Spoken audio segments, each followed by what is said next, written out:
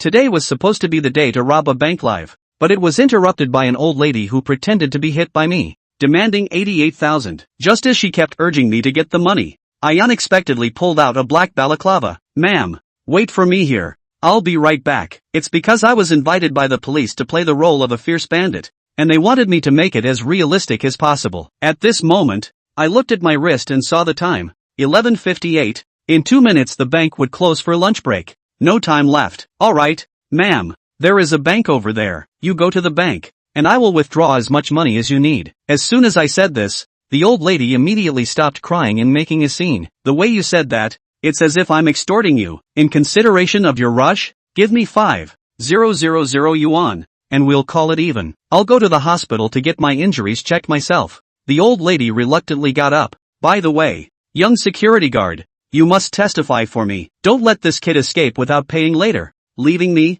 an old lady with all these injuries, without money for medical treatment. I will testify for you. The security guard's kind heart seemed to burst out in an instant, as he promised while also helping the old lady. This security guard was not with the old lady, but he agreed to testify mainly because from what he saw in this commotion, it seemed like I was the one who hit someone. I didn't say anything, just followed behind the two, pushing the motorcycle towards the bank. In the live broadcast room at this moment, has the anchor also bowed to the evil forces? If you pay this old lady, it will only encourage her to fake accidents. This old lady clearly doesn't seem like it's her first time faking accidents. She's very experienced. I don't know if it's the old person turning bad or the bad person turning old. Do you really think the anchor sent the old lady to the bank to withdraw money? Have you forgotten the anchor's current identity? He's a bank robber. You know. At the same time, at the bank entrance, I followed the security guard who was helping the elderly woman who was pretending to be injured, and entered the bank. Apart from a few bank employees who were already preparing to leave work, there was only one woman conducting business at the counter. When they saw us enter the bank employees who were already preparing to leave for lunch had an obviously unfriendly attitude. Kid, hurry up and withdraw your money. They will be closing soon. At that moment, I took off my backpack. Everyone thought I was looking for my bank card, but under everyone's gaze, I put on a black head cover, leaving only my deep eyes and mouth and nose exposed to the air. Next, I pulled out a shiny black handgun from my backpack and skillfully went through the preparation motions. A crisp sound of loading the gun echoed in the bank lobby, followed by a muffled bang slowly reverberating. The gun spat out flames, and a shell casing fell to the ground. Don't move. This is a robbery. My cold voice echoed throughout the lobby. Everyone in the lobby screamed at once. Shut up. If anyone makes a sound, I'll shoot them. All of you, put your hands on your heads and stand still. Although my voice was not loud, it was full of hostility, which momentarily intimidated everyone in the lobby. Everyone obediently put their hands on their heads and stood still, not daring to move. Seeing that I had control of the situation, I quickly walked to the side of the bank's entrance and pressed the switch for the automatic door, and the bank's door slowly closed. It was lunchtime, so no one really thought much of the bank closing its doors. From outside the bank, everything seems normal. I held a gun and stood calmly in place. In those deep eyes, there was a sense of hostility. Even just standing still quietly, it gave people a feeling of not daring to look directly. I had the situation inside the bank under control. Although no one was shouting, there were still quiet sobs coming. After all, there were mostly female staff in the bank, and there were also 2 or 3 young girls in their early 20s who were scared and cried at the sight of this situation. Don't worry, I only seek money and won't kill randomly. As long as you cooperate obediently, I guarantee you will all see the sun tomorrow. But if you don't cooperate, then don't blame me. I scanned every person in the bank, my calm voice echoing in the bank, also comforting the few little girls I had scared to tears. After all, I was just playing the role of a bank robber, not a real one. Cooperate. We will definitely cooperate. As soon as I finished speaking, a trembling response rang out. I looked down and saw that it was the security guard who had been watching the commotion earlier. By now, he was already holding his head in his hands, directly lying on the ground. His appearance made Lu Jin want to laugh a little. Lu Jin crouched next to him and gently patted his head with the gun in his hand. That security guard was also instantly shivering with fear. You kid, are quite experienced. Lu Jin spoke calmly. There seemed to be a teasing tone in the words, but the flavor was not heavy. It made the security guard a bit confused for a moment as to what exactly Lu Jin meant by this. Electricity. Seen in movies. That security guard could only respond truthfully to Lu Jin. Worked as a security guard at a bank. He naturally prefers the kind of movie about the subject of robbing a bank, but it wasn't the robbers he liked. Instead, he fantasizes that if the bank where he works is robbed one day, he can heroically stand up and kill the robbers. and then become a hero and get a promotion and a raise to marry a rich white woman. Only, this is happening right in the middle of his head. He didn't even have the courage to look up at the robbers. But, watching all those movies still helps a little bit too. After all, from the movies he had seen he was able to summarize that when it came to this kind of thing, the first one to get on the ground was usually able to survive to the end. Did I tell you to lie down? Just when that security guard was a little happy in his heart, pondering that he estimated that he would live to see the end of the day, Lu Jin's voice sounded again. The tone was icy. The guard was scared and shivered again. Big brother, you let me go.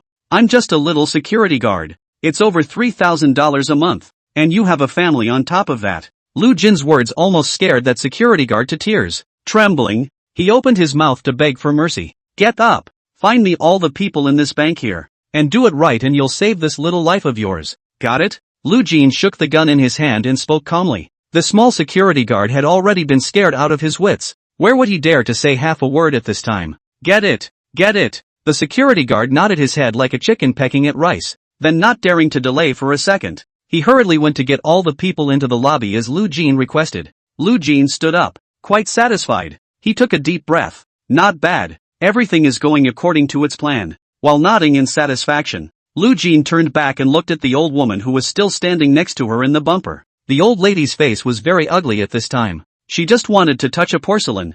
Whoever thought that she would run into a bank robber on? This is great. This young man puts his hood up and just robs the bank. And he's still her hostage. The old lady was also thankful that she was in good health and didn't have any heart problems, high blood pressure or anything like that. Otherwise, when you meet something like this, you'd probably be scared to death. Chapter 5. Brother, are you here to participate in the maneuvers of the personnel? Old lady, it's time we should settle things between us. Lu Jin held the gun and looked at the old woman and spoke leisurely. Goo. The old woman swallowed with some difficulty. Little brother. That what? I don't want the money. You release me into it? I'll never tell anyone what happened inside this bank when I get out. I promise. The old woman who touched the porcelain opened her mouth trembling, her legs shivering as she spoke. At this point her heart was screaming with fear. After all, he was standing in front of a man who even dared to rob a bank, and it was not impossible for him to take his old life in passing. Even though I'm already an old man, I don't want to die yet. Spare. The old woman's words were trembling,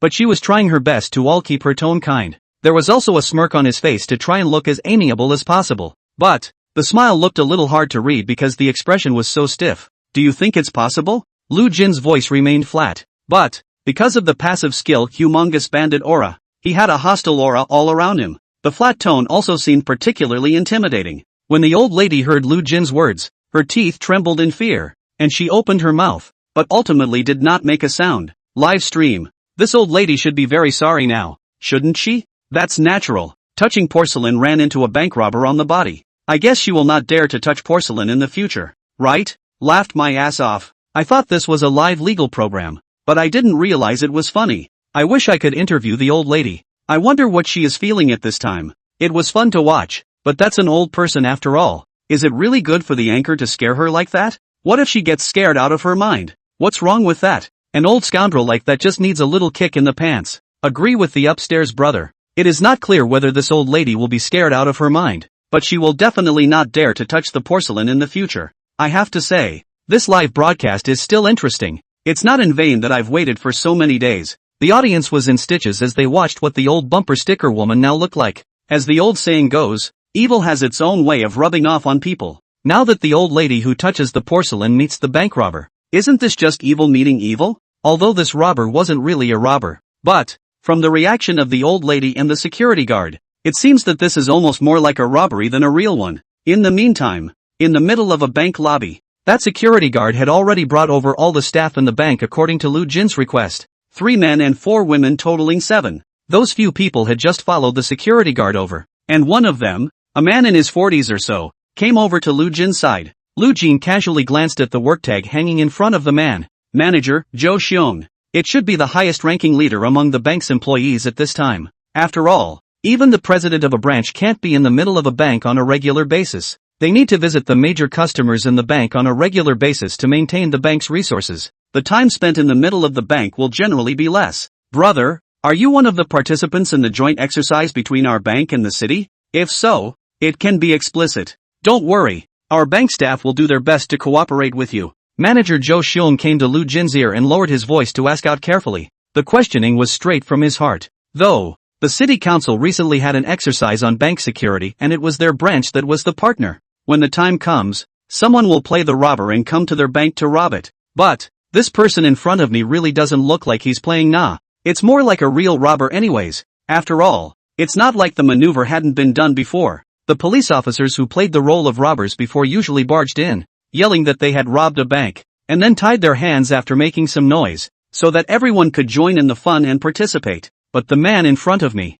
wearing a black hood, just reveals two eyes that are full of hostility. No matter how you look at it, you don't look like a good person. But, this manager still had to be brave enough to ask about it. After all, if one can be sure that this is just a drill to play the robber, then one's life is not in danger, and a heart can be placed in one's stomach. If not, then one would have to worry about his little life at all times. Ka-ching. After hearing Manager Zhou Xiong's inquiry, Lu Jin did not respond at first. Instead, he took it upon himself to gauge the pistol in his hand. Type 92 pistol, caliber 9mm. Do I look like a drill sergeant to you? Lu Jin turned back to look at the manager again, his calm and indifferent voice resounding. Goo! Hearing Lu Jin's words, the manager couldn't help but gulp and shrink his neck. The main reason was that Lu Jin's hostile eyes were just too scary. Legend had it that the eyes of a murderer were very different from the eyes of an ordinary person, although the manager had never seen the eyes of a murderer either. But, he guessed it should be similar to the look Lu Jin just now. Lu Jin responded as if he hadn't said anything,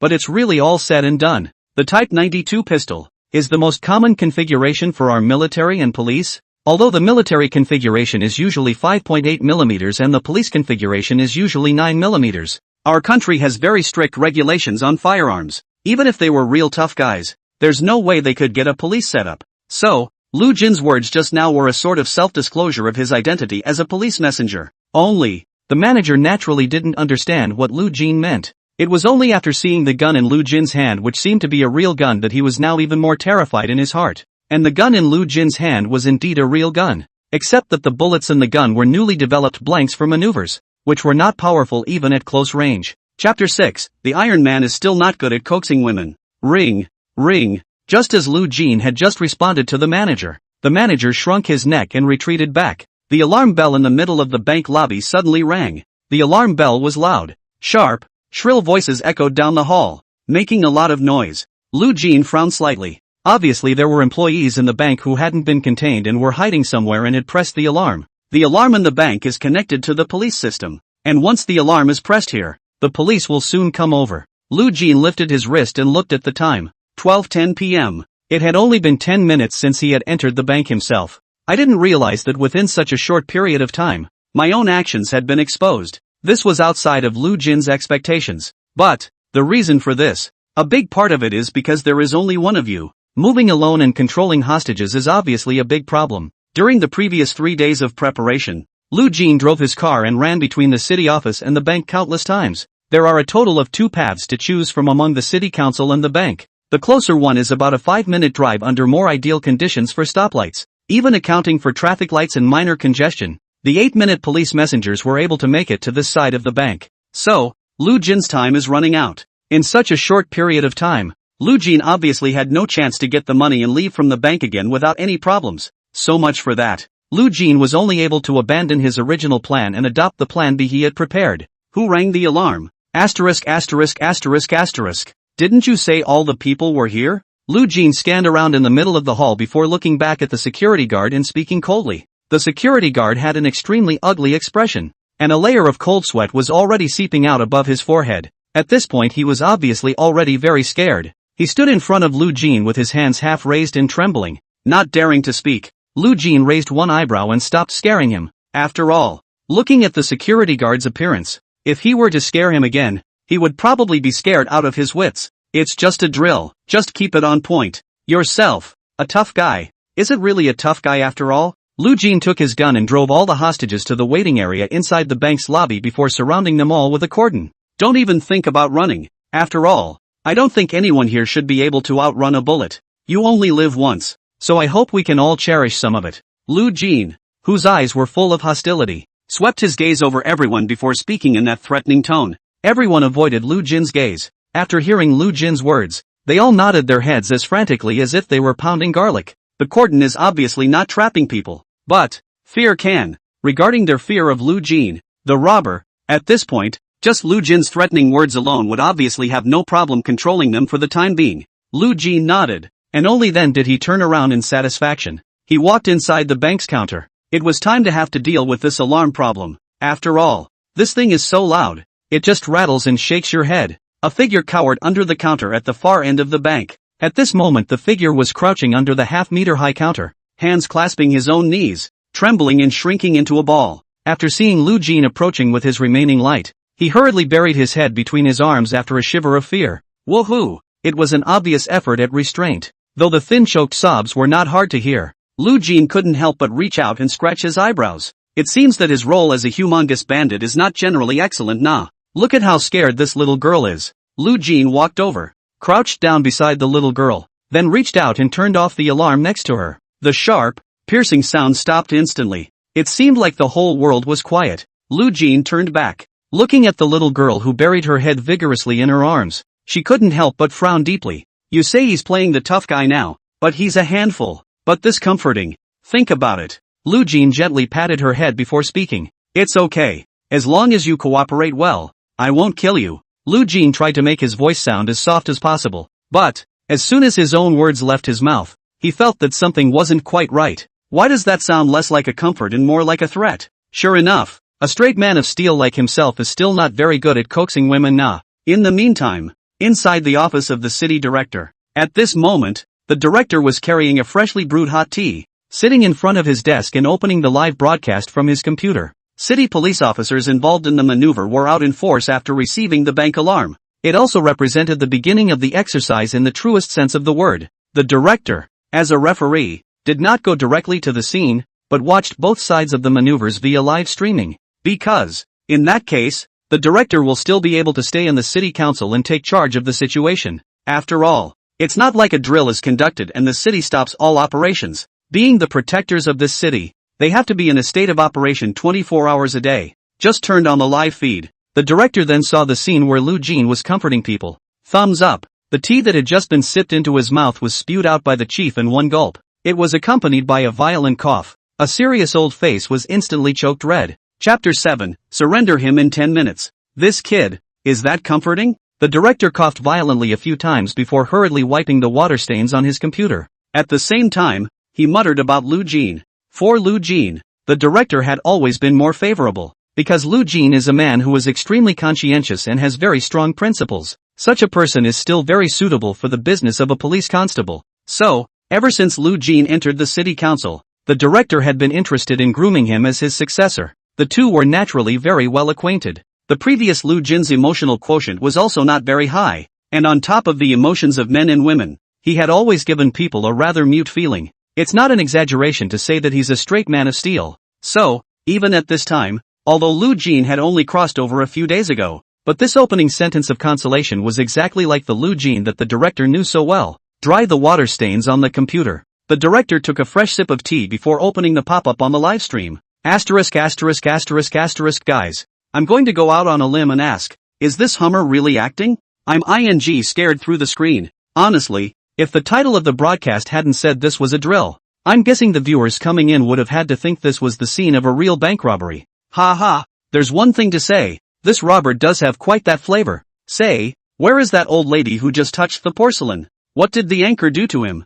Should not have been. It's possible. I haven't seen the old lady in 2 minutes and 32 seconds. The two brothers upstairs don't around. Are you trying to kill me with laughter? Ask for the anchor's information, and next time I run into him, I'll try to walk around him. The number of pop-ups is very high. When you open it up it basically covers the entire screen directly, and the densely scrolling pop-ups were basically teasing the robbers for acting too real. Seems like a good job. The director couldn't help but nod his head in satisfaction as he looked at the pop-ups that were scrolling at this point. Earlier, he had explained to Sun Jin to make himself go as far as possible to become a humongous bandit. This kid seems to have done it. Until now, the maneuver seems to have worked well. At least the number of people watching among the live broadcasts had far exceeded the director's expectations. The director was quite satisfied with Lu Jin's performance, as well as the effect of the live broadcast. Next, it is to see how the group of boys participating in the maneuvers will perform. I hope they can show their strength and put on a good show of city council tolerance in front of that many viewers.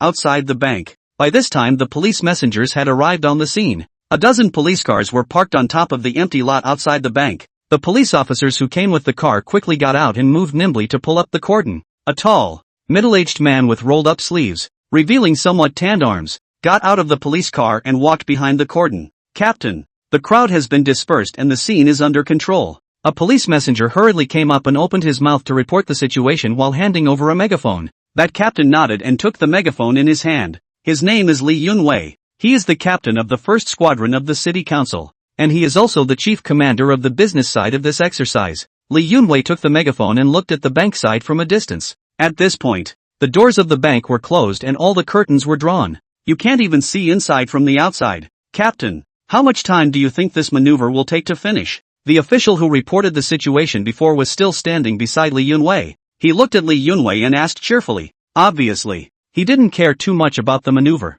After all, drills like that are still a family affair for them, and most of the maneuvers were nothing more than a walk in the park, so naturally there was nothing to care about. 5 minutes. That captain put his sleeve down. After all, this is a full live exercise, and it's not a good image to have yourself with a rolled-up sleeve. When he heard his brother's inquiry beside him, he only responded casually. Obviously didn't care much either. "It's just a drill, just mean it. How much time can it take?" Not to mention, they had now surrounded the bank before the robbers escaped, and even if they were real robbers, I'm afraid they wouldn't be able to resist. "Captain, this maneuver is not like the past. Yo, not only is the whole thing live, but I heard that the robber is still that Lu Jin kid. Are you sure you can end the maneuver in 5 minutes? The reporting police officer continued to speak, speaking with some element of snark. "Indeed, this maneuver is something that is not quite the same as before. Not only is the whole thing live, but the most important thing is Lu Jin, who plays the robber, the man who was known throughout the city council for his notorious obstinacy. Well, add 5 more minutes. Within 10 minutes, make that Lu Jin kid surrender." The captain responded cheerfully. Immediately afterward, he pulled back the cordon and headed toward the bank with a megaphone. "Listen up inside. You're surrounded now. Laying down your weapons and coming out to surrender is your only way out." The captain walked to a distance of 20 or so meters from the bank before he reached for his megaphone and spoke loudly. The sound echoed slowly through the open space in front of the bank. Naturally, it could be heard clearly among the banks. Chapter 8. This kid. He doesn't follow the rules. Shout out. The police captain then took the megaphone and stood at attention. Out of the corner of his eye, he glanced at some dust on his sleeve, and the captain reached up and patted it. Obviously, at this point he was still relatively laid back and comfortable. After all, he had participated in quite a few of these maneuvers. For the maneuvering routine, that's natural. Exercise. The police messenger rushes to the scene and shouts after controlling the scene, at which point the robber usually comes out and acts negative for a bit. Then the police messenger applies a little pressure. The robbers surrendered. Then everyone does a little wrap-up and the drill is over. After all, it's a drill. It's not a real bank robbery. What's more, where else would you find a little cutie in this stable and prosperous society nowadays? You're really going to rob a bank? The police captain stood still, waiting for the bank doors to open and the robbers to come out and put up a fight. But, after waiting for a while, the door of that bank was slow to move. 2 minutes. 3 minutes. The bank doors remained closed until 5 minutes had passed. It was midday. The sun was blazing in the sky, and the captain of the police force was standing right there, hatless, with that poisonous sun giving him a bit of a headache. This kid, he doesn't follow the rules. The police captain couldn't help but mutter. It was indeed a bit different from what he had imagined. Hearing the shouting, how come that Lu Jin didn't react? Is it possible that she didn't hear it? Reaching up, he scratched the top of his brow. The police captain picked up the megaphone and was ready to shout again. And that's when a police messenger came up with a cell phone. "Captain, the chief's on the phone." The police officer whispered a warning as he handed the phone to the police captain. The captain nodded as he wound up on the phone. "Chief, what are the instructions?" Answering the phone, the captain opened his mouth to ask a question. Honestly, as the referee for this maneuver, why the chief would call over to himself now was beyond the captain's guess, but he figured it would be nothing good. "What are you doing there? Is it hard for a real robber to come out and surrender just because you're shouting? You've been on the scene for almost 10 minutes now. What have you done other than yell? Did the robbers ignore you and you just stayed there in the sun? Hundreds of thousands of eyes are staring at you in the middle of the live broadcast, and you come up with this kind of attitude for them? Are you trying to put our city council's face on the ground? This is a drill, not a play. Get your attitudes in order. The robbers are not coming out to surrender. There are still a number of hostages in the middle of the bank, and the robbers have guns in their hands. Don't disgrace our city council. The director's voice rang out, his emotions obviously a bit agitated. It was estimated that if he hadn't suppressed the fire in his heart, the director would have just cursed his mother. The captain was flabbergasted by the words. Indeed, he didn't take this drill too seriously, thinking that it would be just like the past, and that it would be enough to accomplish the task in a haphazard manner. Now that he was being lectured by the chief, the look on the captain's face finally became serious. Yes, chief, I know it's here. The captain gave a hurried response, and as soon as his words fell, the director's side hung up the phone directly. Obviously, the anger in this heart remained unabated. The captain listened to the busy tone coming from the middle of the phone, his eyes still fixed on the bank's gate not far away. At this point, he just felt his face burning. The director's reprimand was like a slap in the face. Putting away his cell phone, the captain took a deep breath of cool air before he turned toward the police messenger's temporary command room.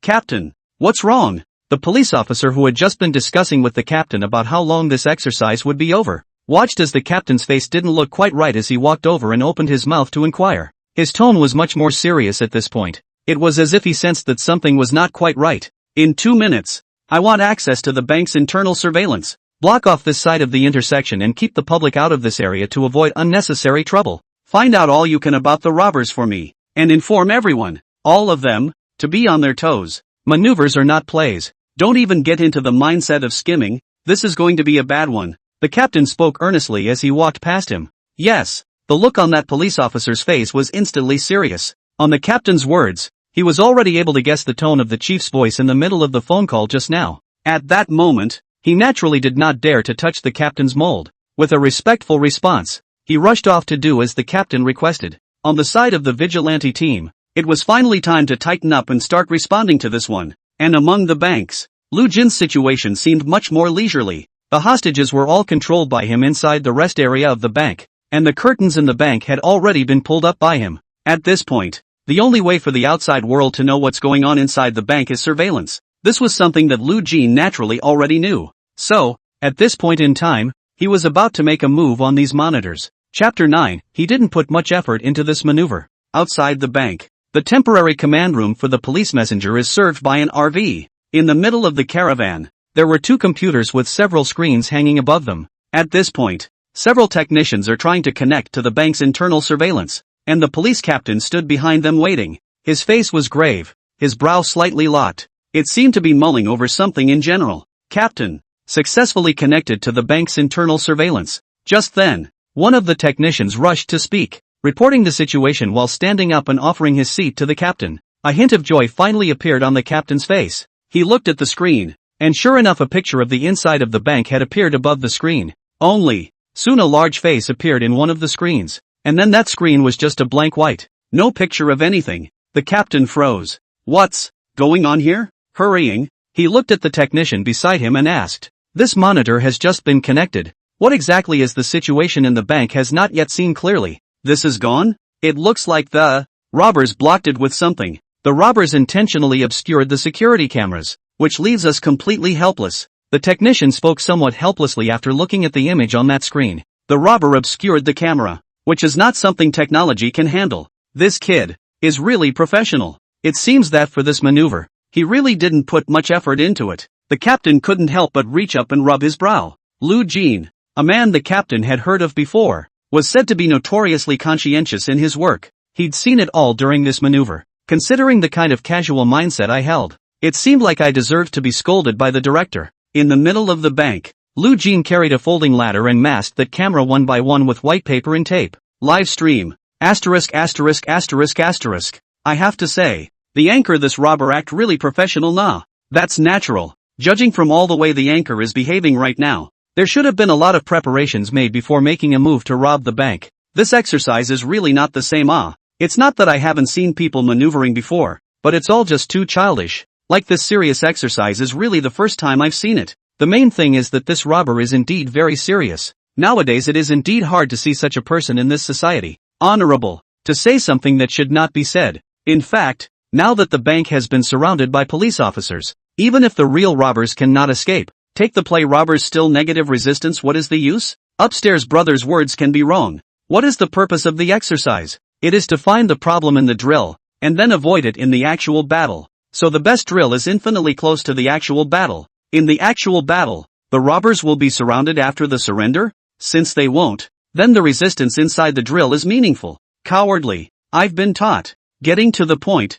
The whole point of the exercise is to minimize mistakes in real combat. After all, every mistake in real combat could be a life. The popularity of the live broadcast room had been climbing, and the number of pop-ups had naturally been increasing. And watching Lu Jin's series of responses after the arrival of the police officer, viewers are calling it professional. The main thing is that Lu Jin does everything in an organized and appropriate manner. It seems he has his own well-thought-out plan. It was just a drill, and at first the audience thought it was just going through the motions. But judging from Lu Jin's performance now, this maneuver seemed a bit different. The more serious the police constables involved in the exercise were, the more exciting this exercise would naturally be. After masking all the cameras, Lu Jin returned to the area where the hostages were. He faced the group of hostages that he had taken under his control and sat on the ground with no care in the world. Immediately after, he pulled a notebook out of his own pocket. Lu Jin had always been in the habit of taking notes even before she crossed over, and this one notebook at the moment contained various details of his plan to rob the bank. It's fine now, just time to look at it and refine the details. While looking at the laptop, he pulled a lollipop out of his own pocket, opened the package and ate it. For even before the maneuver began, he had expected it to be a protracted battle. So I prepared a few lollipops to kill the boredom. Was eating a lollipop. When Lu Jin looked up, he saw the little clerk who was sitting across from him, the one who had rung the alarm bell, staring straight at him. At this point, she wasn't choking anymore, but her big watery eyes were still filled with fear. The tear tracks on her delicate face had not yet dried up either. This little girl's license plate has her name on it, called Shu Yunru. Looking at that appearance is just in her early 20s. Shouldn't have been in the bank for long. Sort of a dabbling little girl. And because of that, he was scared and cried like that before. At this point, Lu Jin saw him staring at himself and thought it was because she was interested in the lollipop in her hand. A slight frown. After a moment's thought it was better to pull a new one out of his pocket and hand it over. Though one doesn't prepare much, but for the sake of the way she was scared by herself just now, let's give her one. And in the middle of Shu Yunru's perspective, the vicious bandit, who was full of hostility, held a lollipop in front of himself and spoke menacingly. Eat? Chapter 10. There's something special about this robber. Shu Yunru looked at the bruiser with a lollipop in his hand and a pair of eyes filled with a ferocious light. One time, she subconsciously shrank back. At this point she was panicking and had absolutely no idea what she was supposed to do. Even little kids know that you can't eat what the bad guys give you. And the man in front of him handing him a lollipop is a tough guy who just robbed a bank. This is clearly the bad guy of bad guys. The candy he gave me. Can I eat it? But if he didn't eat it, would he get angry and make a move on himself? Keep in mind that he has a gun in his hand. Shu Yunru was very entangled in her heart, and she did not want to take this lollipop that Lu Jin suddenly handed up, but was afraid of whether his non-acceptance move would anger Lu Jin. So, that hand was stretched out in mid-air, neither in nor out, and in the middle of Lu Jin's perspective. This little girl is still squirming in the face of a lollipop. Is it possible that she is shy? Want to eat? But after being able to read his own mind, he was even a little embarrassed? Sure enough, women are elusive. Didn't think much of it. Lu Jin directly opened the packaging of the lollipop in his hand and directly handed it to Shu Yunru's mouth in person. What's there to be embarrassed about? It's just a lollipop. Shu Yunru froze. By now the robbers were handing lollipops to her mouth. That's obviously trying to force her to eat it. He was now just a hostage being taken, and this robber had a gun in his hand and could kill at any time. So, there was clearly no choice for himself. After closing her eyes and gritting her teeth, Shu Yunru opened her mouth and handed over the lollipop to the robber. A little sweet. Nothing seems out of place. Lu Jin looked at the little girl in front of him with her eyes tightly closed, seemingly in some pain as she ate that lollipop. A slight eyebrow raised. The mind wonders if the candy is that bad. Is it possible that the sugar is bitter because it's expired? But, at that moment, he shrugged his shoulders slightly and didn't think any more about it. Just returned to his previous position to sit on the ground again, looking at the notebook in his hand, perfecting his plan B. Shu Yunru ate the candy in her mouth. It was sweet and there didn't seem to be anything wrong with it. Is it just a regular lollipop? Her big watery eyes once again looked at the robber sitting on the ground. Although this robber is vicious, but it seems to be something special. By this point, Lu Jin still didn't know. Just now, that Shu Yunru was staring straight at herself. It was only because she was thinking about something and lost her concentration for a while. And Shu Yunru didn't know that. When I was lost in thought about my mom and dad just now, that gaze just happened to fall on Lu Jin, who was eating candy. Almost 3 to 5 minutes later, Lu Jin closed his notebook. After once again refining the plan he had written down in his notebook, he put the notebook away. At this point, The outside of the bank was already surrounded by police officers, and breaking out was naturally not a wise choice. Now that he had a number of hostages in his hands, this was his greatest bargaining chip. As long as she held these chips steadily, Lu Jin had the capital to maneuver with the police officers. And, in the middle of a confrontation between himself and a police officer, as long as he had a hostage to use as a bargaining chip, the longer the standoff went on, the more favorable it would be for him. After all, whenever there is a possibility of harming the life of any of the hostages, the publicans would never take it lightly. So, all Lu Jin needed to do was to firmly grasp these hostages in his hands and just confront the police officers outside. Stowed away among the notebooks, Lu Jin found another organizer and put away all the electronics on all the hostages. It's kind of a further step in controlling the hostages. Now these hostages in the bank are extremely afraid of this robber in front of them. So, Lu Jin's collection of electronic devices went very smoothly. Everyone was obediently placing the cell phones they were carrying in the organizer that Lu Jin brought over. Ring, ring. It was also when Lu Jin had just seized everyone's electronic devices. The landline in the middle of the bank rang. Lu Jin raised his eyebrows slightly, a glance toward the side where the landline was. It doesn't take much thought to realize that this must be an outside official calling in. At this point, the doors of the bank were closed, the curtains were drawn all around them, and the bank's internal surveillance cameras were all covered up by themselves. Now it's the only way they can reach themselves. Lu Jin reckoned that this was the police officers trying to probe their bottom and find out what was going on inside in the meantime.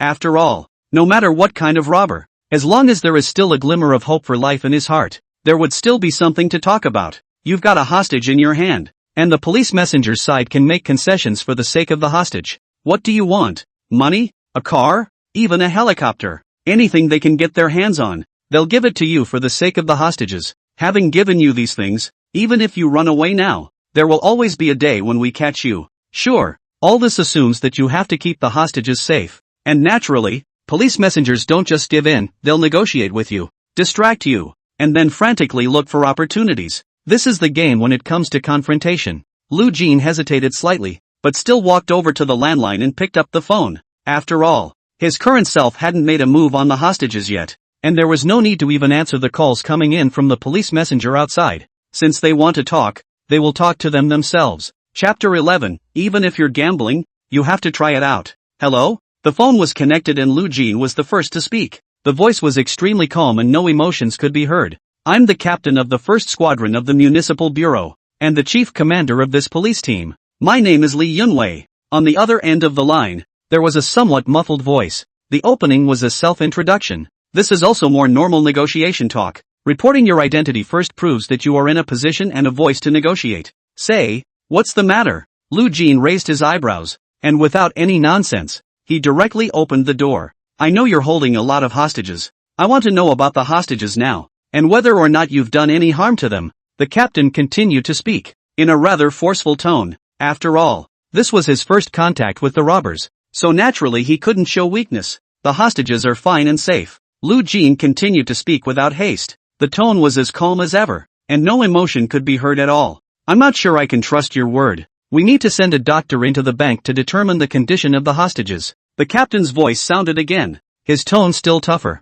Keeping a strong tone makes it easy for the other person to give in, and naturally, the captain had his own plans for making such a request. He was going to have one of the police messengers enter the bank dressed as a doctor, then look for an opportunity to subdue the robbers. This plan, if it works, will end this maneuver with the least amount of effort and dedication. And as long as the robbers were able to agree to send a doctor of their own to ascertain the condition of the hostages, it meant that the plan had already succeeded by a large margin. Don't stomp your nose. And sending doctors into the bank to confirm the hostage situation? Can I not see what's in your heart? If you think of pulling these tricks again and piss me off, I can't guarantee the safety of the hostages. And just as the captain was still holding out little hope for his plan, Lu Jin's voice rang out. This time it was no longer as calm as before. Instead, they just busted out. The captain on the other end of the phone froze a bit for a moment as he listened to Lu Jin's foul scolding. Isn't this just a drill? Do you have to yell at me? You take it easy. As long as you can ensure the safety of the hostages, we can dispense with the doctor. But it's 12:30, so neither you nor the hostages should have eaten yet, right? It's not the same thing to let you guys starve. So I'll send someone to order a couple of boxed lunches and bring them in for you, okay? Although the captain held a fire in his heart, he didn't snap. After all, people play robbers. Even if you curse at the drop of a hat, you can only say that someone else is in the scene. Since the plan to send a doctor didn't work, the captain immediately shifted his plan. It was mealtime, so it should always make sense to bring them some food, right? Yes. Lu Jin's voice returned to calm, and after responding, he simply hung up. He naturally knew that the police constables would surely use the delivery of boxed lunches to move a little. But it was indeed mealtime now, and there was no telling how much longer this standoff would go on. Even if you don't eat, the hostages you're holding have to eat. If the police want to use some tricks, they can use them themselves. Anyway, as long as the hostages were still in their hands, then they always belonged to the active party. Temporary command room. The captain put down the phone in his hand, and a look of delight was evident on his face. Captain, how's it going? The police officer standing on the side looked at the captain's expression and hurriedly stepped forward to ask a question. Didn't hear what was said on the other end of the line though. But, looking at the expression on the captain's face, he had been able to make a good guess. Out of respect for the captain, this opened his mouth to ask a question. This kid really isn't easy to deal with. Sending a doctor into the bank was refused, but delivering a boxed lunch he agreed. Tell your brother to stop pretending to be a doctor and pretend to be a delivery man, and see if there's any chance of subduing the robbers while he's delivering the boxed lunches. The captain took a deep breath of cool air before responding to his men's tolerance. It's not a perfect plan. One might even say it's a very old and tight trick. But, at this point there is nothing better than such a plan. Can't keep spending time with the robbers. After all, the longer it takes, the harder it is to guarantee the safety of the hostages. But, Captain, the robber is also a police officer origin. According to the information, fighting skills should not be weak. If we don't succeed in doing this, will we provoke the robbers and threaten the safety of the hostages? After hearing the captain's command, the official did not immediately turn around to do it. Instead, he looked at the captain and spoke with some concern. Indeed, if this plan doesn't work, it'll backfire and enrage the robbers to the detriment of the hostages. That's why it's a good idea to let the brother who's pretending to be a delivery boy look for an opportunity. The robber must be subdued by striking without the robber's awareness. Of course, if there is no absolute certainty that the robber can be quickly subdued, one should never make a move to provoke the robber. Get it? The captain spoke with extreme seriousness. Indeed, he's got the gambling element, but they've been surrounding the bank for over half an hour now, and they haven't made any progress yet. Wouldn't that make you look incompetent? So, even if it was more of a gamble, the captain decided he had to give it a try. Okay, then I'll go prepare a boxed lunch. Since the captain had already made a decision, it was naturally not good for him as a subordinate to say anything else. After that cop almost nodded, he turned around and walked out of the temporary command room, hurrying to prepare as the captain requested. And the captain took a deep breath. Looking at the dark computer screen in front of him, he was a little lost in thought for a moment, and I don't know what was on my mind. Chapter 12, Confidence from a Fighting Coach. In the middle of the bank, Lu Jin was eating a lollipop and was sitting on the ground across from the hostages. He rested his chin in one hand and held a pistol in the other. Seems a little boring. At this point, he didn't seem to care what kind of action the police officers outside were plotting. Judging by his behavior today, it's not as if he's not interested in maneuvers. On the contrary, playing the robber, Lu Jin can be said to be doing his best. Totally brought this robber to life. But at this point, he doesn't give a damn about the actions of the commissars. That side shows that he's just confident and doesn't care what kind of combat deployments the police officers make. At this point, a bag full of money sat on the ground beside Lu Jin. The bag was just open, the cash inside exposed to the air. Sure, the money isn't real. This is just a drill after all. If we use so much real cash, who's going to be responsible if something goes wrong? This is a practice banknote that the bank had prepared as soon as it knew it was going to be a drill. Earlier, after Lu Jin took control of all the hostages. Still, he took the initiative to inform the bank manager that he was merely a robber playing in the drill. He was also told to get the prepared practice money for himself. But, after realizing that this layer of his identity as a robber was nothing more than play, the look of fear in the manager's eyes as he looked at himself hadn't diminished by half. It seemed to be psychologized by the fact that he had been scared out of his mind earlier. Temporary command room. At that moment the captain was holding the bank floor plan and studying the next step of combat deployment. After all, the plan to deliver boxed lunches can only be considered a small test run. Wanting to take down Lu Jin with just this plan, the captain also knew that it was just too unlikely. So, he was already preparing for a strong attack at the worst possible outcome. Captain, the boxed lunch is ready. This is the fighting instructor we hired from the SWAT team to prepare him to deliver the boxed lunches by playing the role of a delivery man. It was at this moment that two police constables walked into the middle of the temporary command room. One of them was a tall man, with a solid body of tendon flesh that was faintly visible through his clothes. He came in and nodded at the captain. the fighting instructor of the special police squad. This was even if Lu Jin was born as a police officer. His fighting skills would definitely not be enough. Brother, I'm counting on you, but it must be 100% certainty before you make a move. The safety of the hostages, after all, is the first priority. The captain reached out and patted the fight instructor on the shoulder, handing him a Type 92 pistol as he spoke. The gun is real. Naturally, only the bullets in it were drill-specific blanks. Don't worry, I won't make a move without absolute certainty. The fighting instructor nodded, and after the resultant pistol was pinned directly behind him, he then followed the police messenger who had just brought himself in out of the makeshift command room and changed into the clothes he had already prepared. Carrying the takeout, he headed in the direction of the bank. The captain stood in the doorway of the makeshift command room and took a look around,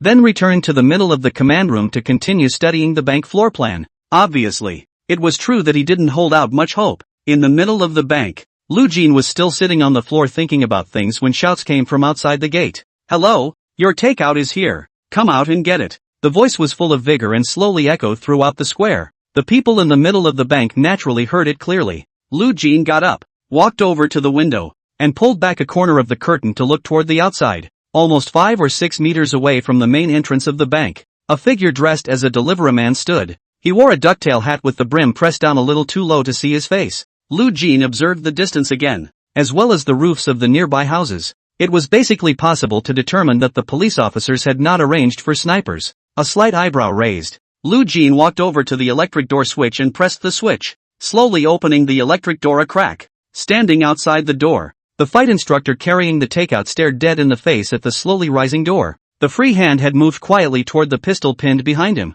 At this time he had a complete plan in his mind. Later, as soon as the motorized door was able to open to a certain point and the robber reached out for the takeout, he could make his move. With their own abilities, definitely able to grab the robber's hand in less than 2 seconds and draw his gun to finish him off after putting him down. He himself was a fighting instructor of the SWAT detachment after all. This set of moves is not too difficult for myself. Though, as envisioned he wasn't 100% sure, but 90% is still a sure thing. That's enough. It's not ego, it's confidence. Confidence from a SWAT detachment fighting instructor. Click. And that's when the fight instructor was dead set on that electric door, ready for the robber to reach out for takeout. A small rattling sound came out. The motorized door suddenly stopped, and at that moment it had only risen about 20 centimeters. And the robber inside wasn't reaching out for takeout. Big brother, this height of takeout cannot be handed in now. The fighting coach froze slightly, then opened his mouth with a somewhat helpless reminder. Have to say, this robber is really careful. The fighting instructor couldn't help but inhale a deep breath of cool air. His brows slightly locked and his attention rushed to focus for a few more moments. Click. The rattling sound came again. The motorized door slowly rose again, and by the time the motorized door stopped again, it was open high enough to pass the boxed lunch in. The fight coach handed the takeout to the door. At the moment he was catatonic, with one eye dead set on the takeout. It was as if they were waiting for Lu Jin to reach out for takeout. Coming. The door's opening. The fighting instructor held his breath and tensed every muscle in his body, eyes fixed on the gap in the motorized door, just waiting for Lu Juan to reach out. A few short seconds became a long time. However, the next scene, left him completely confused, only to see that Lu Juan didn't reach out directly for the takeout. Instead, from somewhere, he found a plastic bag and threw it out. Put the takeout in the bag and you can go. Lu Juan spoke coldly. Perhaps it was because of the system's humongous aura that made the tone of his speech incredibly cold. Lu Juan's move was completely different from what the fighting coach had originally thought. It completely disrupted his plans. Is this kid that careful? The fighting instructor froze in place, biocurrents racing through his brain circuits for a split second. Click click click click. The eye is slowly closing on the motorized door. The fighting instructor couldn't think about it in time. And at that moment, he slammed down on the ground and stomped his feet forward, while the door is still open. The whole person was like a fish leaping through a dragon door, drilling inside the bank, and at the same time, pulled out the sidearm on his waist. He wanted to kill Lu Juan the first time he went in and finished the mission. From the time he drilled into the bank to the time he pulled out his gun, the entire maneuver was clean and uncluttered. Worthy of being a fighting instructor inside the police force, he was simply more dashing than a martial arts star inside a movie. Had to call for a clap. But just as his entire body had just pulled out his gun, before he could roll over and shoot, a huge force was suddenly felt at his back, and he became as if he was the Monkey King being crushed under the Five-Finger Mountain. Can't move half the time. He only saw Lu Jin stomping the fighting instructor to death.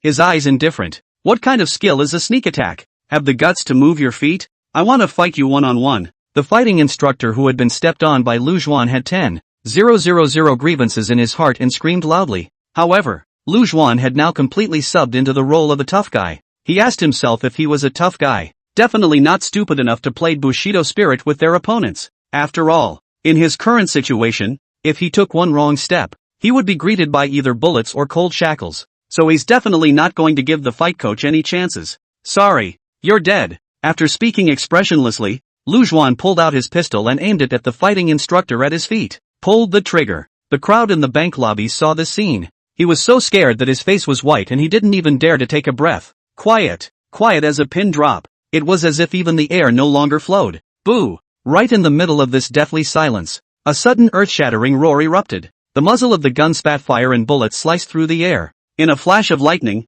it took the life of the fighting instructor. Although the bullets were blanks, they were hit at such a close range. The sharp pain was so intense that the fight instructor could barely lift his breath. Just as he was about to swear at Lu Juan, there was a whisper from Lu Juan in his ear. Before the maneuvers are over, I'm a humongous bandit, and the gods come and go. Be honest. Chapter 13, It's time to wake up. Listening to Lu Jin's words, the fighting coach gritted his teeth. Although the heart is quite upset, but nothing more was said. After all, a dead man is in no position to speak. Now it's true that he didn't die, but that's because it was just a drill. If this was a real battle, then he is now a corpse without breath. Even if you don't, what can you do? After seeing that fighting instructor obediently lying on the ground, without the slightest movement, just like a corpse no different, Lu Jin crouched down, reached out and grabbed his collar, and dragged him directly into the bank. Then, it was just like throwing garbage, casually thrown in a corner of the bank. At this moment, the fighting coach only felt his face burning. He squeezed his eyes shut, too embarrassed to look at the gazes of those hostages in the middle of the bank. He himself was at least a fighting instructor of the SWAT team, and now it's being dragged across the floor like this. This is totally bizarre. The fight coach now wants to find a crack in the ground and hurry up. But in order to follow the rules of the maneuver, he had to pretend to be as dead as possible. In the middle of the bank, all the hostages naturally witnessed this. Aside from the manager, the others didn't even know that this was a drill and only thought that Lu Jin was the real tough guy. And because where they were was also some distance from the bank's main entrance. So, what exactly happened just now? They couldn't see too clearly. It seems that a police messenger, taking advantage of the delivery of boxed lunches, went right through the open doorway of the bank, trying to take advantage of the opportunity to restrain the robbers. But the police messenger was only halfway through the drill when the robber stomped on his shoulder, very awkwardly stuck in a doorway. Then, they heard the sound of a gunshot. The robbers were seen dragging the body of the police messenger through the middle of the bank's lobby and finally dumping that body in the corner of the bank. No blood in sight though. But, judging by the way the police messenger was being dragged along the ground, it should have been cold. In other words, the robber killed someone, and it was a police messenger who killed it. One time, the look of fear in those hostages' gazes toward Lu Jin intensified a few more points. After all, there's a possibility of killing someone, and having already killed someone, that's a completely different concept. People have now made a move to kill a police officer. Naturally, he didn't care about killing a few more ordinary hostages. So, all the hostages were now staring at Lu Jin's back with trembling and caution. When Lu Jin looked back over, everyone shivered and hurriedly buried their heads low, afraid of meeting Lu Jin's gaze. Looking back at the shivering hostages, looking at them, almost all of them were trembling and bowing their heads as if they were quails. Lu Jin didn't care. As long as they sat obediently where they were and didn't make a mess for themselves, they didn't care what they were doing. At this moment, Lu Jin retraced his steps to the front door of the bank, pressed the switch for the motorized door. With a click, the door closed again. Lu Jin, on the other hand, carried the boxed lunch and returned to the hostages, sitting on the ground as unconcerned as before. Live in the booth. Ha ha, what was that person doing just now? I was staring at the live screen when I suddenly saw a figure come in through the doorway, and then I was shocked when the anchor stomped on the ground. So did I, unprepared. I saw a figure like a loach burrowing under the door. It's a raid tactic for the police messenger, isn't it? I have to say, that set of moves to get through the doorway was so smooth and flowing. It's almost as handsome as a yuppie. Handsome is handsome, but I'm embarrassed for him when he gets stomped on the ground by the anchor greatly. I can only say that the anchor is so awesome. His reaction speed is just too fast. Indeed, in a situation like that, an ordinary person would never be able to react and would probably have been subdued long ago. Pop-ups rolled through the live stream. At this moment, the viewers in the live broadcast room were excitedly discussing the scene that had just happened. that fighting instructor's flowing operation and the terrifying reaction of the tough guy Lu Jin.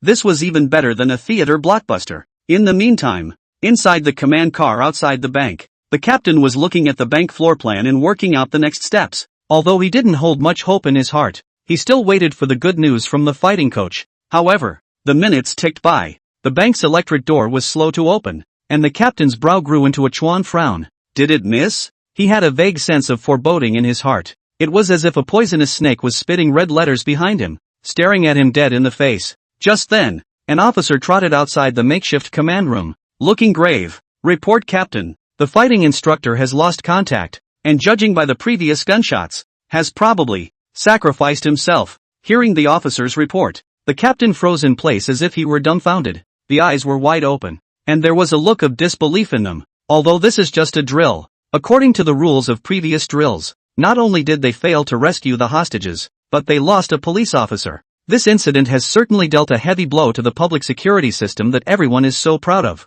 The captain's brain buzzed. He could already anticipate the doggone stinking scolding from his superiors at the end of the exercise. Since the popularization of the eye in the sky system and the control of firearms, it's been a long time since we've encountered a bank robbery in this part of the world. If you compare this country's unbreakable security system to a tiger, then in this comfort, the sharp teeth and claws of this tiger have been quietly deteriorating. Even the captain, who had years of experience in criminal investigation, had only seen bank robberies on TV. There are drills for this, but most of them are just going through the motions. Where is it as serious as it is today? So, the captain was at the moment stretched to cope with the situation on the fly. The most important thing was that Lu Juan, who was now inside the bank, had completely treated himself as a humongous bandit, not a half-hearted attempt to let it go. Even though it was now autumn, the sweat still rolled off the beans on the captain's forehead. He panicked. For a while, he really couldn't think of any good way to bring Lu Juan to justice while ensuring the safety of the hostages. And at this point the chief in the police department,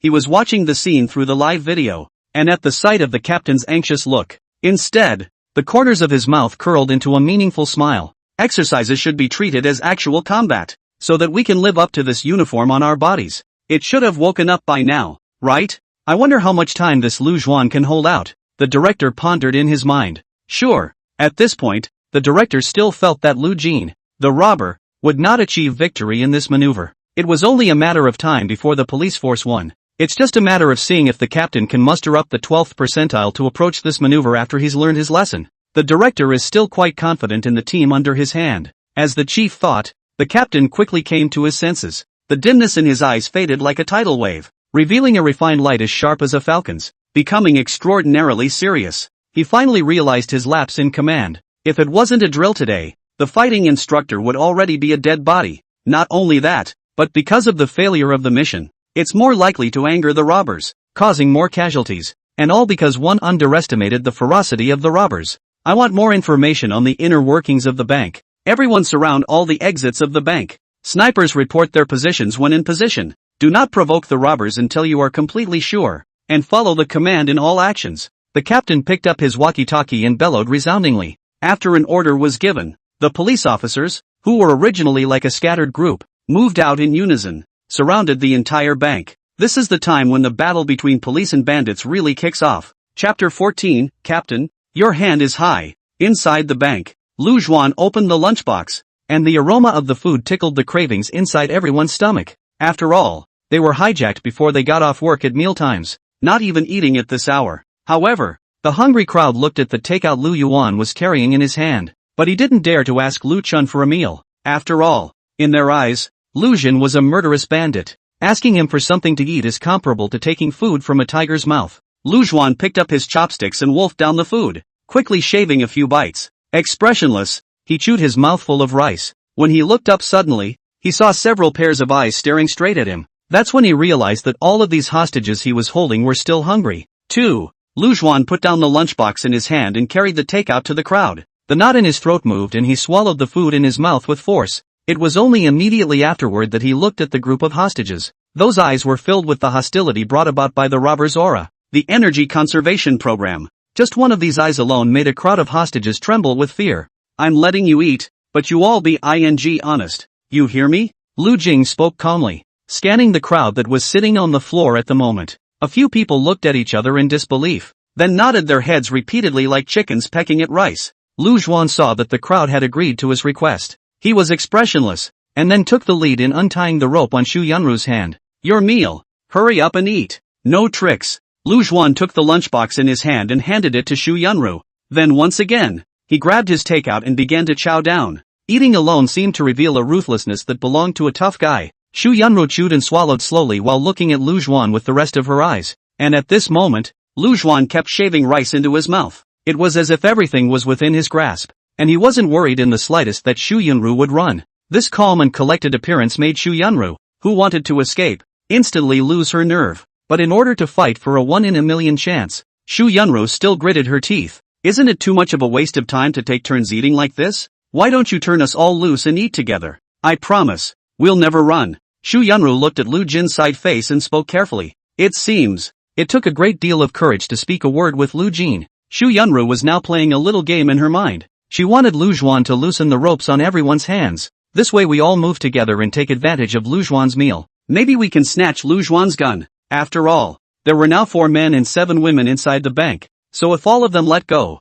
it was still possible to hold Lu Juan down in the first place. However, Lu Juan, was not stupid enough to do so. Put away your little calculations. Letting you all eat is already my greatest mercy. Lu Juan, who had a cold face, returned a sentence and continued eating by himself. It didn't cast a net over Xu Yunru's good looks. Just as Xu Yunru was thinking about how to maneuver a bit, Lu Juan had already put down his lunchbox and let out a long breath. So full. Haven't you finished eating yet? Lu Juan glanced sideways at Xu Yunru. The gaze that was as sharp as a scalpel seemed to penetrate Xu Yunru's body, landing directly on top of her beating heart. Just this glance scared Xu Yunru so much that she let out a gasp of surprise, and the lunchbox in her hand fell to the ground. Lu Juan, who slightly narrowed these eyes, looked at the rice on the floor with a somewhat unhappy expression. Xu Yunru's eyes misted up and warily explained, I am full. Lu Juan didn't say anything more and walked straight to Xu Yunru, after tying her hands and feet, and then go untie another one.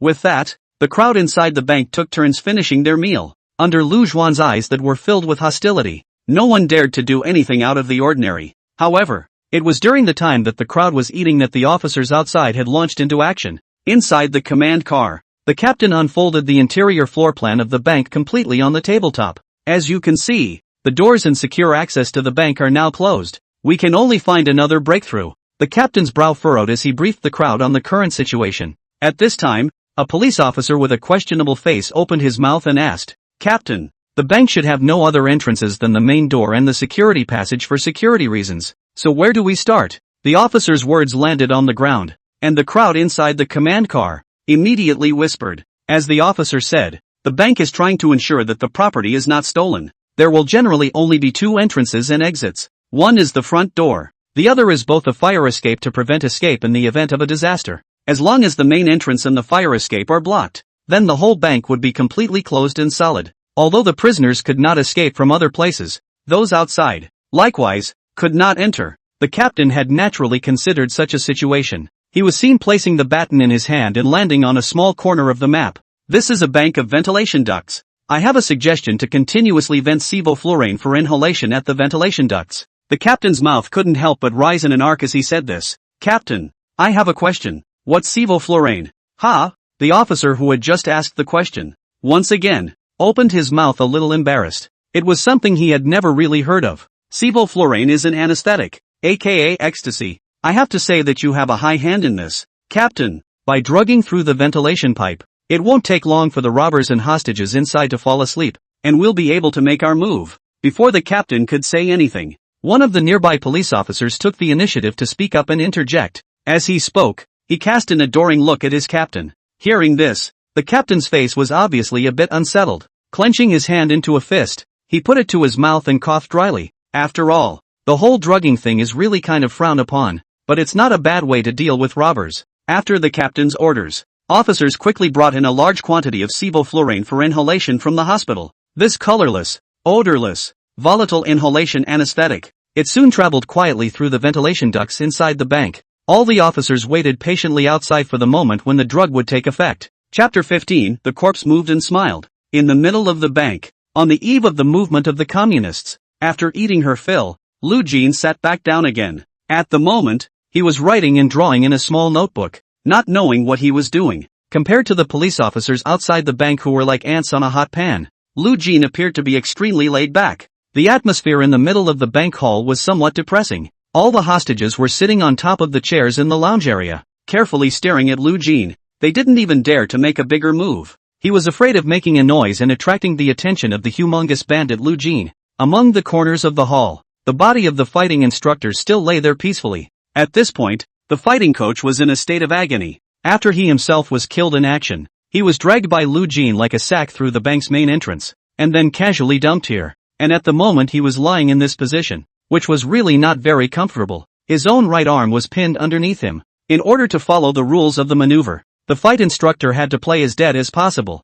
so he didn't dare move much. So, he had been lying on the floor in that position for almost 20 minutes or so. The right arm was a little numb by now because of the lack of blood flow. He reckoned that if this continued, this arm of his might be ruined. With his afterglow, he quietly glanced in Lu Jin's direction. At the moment, he was turning his back to himself, so he definitely couldn't see him if he moved. The fighting instructor's heart rejoiced. Hastily, he turned slightly sideways and took out his right arm, which was pressed underneath him. The arms broke free and the blood flowed at once. Although it was still vaguely tingling, a feeling of renewed life surged through the fighting instructor's cerebral cortex nonetheless. I have to say, it's cool. The fighting instructor raised his eyebrows slightly, an involuntary smile on his face. Indeed, this subtle movement of the fighting instructor did not attract Lu Jin's attention, but the old lady who was sitting in the middle of the hostage table and was glancing around at the bumper cars just happened to witness the scene. Goo! The old woman swallowed with some difficulty. Only then did his right hand, trembling with some difficulty,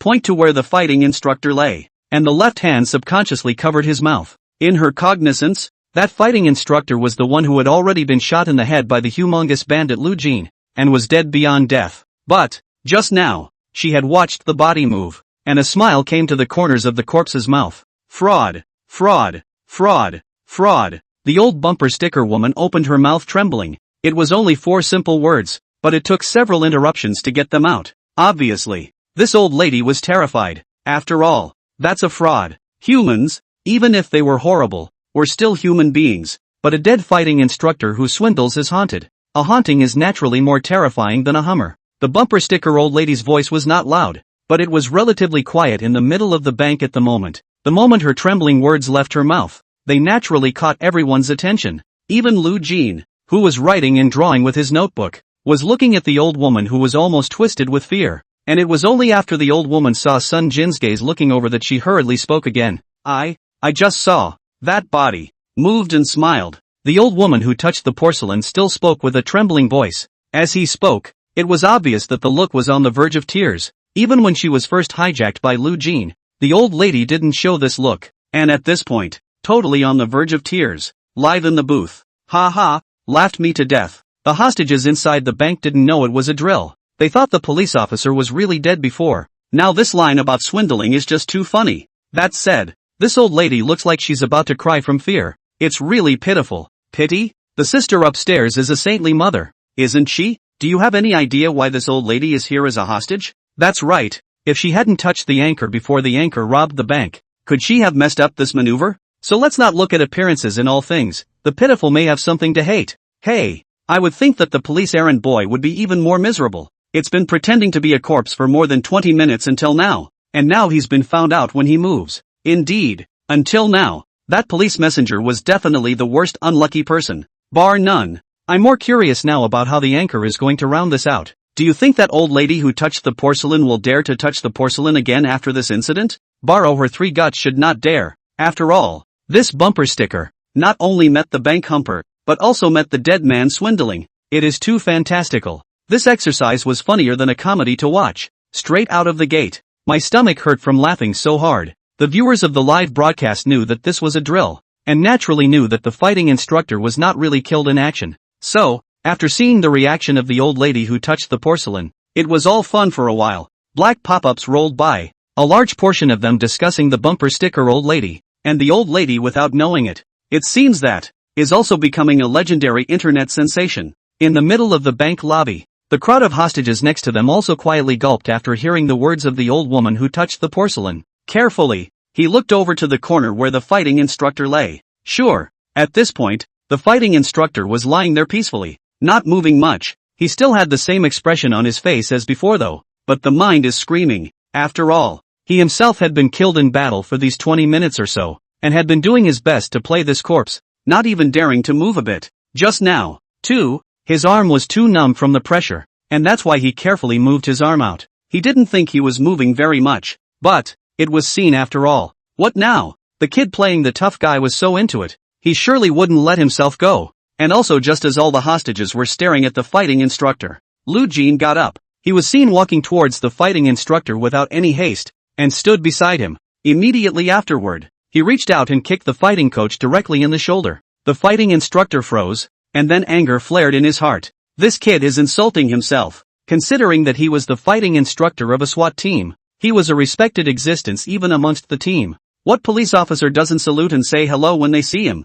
But, at this moment, Lu Jin, however, was directly reaching out to kick his own shoulder. It was a complete and utter disgrace to him. The fighting coach's teeth were clenched, and although his heart was full of anger, he didn't snap. Because he's a police messenger. In the midst of this joint exercise initiated by the police messenger city council and the bank, he had to follow the rules. This is the obedience he must have. He's a dead man now, and dead men have no business being angry. After kicking the fighting instructor twice and seeing that he didn't make the slightest movement, Lu Jin bent down, grabbing the police messenger by the ankles as all the hostages watched. Then, dragging him toward the side room as he had dragged him in through the front door of the bank earlier. Chapter 16, this time, you should be dead. Walked to the door and opened the door to the room. With a casual hand, Lu Jin directly threw the fighting instructor inside the room, and he stood in the doorway. Pulling the pistol from behind him, he skillfully loaded and aimed it, and then there was no hesitation in pulling the trigger. Boo! A muffled sound came out as the blackened muzzle spat fire and a round discharged.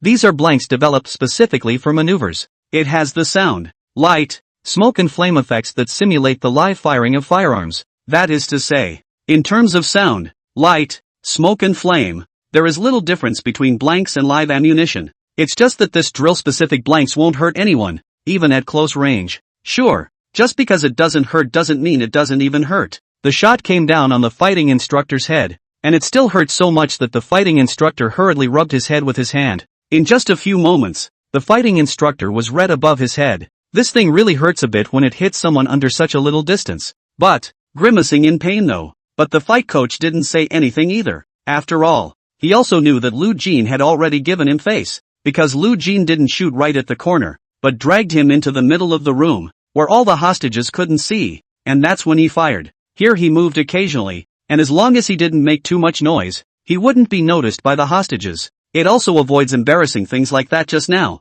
Most importantly, one doesn't have to keep playing the corpse in plain sight. One can quietly be a corpse in the middle of a corner where no one is watching. So, though another shot was chipped by Lu Jin, but the fighting instructor still took Lu Jin's favor as well. Naturally, he stopped making noise and breaking the rules of the maneuver. At this point, all the hostages are sitting in their places. They watched with their own eyes as Lu Jin went up and threw the police messenger, who seemed to have just swindled, into a room. Then standing in the doorway of the room, he raised his hand and added a shot towards the body. And in between, not even a blink of an eye. This is perhaps the kind of murderous demon in the legend, right? The shots fell. Lu Jin still kept his right hand on the gun. The hostages were also holding their breath, a pair of eyes staring straight at the humongous Lu Jin, while also carefully listening to the movements in the room. The whole bank was very quiet, and there was no ringing coming from that room. A few moments later, Lu Jin lowered his gun and directly closed the door to the room that held the police officer's body. Now, should be dead through and through. Lu Jin spoke leisurely. The sound was not loud, but in this quiet environment, it was enough to reach everyone's ears. All the hostages subconsciously sucked in a cool breath. Have to say, this Hummer is pretty brutal. The whole fraudulent corpse thing is, naturally, not very scientific. That bumper old lady, since she saw the body lying on the ground, moved a little. There is a big possibility that the police officer was shot, but not yet dead. There is still a breath. And the humongous man dragged the police messenger and threw him right into the middle of the room after he found out about it. Another shot was added. What else is this if not brutality? It's really horrible. One time, the fearful look in everyone's eyes as they looked at Lu Jin was once again aggravated. This person is a completely brutal to the extreme, completely murderous, and a brute who carries human lives on his back, beyond the banks. At that moment the captain and a cadre of police officers were standing outside the caravan that served as a makeshift command room. The captain lifted his wrist and glanced at the watch on it. A little time had passed since the execution of his plan. If nothing happens and everything goes according to plan, the inhalation sevoflurane is now dropped into the ventilation ducts. The plan is going well. Sevoflurane for inhalation has been put into the ventilation ducts. However, because of the complexity of the bank's ventilation duct system, which covers such a large area, it is difficult to control the dosage of this volatile airborne drug when it is dropped from one of the ducts. To ensure the safety of the people inside the bank, we had to go down to a less controlled dose, so it's hard to say whether or not it will have the desired effect. Just as the captain was waiting rather anxiously, a police constable in a white coat came up. He took the medical gloves off his hands as he talked about how the plan was going. Understandable, the captain nodded calmly. Indeed, the bank has a large footprint and lots of rooms. They drop inhalation sevoflurane through a vent pipe, which is a really difficult amount to control. Inhaled sevoflurane is an anesthetic drug that acts on the brain with minimal side effects. But fewer side effects doesn't mean no side effects. If the dosage is too high, it can be equally life-threatening. Even if what's at hand isn't a drill, it's a real live battle. But there were hostages in the bank in addition to the robbers. All actions of the public servants must be carried out with the lives of the hostages in mind. So, they have to be extremely cautious whenever there is a possibility of jeopardizing the lives of the hostages. After all, no one can afford to take the blame if a life is lost. So, when putting in sevoflurane for inhalation, you can only control it to a lesser extent. This will not harm the lives of the robbers and hostages in the bank. But, there is also a good chance that anesthesia will not be achieved. There's no way around it. All we can do now is wait until the drugs work. If it works better, it should make the robbers' muscles flaccid and incapable of resistance, yet not unconscious. By then, it will be able to end this maneuver. The captain looked far away in the direction of the bank, and after taking a deep breath of cool air, he spoke seriously. He was naturally talking about a more desirable outcome, and a poor result is not enough of a dose to make much of a difference, but it should still be more or less useful, and then it will be much easier for them to attack. Whatever. Once this plan of his own is out of the way, the curtain should be coming down on this maneuver. In the midst of this maneuver, because of his mistakes, a police messenger had already been killed in action. Such a result was no longer acceptable to the captain. So, he would not let the outcome of this maneuver deteriorate again. Think about it. He secretly clenched his fists. His eyes filled with a determined look. In the middle of the bank, at this moment, Lu Jin was sitting on the ground, looking at his laptop, without the slightest realization that something was wrong. After all, sevoflurane for inhalation has almost no flavor. At this time from the ventilation pipe put in, but also after the dilution of air, the smell is naturally more impossible to detect. Only a few of the hostages in the middle of that bank had inexplicably started yawning. Ding! Alert! Trace amounts of sevoflurane for inhalation in the air, potentially jeopardizing host safety. And just then, an icy prompt sounded in Lu Jin's mind. The voice, it came from the system that had barely moved at all after the binding. One time, Lu Jin frowned deeply and hurriedly sat up from the ground. Chapter 17, Did this kid find out? City Council Center. The director was sitting at his desk, watching the maneuvers on a live stream. He was naturally aware of the fact that the captain had put inhalable sevoflurane into the bank's ventilation ducts. After all, this is no small thing. In making such a decision, it is natural to report to the secretary. The director agreed to the captain's plan after some thought. Drugs are used to make the robbers unknowingly defenseless without hostage casualties. Such a tactic was dishonorable, but if it was in the middle of a real battle, it was not a bad idea. Even, the chief also felt some relief that the captain had come up with this ploy. In the eyes of the director, the maneuvers were going on and the captain was finally sort of finding his form. It looks like this maneuver is about to come to an end as well. An hour or so. Although it's a bit shorter than expected, this Lu Jin kid is doing pretty well. Watching the live feed, the chief took a leisurely sip of tea, enjoying the sweetness of the tea back. He murmured to himself. According to his expectations, if Lu Jin was up for playing the robber properly, he should be able to last for 2 hours. But, it's only 12:53. It had only been 40 minutes or so since the police messenger had arrived on the scene. If the captain's plan worked, the vigilante team should be able to take the victory in the next 10 minutes or so. That is to say, the maneuver would last almost an hour or so. That's still a little shorter than the chief expected. But, from what he had seen in his own live broadcast, he was still satisfied with Lu Jin's role as this humongous bandit, even far beyond his expectations. And that is when the director put down the cup of tea in his hand, ready to wait and watch the hostages in the bank and Lu Jin fall into a deep sleep under the effect of inhalation of sevoflurane. The screen of the live broadcast room shook, and Lu Jin suddenly stood up. He seemed to be looking around for something. No way? This kid couldn't have found out. Could he? The director looked at the situation with a shocked expression on his serious face. His brows were so tightly locked that they almost twisted into a Chuan character as he opened his mouth in extreme shock.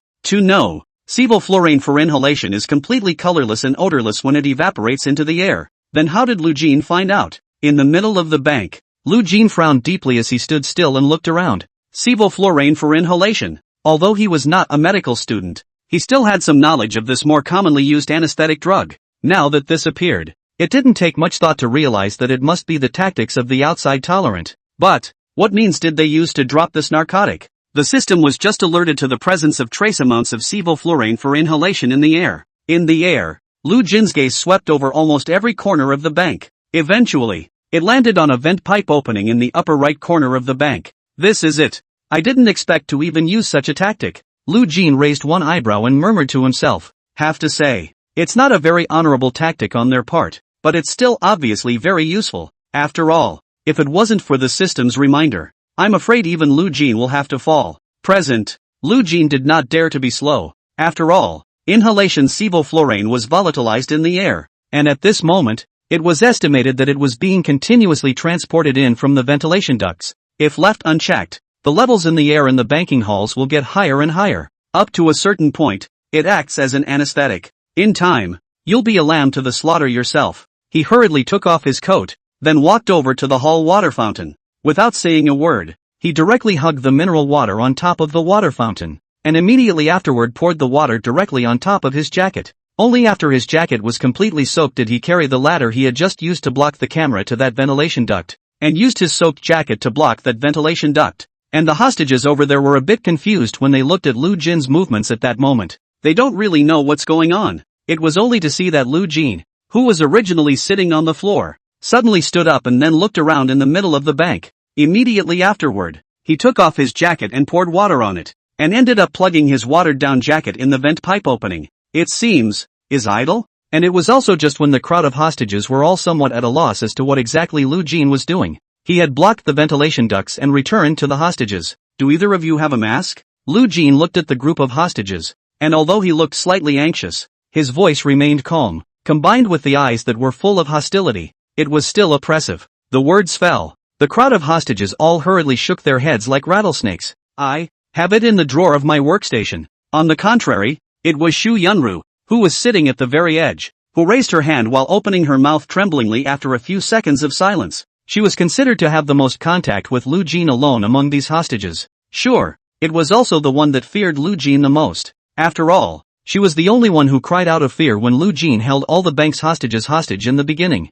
Raising his hand to speak at this point clearly summoned up no small amount of courage. The police constables have poisoned the inside of the ventilation ducts. If you don't want to die, get the masks and put them on everyone. Lu Jin spoke calmly, though it was said in a low voice. But the moment the words came out, it was directly like a bomb, directly stirring up a mushroom cloud in the hearts of all the hostages. Poisoned the inside of the vent pipe? This ING cop wants them hostages to die with the robbers? One time, all of the hostages were in disarray, and a few had even burst into old tears and cried for their parents. There was an instant cacophony in the middle of the bank lobby. Boo! Seeing this, Lu Jin's brows deepened while he drew the pistol behind his back and fired a shot directly towards the ceiling. A loud muffled sound came out, finally silencing everyone once again. After all, no one wants to get shot, even if it means death. At this time, Lu Jin was also somewhat helpless. Sevoflurane for inhalation is nothing more than an anesthetic, not a poison. Naturally, he had just said that just to make sure that all these hostages were on their toes,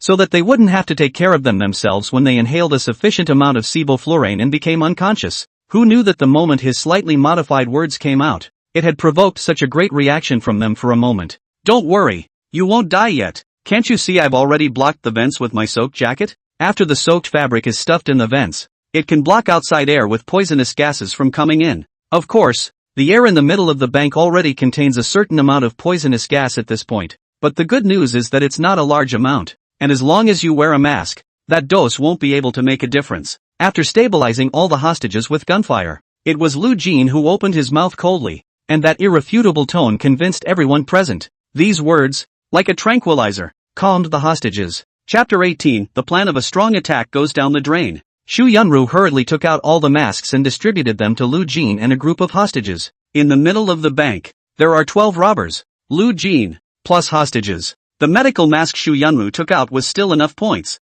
Wear a mask. Lu Jin made all the hostages sit back down again. Although they were all on tenterhooks at this moment, worrying about the poisonous gas in the air, they didn't dare to say anything more under Lu Jin's intimidating pressure. After the hostages were all arranged, Lu Jin came to the window, lifting the curtains up a crack. He looked out through that crack towards the procession of businessmen outside. The distance is a bit far. Lu Jin had good eyesight, but he couldn't see much from such a distance. However, he could still tell that the procession of public officials was obviously busy at this time, and many of them were gathering up from all over the place. Obviously, they were getting ready for action at this point. Inhalation of sevoflurane into the ventilation ducts was their preparation for the operation. This is going to be a strong attack. Lu Jin raised one eyebrow and looked at the roof across the bank again. During the few days of preparation at the start of the maneuver, Lu Jin had already mapped out the terrain around the bank. He had already known what was a good place for a sniper to hide across from this bank. Look toward those places at this time. As expected,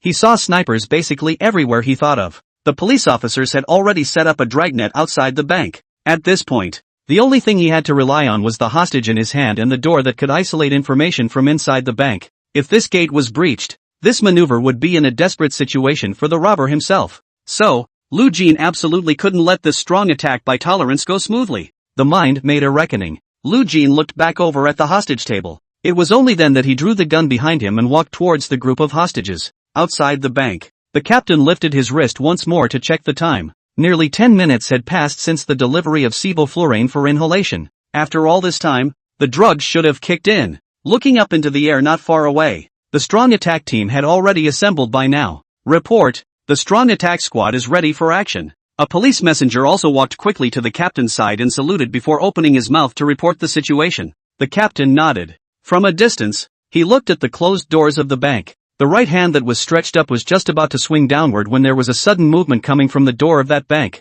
The captain stared slightly, then frowned deeply. What's going on? At this time of the day, the hostages and robbers in the bank should have passed out from inhaling sevoflurane. Even if the dose of sevoflurane used for inhalation wasn't enough, they should have been groggy and incapacitated. Why are the doors of this bank open at this hour? The captain's right hand, which was just about to give the order, froze in midair for a moment. The situation at this point had caught him completely off guard. It's amazing that the drugging plan didn't work one iota. And the robbers also opened the bank's doors a second before they were ready to make a strong attack. After that electric roller shutter door slowly rose, it wasn't the robbers who showed up, but a figure with his hands raised and wearing a security uniform. He walked forward shakily, and although he was far away, the captain could still make out that his legs were shaking, and Lu Jin was now shrinking and hiding behind the security guard. He grabbed the security guard's collar behind him with his left hand and held a gun to his back with his right hand. The entire body was almost perfectly covered by the security guard. After all,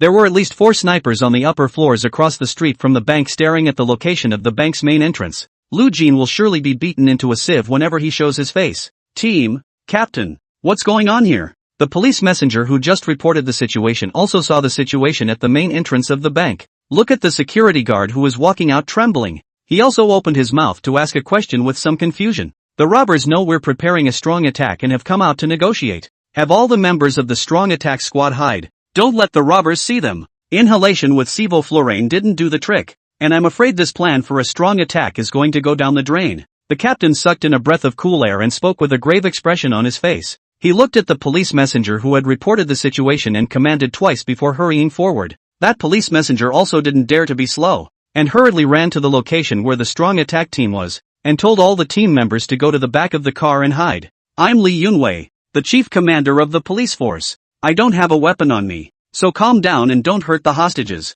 Maybe we can talk. The captain walked towards the bank, and when he was only about 10 meters away from it, he raised his own hands and spoke in a loud voice. The robbers walked out with a hostage, so they must have wanted something. At this time, it was natural not to provoke the robber and go along with the robber's conversation. Sure, the captain had already placed a number of snipers on the upper floors opposite the bank. While calming the robbers, the maneuver could just as easily end if the sniper could find an opportunity to take down the robbers. Lu Jin didn't say anything. He just held the hostage and stood his ground. Still holding his hands up, the captain slowed his pace toward the bank. After all, he was still a long way from the bank, and conversation was not easy. Since the robber hadn't opened his mouth to respond to what he had just said, he was obviously willing to talk. So, he was going to approach closer before engaging the robbers. 8 meters. 6 meters, 4 meters, stand still, just keep this distance, tell me what you want to talk to me about. The robber's voice rang out when the captain was only 4 meters away from the robber.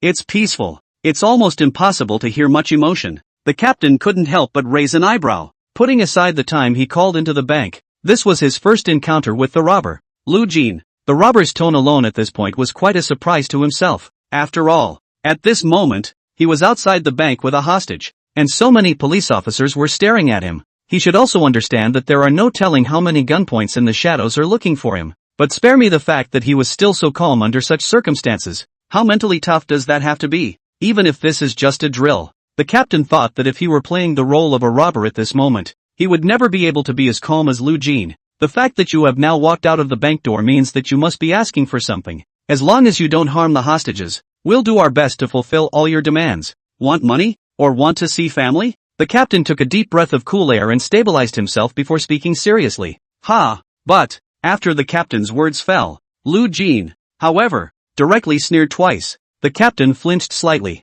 He was obviously confused in the face of Lu Jin's sudden sneer. What does this hijacker mean? Did he say the wrong thing? Chapter 19, The consequences of angering me are severe. Did I say something wrong? The captain spoke with some confusion. At this point, from where he was, Lu Jin's figure was completely blocked by the security guards. Thus it was impossible to see what exactly Lu Jin's expression was at this moment. Something? Sorry, not really. I came out because I was forced to nah. If you guys hadn't drugged me through the ventilation ducts and prepared to forcefully attack the bank, I didn't really want to come out. The robber's voice rang out languidly, and this time the tone was no longer calm, and it was mixed with a strong dose of mockery. The captain's face changed. He saw the robber open the bank door and walk out, just assuming that the inhaled sevoflurane didn't do the trick. It didn't even occur to them that the robbers had recognized their drug move. It's not unthinkable. It was not daring to think in that direction. After all, air-diluted sevoflurane is completely colorless and odorless. How could they drug the robbers and know?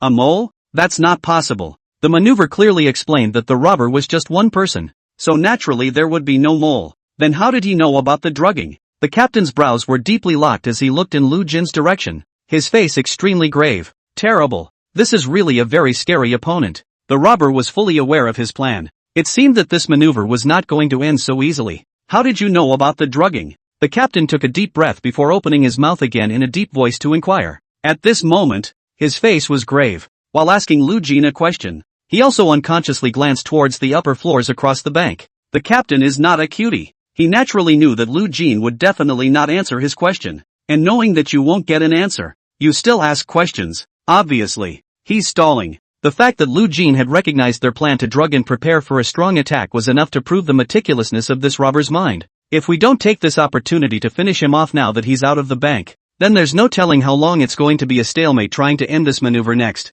It doesn't matter how I know. I just came out here to try to tell that I'm not a very good-tempered person. It's not impossible for you to want to forcefully attack the bank, but the moment the bank's doors are broken open, you'll be ready to collect the corpses of all the hostages. Lu Jin remained tightly hidden behind the security guard. His voice rang out unhurriedly, a few words filled with threats. You calm down. As long as you don't hurt the hostages, we definitely won't force an attack. The captain opened his mouth once again, and while calming Lu Jin, he once again looked back at where the sniper was. And at this point, an anxious look had appeared on the captain's face. Even the tone of his voice seemed a little sharper. After all, listening to the robber's words right now, it seemed like he wasn't planning on talking for long. But now there was still no news from the sniper, and such a good opportunity was about to slip out from under his nose. So, the captain's heart was naturally unconsciously anxious. Captain, stop looking. If I'm not mistaken, there are no less than 4 snipers upstairs across the street, right? Are they all looking for my location now?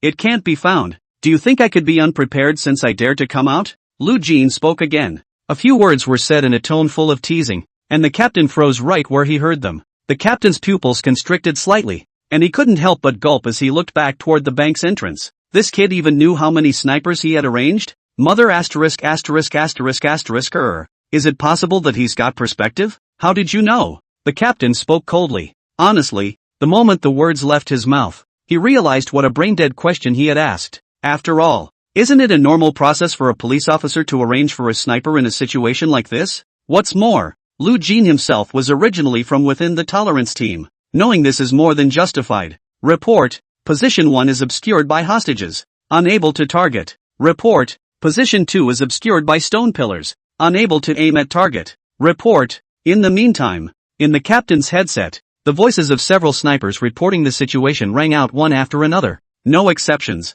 All of them were not on target at all. Not to mention the shooting? The captain's face turned green. Not only was this kid aware of how many snipers he had arranged, he even knew exactly where the snipers were located. No wonder he leaned against that stone pillar in front of the bank as soon as he came out. The stone pillars and the hostages' blockage made his position a complete blind spot in the field of vision when viewed from above the roof of that building over there. Ask the snipers you put in place if they all have a triangle symbol next to where they are right now. Interesting, isn't it? That symbol was left behind when I was stomping around the day before yesterday. If I were a sniper, those places would indeed be my choices when it came time for action as well. Lu Jin spoke leisurely. The calm tone coupled with that unhurried tone. It was as if he was having some family conversation with the captain. Lu Jin's voice wasn't too loud, but through the captain's headset, those snipers had obviously heard Lu Jin's words as well. Captain, there is indeed a symbol next to position 1. The second position is also available. The reports came again in quick succession, and after hearing these reports, the captain's face went pale for a moment. It's so humiliating. Not only did the robber see through all of his plans, but the robber had even guessed what kind of position the sniper he had arranged would choose. Where is this still a standoff? It totally became a case of the robber alone playing all of them for fools. Listening to the incessant reports coming from several snipers, the captain's heart held afire. He took off the headset directly from his ear and casually threw it on the ground. Now even the sniper's position is exposed. He had completely missed his chance to take out the robbers at this point. What do you want? The captain looked at the robbers hiding behind the security guard and took a deep breath of cool air before speaking in a deep voice. Surprisingly, the robbers chose to take the hostages out of the bank. Then he must have his own agenda. Only, what exactly his purpose was at this point was a little unclear to the captain for a moment. I just wanted to tell you, I'm a tough guy. A tough guy who has been on the ground many times and knows the bank's neighborhood extremely well with a tight plan. By the way, the most important thing is that I have a dozen hostages in my hands. The consequences of angering me are severe. Lu Jin spoke without haste. Only after saying this did he let out a cold smile and continue to speak. And your actions of drugging as well as preparing for a strong attack have successfully angered me. Chapter 20, I wish I could shoot you right now. Hearing Lu Jin's words, the captain's heart thumped. He suddenly had a bad feeling, only to see that Lu Jin stopped waiting for the captain to respond after his words fell. He once again took the hostage and slowly backed toward the half-open doors of the bank behind him, and when he reached the door, he raised his foot directly and kicked the bank security guard in the back. The security guard was already trembling on his legs and wasn't standing too steadily. A kick down. It stumbled directly and fell out toward the front. Boo! Without the slightest hesitation, Lu Jin directly pulled the trigger at the same time the security guard fell out. A loud muffled sound came out. The blackened muzzle spat fire and shell casings fell to the ground. A drill-specific round hit the guard in the back. And this place is really where the heart is. It's a live bullet if you will. Then this warhead will penetrate the bones of the security guard's back with great speed, shattering the bones and piercing the heart. The security guard had no chance of survival. Sure, it's just blanks used in the middle of a maneuver, and it doesn't cause substantial lethality. The guard only felt a pain in his back. He knew he was hit, but it didn't hurt as much as he thought it would. But the security guard, who did not realize that this was a drill at this time, was still lying on the ground in old tears. He just assumed that getting hit by a bullet didn't actually hurt very much, but one is certainly not saved. Thinking about their own old and young, only 40-something years of age will die. A time the security guard cried even more sad. And after the security guard was kicked away, the captain finally saw Lu Jin who had been hiding behind the security guard. With the mask on, you can barely see one eye. And at this point, Lu Jin's eyes were filled with hostility. The moment he met his gaze, he made himself, as a police captain, wince. I don't know how many outlaws I've caught and how many murderers I've seen in my own eyes. But he had never seen such a horrible look in his eyes. This was the first time he had met Lu Jin, and it was completely different from what he had imagined. If the captain hadn't been reminding himself in his mind that this was just a drill, I'm afraid he would have been in a trance thinking of Lu Jin as a real bruiser. After one shot killed the bank security guard, Lu Jin's eyes full of hostility stared at the captain while his hand had already pressed the switch of the bank's electronic door. Click, click. With a heavy rattling sound, the electronic door of that bank slowly fell. At this point, the captain was only 4 or 5 meters from the bank's front door. If he were to act now, he could definitely rush into the bank before the electronic doors closed. But he couldn't. Because, after Lu Jin finished off the bank security guard with a single shot, The black hole of the gun was aimed at himself. If he was the one who made any moves, he knew that Lu Jin would definitely shoot to finish himself off at the first opportunity. He was the commander-in-chief of the police team in this exercise. If he were all killed in action, then this whole live-streaming exercise would be a real joke. It's unheard of for the commander-in-chief of a tolerance team to die in the middle of a drill. Honestly, I'd like to shoot you right now, but not yet. After all, if the commander-in-chief of the travel team dies, then I'm afraid that I won't be able to save the little lives of these hostages. The bank's electronic door closed slowly, and as it covered half of Lu Jin's body, Lu Jin's voice came out. This one was loud. It seemed as if the kid was purposely speaking so loudly so that all the other tolerances could hear. Didn't see his expression when he spoke though, but the captain could imagine how arrogant the expression on the face of this kid Lu Jin was when he said this. Mother asterisk asterisk asterisk asterisk error. The captain clenched his teeth and broke into a direct curse. He reached out and rubbed his hands hard over his face, as if to clear his head. This Lu Jin kid is really too cunning. Without realizing it, he himself, the commander-in-chief of the tolerance team, was made to break his defense. Boo! A muffled sound came out. The doors of the bank closed after all. Lu Jin takes the hostage out of the bank's gate, puts it in front of himself, and eventually kills the hostage in front of himself. And all he could do was watch. The few snipers arranged didn't even see Lu Jin's shadow. Strange shame. It was totally the most humiliating day for the captain in his career. It was thought to be a perfect plan to drug through the ventilation ducts. Once this plan was in place, in conjunction with the strong attack that followed, he was able to end the maneuver. Who knows? Not only did the plan not work, it also angered the robbers because they tried to drug them as well as strong-arm them. Let the robbers kill another hostage. Counting the previously fallen tolerances, 2 people had been killed in this maneuver, and now the robbers were still alive and well inside the bank. Phew! After a moment of slight composure, the captain let out a long, cloudy breath. The maneuver is not over yet. Although he was holding fire in his heart right now, he had to suppress it. Ow! Ow! And at that moment, on the ground not far from the captain, the bank security guard was still on the ground, holding his breath as if he were a wolf howling loudly. It's loud. The shock gave the captain a bit of a headache. The captain reached up and scratched his head before walking towards the guard. Get up. You're not dead. The captain crouched down, reached out and patted the guard's shoulder, and spoke somewhat helplessly. The man has been crying for a while now. How come you don't realize you're okay now? Nah. I've been shot. Call me an ambulance. By the way, tell my wife I hid a bank card under the couch with his birthday password. The guard, his face full of tears and snot, looked up at the captain. While continuing to choke, he hurriedly explained the aftermath. Until then, he remained convinced that he had been shot and was not going to live long. It's just a drill. What just hit you was just blanks. You're not hurt. Besides, have you ever seen anyone who's been shot and is about to die be able to cry so mid-sentence? The captain somewhat helplessly patted the security guard's shoulder and once again patiently explained. The guard willed himself to stop crying, but still choked on a sob. The captain shrugged helplessly. All that could be done was to reach out and help the security guard, who was still lying on the ground, to his feet. He couldn't help but complain. Lu Jin, the kid who shot and killed people, was cool, and this aftermath work still needs them to come. Chapter 21, There's No Way Out. Call for help from the SWAT team. From a distance, he greeted 2 police officers who came over to take the bank security guard over and settle him down. The captain returned to the middle of the makeshift command room. At this moment, Lu Jin's terrifying eyes still lingered in his mind. Have to say, Lu Jin really isn't an easy opponent. Originally, the captain settled on the plan of ventilating the ducts to discharge the drugs in conjunction with a strong attack, and prepared to end the maneuver. But the plan didn't work and angered the robbers by shooting a hostage right in front of him. A plan to fail. In order to stop irritating the robbers and endangering the lives of more hostages, he himself naturally did not dare to act rashly again for a while. In the temporary command room, the captain stared at the bank floor plan with a heavy face, his brow deeply furrowed as he wondered what was going on. Captain, strong attack program? The police messenger who had reported earlier scratched his brow, but came over and asked anyway. He also knew that the plan for a strong attack was definitely on hold. But, now that the captain hadn't given the verbal instructions,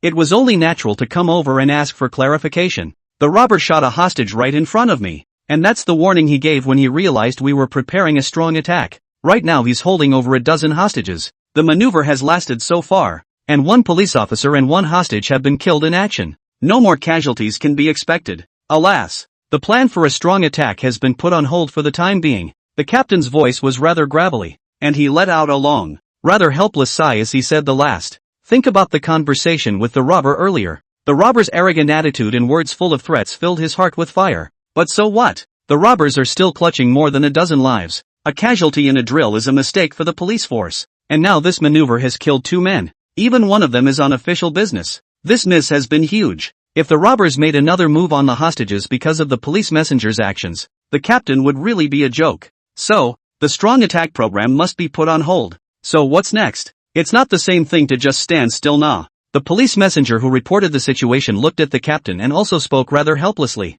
The publican dared not act rashly, and the robbers could not escape even though they were holding a large number of hostages in the middle of the bank. The maneuver seems to have stalled a bit as it went on. There's no way out. Notify the SWAT team. The maneuvers are pretty much at a stalemate right now. And maybe the SWAT team will be the key to breaking that stalemate. This Lu Jin kid isn't simple. We didn't lose our face unjustly. The captain was silent for a moment's time, taking in a long, cool breath before opening his mouth to respond. SWAT team. They are the type of police within the ranks of the police messenger system that are tasked with certain special assignments. Known for its grueling training and strict standards, it is a special elite unit in the police force, specializing in a variety of special and dangerous missions. They have better equipment as well as physical fitness than the regular police force. The combat capability is naturally not comparable to that of an ordinary police errand. The fact that this maneuver had risen to the level of fielding a SWAT team was obviously a rather humiliating thing for the captain. But there's no way around it. After all, he wouldn't have called for help from the SWAT team if he still had a plan to break the stalemate at hand right now.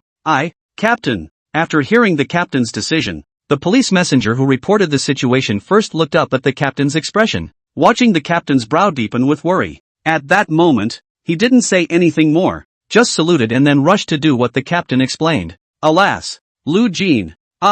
You brat have disgraced me to the core. Watching his men, the police messenger had exited the makeshift command room and went to call the SWAT team for help. The captain let out a long sigh and shook his head helplessly. Think about when the exercise first started. At that time one was still spirited, put out the bravado of ending this maneuver in 10 minutes. Look at it now. He himself was wildly provoked and even verbally insulted by the robbers. But one can only ask the SWAT team for help. In your face. This old face of his is considered to be lost inside this maneuver. City Council. In the middle of the director's office, the director was sitting at his desk, watching the situation in the temporary command room for business travel through a live feed on his computer. The exercise was broadcast live to the public in its entirety. Naturally, it's impossible to have only live footage from the robber's point of view. The temporary command room of the public messenger is naturally equipped for live broadcasting. So, all the decisions and actions of the busking team were also broadcast live on another live stream throughout. Only, the heat on this broadcast of the gung-ho team isn't exactly high.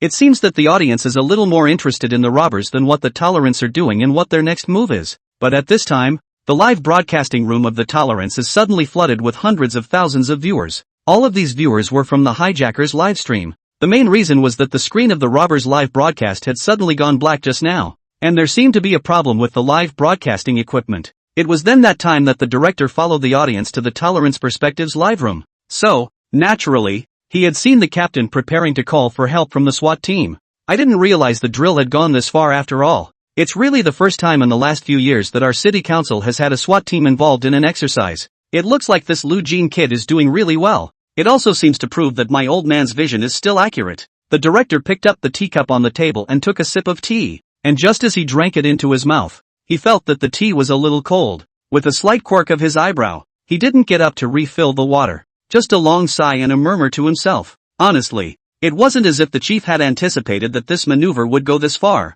He knew Lu Jin's more serious character. Therefore one chooses him as a robber. For the sake of this exercise it wouldn't be a haphazard walkthrough. But he really didn't expect Lu Jin to behave like this. It's amazing that the chief commander of the police messenger in the middle of this exercise has been pushed this far. At this point, the director was not sure whether he should be happy or disappointed. Lu Jin had this kind of performance, proving that he had a good vision, and also pushing this exercise to be able to really mean something from the real world. This is something that the secretary should naturally be happy about. But with such a performance from the police messenger team, both strikes came back in defeat, and even killed a public official and a hostage. And this exercise was still live-streamed in its entirety, with the number of viewers estimated to be in the millions. Millions of people have seen their city council behave like this. How can the secretary not be disappointed? But this maneuver played itself out as little more than a referee. So naturally there is no casual meddling in the direction of the maneuvers. All he could do was make sure that the maneuver was fair, just and open. Chapter 22, aren't we in the same category? In the middle of the bank. After Lu Jin reclosed the gate, he returned to the area where the hostages were. Actually, just now when Lu Jin took a hostage out of the bank's gate. For the other hostages, it's kind of a better chance to escape. After all, the doors of the bank were opened. Besides, the robbers were confronting the police officers and couldn't spare much attention to them. All the hostages understand this, and more than one hostage had an escape in mind. But, in the end, none of them tried, because they don't dare. Lu Jin's image of a tough bandit had penetrated deep into their hearts. With those hostile eyes and murderous back, it gave them a chance to escape, but none of them dared to try. And on the other hand, judging from this tough guy Lu Jin's style, if your escape fails, he won't hesitate to kill you with a single shot. Therefore, as long as the chances of a successful escape are not 100%, it's a fight for your life. How much courage does it take to gamble with your own little life? Anyway, no hostage in the middle of the bank can do that. Staying in the bank as a hostage, the robbers may kill someone else next. But with so many other hostages, how is it that they chose to kill themselves and not someone else? So, none of the hostages chose to run away, but all stayed obediently among the hostages. When Lu Jin came back, the pairs of eyes were avoiding Lu Jin while quietly observing the robber with their afterimages. Little brother. That security guard. After Lu Jin returned to his previous position and sat down, the old woman in the hostage table who had touched the porcelain plucked up enough courage and still opened her mouth to ask. That security guard was the one of these hostages who had crossed paths with himself the most. After all, he was the only one who came up to join in the fun when he touched himself at the time, and at his own request, he agreed to testify in his favor. So, the old bumper sticker lady was still more curious about what was going on out there. What happened to that security guard eventually by Lu Jin? Shot by me. Doesn't he like to testify for people? I, for one, dislike nothing more than hotheads. Lu Jin wiped the gun in his hand and spoke extremely calmly. The look was as if he was talking about a trivial matter. Sure, it is indeed an insignificant little thing. After all, it was just a drill, and the guards weren't really dead. He just got off an early shift. You, the old woman who touched the porcelain trembled and opened her mouth, speaking with a shocked expression on her face. They, the hostages, heard the gunshots in front of the bank just now. So, the security guard was shot dead by Lu Jin, something they had expected in their minds as well. However, hearing Lu Jin say it herself at this time was still quite shocking. The old woman who touched the porcelain was tempted to accuse Lu Jin of being a demon, but in the end, he didn't dare to say it, because she was afraid that her accusation had angered Lu Jin, and when the time came, this humongous man would drag herself, an old woman, out to be shot as well. What's wrong with me? Aren't we both in the same category? You're a bumper sticker. I'm a bank robber. Both bad guys. It's just that I'm young and capable of robbing banks. You're old, and you're small and can only touch porcelain. But when it comes down to it, bank robber me and bumper sticker you. How are we different? Lu Jin looked at the old woman who was touching the porcelain and cheerfully opened her mouth. And in 2 sentences, she made the old woman speechless. That seems like a load of crap, but it seems to have a bit of truth to it. Their own bumper dry is not a good thing. Pit are also young people's hard-earned money. Do is not conscience. Not a nice person indeed. But one didn't kill anyone. One is not a demon. Only, when you die later, are you going to be put in the frying pan in the legendary hell because of all this bumper sticker business? Looking at that old woman after hearing her words, she lowered her head, not knowing what she was thinking. At that moment, Lu Jin also stopped paying attention to her. He stood up and walked over to the corner of the wall where the hall ventilation ducts were located, removed the jacket that was plugging the vent pipe. Now that some time had passed since the drugging, the inhalation sevoflurane in the air of the bank lobby had pretty much dissipated. The drugs remaining in the ventilation ducts alone are no longer effective. So,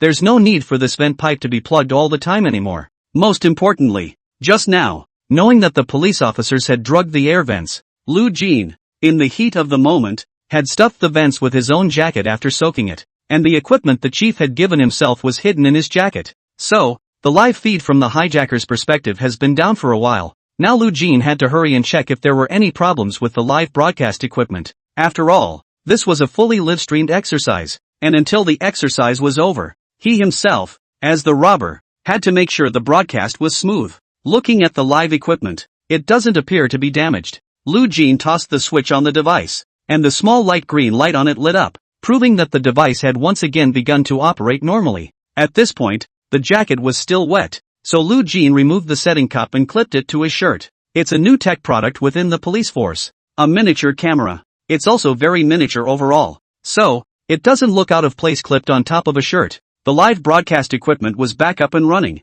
and the live feed was naturally restored once again. Live stream. Holy, finally there is a picture. But I've been waiting for almost 20 minutes. I thought the anchor this robber has been killed in action. Ha ha, the brothers upstairs shouldn't be unaware that there are 2 live rooms, right? There is also a live room next door for the police command center. It's a long way from being killed in action, now that the police messengers are being tossed around by the robbers. I heard that even the SWAT team has been mobilized, so I guess the robbers will have a hard time next. Indeed, the combat power of the SWAT team and the police messenger team that's not on the same level. The robbers must hold out. I haven't seen enough of such a good-looking maneuver, so it shouldn't be a problem to hold out for another day or two, right? 1 or 2 days. In the hands of the SWAT team, the anchor will be considered a bull if he can last half an hour. Although I also thought the maneuvers were exciting and wanted to watch a little longer. The brothers upstairs were right. In the hands of the SWAT team, the protagonist doesn't think he'll last long. Indeed, but no matter what, to be able to get a SWAT team to come out,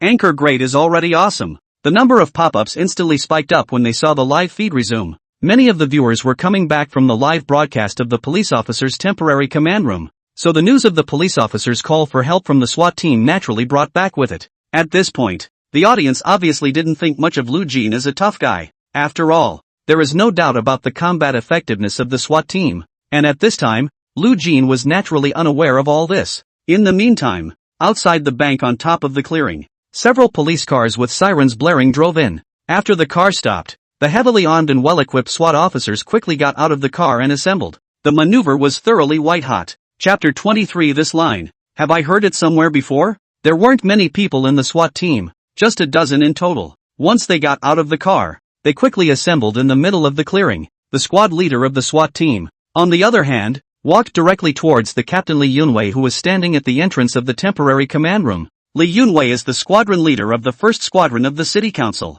Although the SWAT team was independent of the squadron, it was ultimately just a special team. So, the rank of the squad leader of the SWAT squad is naturally lower than the squadron leader Lee Yunwei. Not to mention, Captain Lee Yunwei is also the chief commander of this maneuver. The SWAT team came to him though he asked for help, but in the midst of this maneuver, naturally, he was still in charge. Captain, walking up to Captain Lee Yunwei, the junior captain saluted and opened his mouth to call out. As the words fell, some meaningful smiles appeared on his face. It seems, it was teasing Captain Lee Yunwei, who couldn't take it down in the face of a maneuver. Surprisingly, they had to ask for help from their SWAT team in general. Ahem, coming? You guys are pretty fast. Looking at the smile on the young captain's face, the captain felt a little embarrassed for a moment. He coughed unnaturally, then with a serious look on his face, he opened his mouth and spoke nonsense in an attempt to ease his embarrassment. Tell me what's going on at the scene right now. Seeing the captain's embarrassment, the junior captain naturally stopped flirting. Seriousness returned to his face. Looking back at the bank not far from the closed doors, he opened his mouth to ask a question. The robbers entered the bank at about 12 o'clock. And we were alerted by the bank's internal alarm at 10 minutes past 12 and arrived on the scene at almost 18 minutes past 12. The scene has been cordoned off, and the robber is only one man with 10 hostages in his hands. The captain, with his hands behind his back, also looked away in the direction of the bank. With a serious face, he told the junior captain about the maneuver. The junior captain lifted his wrist and glanced at the time. It's 1:20 now. That is to say, the maneuver lasted a little over an hour between the start of the exercise and now. Looks like this maneuver was a bit of fun after all, and it lasted an hour. And even we're out. The junior captain looked back to the captain and spoke cheerfully. The expression on that face, as well as the tone of his voice, it was clear that he didn't take this maneuver very seriously. The captain couldn't help but shake his head with a bitter smile when he saw this. Think about when you first arrived on the scene. That mindset was the same as the current junior captain. Didn't take the maneuver seriously at all either. But now, Lu Jin, who plays the robber this time, is not easy to deal with. You still have to be somewhat prepared ahead of time. The captain reached out and tapped the junior captain on the shoulder. With a serious face, he opened his mouth, saying that was a bit of an early warning to the junior captain. Though, the SWAT team's equipment and fighting strength were not comparable to that of a regular police squad. However, in the captain's opinion, it was still not easy for them to gain an advantage against Lu Jin, who still had more than a dozen hostages in his hands. So, it took the captain to give the junior captain a kind word of caution. Lu Jin? I've heard of it, and I'm told it's a stubborn ass. But having met me today, I'm afraid this stubborn donkey won't be able to be stubborn anymore. The young captain raised one eyebrow and spoke languidly, a hint of playfulness still on his face as he spoke. Obviously, he still didn't take much notice of the captain's well-intentioned reminder. Isn't it just a drill? Their SWAT team is already out there. What could possibly go wrong? At this point, what the squad leader was pondering was no longer whether or not he could take this maneuver to victory. Rather, he had to subdue Lu Jin within a few minutes and end the maneuver. 5 minutes? No, it's still a bit rushed. After all, he had to understand the situation and arrange for action. 10 minutes? More than enough. Captain, give me 10 minutes. In 10 minutes' time, I will absolutely kill Lu Jin and end this maneuver. After a little thought, the junior captain looked back at the captain and spoke rather confidently. Speaking on a cloud, it was as if he had it all figured out. It seems, at this point, he had already secured his victory. And hearing this from the junior captain, the captain couldn't help but slightly twitch the corners of his eyes. Although it has been extremely well disguised, but it was still full of embarrassment. Because what the junior captain was saying at this point, he himself had said when he first arrived on the scene. Only an hour had now passed. The robber Lu Jin was still at large, and the maneuver was not yet over. Even because of his own poor decision-making, he had already lost a police officer and a hostage in battle.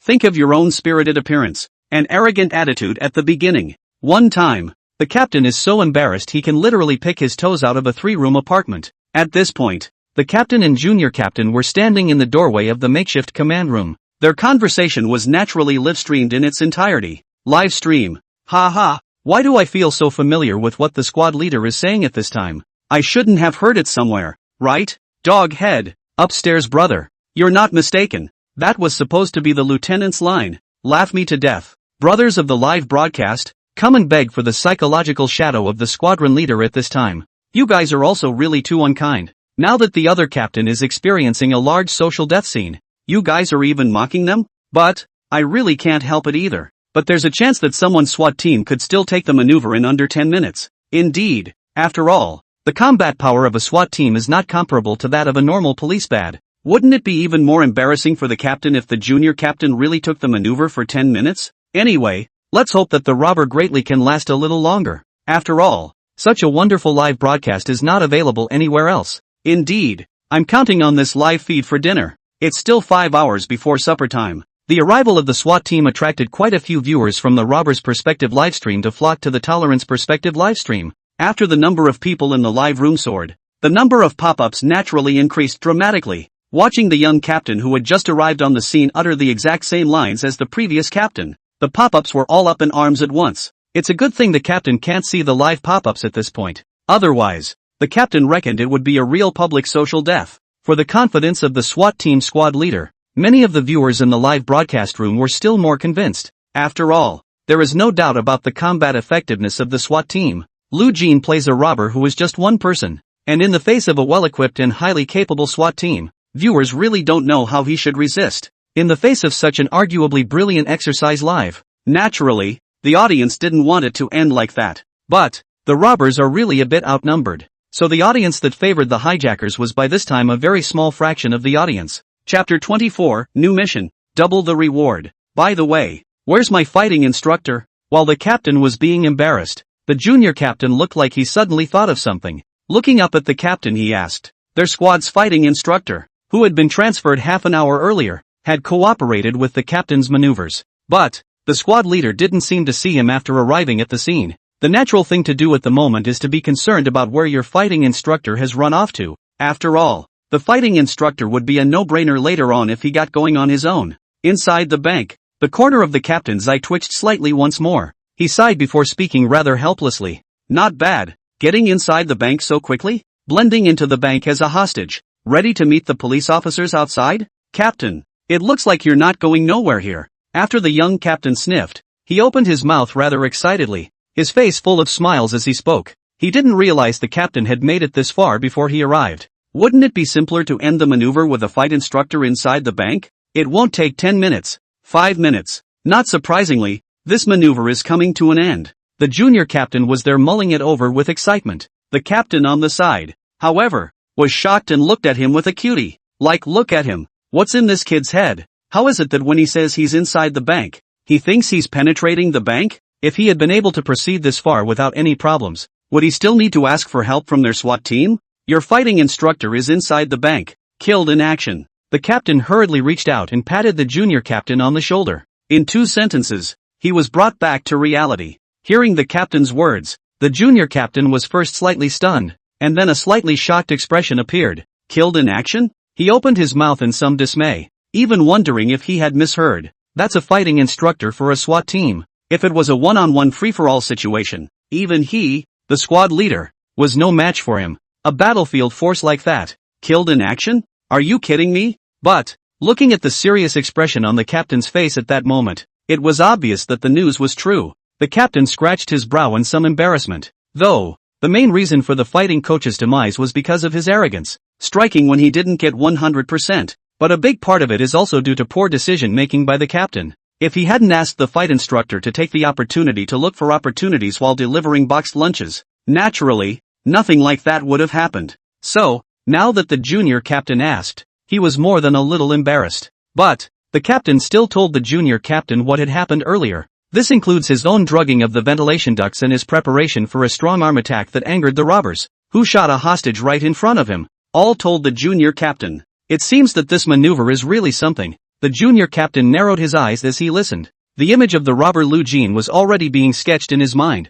Lu Jin. It was a name he had heard before, but he hadn't seen it in person. After all, the city council was huge, and there were a lot of police officers in it, so it was normal that people who weren't part of a squad hadn't met much. From the captain's description, this one does seem to be a bit tricky. After coming to the scene, the squad leader didn't really even give much thought to this maneuver. He's been through a lot of maneuvers himself. Most of the maneuvers are just on point and don't last long. But, on hearing that his fighting instructors had all folded at the hands of the robbers, obviously, this Lu Jin who played the robber, doesn't seem to be the same now. Well, want to take back what you said about ending the maneuver in 10 minutes? It's not too humiliating if you take it back now. The captain looked at the young captain who was deep in thought and spoke with a playful smile on his face. This kid is just as arrogant as he was when he first arrived. You've already lost your face. At this point it's more natural to want to watch the show mentality. It's true that it's a bit tricky, but taking down the maneuver in 10 minutes shouldn't be too much of a problem. The junior captain shook his head slightly, still speaking with quite a bit of confidence. Lu Jin, who played the role of a robber, was not easy to deal with, but his own squad leader of the SWAT team was no slouch either. How can you give in when you haven't even touched one yet? Nice. It's good to have faith. Seeing this, the captain once again reached out and patted the junior captain on the shoulder, a meaningful smile on his face as he spoke. At this time the captain's mind is pondering. Very good. This kid is also a Nazi. The Yellow River Heart will not die of the Lord. It seems that this exercise is not only his own person to lose face. Let's go. Go into the command center and study your next year combat deployment. With less than generous thoughts in mind, the captain became enthusiastic for a moment. Pulling the junior captain, he headed for the middle of the RV. The junior captain was flabbergasted, but for the moment, he and the captain went into the caravan that served as a temporary command post. Looking at the bank layout on the table, he studied the next battle plan. In the middle of the bank, Lu Jin saw the arrival of the SWAT team through a gap in the curtains. The SWAT team is here. This is not good news for yourself. After all, he clearly knew that the SWAT team was not comparable to ordinary police badges in terms of both equipment and combat capability. Their own next position after their arrival will naturally become difficult. Previously, he himself killed a hostage in front of the chief of police dispatch. It stopped the strong attack they had already prepared. It made the official team not dare to act rashly for a while. But, now that the SWAT team had arrived, they would surely try to organize another strong attack. After all, a constant stalemate was not the result the police officers wanted. Honestly, it wouldn't be hard for Lu Jin to end such a stalemate, because before making his move to rob the bank, Lu Jin had already thought of countless possibilities and made very many plans to deal with them. His plan B, which he had already prepared, was to be surrounded in the bank by police officers in a hostage situation. And for such a situation, Lu Jin had made quite a few plans to get out of it. It's not easy to get out of it, but in Lu Jin's eyes, it wasn't too difficult. At this point, Lu Jin was wondering if he should also prepare himself for getting away since the SWAT team had already arrived. And it was at this moment that an icy prompt suddenly sounded in Lu Jin's mind. Ding! The system mission has been updated. New mission, continue to confront the police team at the bank for 6 hours. If you complete the mission, the initial reward will be doubled. It's the system's beep. Lu Jin was slightly stunned and hurriedly opened his system's quest panel. He himself was starting to wonder if he should prepare to get out of the situation, when the system unexpectedly came with such a task. It's a bit of a disruption. Chapter 25, Why is this so greedy? System, open the mission panel. Lu Jin silently gave the system a command in his mind. Soon, a virtual panel that only Lu Jin alone could see appeared in the void in front of him. Initial mission, participate in and ultimately win the exercise. Initial mission reward, 500,000 yuan in cash. 1 random intermediate skill, 2 attribute points, and 500 points. New mission content, to continue the 6-hour standoff with the police force inside the bank. New mission reward, all initial mission rewards *2.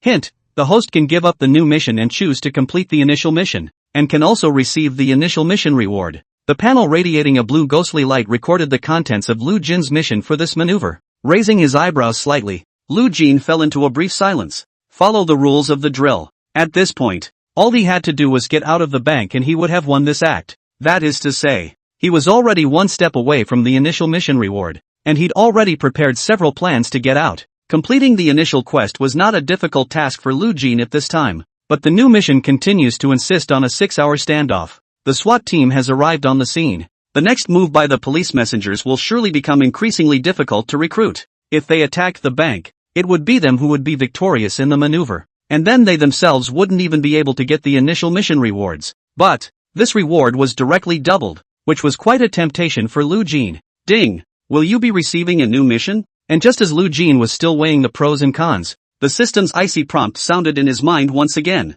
The eyes closed slightly and opened again a moment later. There was an extra hint of determination in Lu Jin's eyes. Pick up! With a clenched tooth and a crossed heart, Lu Jin responded to the system in his mind. Staying in the middle of the bank for another 6 hours against the SWAT team was indeed not easy, but it's not an impossible thing to achieve. There were still 10 hostages in his own hands, and with such leverage, what did Lu Jin have to fear? Since the system dared to update the mission, then Lu Jin dared to take it. He's a man who just doesn't know how to spell goon. Ding! The mission has been claimed. Hosts are required to remain in the bank for 5 hours and 59 minutes against a team of police officers. The icy prompt sounded again. The time on the virtual panel had begun to count down. Lu Jin took a deep breath of cool air and closed the system's mission panel. Since I have to keep going for another 6 hours, I'll have to reorganize my own plans for the rest of the day. After all, with more than 6 hours to go, there was no telling how many more offenses the vigilantes would launch. And in the face of the police constable's offense, Lu Jin couldn't miss once, because but one mistake and he'll lose the maneuver. In time, that is, they can't even get a little bit of reward from the system. So, facing every next attack from the police officers, Lu Jin had to have the perfect countermeasure. Go back to the floor in front of the hostages and sit down. Lu Jin pulled out his notebook again, and on top of this palm-sized notebook, it was densely written with various plans of Lu Jin. These plans were various responses to the means by which he anticipated that the vigilantes would attack. There's only one person by himself. There is only one chance, and if you fail there is no possibility of coming back. So, it was natural for Lu Jin to think of every aspect. Flipping open his notebook, he was ready to mull over what tolerance would do next before he made his move. Lu Jin started by pulling a lollipop out of his pocket. It's his habit. Always like to have a little something to eat when I think about things. When he unwrapped the package and was just about to eat it, Lu Jin looked like he suddenly thought of something, looking up towards the hostage table. And this glance just happened to see Shu Yunru, who was looking at him.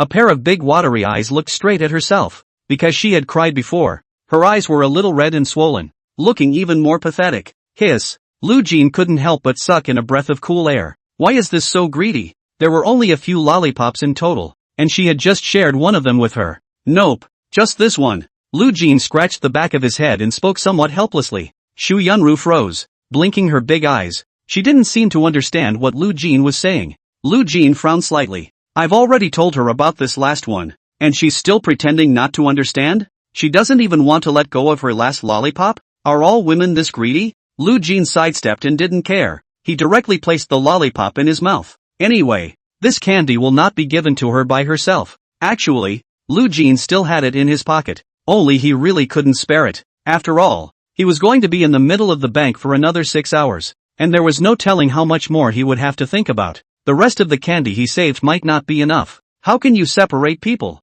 He had been kind enough to share one of them with her before, and he had been conscientious enough to do so. And now she wants it? What a greedy woman. At this point, Shu Yunru watched as Lu Jin sidled up and placed the lollipop in her mouth, and she finally reacted to what Lu Jin meant by that sentence. At that moment, a blush rose above her delicate face with an embarrassed expression. She really wasn't looking at the lollipop in Lu Jin's hand just now. Just now, the robber came back by the window, then sat down on the floor and pulled out his laptop to look through it. This naturally aroused the curiosity of the hostages, all curious as to what was in that notebook. So, basically all the hostages were staring at Lu Jin, not just Shu Yunru, and after Lu Jin took out the lollipop, he only looked at Shu Yunru and didn't even pay attention to the gazes of others. Naturally, he thought that Shu Yunru was the only one staring at his lollipop. At this point, misunderstood, Shu Yunru only felt social death. She hated to find a crack in the ground and hurry to drill in and hide. She would have liked to explain. However, thinking about Lu Jin's eyes that were full of hostility and his murderous personality,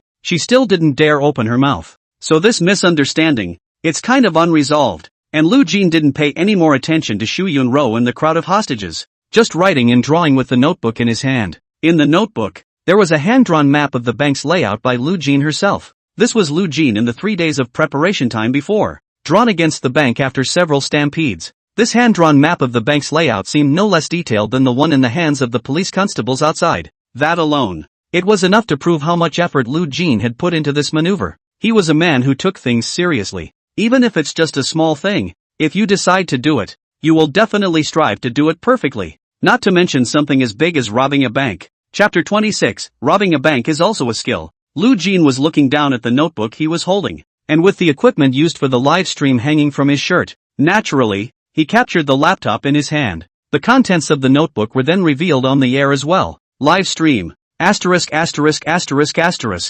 anchor greatly bullish hand-drawn bank layout map? It seems that before this hands to rob the bank, is to do a lot of preparation this densely packed our homework. After seeing Anchor Dada's laptop, I would like to call him the strongest robber. Robbers aren't scary. It's the robbers who are afraid of being cultured Why? After seeing the Anchor's notebook, I vaguely feel that there is hope for the Anchor to last until dinner time As much as I don't want this maneuver to end so soon, it's hard. Indeed, the robber is alone, and after the SWAT team intervenes, it's not expected to last long. Agree with the brothers upstairs. +1. Upon seeing the hand-drawn bank layout and the dense plan on Lu Jin's notebook, the audience in the live broadcast room couldn't help but exclaim a bullseye. The preparations made by this play-acting robber, before making his move, were clearly far beyond what they had imagined. It's not hard to see why. Robbing a bank is also a skilled job. If it wasn't for all the preparations, this robber would have been cold. One time, the viewers in the live broadcast room were admiring Lu Jin as a robber, because the one at hand is just a drill though. But he, the playwright of the robber, came up with this preparation. It is natural that people who are so serious about what they do should be admired. The situation in the live broadcast room was naturally invisible to Lu Jin. At this moment, he just stared at the notebook in his hand, and after catching himself for a while, he finally drew across somewhere. If I were in command of the police force, this place would be the breakthrough with the best chance of completing the raid right now. It's also true that I haven't set up my defenses here yet. It's still not very convenient to be the only one, and at some point, teammates are still pretty important. Holding the notebook in her hand, Lu Jin murmured a few words to herself. As he spoke, he restowed the notebook. Turning back to the hostage table, he had a calm expression on his face, and a pair of eyes full of hostility swept through the hostages. The crowd of hostages rushed to avoid Lu Jin's gaze. After all, this gaze looked really a bit oozing. So naturally, no one wanted to meet Lu Jin's gaze. You, stand up. After sweeping around amongst all the hostages, Lu Jin's gaze fell on a bank employee toward idol. This was a male clerk in his early 30s, not too different in stature and size from Lu Jin. He reached out and pointed at Xiang Xian, his cold voice slowly echoing in the middle of the bank hall. Goo! That Xiang idol first gave a thump in his heart, and then swallowed with some difficulty. He didn't even dare to look up to make sure the robber was talking about himself or not. But, even without looking, he could still feel it clearly. The robber's hostile eyes were fixed on himself. It was a very strange feeling. It's like you're being watched by a tiger, and since you don't see it, you still feel sweaty. At this point the bank clerk to idol was very scared, because he didn't know exactly what the robber was doing by telling him to stand up. The last one to be called up by the robbers, or the poor bank security guard, was shot in the head after following the robbers out. At this point, Xiang Xian was not sure if this robber was going to pick a lucky one to go out and kill. After all, according to the robber's style of behavior, he was indeed capable of doing such a thing. What I say doesn't count anymore, does it? Lu Jin spoke coldly. The voice was not loud, but the words came out to scare that Xiang Xianxiao into a shiver. He hurriedly stood up and looked at Lu Jin with a pale face. Brother, you let me go. I'm still young. Don't want to die. Xiang Idol opened his mouth trembling. The pale lips were quivering madly as he spoke, obviously already fearful to the core. But Lu Jin, however, ignored him and directly removed the robber's hood from his own head and put it on Xiang Xian's head. Immediately after, Lu Jin brought over the jacket that had been soaked with water earlier and personally put it on for Xiang Xian. Bank clerk Xiang Idol was in a daze at the moment. What are the robbers up to? Why are you still dressing yourself? Is it hard to believe that you're afraid you'll catch a cold?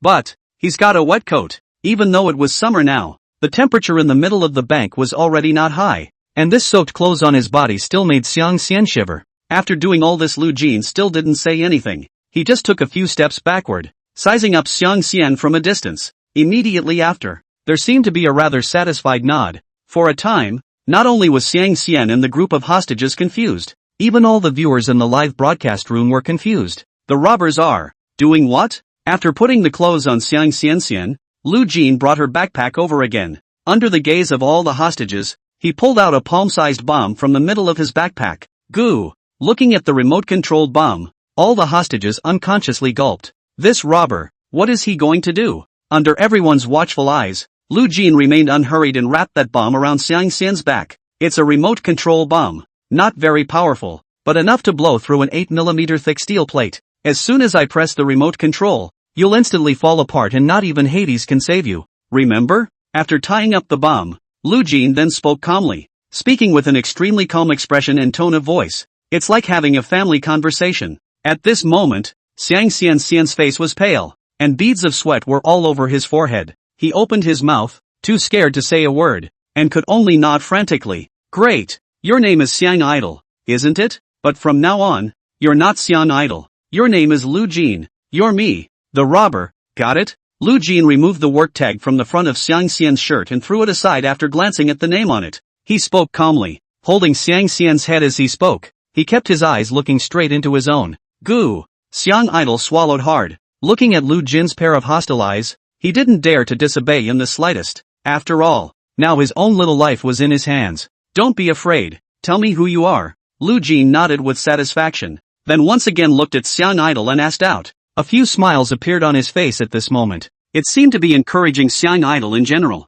I am Lu Jin, the robber. Xiang Idol opened his mouth trembling. In order to stay alive, he naturally did not dare to disobey in the slightest. Louder. Be mean. Have you ever seen a robber as wimpy as you? After Xiang Idol responded, Lu Jin slightly raised his eyebrows and suddenly raised his own volume. With these few words out of his mouth, Xiang Idol was almost scared to tears. Those legs were shaking like crazy. Chapter 27, Raid Plan. Highly feasible. Tell me loud and clear. Who are you? Lu Jin's eyes looked straight at Idol and his voice raised a few degrees. The fierce look was chilling to the eye. Under high pressure, people tend to explode. Fruity. Under Lu Jin's compulsion, some blood emerged in one of Xiang Xian's eyes, and his trembling teeth suddenly clenched. I'm Lu Jin, the robber. This time Xiang Idol spoke again, a sentence almost growling out. A pair of eyes were still filled with fear though. But, because of the congestion of floating blood, it did look a little bit of ruthlessness as well, although this was far from the effect that Lu Jin wanted.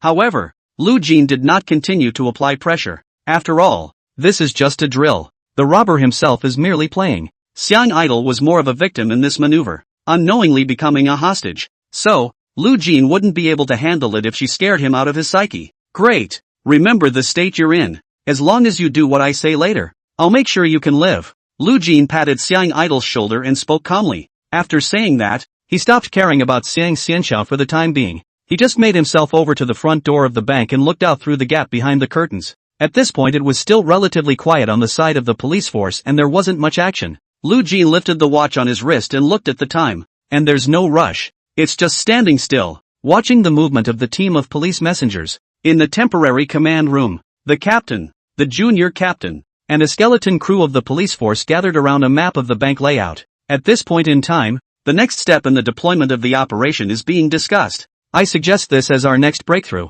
The junior captain pointed to a corner on the layout map and spoke calmly. The crowd looked over. That's the back door of the bank. The internal passageway where bank employees normally enter and exit. It is locked all year round and must be swiped open by a bank employee to gain access. The reason why the captain didn't choose to break through this door before, that's because the bank employees are all being held hostage in the clutches of Lu Jin. So, the captain couldn't get a bank employee's ID card for a while. But but now the bank security guards who have been killed in action are in their hands. You can get in and out of that door just as well with a bank security guard's ID card. Breaking through from here is indeed a good idea. But our previous strong attack has already angered the robbers. If we act rashly, the safety of the hostages will be very difficult to guarantee. This maneuver has already resulted in the death of a police officer as well as a hostage. If there are further casualties, one of the bonehead cops almost nodded. After expressing his approval of the junior captain's idea, he then voiced his doubts. But he fell silent only halfway through the last sentence, because everyone present knew very well what it meant if there were any more casualties other than the robbers. Naturally,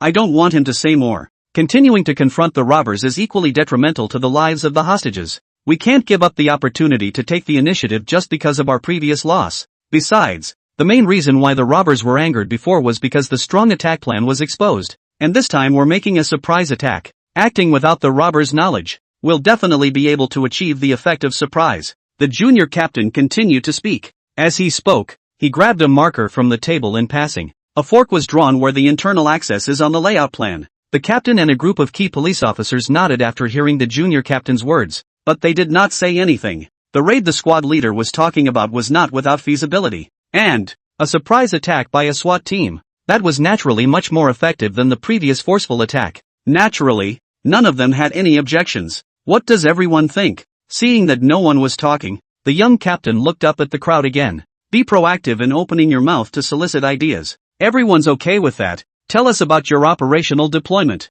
The captain opened his mouth to respond to the junior captain. Everyone present naturally wanted this maneuver to end sooner. So, as long as the little captain's plan would work, they were naturally all for it. This raid is planned to be carried out by our SWAT team. I'll send 4 members of my team with the bank security guards' ID cards to sneak into this position at the back door from both sides. Then I will be the one to hold the robbers at the main entrance of the bank on the grounds of negotiation. While I attracted the robbers' attention, the team crept inside the bank through the back door and waited for the opportunity to free the hostages and kill the robber. The robber is only one person, so naturally, it's hard to take care of the head and the tail. And, of course, we can put snipers across the bank. That way, even if the team that infiltrated the bank doesn't get it, the sniper can wait for an opportunity to kill the robbers while I draw their attention. The junior captain took the marker in his hand and scratched it on the bank layout map. Almost vocally, he told the crowd his entire plan. The captain and a skeleton crew of police officers were nodding their heads as they listened. It's a plan that's highly feasible.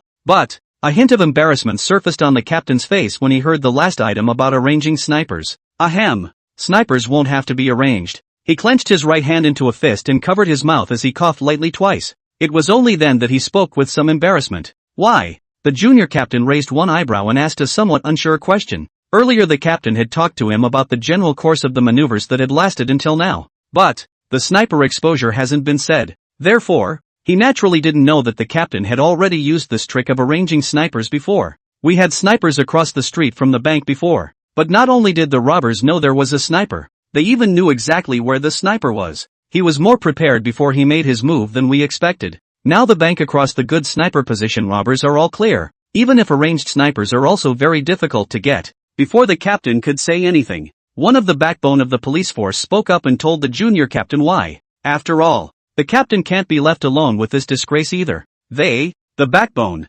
should share some of it together as well. In that case, it seems that this Lu Jin kid is quite unexpected, but he's definitely not going to be able to handle our surprise plan this time. After all, even with all the thinking, he's only one person. I still don't believe he can change into a doppelganger anymore. The junior captain raised one eyebrow and put the marker back in the quill as he spoke. When he spoke, he revealed a powerful confidence. This plan of his own could be called seamless. Only, what the junior captain doesn't know is that the place where he drew a fork on the layout map and the place where he drew a fork on the hand-drawn layout map on Lu Jin's notebook are obviously the same place. Chapter 28, This drill depends on you. Live stream. Listening to the squad leader's plan for the raid. The audience discussed it with unprecedented fervor. That sounds like a good plan, SWAT team leader. The feasibility of it is still very high. It looks like there's a chance to end this maneuver. Indeed, worthy of being a SWAT team, this ability is really something. Is it hard to believe that this time the humans are going to be ambushed? It's really a bit of a shame. After all,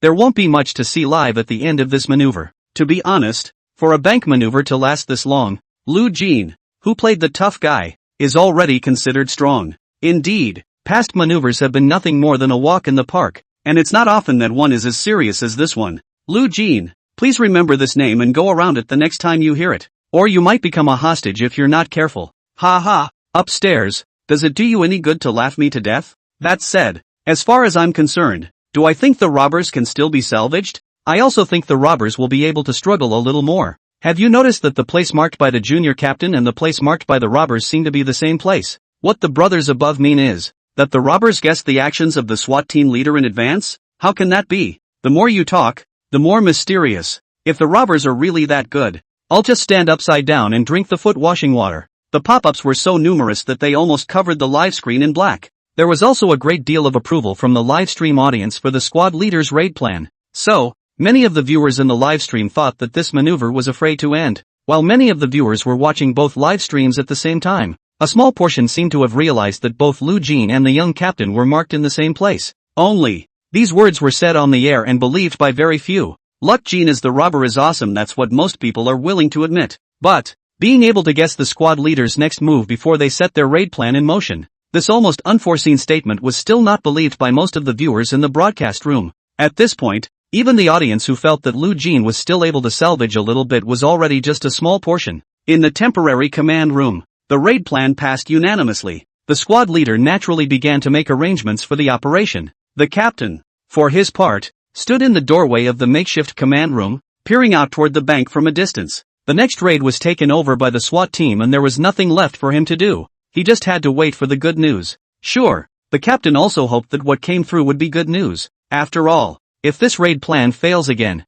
the likelihood of 0 casualties is almost 0. And in a drill that has already seen the death of a police messenger and a hostage in action, if there were any more casualties, the captain would have a real headache. Originally, at the beginning of the maneuver, the captain's mind was still relatively relaxed. Thought it was nothing more than a walk in the park as usual. He goes to the scene and shouts and then just arrests people and the maneuver is over. Who knows? As the exercise progressed, this hack has become a nightmare for him. Alas, the captain couldn't help but let out a long sigh at the thought. He reached up and pinched the bridge of his nose between his eyes, and in his mind he could only hope that this nightmare would end sooner rather than later. Almost 3 or 4 minutes later, the squad leader reappeared at the door of the makeshift command room. He picked up his own thermos and took a sip of the tea inside, casually spitting the tea leaf ends out of his mouth onto the floor. It's all set. My 10 minutes. I should be counting down from now, right? Absolutely end this maneuver in 10 minutes. Replacing the thermos, the junior captain only looked sideways at the captain and spoke cheerfully.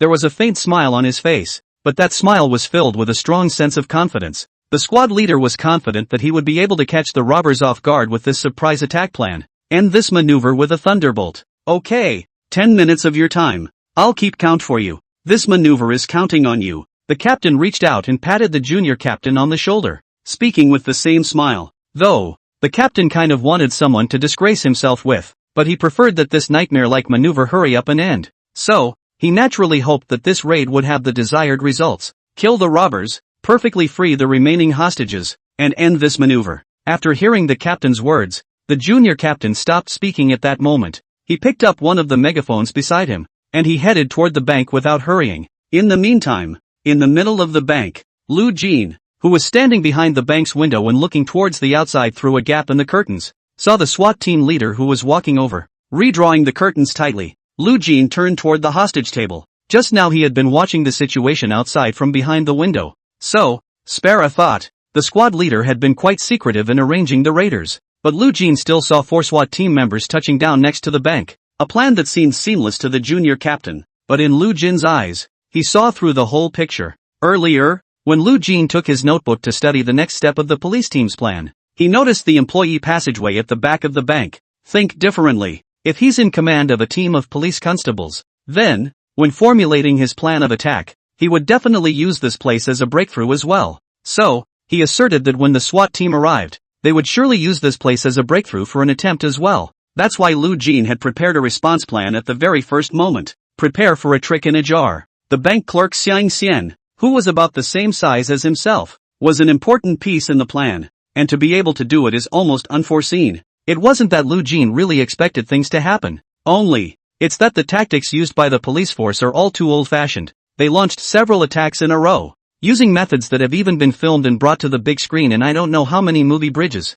So, as long as one was prepared, defusing their attack was but a simple matter. With the help of this maneuver, Lu Jin was able to give them a reminder. Save it for when that day does come. Using such tactics would not only be ineffective, but might even come at an extremely steep price. Walking across to the hostage table, Lu Jin took out his black backpack. Under the watchful eyes of a host of hostages, he pulled something out of the middle of his backpack that was wrapped tightly in black cloth. The thing looked like a burning stick. It was almost as long as one of Lu Jin's arms. Only Lu Jin was in no hurry. Under the gaze of the hostages, the black cloth was slowly opened, and the contents appeared in the sight of the hostages as well. One time, all the hostages couldn't help but suck in a breath of cold air. I didn't expect this robber to have this hidden in his inconspicuous backpack. Chapter 29, All Set. Go! It was a rifle. Pitch black. After Lu Jin unwrapped the black cloth, he took it in his hands and played with it. Click. A crisp cocking sound rang out. After Lu Jin gasped the rifle in his hand,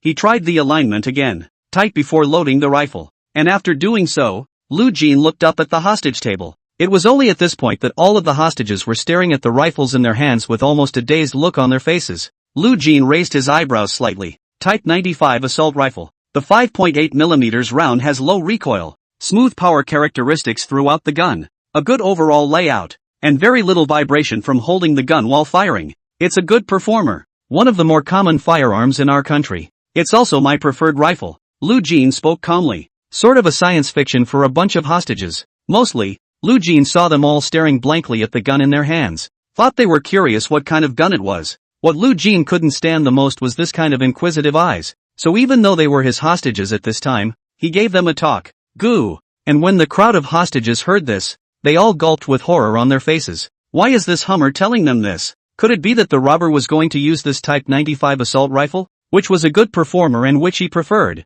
to smash the heads of their hostages later? That's too cruel, isn't it? The crowd of hostages were all filled with fear and trembling for a moment. Neither reacted to remove his gaze out of fear, and Lu Jin looked up again. Just seeing those hostages still staring at the guns in their hands, they couldn't help but frown slightly. Haven't they all been given the science themselves? Why are you still looking at yourself? Is it hard to think that you're going a little overboard by pulling out another automatic rifle right now? As a tough guy, I carry an automatic rifle. It's not too much, is it? Although the expression on Lu Jin's face was calm, those eyes were full of hostility. The mere sight of it made the hostages tremble with fear. So, whatever tone he was speaking in, it seemed more like a threat to the hostages. Not excessive. Not excessive. All the hostages subconsciously shook their heads at almost the same time. Cowardly response. Hearing such a response, Lu Jin finally nodded in satisfaction. He didn't slow down, and after loading the automatic rifle, he pulled out 2 more grenades from inside his backpack. 1 Type 92 pistol, 1 Type 95 assault rifle, 2 exercise-specific remote-controlled bombs, and 2 exercise-specific grenades. These are all the equipment that the director gave himself before the exercise. In the words of the chief, when you have all this equipment, you are considered a real tough guy. With all her equipment ready, Lu Jin stood up and walked over to Xiang Xian, the bank clerk. At this moment, Xian Idol is wearing a hood and the jacket Lu Jin wore before entering the bank. At a glance only 2 eyes could be seen. There should be a police officer coming to talk later. So go over and respond after you hear the robber being called. Just talk to him about whatever he talks about. Remember the state you were in. You are Lu Jin, the robber. Just play nice and I'll make sure the bomb on you doesn't go off. Get it? Lu Jin looked at Xian Idol and spoke calmly, speaking while holding the remote control of the bomb in his hand. He waved it in front of Xiang Xian's eyes. Got it. Got it. I am Lu Jin, the robber. Xiang Idol hurriedly nodded heavily, trying to raise his voice a few degrees.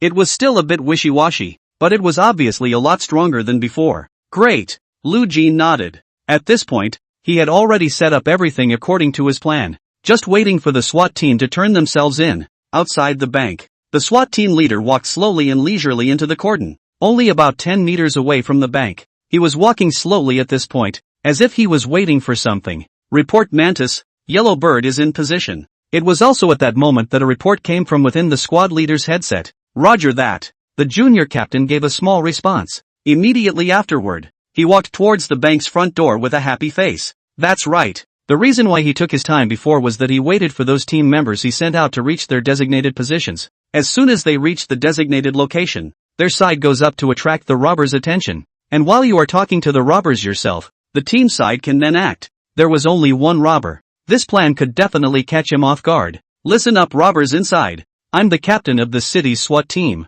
I come in good faith. Perhaps we can talk. Walking outside the front door of the bank, the squad leader picked up a megaphone and began shouting at the inside of the bank. The mid-range voice slowly echoed throughout the square after going through the loudspeaker. Naturally, the bank was also extremely well heard inside. After hearing the shout, Lu Jin glanced sideways at Xiang Xian and gave him a wink. After that, Xiang Idol swallowed his saliva. He gritted his teeth or got up and walked towards the bank's gate. After all, with a bomb strapped to himself, his little life was in Lu Jin's hands. So naturally, he had to do what Lu Jin said. After the junior captain shouted, he stood in the doorway and waited. At this moment, he had a deep frown on his face and was obviously quite nervous. Even the palms of both hands had begun to sweat. Mostly, the squad leader had high hopes for this raid. If it fails, definitely a big blow for the junior captain. So naturally, he was unusually nervous. And just then too, the curtain next to the bank's front door was pulled back a crack, and a figure appeared behind that crack.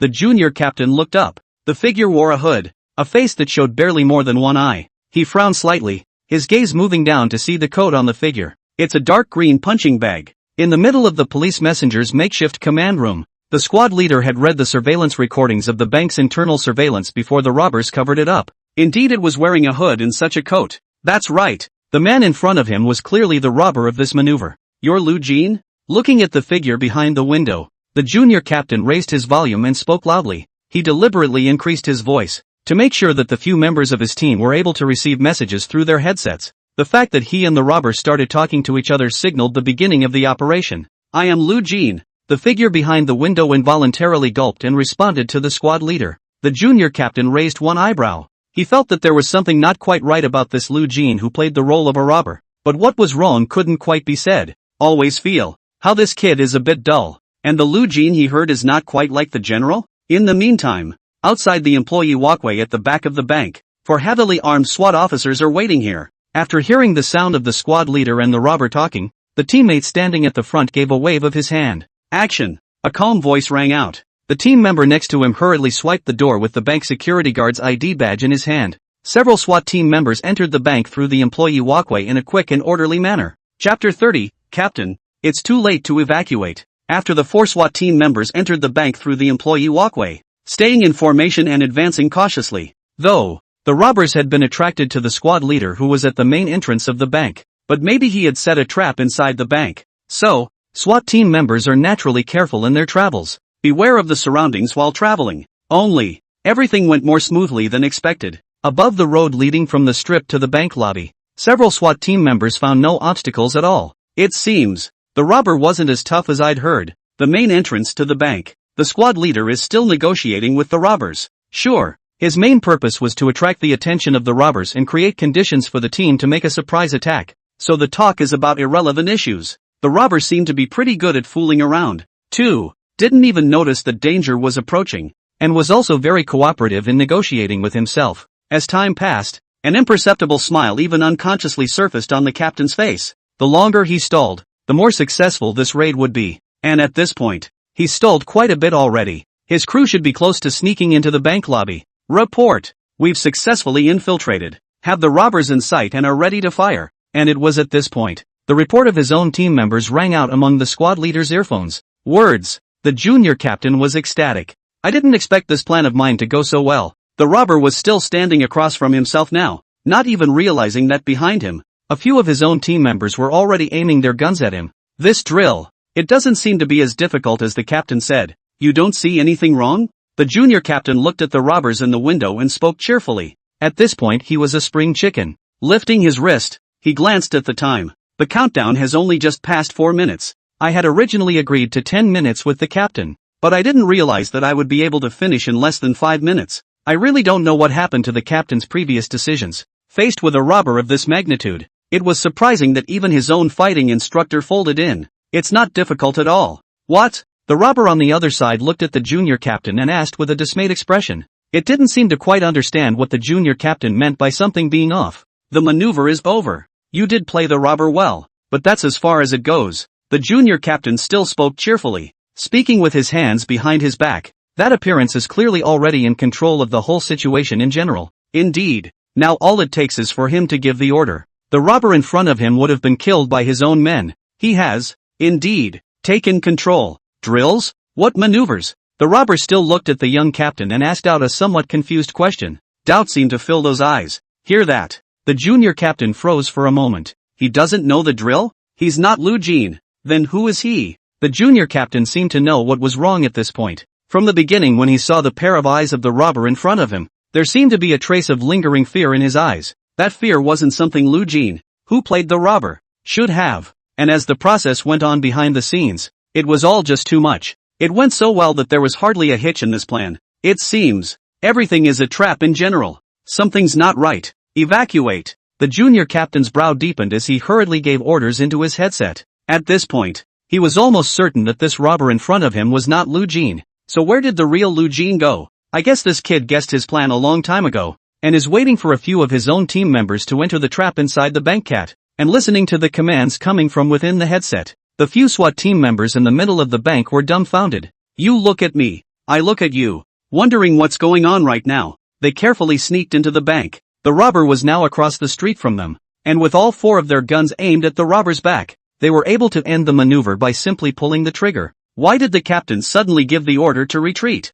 And just when a few SWAT team members were still wondering if they should withdraw, two crisp, rattling sounds came out. Look for the sound. An orb 2 sizes smaller than a fist rolled toward where they were. It was only when the thing stopped that they got a good look at it. It was a grenade. The pupils of several SWAT team members shrunk almost simultaneously. At this point they were in the middle of a passageway behind the bank's lobby, a rather small space. It was completely unavoidable in such a small space. Boo! Before a few SWAT team members could barely react, a muffled sound came out. That grenade blew up. The grenades all utilize a device called a delayed detonation device, which means that there is a period of time after triggering before they explode. This time is the same for the same type of grenade. That is to say, if you know the type of grenade, you can do exactly what you need to do to make it explode immediately after you throw it. This grenade had obviously taken a second reading before it was thrown. So, it exploded within 2 seconds of hitting the ground, leaving several SWAT members with absolutely no time to react.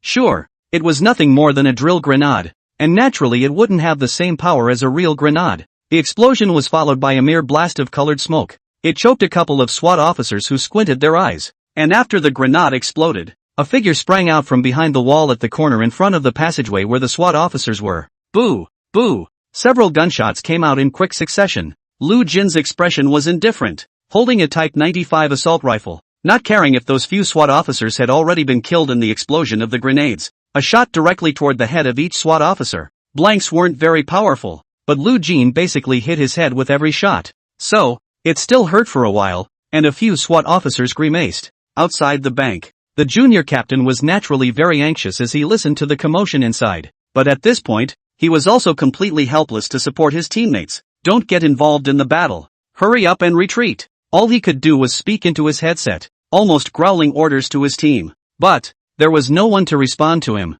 The junior captain's teeth were clenched, and in his heart, he naturally knew that the raid plan had failed, and a few of his own team members were presumed to be in trouble. That's 4 SWAT officers. If something really happened to them, that would be a huge mistake for a maneuver, and he himself is the culprit of this blunder. Captain, it's too late to evacuate. Your team, all killed in action. A moment. A voice suddenly rang out from within the squad leader's headset. It was clearly Lu Jin's voice. Chapter 31, you've been given a chance and you don't want to use it. Lu Jin. The junior captain's teeth were clenched, and the 2 words were almost squeezed out from between his teeth. Though, he hadn't met Lu Jin, nor had I heard Lu Jin's voice. But, at this moment, he had a feeling that this voice ringing in the middle of his earphone was definitely Lu Jin's. A raid plan that seemed almost perfect to him. In the end, it turned out to be a trap for Lu Jin. He had been played hard by him himself. Just think of all that. Anger rose in the young captain's heart alone. His teeth were chattering slightly. The breathing became heavy.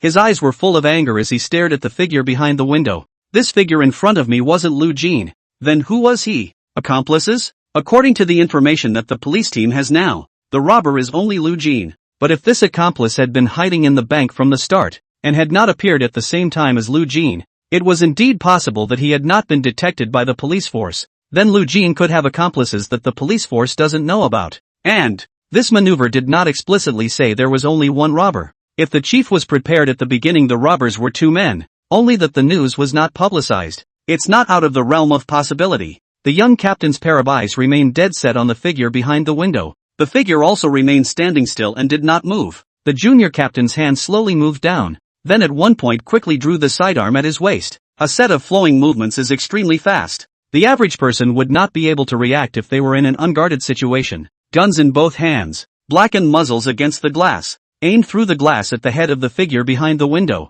Who are you? The young captain inclined his head and coldly opened his mouth to ask out a question. At this point he was seething with anger because his plan had failed and several of his team members had gotten into trouble. If the figure behind the window was Lu Jin, the robber's accomplice, that squad leader absolutely beat him to death regardless of the consequences. Don't kill me. I am innocent. And as he aimed his gun at the figure behind the window, the figure hurriedly raised his hands. He opened his mouth trembling, his eyes filled with fear. He's scared. That shouldn't be the reaction of a fellow robber. Captain, shoot him. The SWAT captain shot a hostage in the middle of a bank robbery. This news is interesting, and it was at this time that Lu Jin's voice once again sounded within the captain's earpiece. The voice was not loud and the tone was extremely calm. A few words in the clouds, but it made the junior captain hate his guts, even if it was clear in his mind that it was just a drill. At this moment, the squad leader also very much wanted to capture Lu Jin and beat him up severely as a way to vent his anger. But, obviously he doesn't have that opportunity right now.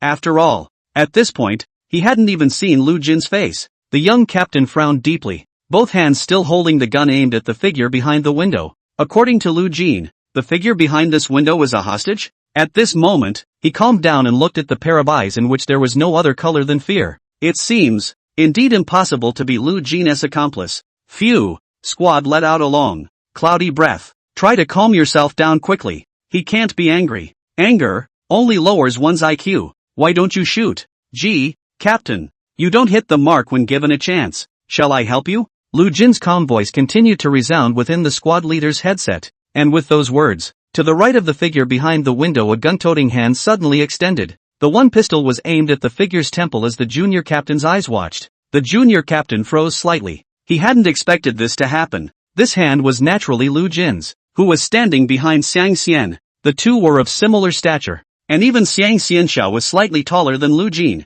So, Lu Jin stood behind Xiang Xian, just enough to hide herself tightly. At this moment, Xiang Xianxian's heart was bitter. With a bomb strapped to his body, he was being held at gunpoint by the SWAT team leader in front of him, and the robber's gun was pressed above his temple behind him. He stood trembling in place, tears already streaming indisputably out of one pair of eyes. He was really not sure what he should do. Getting down on your knees and begging for mercy? As it is now, I'm guessing he'll get his head smashed in before he even kneels down? Captain, now if I can just pull the trigger, this hostage will die before you. Don't you want to kill him? Do you want me to help you? And as soon as he dies, you'll be able to see me standing behind him. You'll even be able to one-shot me when the time comes. Well, Lu Jin's voice once again sounded in the middle of the headset. His voice was not loud, and naturally could not be heard through the window, but it was extremely clear from within the headset. The voice was full of flirtation. Lu Jin, don't mess around. With a clench of his teeth, the junior captain threw the gun in his hand to the ground aside,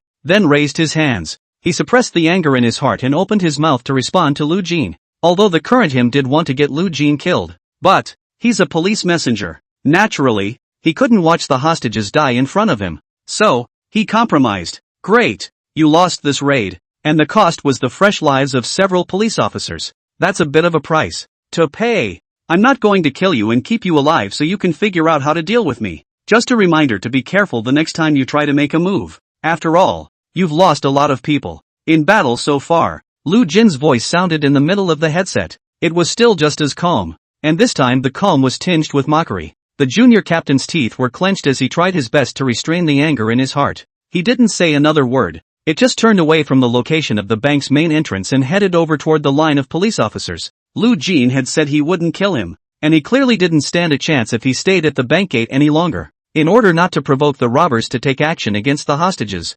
naturally, he had to hurry up and leave. Almost 20 meters or so out of the way, the junior captain looked back again. It was no longer the hooded figure standing at the window at this point. The junior captain stopped in his tracks. From a distance, he and Lu Jin looked at each other. What a decent face with sword brows and an English face. But, that pair of eyes is full of hostility, and it looks from afar that people feel chilled in their hearts. Such a decent face but gives the impression of a great villain. The young captain couldn't help but frown deeply. Is this Lu Jin? Let yourself fold 4 players for Lu Jin? This face, memorize it yourself. the maneuver wasn't over yet, and he still had a chance. At this moment, the junior captain secretly swore in his heart that he would have to make this kid pay. Chapter 32. This kid really counts for nothing. At this moment, Lu Jin stood behind the window, looking away from the little captain. The expression on his face was barely discernible. The failure of this vigilante operation should make them more cautious in preparing for the next one. Don't dare to take another easy shot,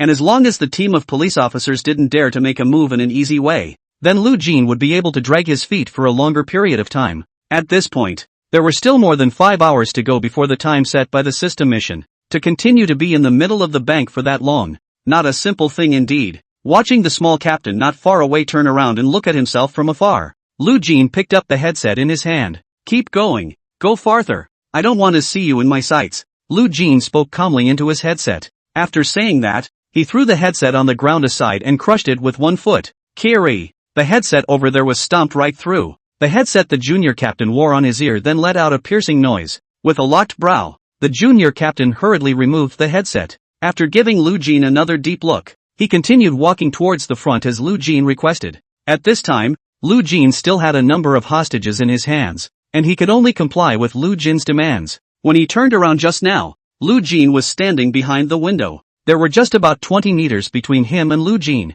If he had a gun in his hand, he might be able to finish off Lu Jin with a single shot and end the maneuver. No, this Lu Jin kid is not a simple person. Even if you have a gun on yourself, he should also be able to react before he draws his own gun and shoots. The chances of getting it are not high, but if one arranges for snipers before the raid, the junior captain mulled it over in his mind while looking up at the building across the street from the bank. If you looked from that building, the place where Lu Jin was just now seemed to happen to be a blind spot in the line of sight. So, even if snipers were arranged, they simply couldn't lock onto Lu Jin. This kid really counts nothing nah. It's even more terrifying than one might think. He himself, the squad leader of the SWAT team, had fallen on his sword this time. In the middle of a live broadcast. Brothers, how come I can't quite believe my eyes? This time the anchor, the robber, won again? Indeed, this robber is a bit heaven-defyingly strong, isn't he? Lu Jin today is also too bullish. To think that even the SWAT team can't do anything to him. It's not just that there's nothing to be done about him, losing 4 members of the team in one operation, and now the robbers are still on the loose. It's just been crushed. Lu Jin. I've memorized this name. I'll be his #1 fan from now on. Looks like this maneuver won't be over anytime soon. Another couple of hours of watching. Comfy nah. That said, where are those brothers who just said the robbers are hopeless? Why don't they hurry up and come out to be beaten? Do I remember if one of the guys had to drink the foot wash upside down again? Lu Jin is greatly bullish. Indeed it is quite bullish. The robber is just one person. He can toss the police team. This is if the robber has a small team still? That said, the young captain should not have gotten hit too hard this time, right? Ha ha. He and the captain are also able to be counted as difficult brothers. Both of them were prepared to end the maneuvers within 10 minutes, and as a result, they have been ruthlessly hit in the face. Watching the small captain's back as he departed miserably from the bank, the audience in the live broadcast room laughed unkindly. Before this raid, most of the viewers of the live broadcast were still not optimistic about the robber Lu Jin. In their opinion, facing the SWAT team members and such a perfect raid plan, Lu Jin reckoned that he was going to be planted and the maneuvers were going to end. Who knows? The end result was that the few SWAT team members who raided were all killed in action. The young captain who was so spirited and accomplished just a moment ago. At this point, you can only go back in gray. In the face of such a result, the audience in the live broadcast room could only exclaim, Lu Jin is bullish. What Lu Jin didn't know was that while he had solved this raid organized by the squad leader, he had also gained a large number of fans in the live broadcasting room. City Council. In the director's office. The expression on one of the director's faces was extremely grave. His brow furrowed directly into a chuan. How come? A drill has gone on so far, and these boys have given me an answer sheet like this? 1 hostage. 5 police officers killed in action. The most important thing is that the robbers haven't been caught yet? The director murmured as he looked at the live feed on his computer. He was the referee for this maneuver. It's natural that we shouldn't take sides. But, in the midst of such a fully live-streamed maneuver, himself as the head of the city council, naturally, it is hoped that the police contingent can end this exercise perfectly with 0 casualties. After all, this will also allow for a good demonstration of the city's capabilities in front of a live audience. As a result, the maneuver is now devolving into this. The exercise hadn't even ended and yet there were so many casualties. On 3 occasions, the vigilante team launched operations, but none of them were effective. Something is clearly wrong with this. Something went terribly wrong. Hey, these boys. No one was interested in the maneuvers in the beginning. This time it's kind of a good lesson for them. The director let out a long sigh. A shake of the head could only lead to a self-congratulatory cry. The city council is indeed disgraced. I only hope that this maneuver would achieve a bit of a warning effect for the boys under his command. This face has to be used for something. Bitterness of heart. The director picked up the tea on the table and took a sip, noticing in his mouth that the tea had long since gotten cold. For a moment his brow furrowed even deeper, and not being in the mood to refill the water at that moment, he put the teacup back on the table. In fact, the maneuver was not without its own satisfaction. At least Lu Jin's role as this robber not only achieved the effect, but even far exceeded his own expectations. He himself had told him at first that he was going to work hard to become a Hummer. Who knows? It's only been 3 days, and this kid is simply more than a tough guy. A crowd of hostages in the middle of the bank were frightened by him. Even he was getting a little unrecognizable. The maneuvers have gone this far. At least it proves that he had a good eye when he was casting the robber to play the role. Just hope. Lu Jin. This kid. Don't get too deep into the drama. After all, once the maneuvers were over, he wouldn't be a tough guy anymore, but a police messenger. If the maneuver had ended it would still look like this tough guy too. How can we handle cases in the future? But, all else aside, Lu Jin, playing this tough guy, still gave the director a lot of surprises during this exercise. With a tough guy like Lu Jin, this drill is called a real drill, an exercise that ends with a walkthrough like in the past. What good can it do? Chapter 33. Every step must be perfect. In the middle of the bank, after watching the junior captain disappear into the distant police car, Lu Jin redrew the curtains. He turned around and looked at Xiang Xian, who had dropped to the ground next to him. Xiang Idol was obviously frightened, still trembling after falling to the ground. Lu Jin looked at him calmly. Then amidst Xiang Xian's fearful gaze, Lu Jin extended his hand. Your life. Saved. Lu Jin's calm voice rang out. Goo. Xiang Idol subconsciously gulped. Hearing Lu Jin's words, he actually had a feeling like he was being pardoned. Looking at the robber's hand stretched out in midair, he hesitated for a moment, but still extended his own hand over, allowing Lu Jin to give him a hand. He was not going to let the humongous man in front of him pull himself up. But, this humongous man has his hand out. If he didn't give face, he might lose the little life he had just saved in the blink of an eye. After pulling Xiang Xian up, Lu Jin removed the remote control bomb from his body. That's what brought Xiang Xian back over to the hostage table.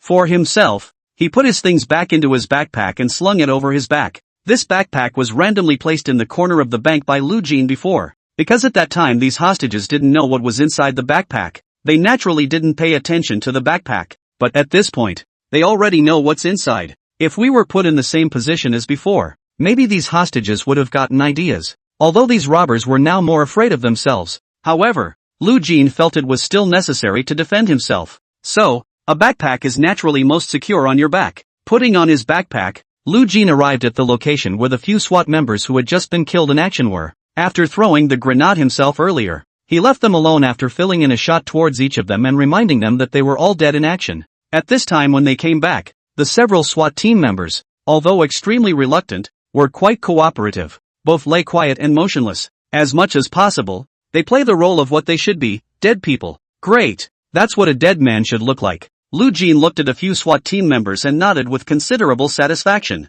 Several of the SWAT team members frowned and scowled, but didn't say anything. Discipline is strict. It's one of their tenets. Since their SWAT team had joined the exercise because of the request for help from the police team, the rule of the exercise was discipline. So, they're still very disciplined. Lu Jin didn't say anything at that moment and opened the door to the room where the fighting instructor was. Only then did he turn around and come back, dragging the 4 members of the team on the floor and turned to the door of the room and tossing them in like garbage. From the hostage table, where the SWAT team was located, was a blind spot in the field of vision. The crowd of hostages naturally couldn't see the players. All they saw was Lu Jin dragging people out of there and throwing them into the room. They didn't see exactly what kind of people died, but it must be all dead through. There's no doubt about it. Otherwise the man wouldn't have been dragged around on the floor by the robbers and even ended up being thrown into the room. There were 4 figures in police uniforms in all. That is to say, 4 more police officers were killed in action. That adds up to 5 police officers as well as a hostage. This robber not only robbed the bank, but also killed so many people. If he is caught, he will definitely not live. Such a person would naturally not care about carrying a few more lives on his body. One time, the fear that the crowd of hostages had for Lu Jin added a few more points. They even hurriedly lowered their heads when they saw Lu Jin walking towards the side after handling a few SWAT members, afraid that Lu Jin would find out that he was looking at him. Lucan returned to sit on the floor across from the hostages, pulled out his laptop again, turned the notebook over and drew a red line across the top of one of the pages. Immediately after, Lu Jin stared at his laptop and pulled a lollipop out of his pocket, unwrapping it and placing it in his mouth. Having just eaten a lollipop, he seemed to be thinking of something. He looked up at Shu Yunru. As for Shu Yunru, who was sitting on the hostage seat over there, as soon as she saw the robbers looking up, she hurriedly lowered her head, afraid of meeting the robbers' gaze. Seeing this, Lu Jin couldn't help but raise his eyebrows slightly. He was just thinking about how he was going to explain that he suddenly had another lollipop here. Now that he saw Shu Yunru's appearance, it was obvious that there was no need to explain. This way is pretty good. Eating a lollipop and looking at the notebook in my hand, Lu Jin was thinking about the next course of this maneuver. The loss of the raid plan just now had directly killed 4 SWAT team members, which was definitely a huge blow to the police force, and after having just suffered such a blow, they certainly wouldn't make another rash move. He managed to buy himself quite a bit of standoff time, but it was also clearly not enough to last the 6 hours that the system mission needed to reach. But what will the police constables do next? Trying to stay in the middle of the bank as long as possible under the onslaught of police officers, Lu Jin would have to think more than the police constables thought, plan more comprehensively. After all, he didn't have a single trial and error, so he had to make sure that every step of his response was to perfection. If there was the slightest mistake, as long as the police officers seized the opportunity, then all the efforts one had made before would go down the drain. In the temporary command room. Boo! What? The plan failed and all 4 team members were killed in action? The captain slammed the table and spoke in a rather shocked voice.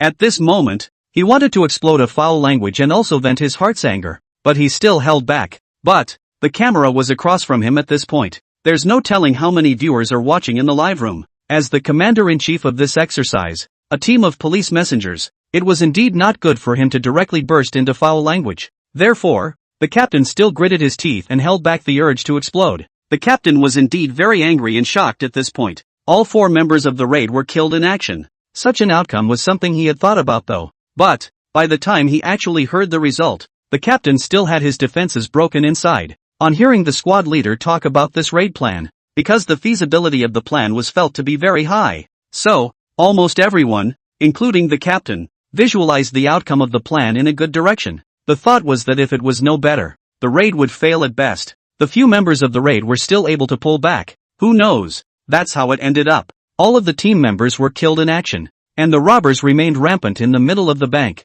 The maneuver had lasted until now, with a total of 5 police officers killed in action as well as 1 hostage. This has just become the largest casualty count in the city council's nearly 2 decades of maneuvers. Most importantly, now the maneuvers are far from over. No one knows if such a casualty count is the final casualty count. After all, Lu Jin, the robber, was too unexpected. Chapter 34. How can he escape in such a situation? Captain, it's me. It's because of my mistakes that it's come to this. When the drill is over, I'll write a review and voluntarily accept the punishment. The junior captain stood next to the table, looking at the captain with his grim face and deep frown. He was silent for a moment. It was only then that he stepped forward and opened his mouth full of apologies. He blamed himself very much indeed. 4 players were killed in action because of their own mistakes. The SWAT squad was originally small in number, and as a squad leader himself, he was as close to every member of the squad as a brother. How could the squad leader not blame himself for letting them die in battle because of his command? At this point he could only be thankful that it was a drill,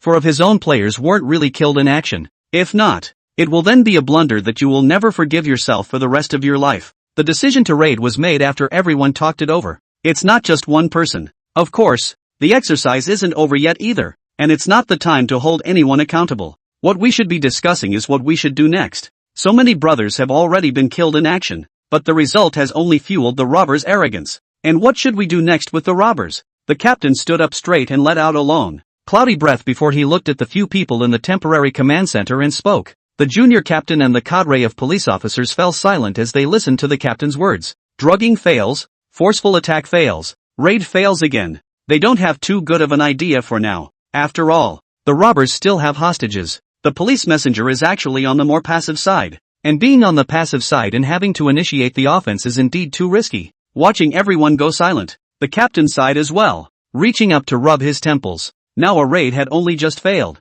and that was with 4 players killed in action. Everyone's morale was naturally affected to a greater or lesser extent. It would not be wise to rush into a plan of attack at this point. The most important thing to do in the moment, it should be to calm down the robbers, ensure the safety of the hostages in the bank, and wait for the robbers to relax before looking for an opportunity. Police dispatcher's perspective live streaming. The atmosphere here is a bit gloomy. Seeing that I'm just as worried for the little captain. This maneuver carried out so far, for the captain is completely hellish difficulty.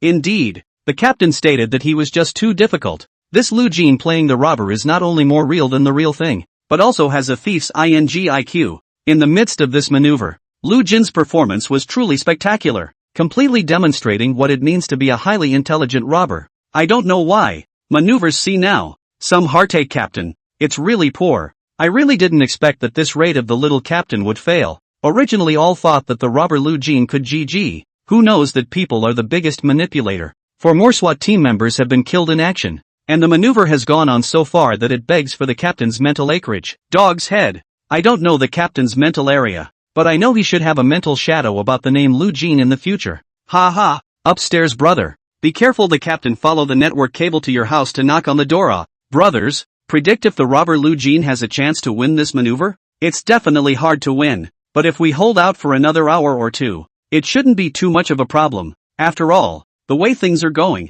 it's not like the police messenger's side is in a hurry anymore. Indeed, don't look at the fact that Lu Jin has the upper hand in every way now, but the outside of the bank is surrounded by police officers, so there's no chance of escaping. The victory of the exercise will always be for the police force. It's just a matter of when and how much it will cost. Until today, I've never really heard of an exercise where the robber side won. At this time, the situation in the temporary command room was all recorded by the camera to the live broadcast of the police force. The audience was very enthusiastic about the discussion. The number of pop-ups in the live stream was naturally high. Quite a few spectators looked at the captain in this state at the moment and felt that he was really a bit pitiful. After all, the few encounters with the robber Lu Jin were completely crushed. Not only did they not take any advantage, they even lost a lot of manpower. And some viewers in the live broadcast room began to boldly speculate whether this maneuver would end up being won by Lu Jin. But, the vast majority of viewers continue to feel that this is not possible. Although right now, Lu Jin seemed to have the upper hand in every way,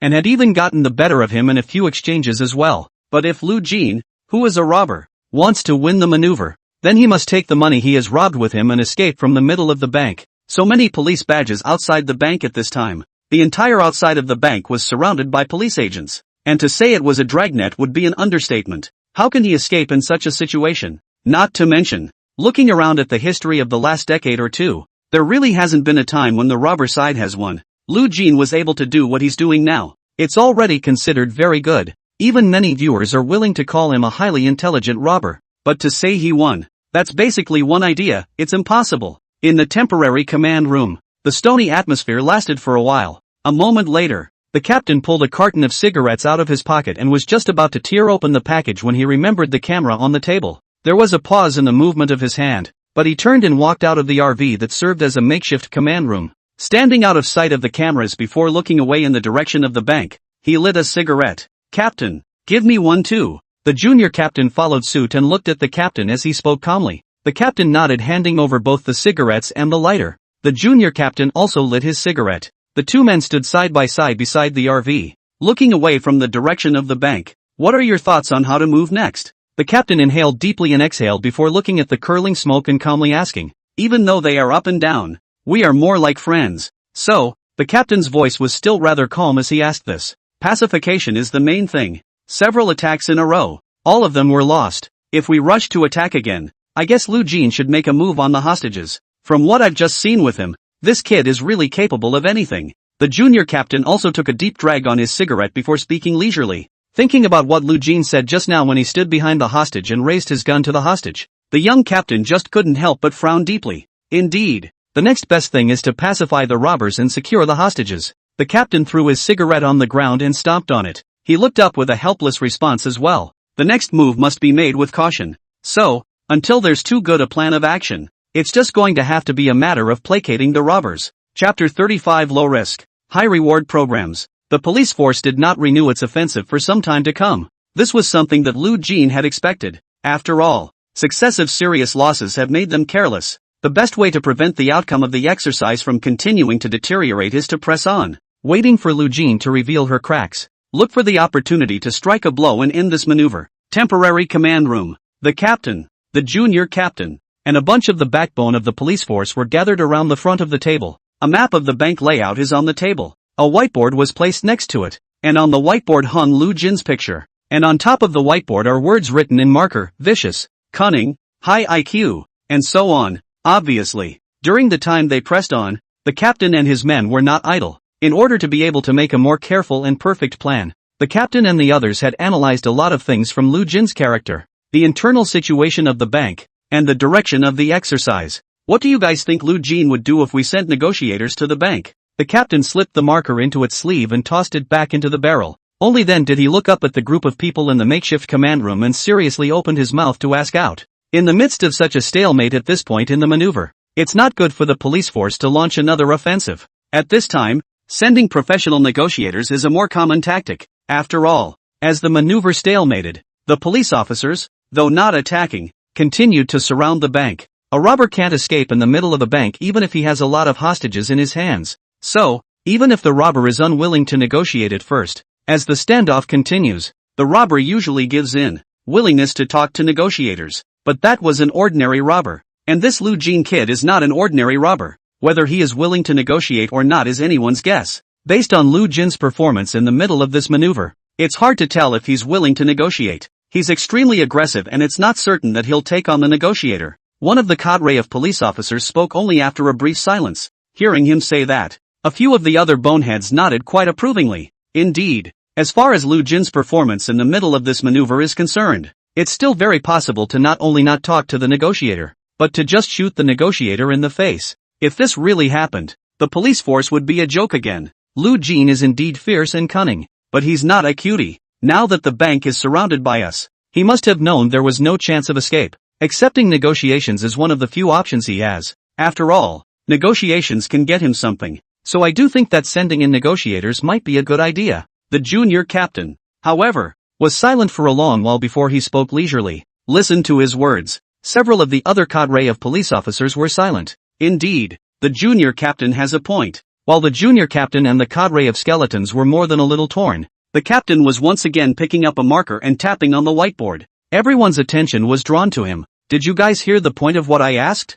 What I want to ask isn't whether or not Lu Jin is willing to negotiate, but rather what he'll do if we send a negotiator. If I were Lu Jin, with the maneuver already at such an impasse, and the police sent in a negotiator, I would have let him into the bank whether I was willing to negotiate or not, and then take him into custody so there's one more hostage. The captain spoke languidly. After saying that, he looked at the group of people in the temporary command room, waiting for them to comprehend their meaning. Captain, do you mean, we do something about the negotiator? The junior captain raised one eyebrow, taking in the captain's meaning at first glance. Slightly surprised, he opened his mouth to ask out. That's right. Why are we now tied up and having an extremely hard time making a plan? It comes down to the fact that we have nothing to say about what's going on in the middle of the bank. What is Lu Jin doing and where are the hostages? We all know nothing. If we can monitor the situation in the middle of the bank and know the robbers' movements, it won't be difficult to end this maneuver. The captain slapped the table and spoke rather excitedly. The junior captain and a few of the backbone of the police force nodded as they listened to the captain's words,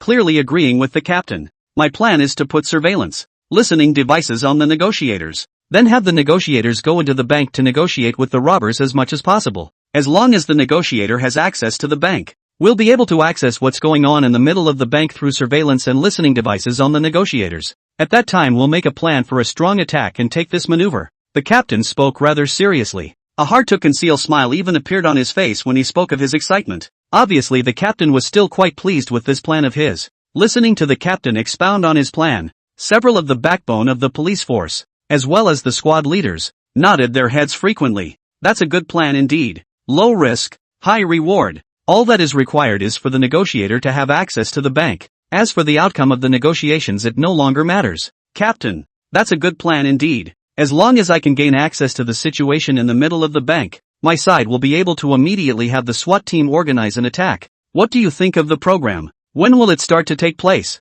The junior captain was also quite excited, and spoke earnestly with a tap on the table. For this Lu Jin kid, the squad leader's heart was so full of hate that he couldn't wait to catch him and destroy his arrogance. Now that I've heard about this plan, I'm naturally a little impatient. Now is not the time. The stalemate hasn't lasted long enough now, and the longer the stalemate lasts, the higher the likelihood that Lu Jin will accept negotiations, and by accepting to negotiate, Lu Jin will not take on the negotiator, so we still have to wait. As I foresee it, this plan will have to be implemented at dinner to be most secure. The captain took a deep breath of cool air before he spoke solemnly. The group of people nodded approvingly at the words. As time passes, the pressure in the minds of the police officers will increase, and likewise the pressure in the minds of the robbers. After all, surrounded by so many police officers, the heart's hope for escape must have been diminishing as time went on. The pressure on that robber's heart was naturally imaginable, and when that pressure builds up to a certain point, the robber will slowly compromise.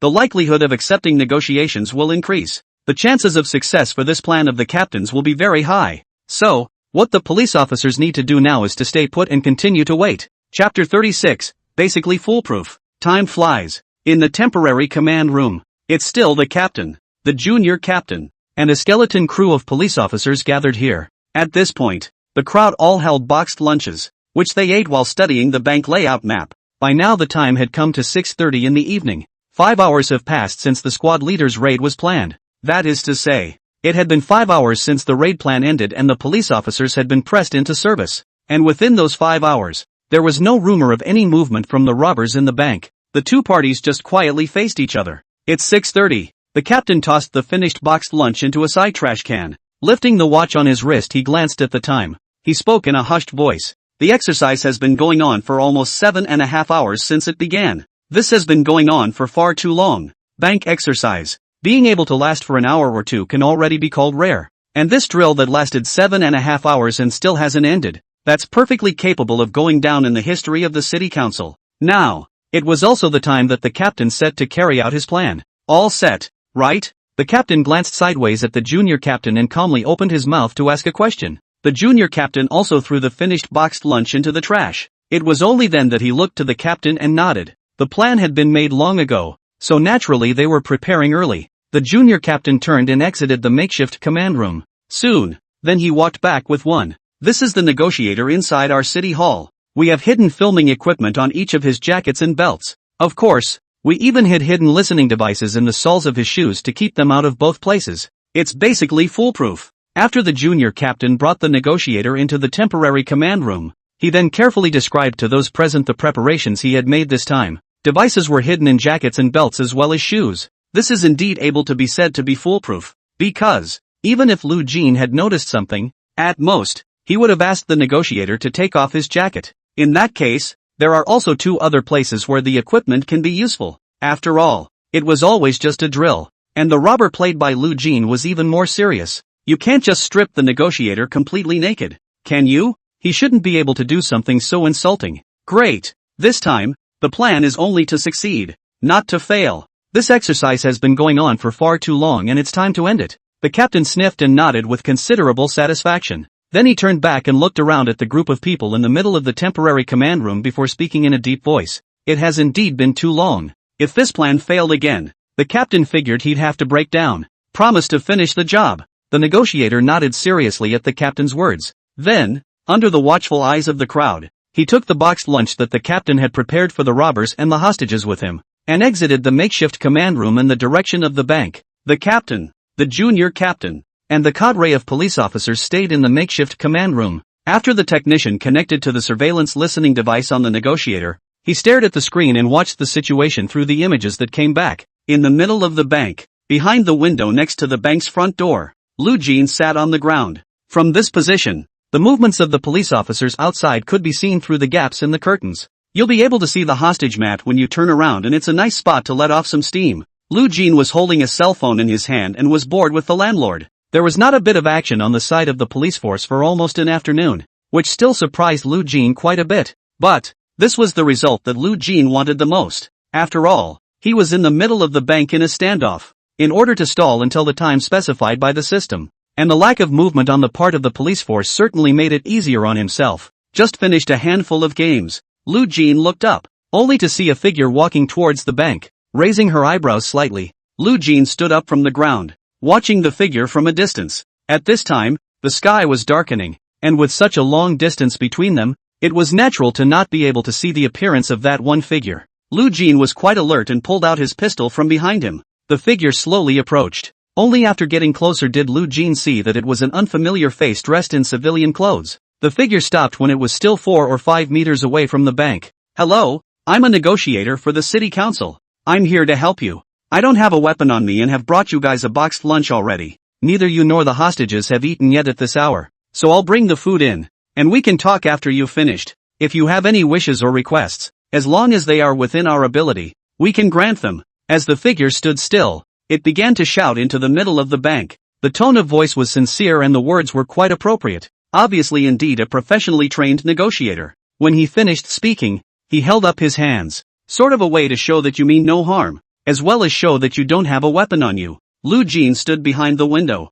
From his position at the moment, he was able to see outside through the gap in the curtains, but naturally, he couldn't be seen from the outside looking in. He looked away from the figure of the negotiator outside the bank and did not react immediately. He opened the mission panel of his system. At the top of the panel, the countdown numbers were still pulsing. 28:29. There are still 28 minutes left to go before the time set by the system. This means that you can stay in the middle of the bank for another 28 minutes and then you can pull out. In this way, it would be considered to have completed the task after the system was upgraded. 28 minutes. Then it is indeed now also possible to sit in preparation for one's withdrawal. Lu Jin stretched, then got up and went back to where the hostage table was, took off the robber's hood that Xiang Idol was wearing on his head, as well as the jacket he was wearing. Lu Jin has a cleanliness problem. This headgear that had been worn by Xiang Xian was naturally unwilling to be used again, but luckily he had a new headgear in the middle of his backpack. He placed the headgear Xiang Xian had worn in the middle of his own backpack, took out the new one and put it on, followed by the dark green punching bag. The crowd of hostages were all confused as they watched Lu Jin's maneuver. Lu Jin had removed the headgear earlier, and his own face had been exposed long ago, so what was the point of putting the headgear back on now? Sure, they naturally didn't dare to ask Lu Jin, and so it was only possible to keep curiosity to oneself. Putting on his own equipment, Lu Jin reappeared by the bank's front door, pushed the button that controls the door to the bank. The motorized door then slowly rose. Chapter 37. Did you particularly like this outfit? Watch the bank doors open. The negotiator walked into the middle of the bank with a boxed lunch in his hand and his hands held high. And that is? He had just set one foot in the door of the bank. A hand with a gun then protruded from behind the wall next to him. The blackened muzzle of the gun was pointed at his temple. "Goo, take it easy. I don't mean any harm. I don't have any weapons on me." The negotiator subconsciously gulped and hurried to speak, talking at the same time. He remained standing in the same position with his hands raised, obviously waiting for instructions from the robber next to this one. "Keep going a few steps ahead." Lu Jin's calm voice rang out. Words. The negotiator didn't dare to be slow, and hurriedly followed the robber's request to take a few steps forward without haste. Click. Behind them came the rattling sound of a gate falling. The negotiator just stood still and didn't look over sideways, just waited quietly. Lu Jin walked up and briefly searched the negotiator. It was determined that the negotiator was unarmed. Taking the boxed lunch from the negotiator's hand, Lu Jin brought the negotiator to the hostage table. Then, he pulled out a handcuff and cuffed one of the negotiator's hands directly above the chair, in order to limit the scope of activities of the negotiating experts. Actually, Lu Jin wasn't worried that this negotiator was a police messenger in disguise. After all, the tactic of using a false identity to attack while delivering food had already been used once. Not only did it not achieve any effect at all, it even folded a police messenger. So, the commander-in-chief over there would never use it a second time. After all, this kind of trick, which has all been recognized before,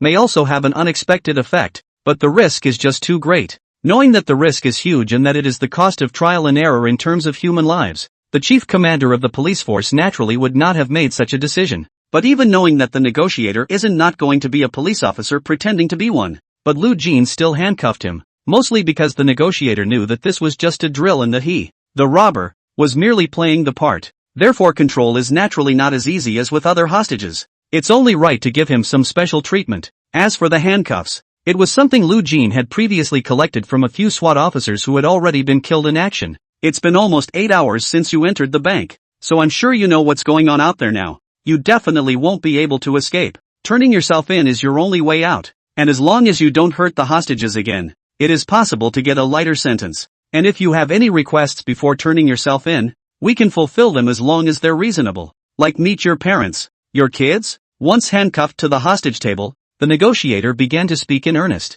These are some specialized negotiating terms, directly picking out the current situation of the robbers, and then throwing in a little sweetener in an attempt to break through to the robbers from the family piece. The words and voice were extremely sincere. But Lu Jin, however, was as if he hadn't heard what the negotiator was saying at all. After he locked up the negotiator, he took it upon himself to pick up the boxed lunches on the floor and began to feed the hostages one by one. He himself picked up his boxed lunch and took a big bite. Raising his head, he calmly swept the negotiator's eyes, but was completely deaf to his words. In the middle of the temporary command room, at this point the captain, the junior captain, and the cadre of police officers were quite excited. The negotiator managed to get into the middle of the bank, and no harm was done. That is to say, the captain's plan worked without costing him anything. At this point, above several monitors in the makeshift command room, footage captured by the filming equipment hidden on the negotiator's body was being relayed. On top of the screen, Lu Jin was sitting on the ground and was eating a boxed lunch in a big bite.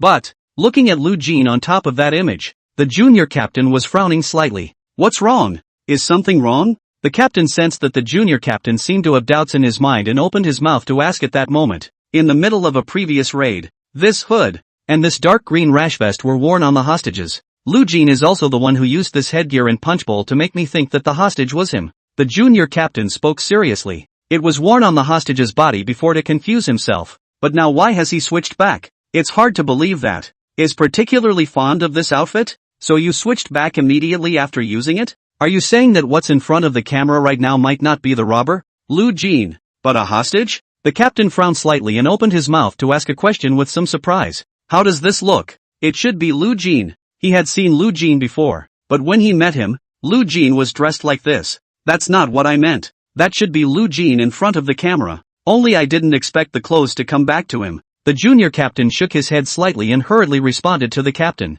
Naturally, this figure in front of the camera would not be a hostage. After all, Lu Jin is a robber. How could he let a hostage sit here under control? Just can't really figure out why he changed back to this outfit. At that moment, the junior captain also shook his head and stopped thinking about it. It doesn't matter why he's back in that outfit. The important thing is that now we have been able to monitor the situation in the bank, and then as long as we can find a good opportunity, this exercise will also be over. The captain wrapped his hands around his chest and spoke in a deep voice as he looked at the screen. The captain's mind was sort of relieved at this point. The maneuvers had been going on for so long that they were finally getting a little break. And this breakthrough is, in some ways, a complete rip in that impenetrable bank. It gave the captain hope of ending the maneuver. In the middle of the bank, Lu Jin still sat across from the negotiator and ate her meal. He had said almost nothing since handcuffing the negotiator. Other than concentrating on dry cooking, there was no movement. Actually, Lu Jin knew that this negotiator had cameras hidden on his body.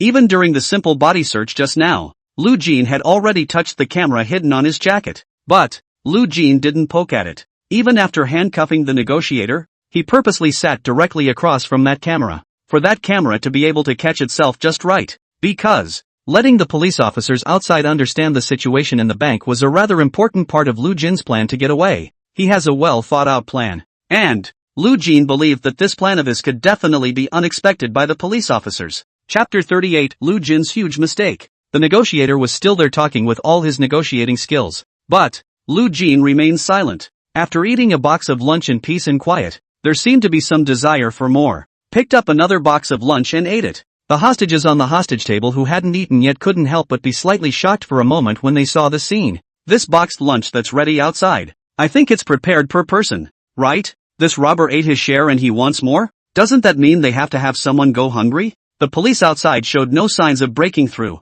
and there was no telling how much longer they would be held in the bank. In such a situation, the robber even had to eat an extra boxed lunch. This is too inhuman, isn't it? Sure. Although there were complaints in their hearts, no one dared to say anything. After all, starving for a meal doesn't kill you. But if they pissed off the robbers, then they would probably have to die on the spot. This robber is a murderous demon. The few hostages who hadn't eaten stared blearily at the wolfing down the humongous bandits, all of them gulping quietly. The main reason was that Lu Jin's eating was just too flavorful. A boxed lunch is eaten out of a full meal. Lu Jin finished eating, rather contentedly. He burped, then went to the water fountain and had a couple glasses of water. Only after doing this did he rejoin the seat he had just taken. Those hostile eyes stared at the negotiator, but didn't speak, just stared at him quietly. The negotiator's heart fluttered at Lu Jin's look. It wasn't the first time he had negotiated with a robber, and he had come into contact with quite a few of them before. but it was really the first time he had seen such a fierce look like Lu Jin's. I can't escape. I'm tired of being surrounded by police officers in the middle of the bank for so long. I've killed people. 5 coppers and a hostage. That's 6 lives in total. So as soon as I'm caught, I mustn't survive. I for one don't like to be too lonely, so I don't want to die alone. Later I'll put all these hostages in an office on the 2nd floor. And then every half hour I'll grab out one and kill it until I've killed all the hostages here. There are 10 hostages here. Plus you, that's 11. And I can kill for another 5.5 hours. Of course, the police officers out there don't know these things. They just thought the hostages were all alive. And the minute they stormed the bank, they would have realized that the place would have been littered with corpses. Lu Jin stared at the negotiator for a while before speaking. His tone remained calm as he spoke, but it was the same calm tone that spoke the most horrifying words. A crowd of hostages were crying out. After all, Lu Jin's words just now were like a death sentence for them. This robber, who was more terrifying than the devil, ultimately had no intention of sparing them, a group of innocent people. Why are you doing this? The hostages here, they're all innocent. Ha! The negotiator hurriedly opened his mouth, trying to use his specialized negotiation knowledge to make Lu Jin change such vindictive thoughts. However, just after he opened his mouth and said 2 words, Lu Jin got up and walked away, no longer paying attention to him. After all, Lu Juan had finished the lines he had prepared for himself. Naturally, he didn't bother to say anything more to this negotiator. Lu Jin's words were not meant for him to hear, but for the police officers outside in the temporary command room. He's very clear. The guys must be watching themselves right in front of the screen at this point. Every word one says in the face of a negotiator, they are surely able to hear clearly, and Lu Jin's purpose in doing so was to tell them that they had to do it quickly. After all, the hours required by your own system have been completed by yourself. It's time to leave next. And Lu Jin's escape from the middle of the bank still needs their help. After listening to Lu Jin's words, those hostages who hadn't eaten yet didn't seem to feel so good when faced with a boxed lunch. Almost all of them are crying and have not the slightest appetite. Lu Jin didn't spoil them, so if they didn't want to eat, they shouldn't eat. He was carrying his one Type 95 assault rifle, called all the hostages up from the hostage table and herded them into an office on the 2nd floor office area. It was a windowless office, and Lu Jin hustled them all inside and locked the door behind him, because the hostages' hands had been tied with a rope by Lu Jin before. So, in a short time, they shouldn't be able to toss anything, and Lu Jin didn't need much time. In the meantime, live in the booth. This robber played by Lu Jin Didi is too ferocious, isn't it? He can't escape himself and has to start pulling hostages as his back. A hostage has to be killed every half hour. That doesn't leave much time for the police messengers. Indeed, the police constables must be rushing to get their hands on this news. After all, there can't be any more hostage casualties. Luckily, right now, Lu Jin doesn't realize that the negotiator has a camera on him. Did you guys notice that Lu Jin actually locked up all the hostages on the 2nd floor? Keeping them away from himself. That's a huge blunder. Finally, someone has realized the key problem. This mistake of Lu Jin is really creating an opportunity for the police officers. With only robbers and negotiators in the hall, this is indeed a good opportunity for a strong attack. That said, Lu Jin is a little bit not quite right. This maneuver lasted until now would have been winning step by step. How did he suddenly make such a blunder? A wise man is a fool. The maneuver lasted too long, and it's understandable for Lu Jin to be dizzy and make a mistake. But this mistake could be the chance for the vigilantes to end the maneuver. Pity. The audience was enthusiastic about the discussion. The number of pop-ups is very high. The audience was puzzled as to why Lu Jin had driven all the hostages in the middle of the hall to the 2nd floor to be locked up. It was thought that this was a blunder committed by Lu Jin, and that mistake could very well be the opportunity for the police messengers to end the maneuver. Sure, those who did not understand Lu Jin's behavior were also the captains in the temporary command room. Temporary command room. What's this kid doing? How come he's got all the hostages on the 2nd floor? Isn't separating yourself from the hostages adding to the risk? This is not like Lu Jin's style, nah? The captain frowned deeply, feeling a bit puzzled, and opened his mouth in a rather puzzled manner. Could it be because he didn't want to expose it as a drill? After all, the next thing he said was that he was going to kill hostages. If he kills in front of the other hostages, won't this reveal that this is nothing more than a maneuver and that he, the robber, is not really a robber? That would make the remaining hostages harder to control. He did it so that the other hostages, who couldn't see it,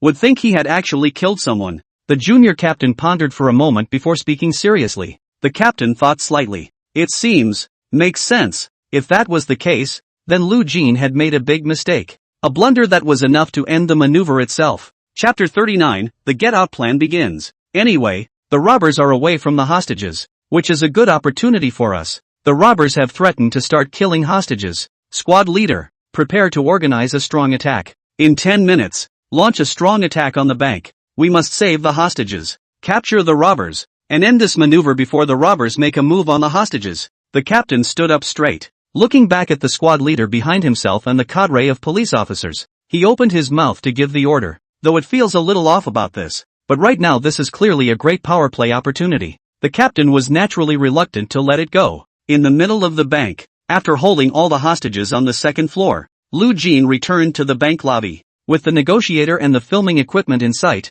he took the rest of his boxed lunch and walked into the room where the fallen police officers were. The boxed lunch prepared by the captain naturally included a share of these fallen police messengers. They did get killed in action in the middle of the maneuver, but also still have to eat. You can't just let them starve because they were killed in action in the middle of a maneuver. So, Lu Jin entered that room with a boxed lunch. To the negotiators and the captain in front of the screen in the temporary command room, they were not out of place. Only, the time that Lu Jin went in seemed a little long. It doesn't even take that long to deliver a meal. It is hard to believe that he is going to watch a few police officers finish their boxed lunches inside. Almost 5 minutes, Lu Jin walked out from the middle of that room. And what exactly happened inside that room in those 5 minutes was invisible to the negotiators and the crowd in the makeshift command room. They naturally didn't know that a SWAT officer in the middle of the room had been stripped naked by Lu Jin. Aside from his personal clothing, all of his equipment and clothes were taken away by Lu Jin in the black backpack behind him. From after the afternoon raid, Lu Jin had been carrying the backpack behind her. So, the backpack didn't attract the captain's attention either. After all, and the captain outside, they saw Lu Jin from the screen. This backpack Lu Jin has been carrying. So naturally, you don't focus on the backpack. After coming out of that room, Lu Jin rejoined the negotiator and sat down across from him. Just sit quietly. Never looked up at the negotiator since, let alone struck up a conversation. It seemed that the maneuver had gone on too long. He's already a little tired? 10 minutes later, the squad leader who had already organized the next strong attack operation returned to the temporary command room. Captain, everything is set. It's also dark now, so we can feel our way silently to the bank gates. If Lu Jin is defenseless, the strong attack team will definitely be able to enter the bank within a minute. The junior captain stood beside the captain and reported the situation over. Words. The captain nodded. He didn't say anything, and his eyes remained glued to the screen. At this point in his life, there was still a vague feeling that something wasn't quite right about this. In the midst of this maneuver,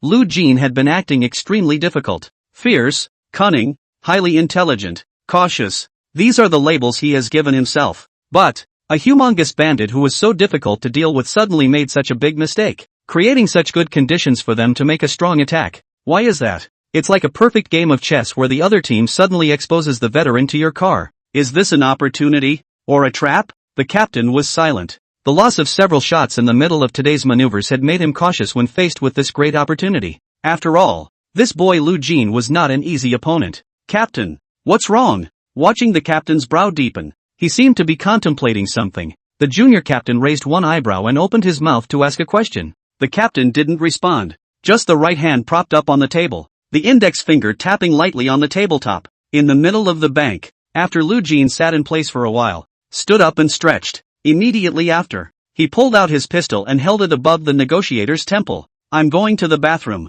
so you'd better be honest and don't do any tricks, or else, I'll be the first to kill you when I come back. Lu Jin came up to the negotiator's ear and spoke coldly. The sound wasn't that loud, but enough to be picked up by the listening surveillance devices on the negotiators. The words fell. Lu Jin then turned directly toward the direction of the toilet. The restroom is located next to the stairwell going up to the second floor. Lu Jin didn't enter the restroom, but instead passed right by it and tried to lighten his footsteps as much as possible to go up to the second floor. In the meantime, Lu Jin turned off the live broadcasting device on his body. After all, it's not quite convenient to broadcast your own next move. The screen went black in the hijacker's view of the live room, and the viewers who didn't know what was going on murmured. And among the banks, Lu Jin brought Xiang Xian out from the middle of the room where the hostages were being held. There was only one camera all the way around the corner of the stairs, and that camera had long been covered by Lu Jin. So, Lu Jin's actions were impossible for the police officers outside to pick up. Lu Jin brought Xiang Idol to the bathroom.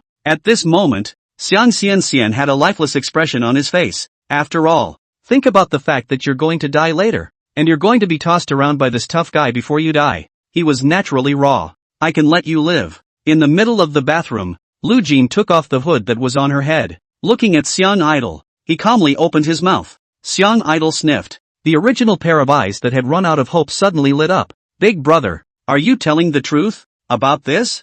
I'll do anything you want me to do as long as you can let me live. Xiang Idol opened his mouth with an excited expression. As he spoke, a touch of joy that was hard to hide appeared on his face. When death is imminent, the desire to live becomes stronger. In just now, Xiang Xian was still like the other hostages, thinking that the robbers were about to make a move on them, and that they, the defenseless hostages, could only wait for death. But now the robber was telling himself alone that he was able to let himself live. Xiang Idol was naturally compelled to desperately try to grab this straw to save his life. Lu Jin didn't speak again. He put the hood in his backpack on Xiang Xian's head, and he took off all the jackets, pants, and shoes he was wearing and let Xiang Xian change into them. Do it all. He took the remote control bomb from his backpack again and rewound it around Xiang Xian's body. This is the most important thing to control toward idleness. After all, with this thing, it would ensure that he wouldn't dare to disobey himself. Finally, Lu Zhuan unloaded his own Type 95 assault rifle and hung it around Xiang Xian's neck. Now you're going to walk out and go back outside and sit on the floor next to the negotiator. Remember, don't say anything, just sit there. As long as you can behave yourself, I guarantee you'll live. Of course, if you dare to have any petty thoughts, I will absolutely detonate this bomb at the first opportunity, so that you won't even be able to leave a whole body. Get it? Lu Jin's eyes filled with hostility stared at Xiang Xian, and he spoke coldly. The fear for Lu Jin and the desire to survive drove Xiang Xian to nod heavily. As long as I can live. On this point that Lu Jin had said, he was naturally willing to do as he was told. Chapter 40, The robbers are under control. Bank lobby. The negotiator was the only one in the entire hall. He just sat there quietly, and the hidden filming device he was carrying relayed the situation in the banking hall in real time above the screen in the makeshift command room. Not much longer. A figure appeared in the line of sight of the filming equipment. He was wearing a dark green assault suit, a black robber's hood on his head, a Type 95 assault rifle around his neck, and a black backpack behind his back. It was the robber who had just gone to the toilet. He walked slowly towards where the negotiator was. Only, the walk was slightly stiff. It doesn't seem so natural compared to before. But hardly anyone noticed this detail. They just saw the hijacker come back and reposition himself on the ground across from the negotiator and sit down. Still not saying a word, he kept his head down and ignored the negotiator. Nothing. Scenes out of the ordinary. In the temporary command room. Captain, give the order for a strong attack. This is a perfect opportunity to end the maneuver. And if we miss this opportunity, there's no telling how long this maneuver will go on again. There are now only 4 minutes left before the robbers threaten to kill the first hostage. Even if we can wait, the hostages can't. The junior captain looked at the screen image, the figure of the robber sitting on the ground, and spoke to the captain. He couldn't wait to catch Lu Jin and end this maneuver with his own hands. The captain lifted his wrist and looked at the time. Indeed, time is running out. If the robber really did what he just said, he'd have to kill a hostage every half hour. Then he'll have to do it soon. But, the captain still feels that something is not quite right.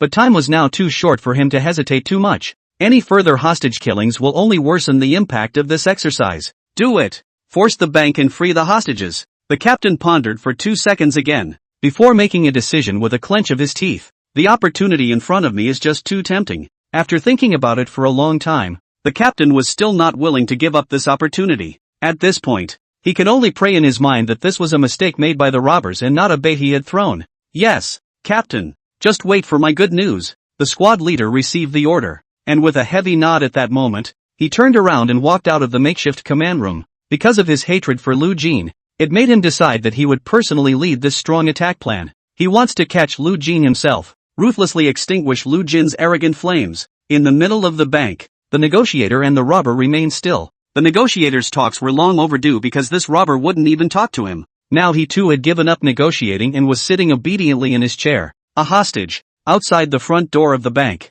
A number of police officers had already felt their way up in the night. A heavy fire truck with black lights was parked not far from the bank's front door. A couple of police messengers hung above the bank's electronic door with an iron hook attached to a fire truck. The fire engine started violently. A kick in the floorboards. A huge force came out, directly tearing the bank's electronic door apart. The bank's gates are double guarded. There is a layer of metal electronic doors on the outside, and a layer of glass doors behind the electronic doors. After the electronic door is torn apart, a team of police officers who had already been prepared quickly rushed up next to them and used a breaker hammer to quickly break open the last glass door. A few smoke bombs were quickly thrown into the middle of the bank immediately afterward. Heavily armed SWAT team members, led by the squad leader, fishtailed through the bank's front door. All of the police messengers worked together intimately. The series of actions happened almost in a flash. If the robbers inside were in an unguarded situation, there was no way they could have responded. Fruity, the squad leader, led the way into the bank. The robbers sitting on the floor had even just gotten up, before they even had a chance to bring up the guns hanging around their necks. Freeze! Hands up and crouch on the ground with your head in your hands. Be honest with me. The squad leader took the SWAT team members and pointed their guns at the robbers from a distance. A stern voice rang out in the middle of the bank. The robber didn't choose to struggle anymore when he saw such a situation, and hurriedly raised his hands. The squad leader rushed up with his men to bring the robbers under control. You boys are in my hands. Be honest with me. Watch out, I'll show you what your brains look like flying out. The junior captain spoke almost through gritted teeth, and as he spoke, he was obviously taking a long, bad breath. Think about Lu Jin's arrogant appearance before. Look at him now being held down by two SWAT team members. A hooded face is being rubbed on the ground. The little captain's heart was in his mouth. Report. We've managed to get into the bank and get the robbers under control. The negotiator on the scene was not harmed, while secretly feeling good in his heart. The squad leader hurriedly reported into his headset to the captain in the temporary command room. After all, you can't keep such good news to yourself. Gotta hurry up and tell the captain's side so he can have a good time too. In the temporary command room. Boo! Great! The captain slammed the table when he heard the news come in. Couldn't help but laugh for a moment. The maneuver had lasted so long that it was finally sort of over. The boy Lu Jin has fallen into the net. Even if it's very clear that it's just a drill. But the captain's heart was completely in the right place. More than if he had caught the real robber. Right. Hurry up and go and take someone to free the hostages and see how they're doing and if they need additional ambulances. And in his excitement, the captain hurriedly responded to the junior captain. The robbers are now under control. Then the next most important thing is naturally to free the hostages. As long as all the hostages were rescued, this maneuver could be considered to be truly over. Roger that. A response came from the squad leader in the middle of the headset. The captain exhaled heavily in a cloudy breath. The heart that was hanging there was finally put down. Present. He walked out of the makeshift command room, looking away from the bank hall, which was in disarray over there. He lit a cigarette. In the middle of the bank. You too, keep a good eye on the robbers. Just keep it held down. After all, this is a tough guy. Make sure you hold him down for me, and watch out for him running away. The rest of you come with me to free the hostages. The squad leader once again looked at the robber who was being held down on the ground. That's before gloating in giving orders, even if it was just a drill. But he still hated Lu Jin with a passion, and now that he was looking at Lu Jin's wretched appearance, he naturally wished it would last longer. It's normal to have a little action during maneuvers. Yes, a group of SWAT officers heard the order from the squad leader. Both responded, leaving two people to continue to hold the robbers down. The rest of them followed the squad leader and prepared to go up to the second floor to free the hostages. Chapter 41, The Interlocking Plans. In the toilet, the real robber, Lu Jin, was waiting in a small cubicle at this time. He had a bag at his feet, and naturally, the bag contained the proceeds of his bank robbery this time. 2 million practice notes. Lu Jin was wearing the equipment he had stripped from the fallen SWAT team. An outfit wrapped him so tightly that almost only his eyes showed. And at that moment, Lu Jin had already put away the robber's aura skill. A pair of deep eyes, very different from before. Now, I'm afraid that even if the squad leader stood in front of him, he might not be able to recognize him. Lu Jin stood quietly in the middle of the bathroom cubicle. Wait until you hear footsteps coming from upstairs. Only after making sure that the SWAT team members had all gone upstairs to rescue the hostages did Lu Jin lift up the bag containing the practicing banknotes and walk out of the restroom. He had a steady pace. There was no hint of panic at all in the deep eyes. It's as if you think of yourself as one of the SWAT team. There was no one outside the restroom. Not many people entered the bank under the strong attack program. Just 10 or so SWAT officers in total. Except for the two SWAT officers who were still holding Xiang Xian in the middle of the hall. The rest of them followed the squad leader up to rescue the hostages. After all, the robber was only one person and had already been caught, so naturally there would be no one guarding this passageway. Upstairs, the door to shut the hostages was unlocked by Lu Jin, and the key was hidden in a flower pot. So, it takes time for the junior captains to open their doors. You can't get down in a short time and you won't run into yourself coming out of the restroom. Lu Jin walked towards the bank hall without any hurry. The two men holding down the robbers in the middle of the hall saw Lu Jin's figure and obviously treated him as one of their own. After all, before they entered the bank, they threw smoke bombs into the middle of the bank. At this time the smoke has not yet cleared. In the middle of the bank each other can just barely see the figure. Even people who were extremely well acquainted would not be able to recognize it at a glance. Not to mention, Lu Jin's face was covered, so the two SWAT officers just assumed that Lu Jin was one of their own when they saw the dress. The most important thing was that they were seeing the bag Lu Jin was carrying in her hand and the practicing banknotes that were full inside the bag. It was only assumed that Lu Jin was a member of the team that followed the squad leader up to rescue the hostages. He found the robbers' loot and went ahead and lifted it. So, Lu Jin then swaggered out of the bank with the stolen money under the eyes of the two SWAT officers. After exiting the bank, Lu Jin didn't choose to slip away. Instead, they went straight towards where the temporary command room was located. At this point the captain was standing outside the makeshift command room smoking a cigarette. Seeing Lu Jin, who was dressed in a SWAT outfit, walking over, he also didn't notice anything unusual. Report: the loot from this robbery by the robbers has been seized. Lu Jin walked up to the captain and saluted before opening his mouth to report the situation. The words fell. Then he opened the bag and displayed the practicing banknotes inside in front of the captain. Great! This maneuver is finally over. Let's just find a place to put this stolen money for now. The captain looked at the bag of practice notes and nodded rather happily. It wasn't a real banknote, just a practice banknote prepared for maneuvers. So after reading it he waved his hand towards the SWAT team members in front of him. Tell him to find a place to put this up. Yes, Lu Jin responded with a cry. Then he lifted the large bag of stolen money and walked past the captain. The captain inhaled his cigarette, his eyes still on the bank. He was in a great mood at this point.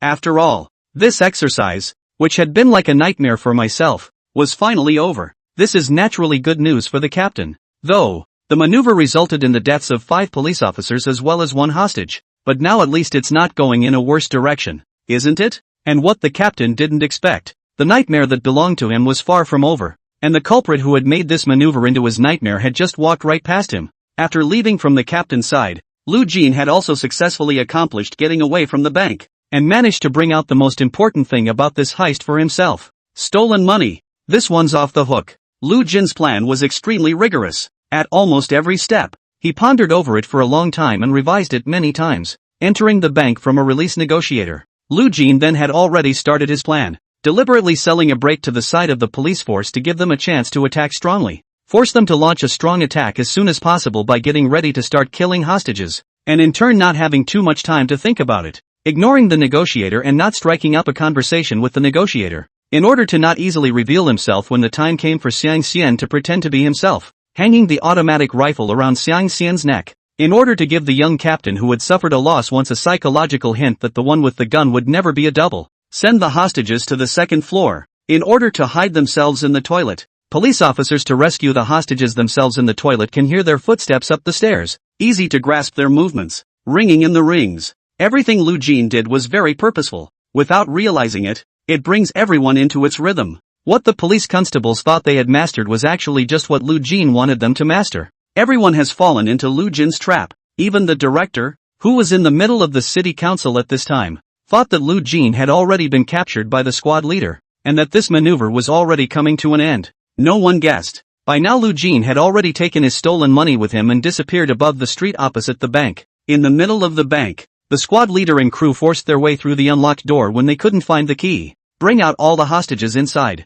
At the sight of the police officer, the hostages, who until now had no idea that this was a drill, became almost incoherent with emotion and cried loudly. Just half an hour ago, the robbers threatened to kill someone every half hour. They thought they couldn't even escape. Now, they were finally rescued by the police messengers. That feeling of coming back from the dead is hard to empathize with if you don't actually experience it yourself. The SWAT team members brought a group of hostages out of the middle of the room, calmed the emotions while taking them downstairs, and after the last hostage walked out, the SWAT team member standing at the doorkeeping count was frowning deeply. Captain, 1 hostage is missing. He hurriedly gave a quick report of the situation to the squad leader who was already preparing to go downstairs. The junior captain froze slightly. Hurry back to points. Fruity, there were only 9 hostages they brought out of the room, and according to the information they had, Lu Jin should still have 10 hostages in his hands. So where's this missing person? Where did he go? Almost just for a second, the junior captain sensed something big was up.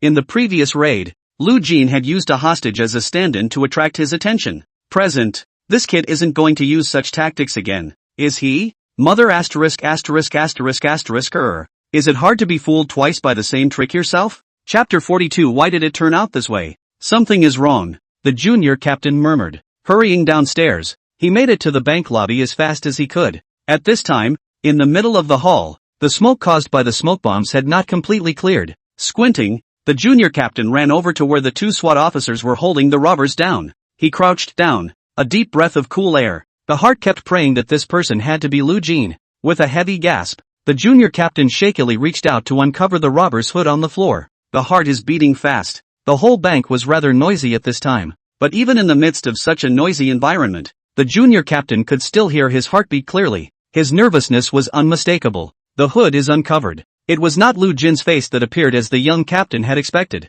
It was a completely unfamiliar face. A pair of eyes were filled with a look of fear, like that of a frightened bird. Her mouth was still taped shut and she could only make whimpering, choking sounds. Looking at the face, the young captain froze for a moment. Although there has been some mental preparation, but when the truth really appeared in front of his eyes, he still had some difficulty accepting it for a while. Obviously everything was going smoothly and according to plan. So why did it turn out this way? Teeth clenched. The robber's hood was all but crushed into a ball in the junior captain's clenched hands. The blow that the young captain received now was entirely greater than the insults he had received from Lu Jin through the window earlier. Captain? The SWAT officer holding the robber down looked at his captain, who was suddenly a little disoriented after seeing the robber's face. At that moment, he hurriedly opened his mouth to give a reminder. Is the captain overwhelmed with joy? After all, this drill had gone on for so long, and now that the robbers had been caught, the drill was able to end and everyone was able to get off work. It's understandable to be a little bit happier about the big fall. Hearing the team member's reminder, the junior captain then also came back to his senses. He stood up and waved his hand toward the two players. Let the man go. He's not a robber. The junior captain spoke somewhat feebly. After all was said and done, tossing the hood he clutched in his hand aside as well. What? He's not a robber? How is this possible? He had a gun on him. A Type 95 assault rifle. How can this not be a robber? The team member opened his mouth in extreme shock after hearing the words of the junior team leader with a slight stare. Though obviously a little less than convinced, he nonetheless released the robber from the ground. In the meantime, removed the gun from the robber's neck. Skillfully, he unloaded the magazine. But the inside of that magazine was empty. No bullets. The team member frowned deeply and handed the clip to the squad leader. The junior captain took the clip and sucked in a slight breath of cold air. Obviously, he had already suffered the loss of a double once. How could he fall for it again? Because one's first thought upon seeing the robber, whose face could not even be seen, was that he had a weapon on him that only a robber should have. So, didn't even think about the stand-in aspect. That's what the robbers seized upon, and easily tricked themselves out of it with the old tricks. Did anyone just get out of the bank? The junior captain frowned deeply and looked at the two SWAT officers who had been controlling the robbers in the middle of the bank hall and asked out. They were in the bank lobby the whole time. The robbers shouldn't be able to get away. Despite launching a strong attack, they have breached the bank, but all the police officers surrounding the bank outside had not yet withdrawn. And even the staff passageway at the back of the bank was guarded by police officers outside. It's a completely airtight web. Are the robbers perhaps still in the bank? Yes. You guys just went up to free the hostages. One of our brothers just came out with a bag of money. We both assumed that you had seized the robbers' loot, so we didn't ask any questions. One of the police officers spoke earnestly, recounting what had just happened in the middle of the bank hall. At that point they all thought they had caught the real robbers. Naturally, they don't care about these things. After all, the figure was wearing SWAT clothing as well, and they took him as one of their own at the first opportunity. I didn't expect this kid to use such a tactic and slip out from under my nose. Even took the loot from this robbery. Shame on you. After hearing the words of the team member, the junior captain also instantly understood Lu Jin's golden trick. In hindsight, that's not too clever a tactic. But, this kid Lu Jin made every step extremely perfect. Getting yourself screwed over. If the first thing he did after he forced his way into the bank and took control of the robbers in the lobby was not to go upstairs to free the hostages, but to check the room where the fallen police officers were first, then this plan of Lu Jin's would be exposed instantly. Or, the first thing you do yourself, when you have the robber under control, is to unmask him. Then there's no chance of Lu Jin getting away. But Lu Jin just counted on not doing that, and he himself was exactly what he expected. Mesmerized by the weapon hanging around the robber's neck and eager to save the hostage, step by step, he let himself into the perfect plan he had already prepared. Lu Jin, I'm convinced. The junior captain took a deep breath of cool air before looking up at the ceiling and speaking in a low voice.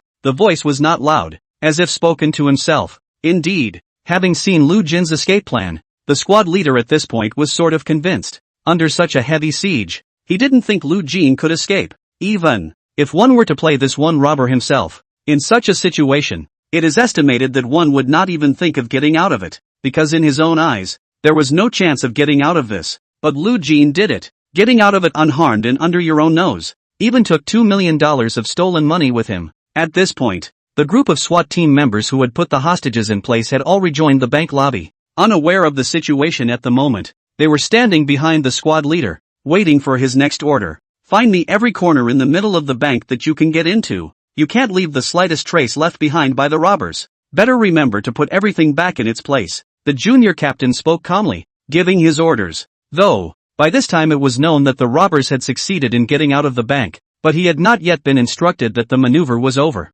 So naturally he had to continue to give orders about maneuvers. The robbers got away though, but maybe there are clues in the middle of the bank that he accidentally left behind. Even though there's little hope, you still have to try. Yes, the crowd of SWAT team members sniffed and responded in unison. And after giving the order, the junior captain turned and left the bank, heading towards the temporary command room. He would have to brief the captain on the current situation. The situation is complex and it's hard to tell through the headset. It's safer to report in person. Chapter 43. A dozen of you let him get away? In the temporary command room. At this point, in addition to the captain being here, there was another figure in a white shirt. The figure was naturally the commissioner who was the referee. The director had previously been in the middle of the city hall, getting a live feed of the drill to see what was happening on the ground, and seeing as the maneuver was almost over, it was natural for himself, the referee, to arrive on the scene in a hurry. After all, announcing the end of the maneuver is something you still have to do yourself. Watching the director personally visit the scene,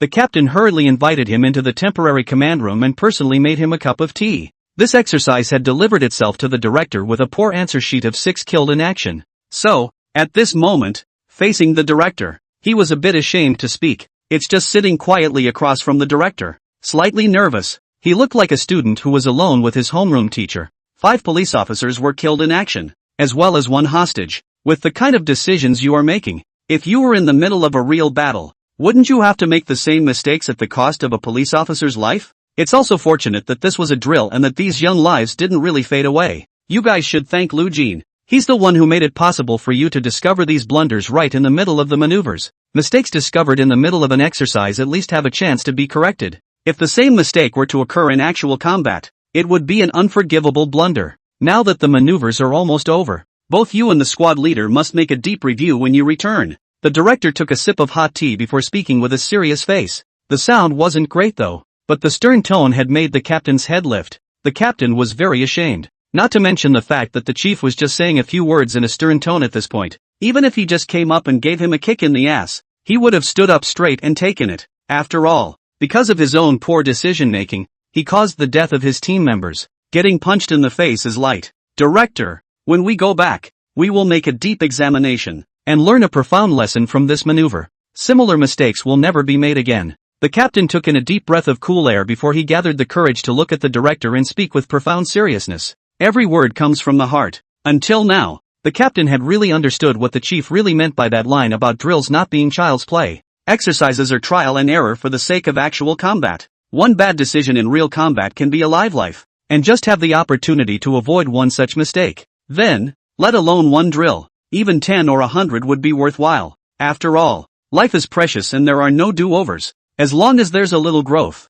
this exercise will be worthwhile. Lu Jin's performance in the middle of this maneuver was very good. This kid played the robber completely beyond my expectations. Not only seriously but also did his homework. Treat maneuvers the way he should. Even though he was eventually caught by you guys, it was obviously enough to give you guys a headache. The director drank up the water in his teacup, and when he talked about Lu Jin, a satisfied look finally appeared on his face. Lu Jin's role as the robber was kind of the only thing that pleased the director in this exercise. Totally. It's way beyond one's expectations. A maneuver. There also has to be someone as serious as Lu Jin to play the robber decently. After all, even the robbers that the police officers encountered during the exercise were already several times tougher than the humans. Then when it really comes down to the real thing, meet an ordinary robber. Wouldn't the police officers be able to handle it with ease? Hearing the chief's words, the captain nodded approvingly although he didn't say anything. Lu Jin as the robber is naturally nothing to write home about. Make yourself hate it. Even the end of the exercise in his own heart, this fire has not yet subsided.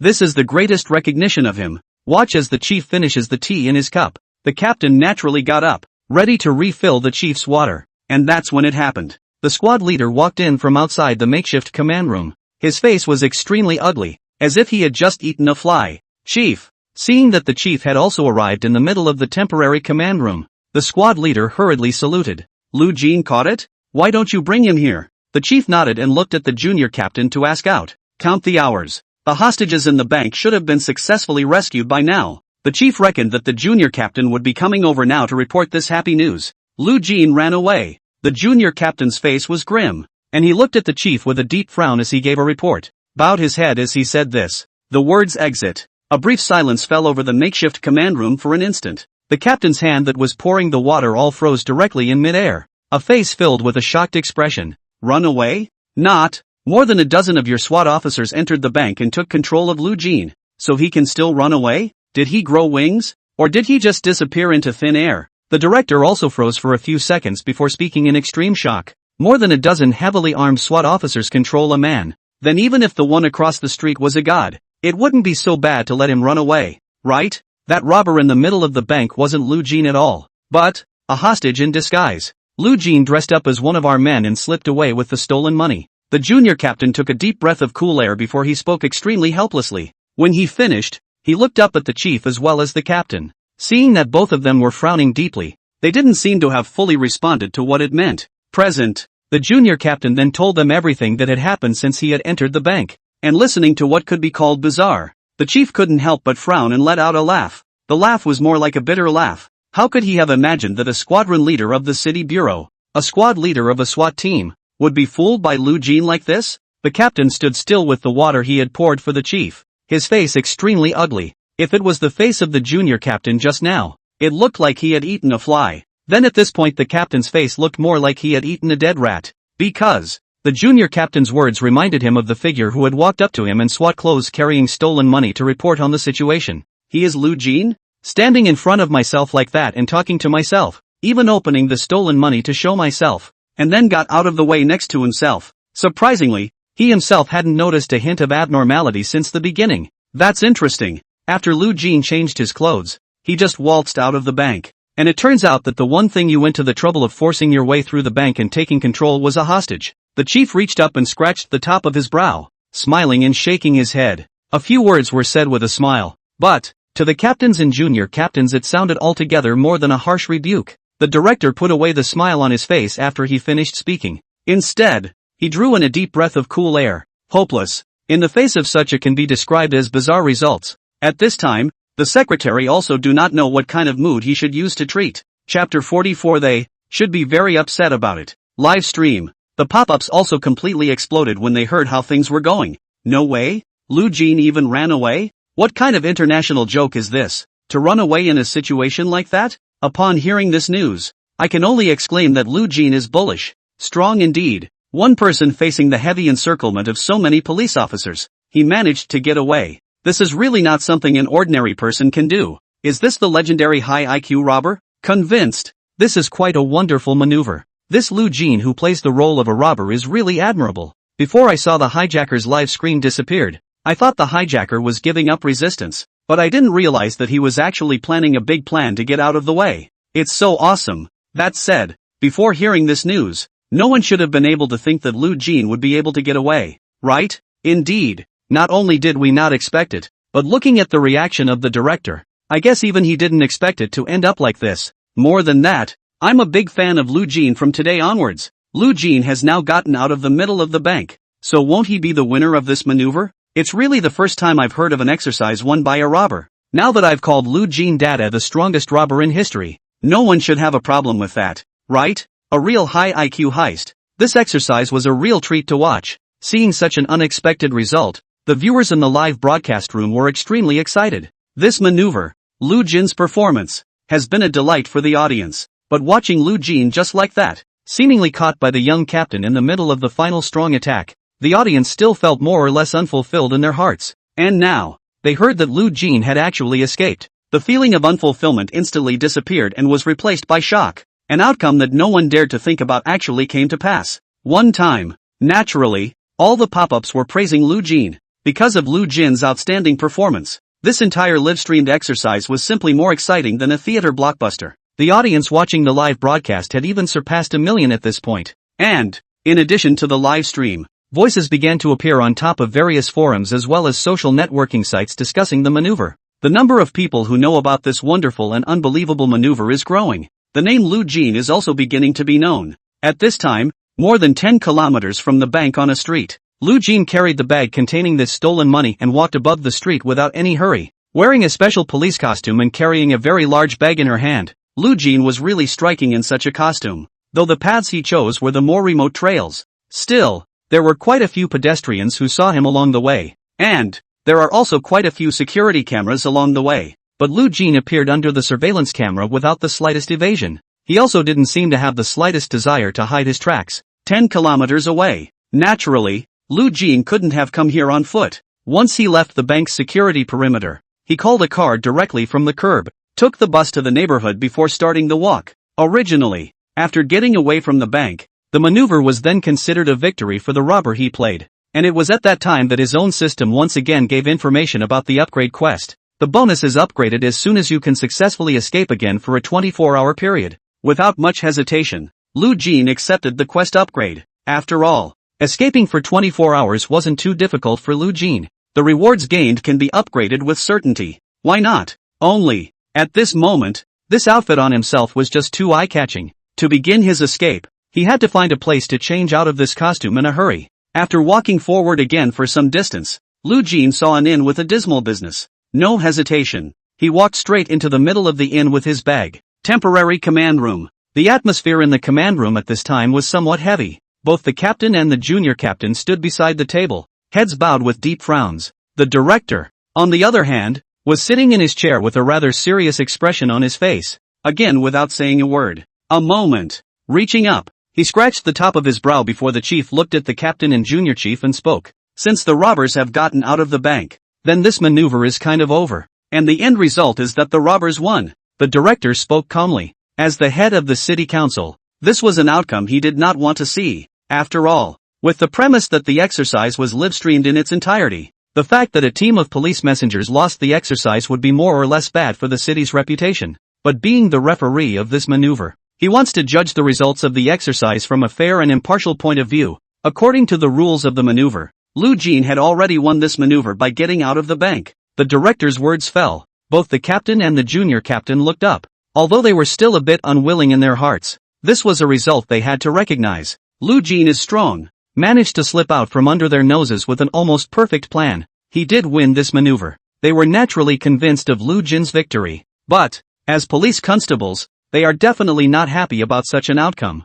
Seeing that neither the captain nor the junior captain said anything, the director took out his cell phone from his pocket and dialed Lu Jin's number. Since the maneuver was over and Lu Jin had won, it was only natural to call him back now. As a winner, he had to show up at the end of the maneuver no matter what. In the middle of the inn, Lu Jin had just taken a shower and was sitting on his bed flipping through the system's quest interface. An old man's cell phone he kept on his nightstand suddenly rang. Without looking back, Lu Jin picked up his cell phone and directly connected it. Chief, without even looking at the caller ID, Lu Jin spoke. Because this number is known only to the director. The cell phone was given to him by the chief before the exercise began, and belonged to the way the chief, who was a referee, had a single line of communication with him, so the only person who would make this call would be the secretary. Lu Jin, you won this maneuver. You can come back now. The chief's voice rang out on the other end of the line. The tone was extremely kind. Listening to this tone, it was as if the director on the other end of the line was an extremely kind and benevolent old man.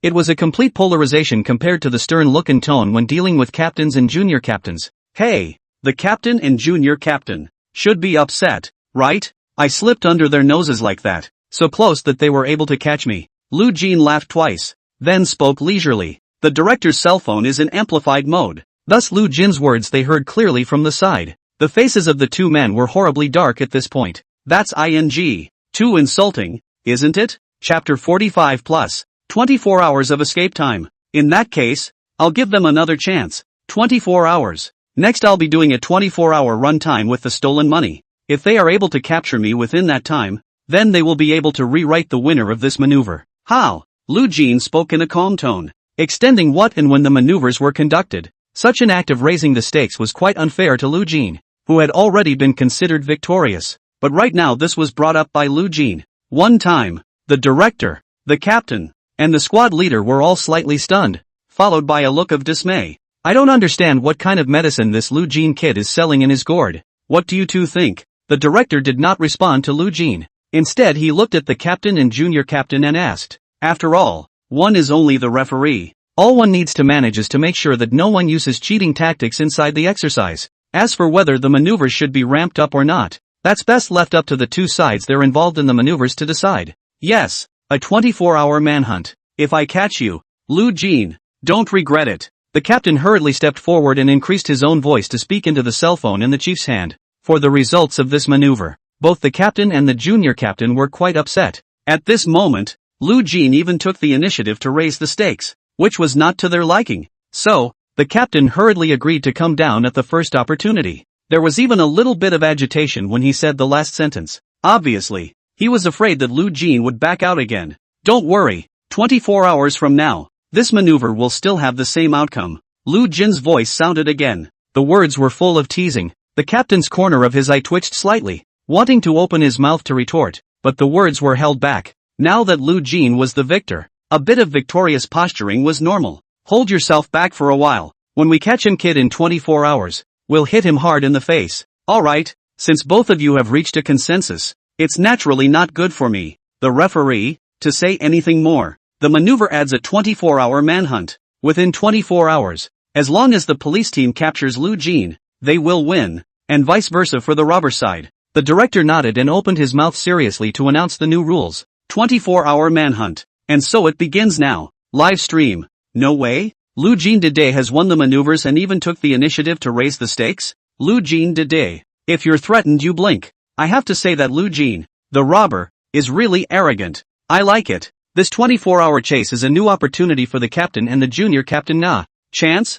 Why do I feel like it's just that they're going to be tortured by Lu Jin again for 24 hours? Ha ha. Upstairs brother. You're going a little overboard. Whether they're tortured or not, all I know is that next thing I know I'll have 24 hours of live viewing again, which is really good news for me. That's right. I don't care who wins in the end result. I only care if the next maneuver is exquisite. Brothers, put your hearts in your stomachs. As long as the person playing the robber remains the same, the rest of the maneuvers will certainly not be unexciting. That's right. Lu Jin greatly YYYDS. For the sudden ramp-up that the exercise ushered in. A 24-hour manhunt. The audience was talking for a while. The number of pop-ups increased dramatically, and it was easy to see that the audience was quite excited by the increase in the length of the exercise. And at this time, the percentage of viewers in the live broadcast room who were optimistic about Lu Jin also became the majority. In the midst of the previous confrontation, those who favored the robber Lu Jin were almost a very small minority, and most viewers felt that no matter how the maneuver developed,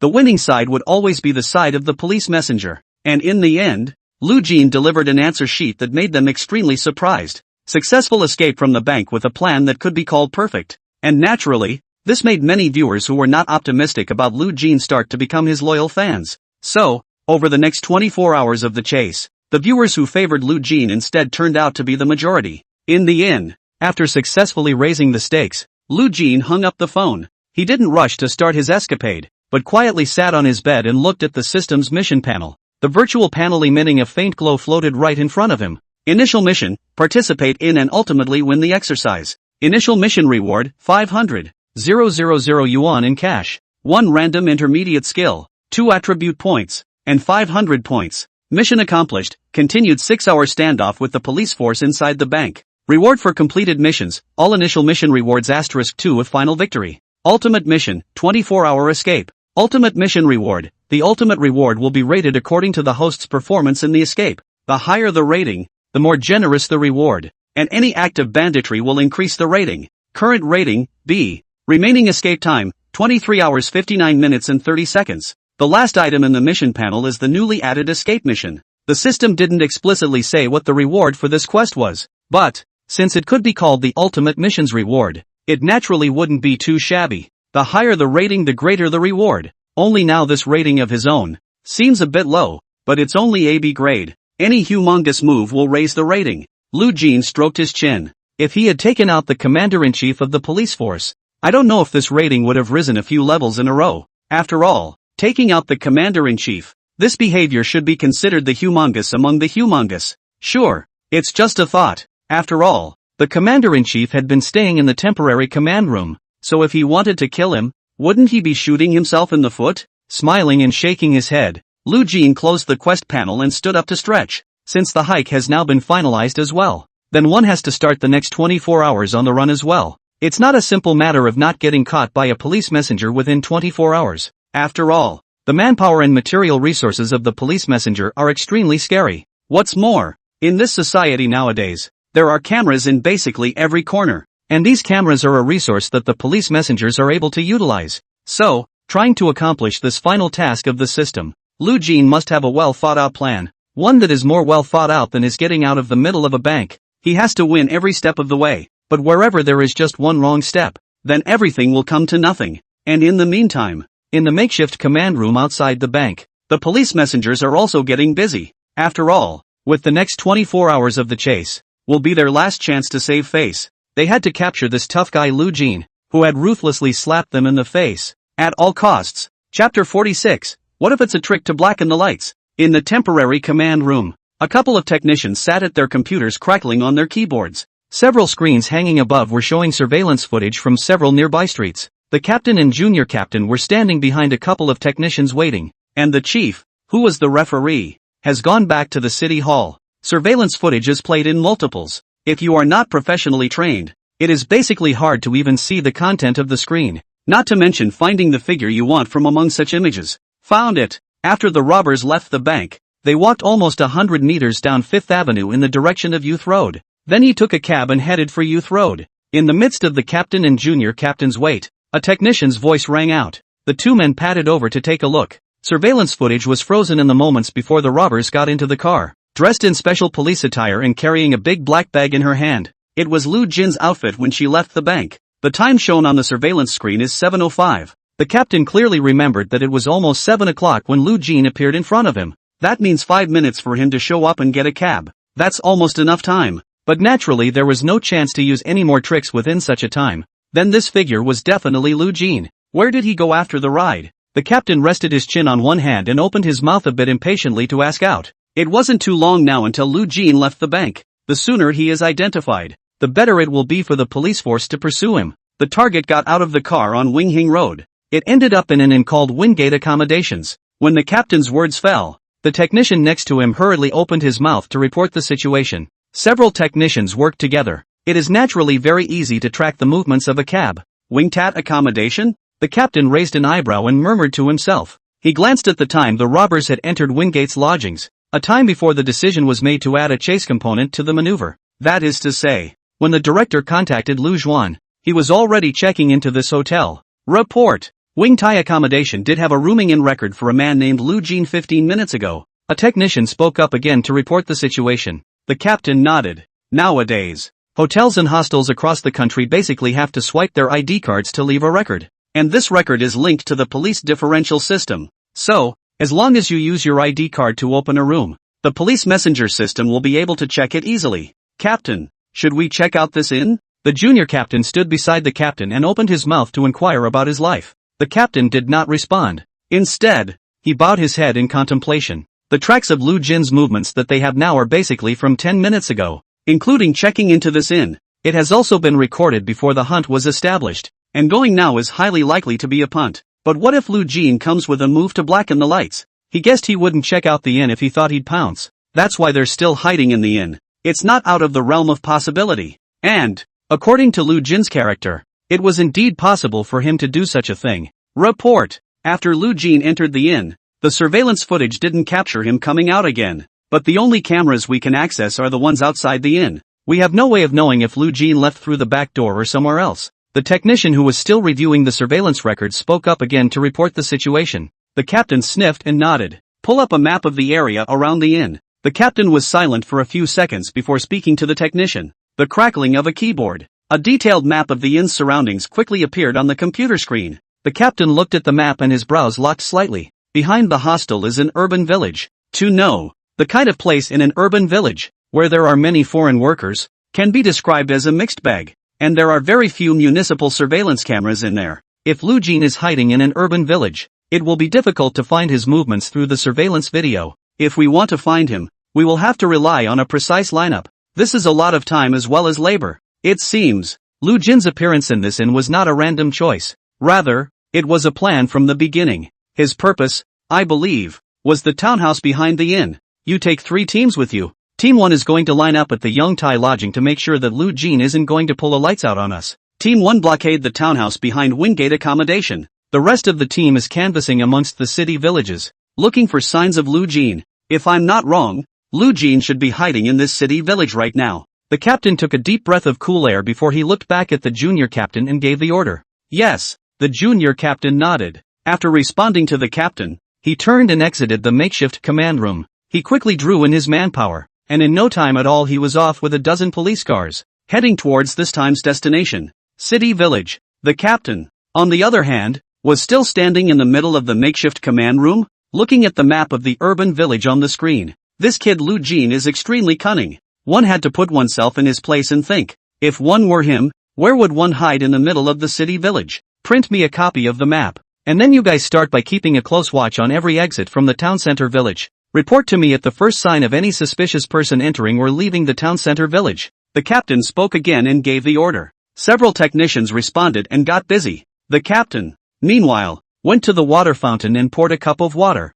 sitting down on the stool next to him and frowning as he pondered what kind of plan Lu Jin would have. Young Tai accommodation inn. Lu Jin didn't leave at the first opportunity after packing up. After carefully arranging the room, he opened the window, glanced at the dark alley behind him, then tied one end of the twisted sheet to the foot of the bed and tossed the other. Immediately after, Lu Jin climbed up to the window. Finding a borrowing point, he stepped on the pipe outside and climbed into a nearby room. Business is very bad at this inn. There weren't many lodgers all day and night. The ability to maintain the business is mainly due to the owner renting out a number of rooms to the public, and the rooms for rent are the ones on the top floor, so the guest rooms below are basically empty. Lu Jin didn't leave after climbing into this empty guest room. Instead, he surveyed the room for a moment and found a hiding place to cat. It's really a bit of a desperate move to do so, but, if he could dodge it, it would be able to save a lot of effort for Lu Jin. After all, running around with 23 kilograms of stolen money is a bit tiring. Chapter 47, 2 brothers killed in action without seeing anyone. 5 minutes later, the squad leader led the way to the inn. They had sent out 3 teams in total, and the remaining 2 teams had already rushed to the predetermined location. The junior captain's group was the smallest in number. After all, coming to the inn to check was just a precautionary measure, fearing that Lu Jin would make a move to blacken the lights. And in the opinion of the captain and the junior captain, the chances of Lu Jin coming under the lights weren't exactly high, so naturally this wasn't the focus of their pursuit operation. Once inside the inn, the squad leader showed his identification and explained the situation before sending a couple of his team members up to check it out. And he himself was inside the counter checking the surveillance of the inn. Second floor, outside room 206. 3 police constables were carefully on guard with guns in their hands. After all, Lu Jin was a tough bandit who had just robbed a bank and had a gun on him. If he was in the middle of the room, there was definitely a gunfight that could not be avoided. The door to the room was ajar, and a bright yellow light was on in the room. One of the team members at the head of the group cautiously approached towards the door of the room, a loaded pistol in each hand. When he was close enough, he raised his foot and kicked in the door of the hidden room. Snapped. The door to the room opened and a small rattling sound came out. Something seems to have fallen to the ground. A few of the officers didn't care. After all, dropping something wasn't anything important. The first thing they should have cared about when they opened the door was whether the robber was in the room or not. So, they were all looking straight ahead, not even noticing that what had fallen to the ground was a grenade that had triggered the fuse. Several police officers swept around the room with their pistols in their hands, and the room was empty. Lu Jin apparently ran away. There's a grenade. Take cover. It was also when someone noticed what had fallen to the ground. At that moment a stern voice rang out, but it was obviously a little too late. Boo! A muffled sound came out, and a puff of red smoke was raised after that maneuver-specific grenade exploded. The 2 police officers who had already entered the room simply couldn't back out. It was the same police messenger at the door who dodged and hid behind the wall, escaping the wave of grenades. The squad leader who was checking the surveillance downstairs was also hearing the commotion upstairs. At that moment he frowned. After dropping the mouse he hurried towards the stairs. When he came to the door of the room he saw that the place was a mess. 2 police officers were covered in red paint from the grenade explosion, and only one was spared. Captain, Lu Jin is not in the middle of the room. He had a grenade hanging behind the door to the room, and when we kicked in the door we triggered the fuse. 2 brothers killed in action. Watching the squad leader come up, one of the police officers hurriedly opened his mouth to report the situation. The young captain's teeth clenched, his brow furrowed. and he couldn't help but reach up and rub his temples. He knew that this Lu Jin kid was not easy to deal with, but he never thought that this kid would come up with such a hand even when he was on the run. It's a ing mistake to get in his way. 2 more police officers were killed in action. Phew, the junior captain exhaled a deep, cloudy breath. After slightly adjusting his mind, he entered the middle of the room. The first natural thing to see was the open window, and the rope twisted from a bedsheet hanging above it. Walked over to the window and glanced downward. The alley below was dark. The squad leader looked again towards the left and right sides of the alley. There were obviously no cameras present in such a place. Lu Jin ran away, just as the squad leader had expected. It had apparently slipped down through this window and into the townhouse beyond. A hard slap on top of the windowsill. There was clearly some chagrin in the young captain's mind. After all, he hadn't even seen a single hair on Lu Jin's head on his own trip to bring the team here. But he had fallen in battle with 2 more police officers. Lu Jin, this kid, really put himself on the defensive now. Turning around and just about to leave the room, the young captain suddenly saw a note on the nightstand. He grabbed it and looked at it. "You are so close to catching me." The simple sentence almost didn't make the young captain's back go out of breath.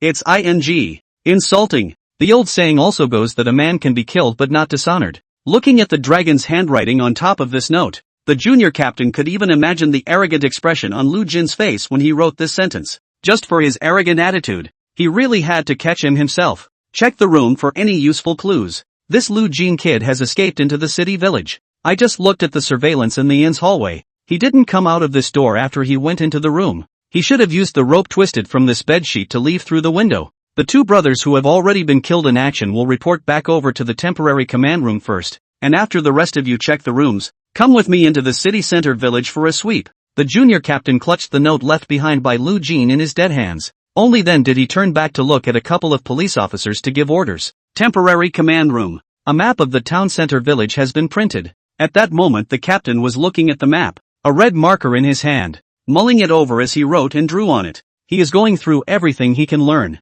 studying which areas were the more likely hiding places for Lu Jin in the middle of this urban village. And just at that moment, the intercom on the table rang. It was the voice of the squad leader reporting the situation. What they were using was the latest research in military walkie-talkies that covered a range of up to 20 kilometers. So, even if the squad leader was now 10 kilometers away from the temporary command room, it still didn't affect the use of this intercom. "Captain, Lu Jin is not in the inn. It should have escaped into the village of the city." But when the door was opened for inspection, our crew, through the walkie-talkie, the squad leader reported back to the captain what had happened at the scene as it happened. And to hear that once again 2 police officers were killed in action, the captain's face changed slightly. He clenched his teeth, his fingers holding the walkie-talkie all a little white from too much force. Before they could completely lock onto Lu Jin's trail, someone was killed in battle once again. It was something the captain was completely unprepared for. "You lead the rest of the team and rendezvous with the squad that's canvassing the urban village. Manpower is needed over there.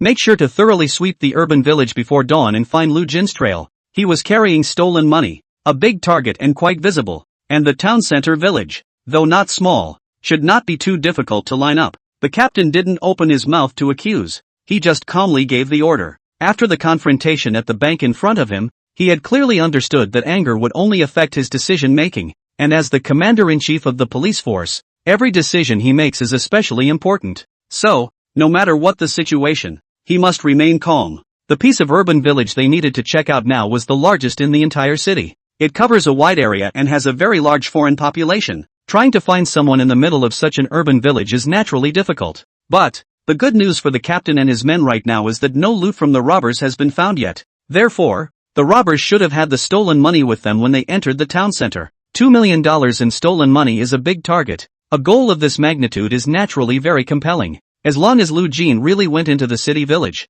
there should be quite a few people who saw it. Chapter 48, Rating Up. Just a little bit more. In room 205. The whole room was dark. Lu Jin is hiding under the bed. Until he left, the squad leader remained convinced that Lu Jin had already escaped the inn and entered the city village. Mostly before coming, the junior captain and the captain already felt in their hearts that Lu Jin would not stay in the inn. It should have gone into the fishy, more favorable to him, urban village. With such preconceived ideas, combine that with the empty room, the open window, and the rope twisted from the sheet on the window. They then felt all the more that Lu Jin would not come to the last hand under the lamp. But, the note left by Lu Jin said, "So close to catching him. It's almost like a clear-cut card with the squad leader." It was because Lu Jin had been hiding in the room next to him. At the time the junior captain saw the note, the distance between him and Lu Jin wasn't even more than 10 meters. If it was a quiet enough environment, I'm afraid they would still be able to hear each other's heartbeats. But, when he saw that one note, the junior captain only thought that Lu Jin was mocking him for coming a step too late.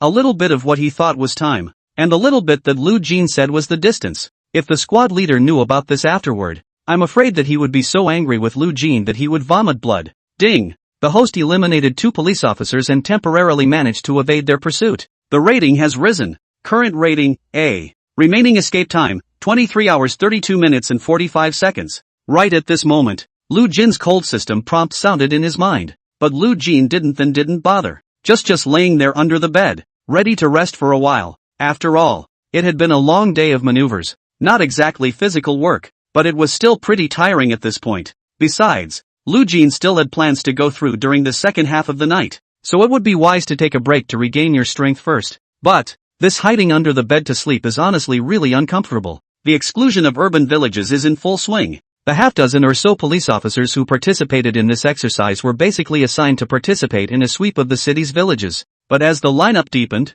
there was no progress at all on the squad leader's side. Lu Jin seemed as if he had evaporated from the earth. Temporary command room. The captain moved his stool and sat outside the command room, mainly in the command room. With the live streaming equipment in place, it does seem a bit inconvenient to smoke by yourself, and the captain likes to have one when he's thinking, so simply just move a stool and sit out. It was now nearly 11:30. The ashtray in front of the captain was already filled with cigarette butts. Placing the map in his hand on the table in front of him, the captain's eyes remained fixed on the map while his hand fished the cigarette case out of his pocket. I opened it and touched it, but it was empty. The captain looked down. The carton of cigarettes was already finished, and he couldn't help but crumple the carton into a ball with some annoyance and throw it in the trash can next to him. A large area had been marked on the map in red pen. These were all areas that had already been canvassed, and the captain was marking them on the map in real time based on the information coming in from the squad leader's side. But, together, these areas are less than a quarter of the entire urban village.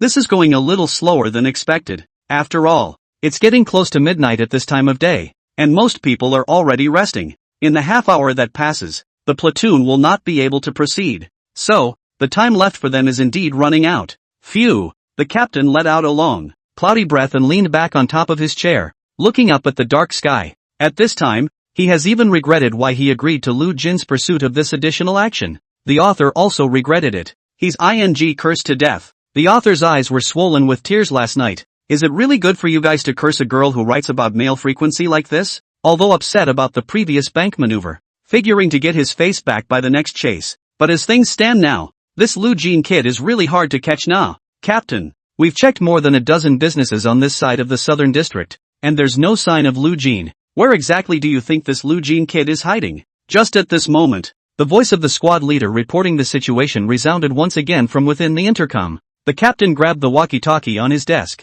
Come back first. It's getting late, and it's going to be difficult to conduct the rest of the exfiltration operation. The brethren are also tired, so let's continue tomorrow. By the way, remember to bring me a box of cigarettes when you get back. The captain's tone was rather hopeless. Naturally, he wanted to catch Lu Jin more than anyone else, with the possible exception of the junior captain of course. But it is indeed too late now. Today's maneuver had lasted so long that he naturally had to think of the people under his hand. We're not all made of steel. How can we go on tomorrow without some rest? Hearing this, the squad leader over there was first silent for a moment, and it was only after a long time that a close the squad resounded from within the intercom. The junior captain is also tired. But, in order to catch Lu Jin, he was even able to stay up all night to continue the lineup. But by this point in time, he was also very aware that it had become very difficult to continue with the exclusion process. So since the captain has given such orders, he then had no choice but to close the line. 20 minutes later, the squad leader returned with a squad that had been canvassing the city's villages,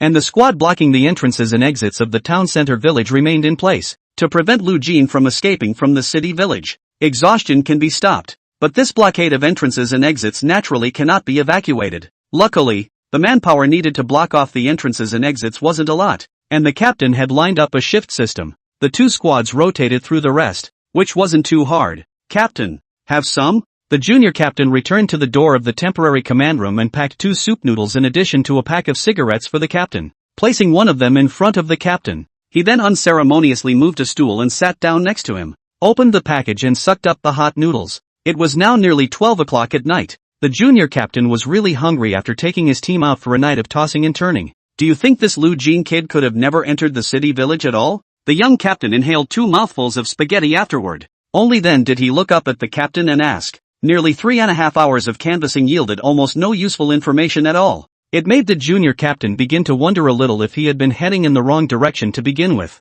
I've had the tech sweep almost every surveillance record within a kilometer of the inn as a centerpiece. After Lu Jin entered the inn, there were no more surveillance cameras to capture him. So if he's not in the middle of the inn, he's hiding in the middle of a city village. Just see if you can determine that Lu Jin has left the inn. The captain also unpacked and ate his snack, chatting with the junior captain as he ate. Can be sure. I looked at the surveillance records of the hallway in the middle of the inn. After Lu Jin went into the room, he didn't come out again. He must have left the inn through the window. The young captain nodded rather seriously. Until now, he still didn't feel that there was anything wrong in the middle of that inn. That's right then. That kid is definitely in the middle of town. He's quite cautious in his actions, and it's normal for his trail to be well hidden. Continue to line up the urban villages tomorrow and make sure he's caught. The captain spoke with extreme seriousness, chewing hard on the noodles in his own mouth after saying that words. The junior captain also nodded with a serious look on his face. Chapter 49, a really big show.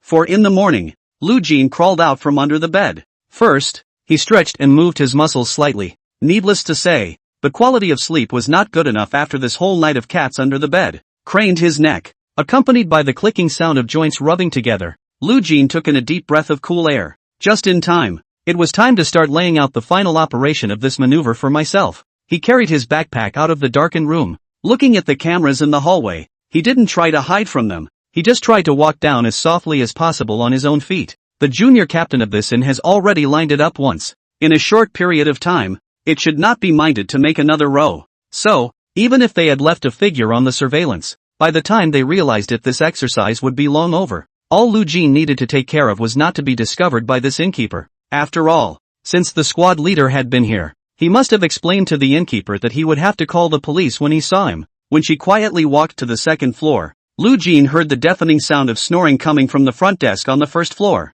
Such small inns don't hire employees, and the owner's family usually does the work themselves, and the night shift is usually the owner himself. Men have big hearts. There was no business at night, and one person watching the store the rest of the night must have just slept. Listening to that snore was obviously a good night's sleep. Present. Lu Jin was then relieved, carrying a large bag of stolen money straight out of the inn. Standing in the blind spot of the camera next to the inn, Lu Jin was in no hurry to leave. He took out his cell phone and ordered takeout. Then they stood still and waited. Almost 20 minutes later, the delivery boy rode his motorcycle far toward the hostel side. Lu Jin beckoned and guided the delivery boy out of the range of the surveillance cameras. After taking the delivery, Lu Jin bought the deliveryman's motorcycle as well as his clothing for the high price of $5,000. Then, Lu Jin changed into the outfit of a deliveryman and rode his motorcycle away from the place where the surveillance range could capture him. Only the deliveryman was left staring at the collection on WeChat in the cold wind in a daze. Oddballs come and go every year, but this year seems to be particularly eventful.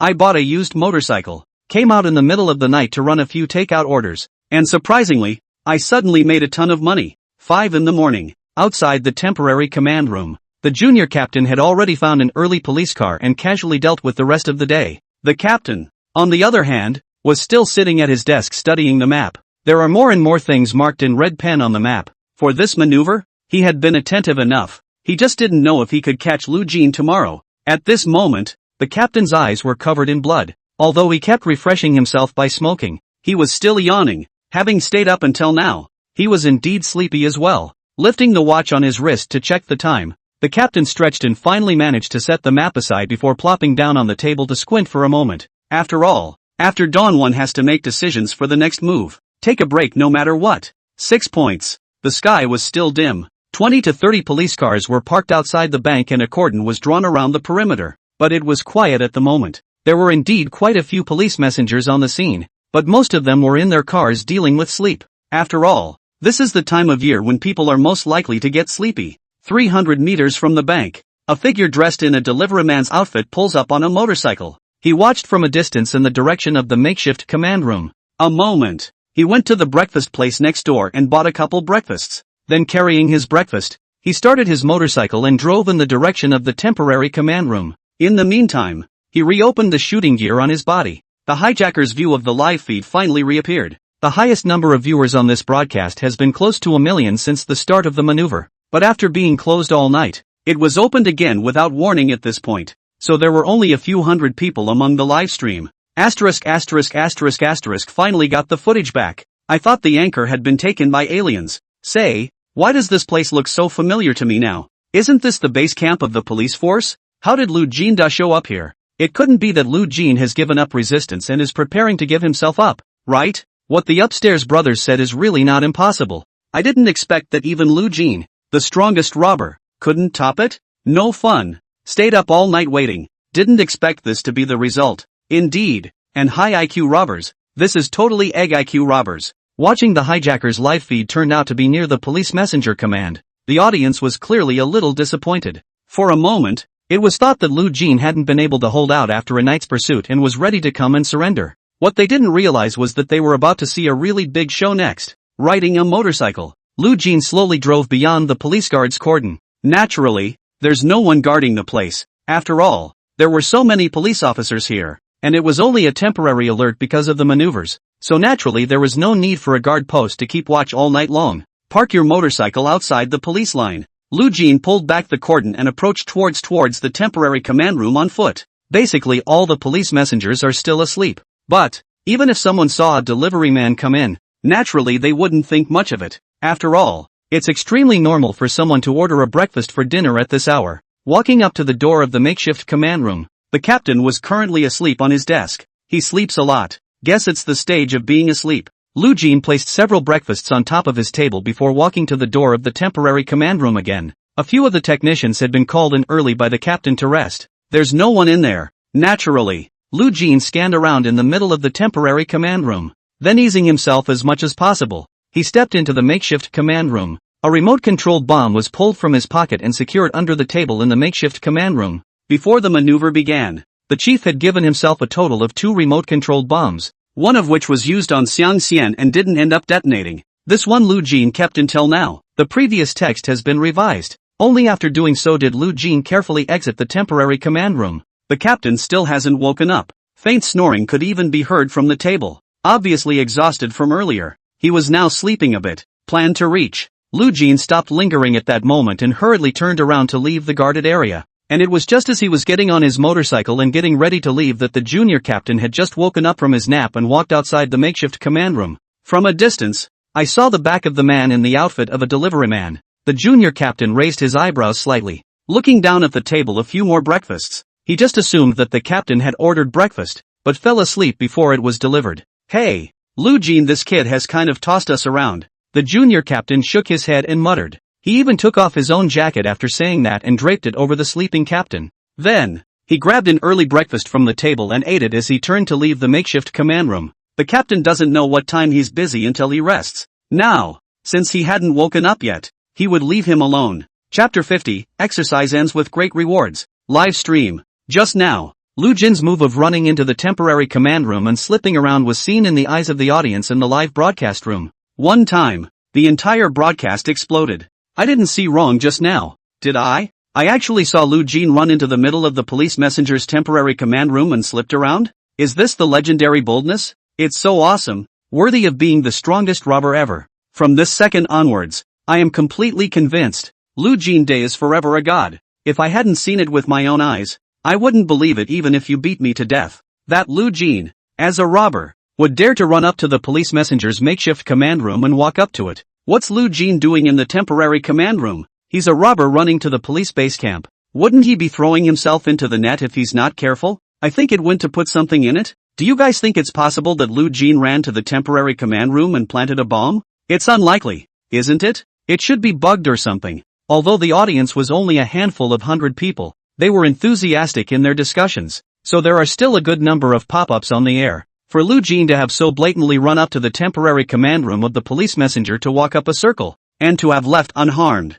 the audience was extremely shocked. Shocked, he could only exclaim in awe of the bull. After all, beyond that, they also really couldn't think of any flirty words to express the admiration in their hearts. 7 points. The sky had begun to cloud over. The captain shuddered in his sleep and woke up. Rubbing his eyes sleepily, the captain saw breakfast on the table. Slightly confused. Then again, he saw the coat he was wearing. He glanced at the badge on it, which was unmistakably the police uniform of the junior captain. One time, the captain understands too, figuring it was the junior captain who came to bring him breakfast early in the morning, but seeing that he was asleep, he didn't wake himself up. The captain reached out and touched the breakfast on the table, which had gotten a little cold. Still, he didn't care enough to grab it and take a few bites. While eating breakfast, it was time to start studying the map on the table again. There are now only about 12 hours left until the hunt is over. There wasn't a lot of time. It was natural for the captain to seize every second of the day. Next time, the squad leader continued to lead his team into the urban village to check for signs of Lu Jin.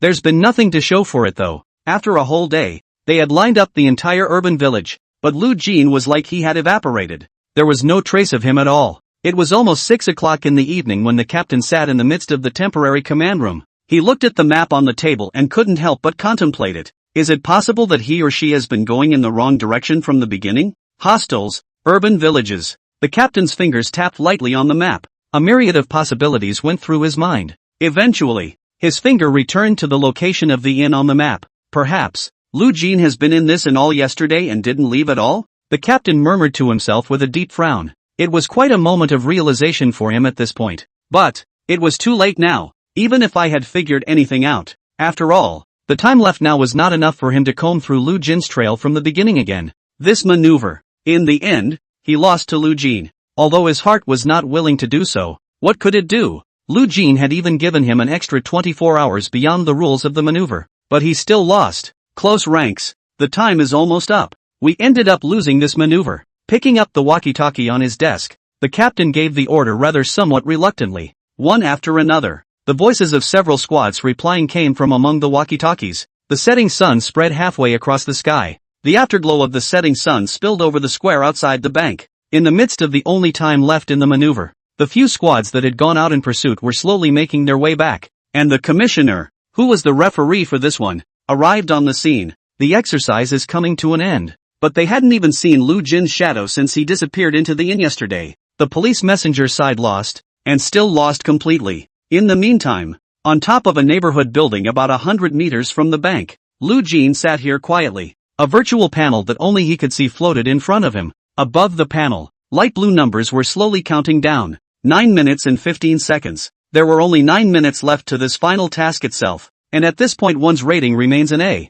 With such a rating, Lu Jin was naturally dissatisfied, and just as unsatisfactory, he infiltrated the makeshift command room of the police force in the early hours of the morning. 4. It's all about coming up with an arguably brilliant finish before this maneuver comes to a close, and there's no telling how much of a boost this closing explosion will bring to his rating. 6 minutes and 30 seconds. With a calm face, he looked at the countdown time on the virtual panel. Lu Jin got up and moved around a bit. From a distance, he looked from the roof of the building he was on toward the temporary command room for police officers in front of the bank. There was quite a bustle there at the moment, and it was evidently busy before the fall of the maneuver. It wasn't too clear to see in this part of Lu Jin, but he could still see the captain's figure walking into the makeshift command room. It's about time, Lu Jin murmured to himself. Then without hesitation, he pressed the remote control in his hand. There were already only 6 minutes left before the maneuver fell apart. And even if the police messengers had their general location now, they wouldn't have a chance to find themselves.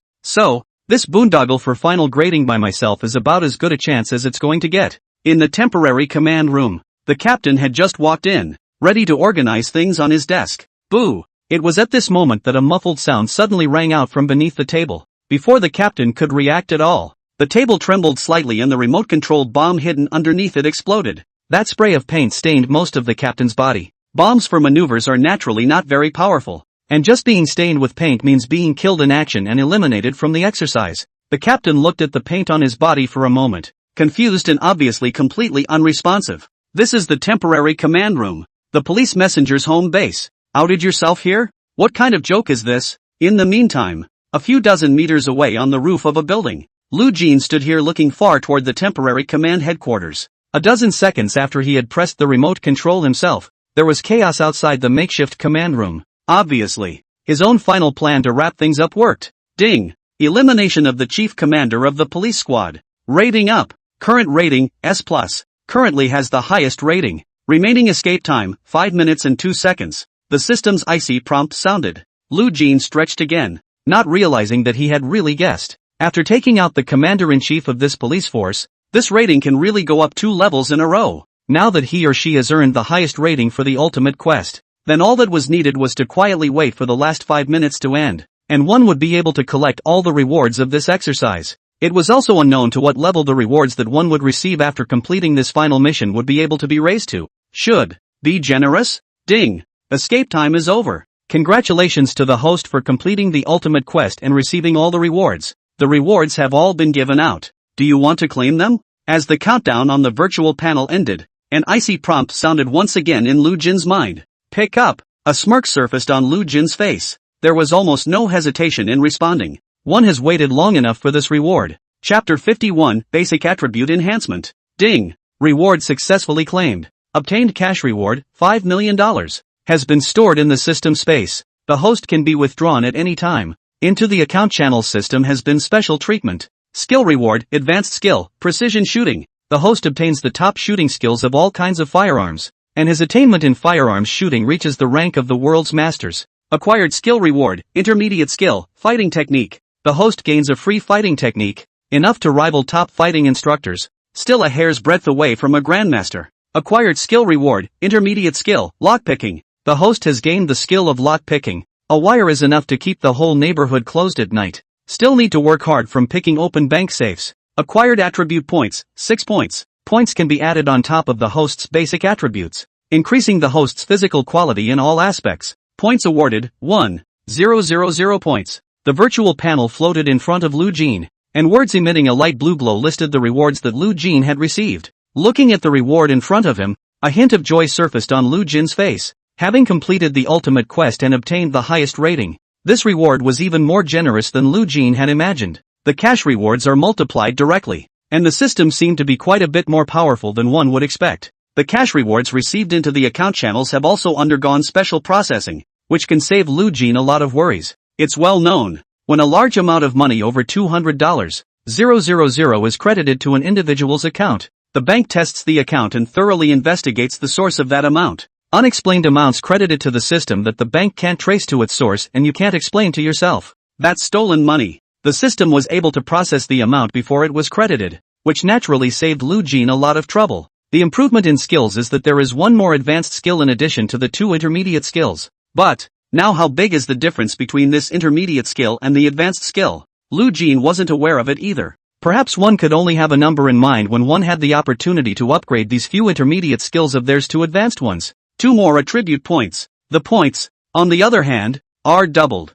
Overall, Lu Jin was still quite satisfied with the rewards he received from the system here after this maneuver was over. Present, Lu Jin didn't delay and sat down on the ground with his knees crossed, ready to use up the still hot attribute points. This is able to directly increase the attribute points of one's base attributes. Just how magical it was, Lu Jin was still quite curious. System, open the attribute panel. Lu Jin couldn't wait to give the system a command. Ding! Attribute panel is open. An icy prompt sounded in Lu Jin's mind. A new virtual panel surfaced in front of Lu Jin's eyes. Host, Lu Jin. Age, 25. Occupation, police officer. IQ, 105. Adult average 100. Strength, 108. Adult average 100. Endurance, 103. Adult average 100. Possesses skill, precision shooting. Advanced, robber's aura. Intermediate, fighting technique. Intermediate, lockpicking. Intermediate, possession of attribute points, 6 points. Points owned, 1,000 points.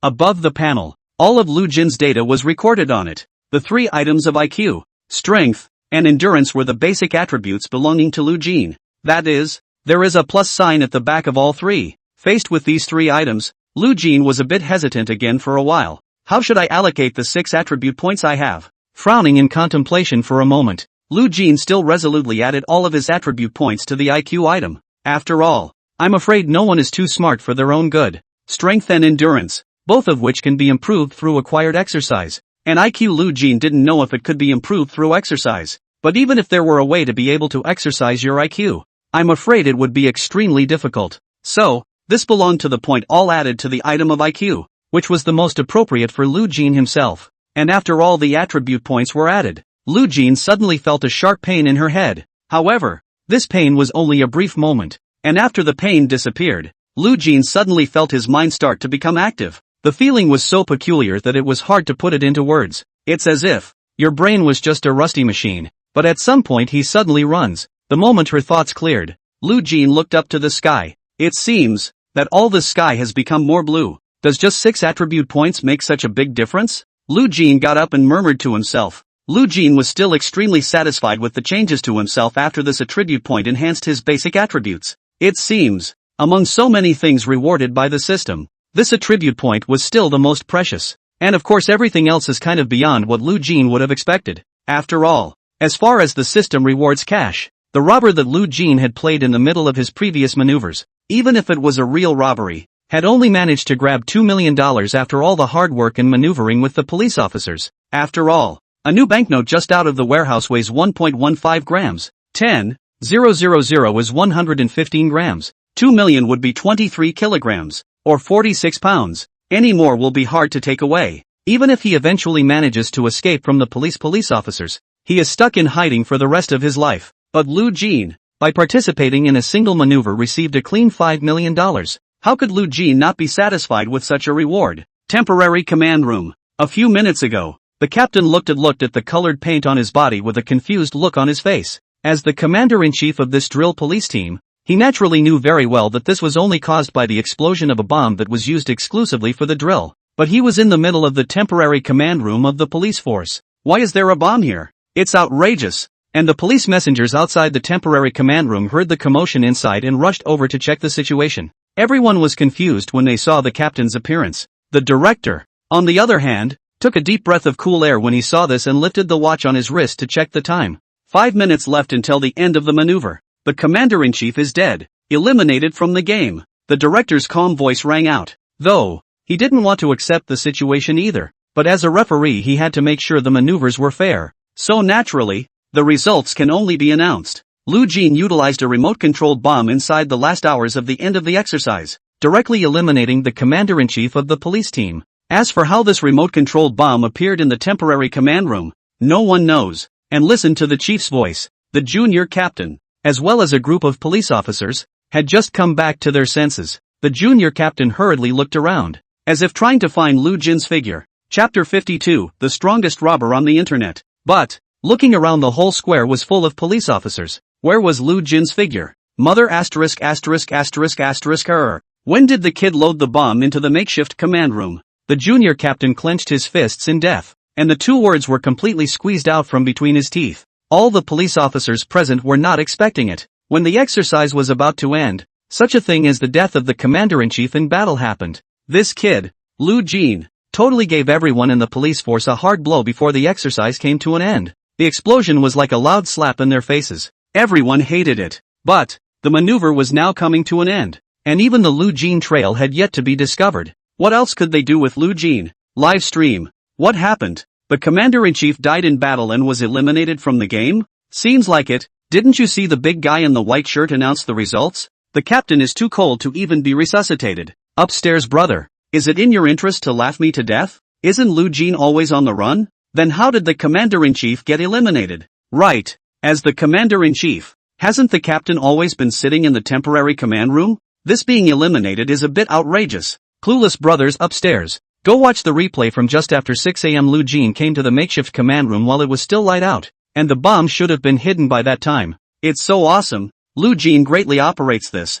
I'm getting wet watching it. Worthy of being the strongest robber ever. Nah. From today onwards Lu Jin is my idol. Even the commander-in-chief of the police force was taken out by him. Is this the legendary extra-legal maniac? It's really a bit strong. This step-by-step scheming is truly shocking. Nah. When Lu Jin sneaked into the temporary command room in the morning, he had turned on the live broadcast device though, but the audience in the live room was still relatively small at that time. So, this incident of the death in action of the chief commander of the police team, which happened before the end of the maneuvers, many viewers of the live broadcast were also a bit confused, and after figuring out what happened, the audience was stunned for a moment. The admiration for Lu Jin in his heart increased for a moment. For this shocking scene by Lu Jin before the end of the maneuver, viewers enjoyed it and posted it on a variety of forums to discuss it. Shocked. High-intelligence robbers win bank drill with a complete victory, not realizing that before the end of the drill, the chief of police dispatch, A maneuver ended. He was actually rated by the netizens as the strongest robber in history. Know the truth, I cried. The highly intelligent robber is freshly released, and with one man's strength against the entire city council, he actually won the final victory. Various eye-catching headlines have also appeared on top of various websites. One time, the exercise, which is nearing its end, has been pushed to the top of a number of websites. The name Lu Jin naturally appeared with great frequency. Even those who hadn't seen this exercise live, more or less knew that the strongest robber had come out of the net. Outside the door of the temporary command room, the director lifted his wrist again to check the time. The time allotted for the arrest has expired. The maneuver is over. This exercise was ultimately won by Lu Jin, who played the role of a robber. There's a total of 1 hostage killed on the police officer side, 7 police officers, and a commander-in-chief. The director put his hands behind his back and took a deep breath of cool air before speaking with a serious expression. While saying this, he couldn't help but glance at the captain. The captain bowed his head and couldn't help but reach up and scratch the top of his brow, obviously extremely ashamed. A few minutes ago, seeing that there was no hope of catching Lu Jin anymore, looking at the number of people killed in this maneuver, he thought that this would be the worst possible outcome. Didn't realize, on the eve of the fall of this maneuver, Lu Jin unexpectedly gave himself such a big surprise, directly eliminating himself as commander-in-chief as well. It's really a big joke when you tell it. The main thing is, the way Lu Jin eliminated the commander-in-chief was by placing a remote-controlled bomb in the middle of the temporary command room, and when exactly he came, no one even noticed. This is a police base camp, and the robbers came here to hang out and even set up a bomb. No one's found out. This is certainly a hard slap in the face to all police officers. After glancing at the captain, the director ignored him and just took out his cell phone from his pocket and dialed Lu Jin's number. Lu Jin, you did good. Come back. This maneuver is over. You win. I don't think anyone would dare to disobey now. The director opened his mouth in an extremely amiable manner, though there was some anger in the chief's mind about the outcome of the maneuver. After all, the performance of the police force is a disgrace to the municipal council, and as the director of the municipal council, this old face of his will be affected to a greater or lesser extent. But he couldn't implicate this fire in his heart to Lu Jin's head. Lu Jin just did what he asked. As much as possible, I'm going to make myself a tough guy. This Hummer is so real that it's just a little out of the chief's league. Once the caller responded to himself, the director hung up the phone as well. With his hands behind his back, the director stood in the square looking off into the distance, and all the police officers who had seen this exercise stood in formation a short distance away. There was a large number of people at the site. The atmosphere, however, was rather stagnant, and hardly anyone spoke. Mostly, everyone in the police force was quite heavy-hearted in the face of the results of such an exercise. Almost 10 minutes. Lu Jin carried the black backpack and appeared beyond the distant cordon. His face was calm. With unhurried steps, he walked towards the makeshift command room on this side, and it was at the same time he appeared that the gazes of almost all the police officers in the square focused on him. Seeing it appear so quickly, the police officers present reacted for a moment. Dare I say that this Lu Jin kid didn't run far at all, and has been hiding near the bank, facing the gaze of several hundred pairs of eyes. Lu Jin was as if he didn't even notice their gaze that wanted to eat him. Still with a calm face and a steady pace, he arrived at the door of the temporary command room, casually handing the black backpack in his hand to the squad leader next to him. Lu Jin saluted at the director. Chief. Lu Jin opened his mouth rather respectfully and called out. The squad leader on the side, carrying the bag with the stolen money, looked up at Lu Jin with a deep frown. This kid really doesn't think of himself as an outsider, nah. Now I'm still angry in my own heart. Of course, now that the maneuver was over, even if he was holding a bellyful of fire in his heart, he had no place to send it. One can only continue to hold it in. Chapter 53, Tossing and Tossing. You boys did a good job. The robber was played to my great satisfaction. An exercise that also has to have one of these bruisers in order to reach its true significance. The director looked at Lu Jin in front of himself and reached out to pat his shoulder. And only then did he speak seriously, speaking with a rich smile on his face. Which half of that stern look from the past was still there? Thank you, director, for the compliment. Lu Jin also responded with a smile on her face. The director patted him on the shoulder again, then put his arm directly around his shoulder and the two of them took 2 steps toward the front. You boys did your homework on this maneuver, didn't you? The director lowered his voice and spoke cheerfully. He also looked up and around casually as he spoke, as if he was afraid that the ensuing conversation would be overheard by others. Indeed. What? Chief, you're not regretting your decision to pick me to play this robber, are you? Lu Jin also lowered his voice and gave a smile in response. What kind of nonsense are you talking about, kid? The director's brow locked as he spoke with a serious face. But, The words fell from his lips, and he put away the serious expression on his face again. Speaking of regret, it does have a bit of that too. After all, I didn't expect you to be able to do this when I first asked you kid to play the robber. After so many police officers were killed in battle, you ended up eliminating even the commander-in-chief of the police force for me. This maneuver is broadcast live on the entire network. Millions of eyes are watching. My old face can be considered to be disgraced by you. The director frowned and spoke somewhat helplessly. He had been very optimistic about Lu Jin before, and had been somewhat of a mentor as well as a friend. Lu Jin's performance in this maneuver could be said to be very good, so the director was naturally extremely kind to Lu Jin. A few heartfelt words in a joking tone wouldn't hurt. Listen to the secretary's complaint. Lu Jin shrugged his shoulders slightly, a look that says there's nothing I can do about it now that the maneuver is over. I took a call yesterday from the head of the provincial office in Central Cloud Province. That old boy was a comrade in arms with me back in the day, and he watched the live broadcast of our city council's maneuvers yesterday, and he's very interested in you. So he's going to run a bank drill at their provincial hall as well, and would like to invite you over to play the robber and have a few extra teammates for you. I agreed for you. There's nothing else to ask. After all, they're a provincial department, so you'll have to prepare more thoroughly to be ready to participate in their maneuvers in overdrive. Better toss them provincial offices. That's an order. Got it? The director came over to Lu Jin's side and spoke in an extremely serious tone. A deep frown locked his brow as he spoke. Obviously, I'm afraid that his old war buddy didn't simply express interest in Lu Jin when he called yesterday. With the way the chief is acting right now, he shouldn't have escaped being mocked hard. Got it. The director's words had already reached this point, so naturally, Lu Jin could only nod and accept it. Not to mention, you, the robber playing the system, have to participate in the maneuvers to get the rewards. As for the system's rewards, Lu Jin was also still rather salivating. So, with a new invitation for maneuvers, Lu Jin was naturally very happy. As for what the director said about tossing a chicken and dog, then Lu Jin could only say that he was doing his best. Great! Tomorrow our city council will hold a press conference. You as the side that played the robber in the exercise, and also the ultimate winner, you have to go on stage to give a speech. You prepare. When the press conference is over, you should hurry up and pack up and go to Zhongyun province. It's considered a normal draw of manpower, and I'll give you a few days off to rest up when you get back. The director was obviously still quite satisfied with Lu Jin's answer. A few more brief explanations were given at that moment. Then he let go of Lu Jin's shoulder and returned to the entrance of the temporary command room to begin a little summary speech for the end of the exercise.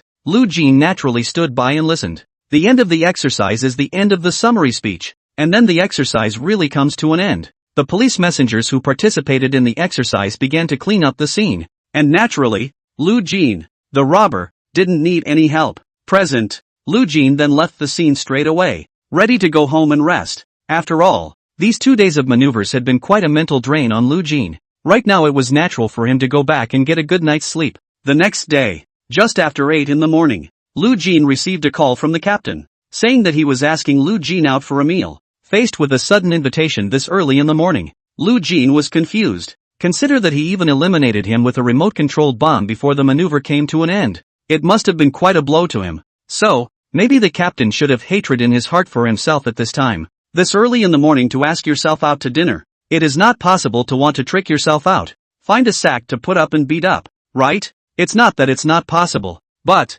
he himself had just obtained the intermediate fighting technique from the system. If the captain was really prepared to do that, Lu Jin wouldn't mind trying out the depths of this fighting technique of his. After agreeing to the captain's invitation, Lu Jin packed up slightly and left the door, followed the address given by the captain to a Cantonese-style tea house. Guided by the waiter, he entered a private room, and the captain and junior captain had already taken their seats long before Lu Jin came in. The two were drinking tea and having a chat. Coming, the captain saw Lu Jin push the door in and spoke with a smile on his face. His face looked a little hard and he had heavy dark circles under his eyes, as if he hadn't slept all night yesterday as well. Lu Jin smiled and nodded in response, and then he took his seat without ceremony. Lu Jin, when do you have time? Let's go to our SWAT team's martial arts field and let's practice. Our squad's fighting instructor is also very unconvinced about folding at your hands, and he'd like to practice on you as well. The junior captain picked up the tea on the table and took a sip. It was only immediately afterward that he spoke cheerfully. The expression on his face as he spoke was still extremely kind,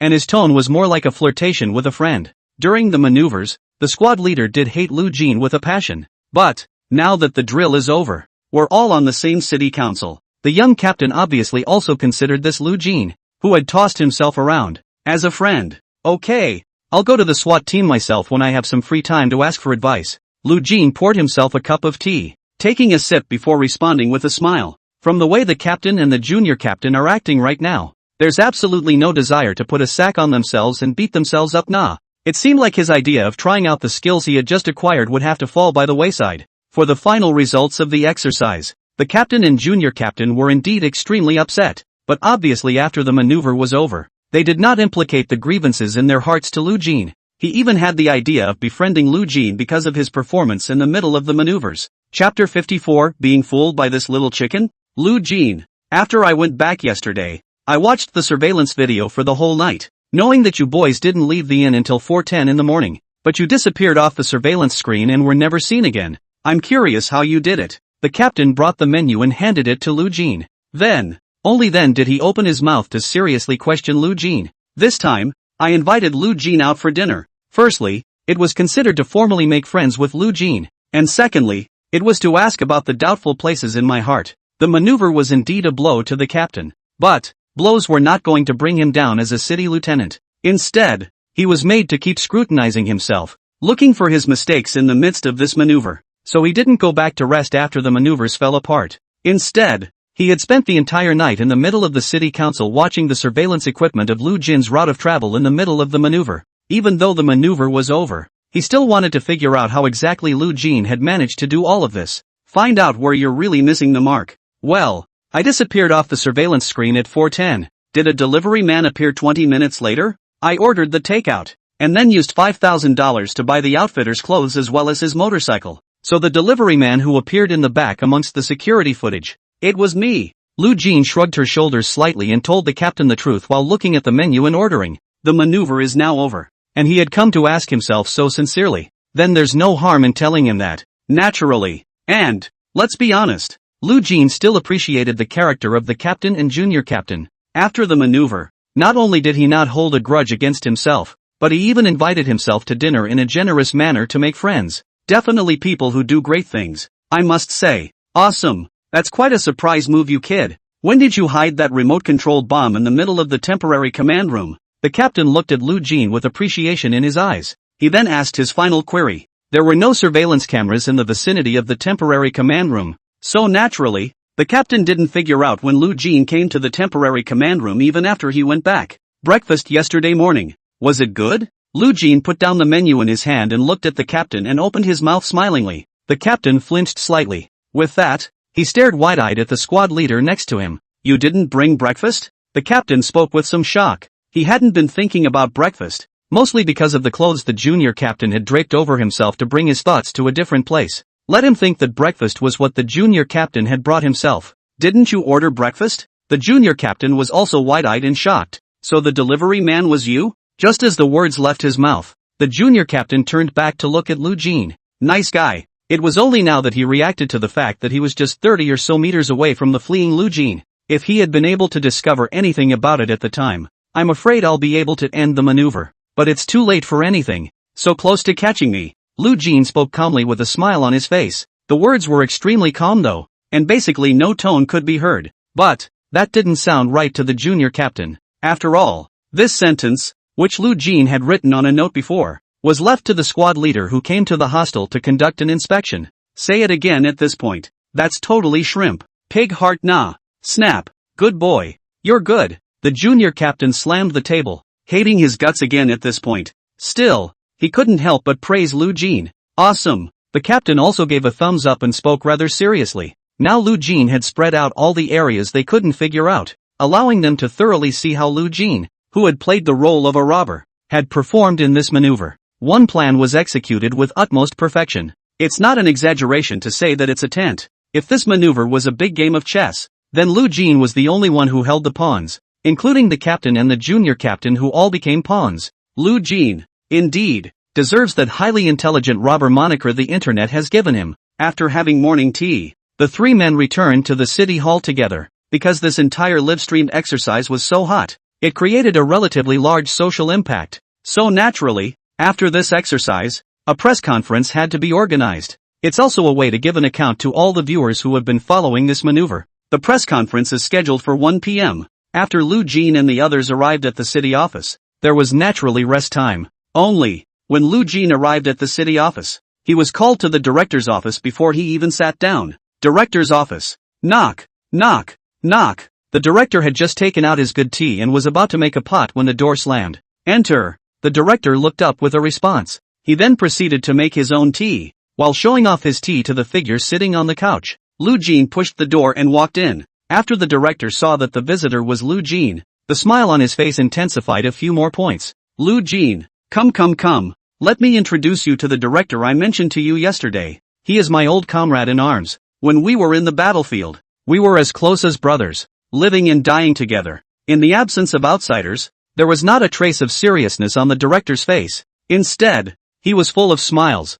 obviously very close to this director. Ha ha, old Lee, you can shut up, boy. I don't suppose he said anything bad about me when he introduced me to you? And as close as brothers, life and death. You only just need to say a few less bad words about me and I'll be thankful. The hall director laughed bashfully. As he spoke, he got up and came to Lu Jin's side, taking a couple of careful glances. The director was very tall, estimated to be 1 meter 9, and was very strong, stronger than Lu Jin. A country face with 2 thick eyebrows and a pair of extremely deep eyes. It looks extremely decent. It's the kind of face that you put in a movie as a villain and you think he must be undercover. Hello, director. Lu Jin looked at the director in front of him and saluted in greeting with a serious face. Other people's 2 bosses flirting with each other. Himself, a subordinate, naturally, is not good to get involved. So, Lu Jin directly avoided the director's question and just opened his mouth to ask a hello. Nice face, just a little too skinny. Old Lee, your entire city council was fooled by such a little chicken?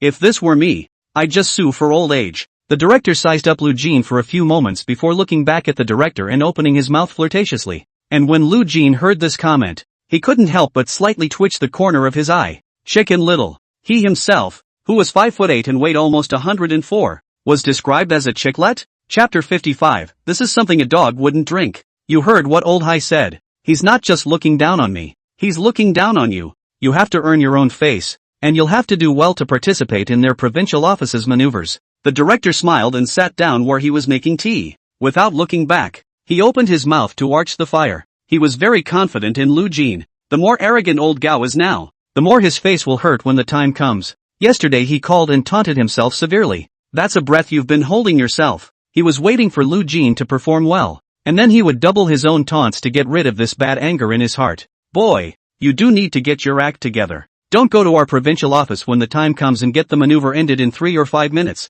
When that happens, your chief won't have the face to see me again. Ha ha. The director turned around and patted Lu Jin's shoulder, unable to stop throwing his head back and laughing when he spoke on the spur of the moment. Though look, it was as if they had already seen their provincial office win in the middle of the maneuver, and the embarrassing look on the chief's face. The director had a lot of strength, and these slaps on Lu Jin's shoulders made Lu Jin couldn't help but frown slightly. But, judging from these unconventional behaviors of his, he should be a rather gregarious person. There was also a smile on his face the whole time. There is obviously some difference in personality from the director, who has always been quite serious. Here, taste it. It's a tea I've treasured and never been able to part with. Just then, the chief's tea was ready. He poured 3 cups before opening his mouth to greet Lu Jin and the director. The director sniffed and went over to sit down without ceremony, picking up the tea on the table and sipping it. Lu Jin also went over and picked up a cup and took a taste. Tastes good. It has a sweet aftertaste in the mouth and the aroma fills the entire mouth. Honestly, Lu Jin is a complete amateur for tea tasting, and the tea he drank before crossing the border was $12 or so a caddy. But, even for an amateur like him, once he tasted it, he knew that the tea was very good. Just can't tell you what's good about it. Well, the director raised one eyebrow and opened his mouth rather expectantly to ask a question. After all, something that has been treasured for years has been brought out to be shared. So naturally, I would like to hear a couple of kind words. Nice. It's really the first time I've had such good tea. Lu Jin nodded and gave a smile in response. The director sniffed and nodded, still obviously satisfied with Lu Jin's response. The smile on his face intensified a bit at that moment. You kids don't see it. You can call this stuff good tea? Not that I'm making this up, but this stuff wouldn't be drunk for a dog. When you're done with your maneuvers at our provincial office, I'll get you a few tins of really good tea and bring it back to your chief then. Don't fool your guests with these in the future. As soon as Lu Jin's words fell, the director sitting next to him spoke up. As he spoke, he also drank all the tea in his cup, before placing it back on the table. Lu Jin froze slightly and looked back at the director. the chief still had a smile on his face that he hadn't managed to put away. A pair of eyes looked at the hall director, the corners of his eyes twitching slightly, obviously furious. "Lu Jin, you go out first. I have something to take care of." The director reached out and waved his hand at Lu Jin. While speaking, a pair of eyes still didn't leave from the director sitting across from him. "Yes." Seeing this, Lu Jin hurriedly responded, then slipped out of the director's office. Both of them were leaders, and this little police messenger couldn't afford to mess with them. And judging from the scene, what follows in the middle of the director's office will be rather bloody. Gently closed the office door. Lu Jin was in no hurry to leave. Instead, he stood outside the office and listened to the commotion inside. The director fighting with the director. This scene is not easy to meet. One naturally wants to hear the commotion. "You old thing. I'll treat you well. You can't spit ivory out of a dog's mouth. Let's see if I don't get you killed today." The director's voice took the lead. "Come and go. It's been over 20 years since I've asked you to practice. I've come to see if you've grown." Then came the director's voice. 30 years ago, if I hadn't brought you out of the dead, you would have lived to get to take the first-class merit? You can still taste my old man's good tea today?" The director cursed some more. Both men were obviously up by the sound of stools moving inside. Obviously haven't done it yet though. "Bah! Who cares about that first-class merit? If I hadn't been laid up in the hospital for 3 months at that time, could Ran have been tricked by you? Besides, that tea of yours is garbage. A dog wouldn't drink it if you gave it to him." The director responded with 2 more sentences. Listening to the commotion inside, Lu Jin frowned deeply for a moment. It seems that the relationship between the director and this director is really a bit complicated. It's not true that they're lifelong brothers, but there seems to be quite a bit of emotional turmoil involved. Listening to the action start inside, Lu Jin couldn't help but worry about her chief. After all, with his own director's small arms and legs, facing the director's tall head and big man, it was obvious that they were not at the same level of combat power. Of course, a dispute between 2 leaders of people. It's not his turn to go up there and mind his own business. 1 o'clock in the afternoon. Both the secretary and the director attended the press conference. The reception was organized by the city council, and as the director was the initiator and referee of the exercise, it was only natural for him to attend and host the press conference. And the director was going to invite Lu Jin to participate in their next exercise at the provincial office. It would also be a good idea to take advantage of this reception to expand the visibility of their next exercise at the provincial office. Neither one could see any injuries. Obviously, it's moving, but it's still all on point. The director must have put in a lot of water. After all, at his size, if he did do it, I think an ambulance would have to come. In front of the media and outsiders, the secretary and the director acted as if they were close to each other, as if they were brothers indeed. And the reason why he would behave like that in front of Lu Jin, I guess they didn't treat Lu Jin as an outsider. After all, Lu Jin was the director's most favored scion, and was basically trained as an apprentice. Therefore, even if the director met Lu Jin for the first time, because of the director's relationship, he more or less still had a favorable impression of Lu Jin. End of press conference. The news that Lu Jin was going to the Central Cloud Province provincial office to participate in the exercise was then considered to have been completely released,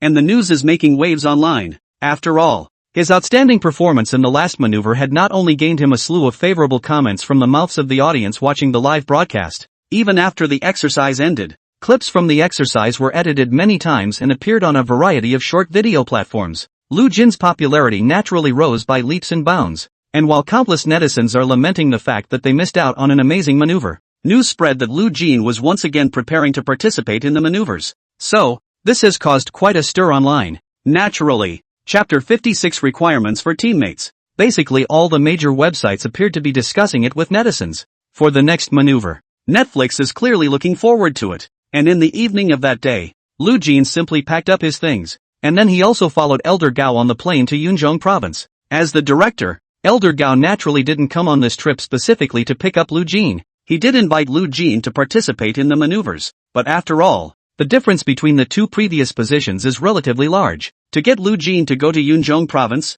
a single phone call would be able to solve the problem. Where's the need to come in person? He had come to the city council in person for the main purpose of getting together with the chief. After all, the old brother lost so much face. Naturally, he had to come over and make a good mockery of it himself. But, because as a director, there are more things to do, he also only had a dinner with the director before taking Lu Jin and heading back. That night, Lu Jin stayed at a hotel that had already been arranged by the provincial office. The next morning was sent by the director of the car, received in the middle of the provincial hall, office of the director. When Lu Jin knocked on the door and came in, the director was making tea. After seeing Lu Jin, he hurriedly greeted him and sat down. Here, taste it. Isn't this tea of mine 100 times better than the goods your chief brought out? Lu Jin had just sat down when the director poured him a cup of tea. He spoke with a kind smile on his face. Lu Jin picked up the tea and tasted it. Nice. Sweet and savory. Lu Jin nodded and responded to the hall director with a smile. He can't really tell the difference between this tea and yesterday's tea. Anyway, it's all good tea. Ha ha, when we get back, I'll get you 2 cans and you bring them to old Lee. Show him what's really good. The director spoke cheerfully. As he spoke, he picked up a glass himself and took a taste. Eyes slightly closed, obviously reminiscing about the flavor of his fine cup of tea. You don't see me lifting a finger with old Lee. I even beat him up yesterday. But really, you and I are really like brothers. This life of mine. He picked it up from the dead. The closest person in my life is old Lee. I was an orphan when I was a child, and when I joined the army at 18, I was assigned to a squad with old Lee and became friends. Together as soldiers for more than 10 years. Have fought in wars and escaped from death I do not know how many times. When we were soldiers, it is no exaggeration to say that the two of us are wearing the same pants relationship. Hey, back when he took advantage of my hospitalization, after enjoying the flavor of the tea, hall manager Yo-Yo and Lu Jin made some small talk, but it stopped after saying that. Obviously, he didn't feel too good about continuing these latter words with Lu Jin. These ramblings would not have needed to be said, but Lu Jin is the disciple that old Lee recognized. It would be bad if he misunderstood himself at that time. So, the director made a point of mentioning this. Well, let's cut the small talk short. You don't have to let go of this invitation to maneuver. Our provincial office is not weak. I also talked to old Lee in the middle of the phone earlier, and I can send you a few additional teammates this time. After all, if it's just you, we at the provincial office are too embarrassed to bully you. Sit up straight. It was only with a smile on his face that the director spoke to Lu Jin. Although there was still a smile on his face, his tone was much more serious. Could be. Lu Jin nodded and gave a succinct response. For the matter of sending a few additional teammates, Lu Jin was naturally willing to accept it. After all, having a teammate was able to save a lot of things, and quite a few programs are much easier to implement. Your teammates will be chosen from among our provincial offices, and you can say whatever you want. I'll try to match you up as best I can. The director leaned on his desk and spoke earnestly.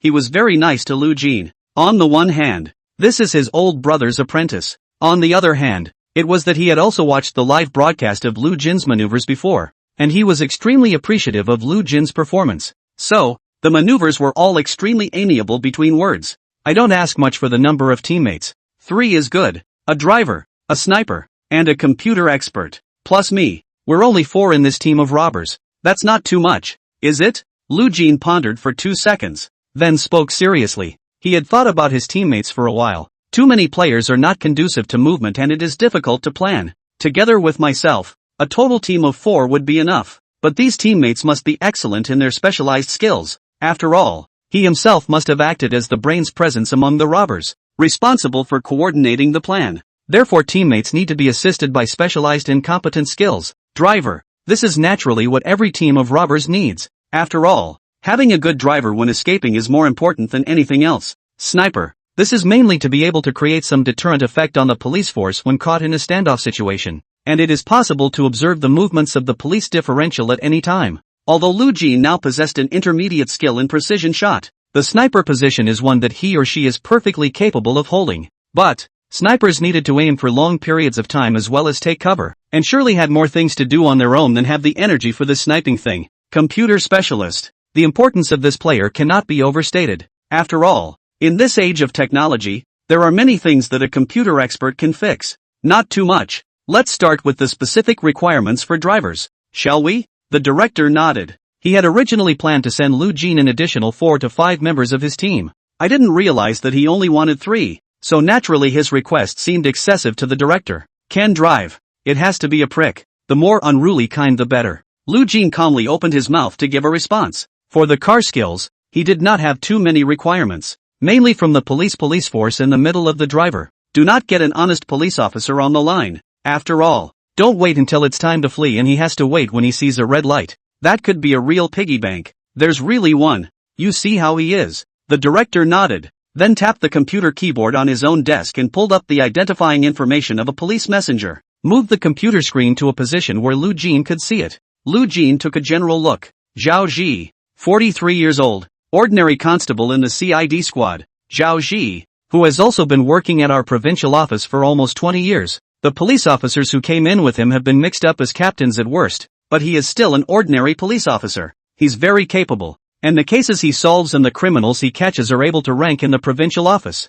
There have been no promotions, mostly because there have been more demerits than merits. He could tear the restaurant down to catch a suspect, even racing with criminals inside the city in order to catch them. He should be number one in the hall for being able to call himself a prick. After watching Lu Jin look at the basic information for a while, the director opened his mouth leisurely. Briefly, Chapter 57, it shouldn't be hard to win. Well, are you still satisfied with this one? The director looked at Lu Jin with a smile and opened his mouth to give an inquiry. Satisfaction. Hearing the director's introduction, Lu Jin nodded in response. This Zhao Ji was exactly what he wanted. Even openly racing with criminals in the city in order to catch them. He came to be the driver. Perfect. Snipers and computer experts. I'll give you 2 recommendations. The director spoke with a smile on his face. After that, he pulled up the information on the 2 officers from his computer. Ling Feng, male, 36 years old, has been the sniper champion of the Central Cloud Province Police Force for 4 consecutive years, has the nickname of Bulletless, but was once booked for unauthorized firing on the way to a mission. Tang Yuyan, female, 21 years old, computer specialist. He was once arrested for hacking into the police messenger system and arrested for jeopardizing public information security, and then acquitted because he was under 16 at the time and didn't cause significant damage. Now being specially recruited into the Central Cloud Province's cybersecurity department. The director followed Lu Zhuan's request of wanting to be a prick and picked up and recommended 2 people. Saw the resumes of these 2. Lu Zhuan nodded. Just the 3 of them. Lu Zhuanhui responded calmly. All of these people that the director has recommended are still quite happy with themselves. Now that the candidates are finalized, the next step is the equipment. For the equipment, what are your requirements? As long as it's not too much, I'll try to fulfill it. The director picked up the tea on the table and took a sip before speaking leisurely. 2 Type 95 automatic rifles, 4 Type 92 pistols, 1 CSLR-4 sniper rifle, 10 grenades, and 2 remote-controlled bombs. Just watch and prepare the blanks for the maneuvers. It shouldn't be too much for me, a humongous bandit, to ask for this equipment, right? Lu Zhuan opened his mouth almost without much thought and directly reported the gun he wanted. Obviously, he had thought about the weapon thing a long time ago. The director froze slightly at the first sign of these weapons. Type 95 automatic rifles, Type 92 pistols, as well as grenades and remote-controlled bombs for maneuvers are not a problem. After all, it's all standard in the police force. Just this CSLR-4 sniper rifle. CSLR-4 sniper rifle, currently the most expensive gun in the military, with a unit price of up to $260,000 and a bullet costing $50. It is a veritable dirt cheap weapon. Once the country won 7 firsts and 14 individual subjects with the CSLR-4 sniper rifle, and ranked first in the total number of medals and gold medals. It made the CSLR-4 rifle famous overseas. In a nutshell, this gun is very golden. There are a handful of provincial halls, but not many people who have touched them.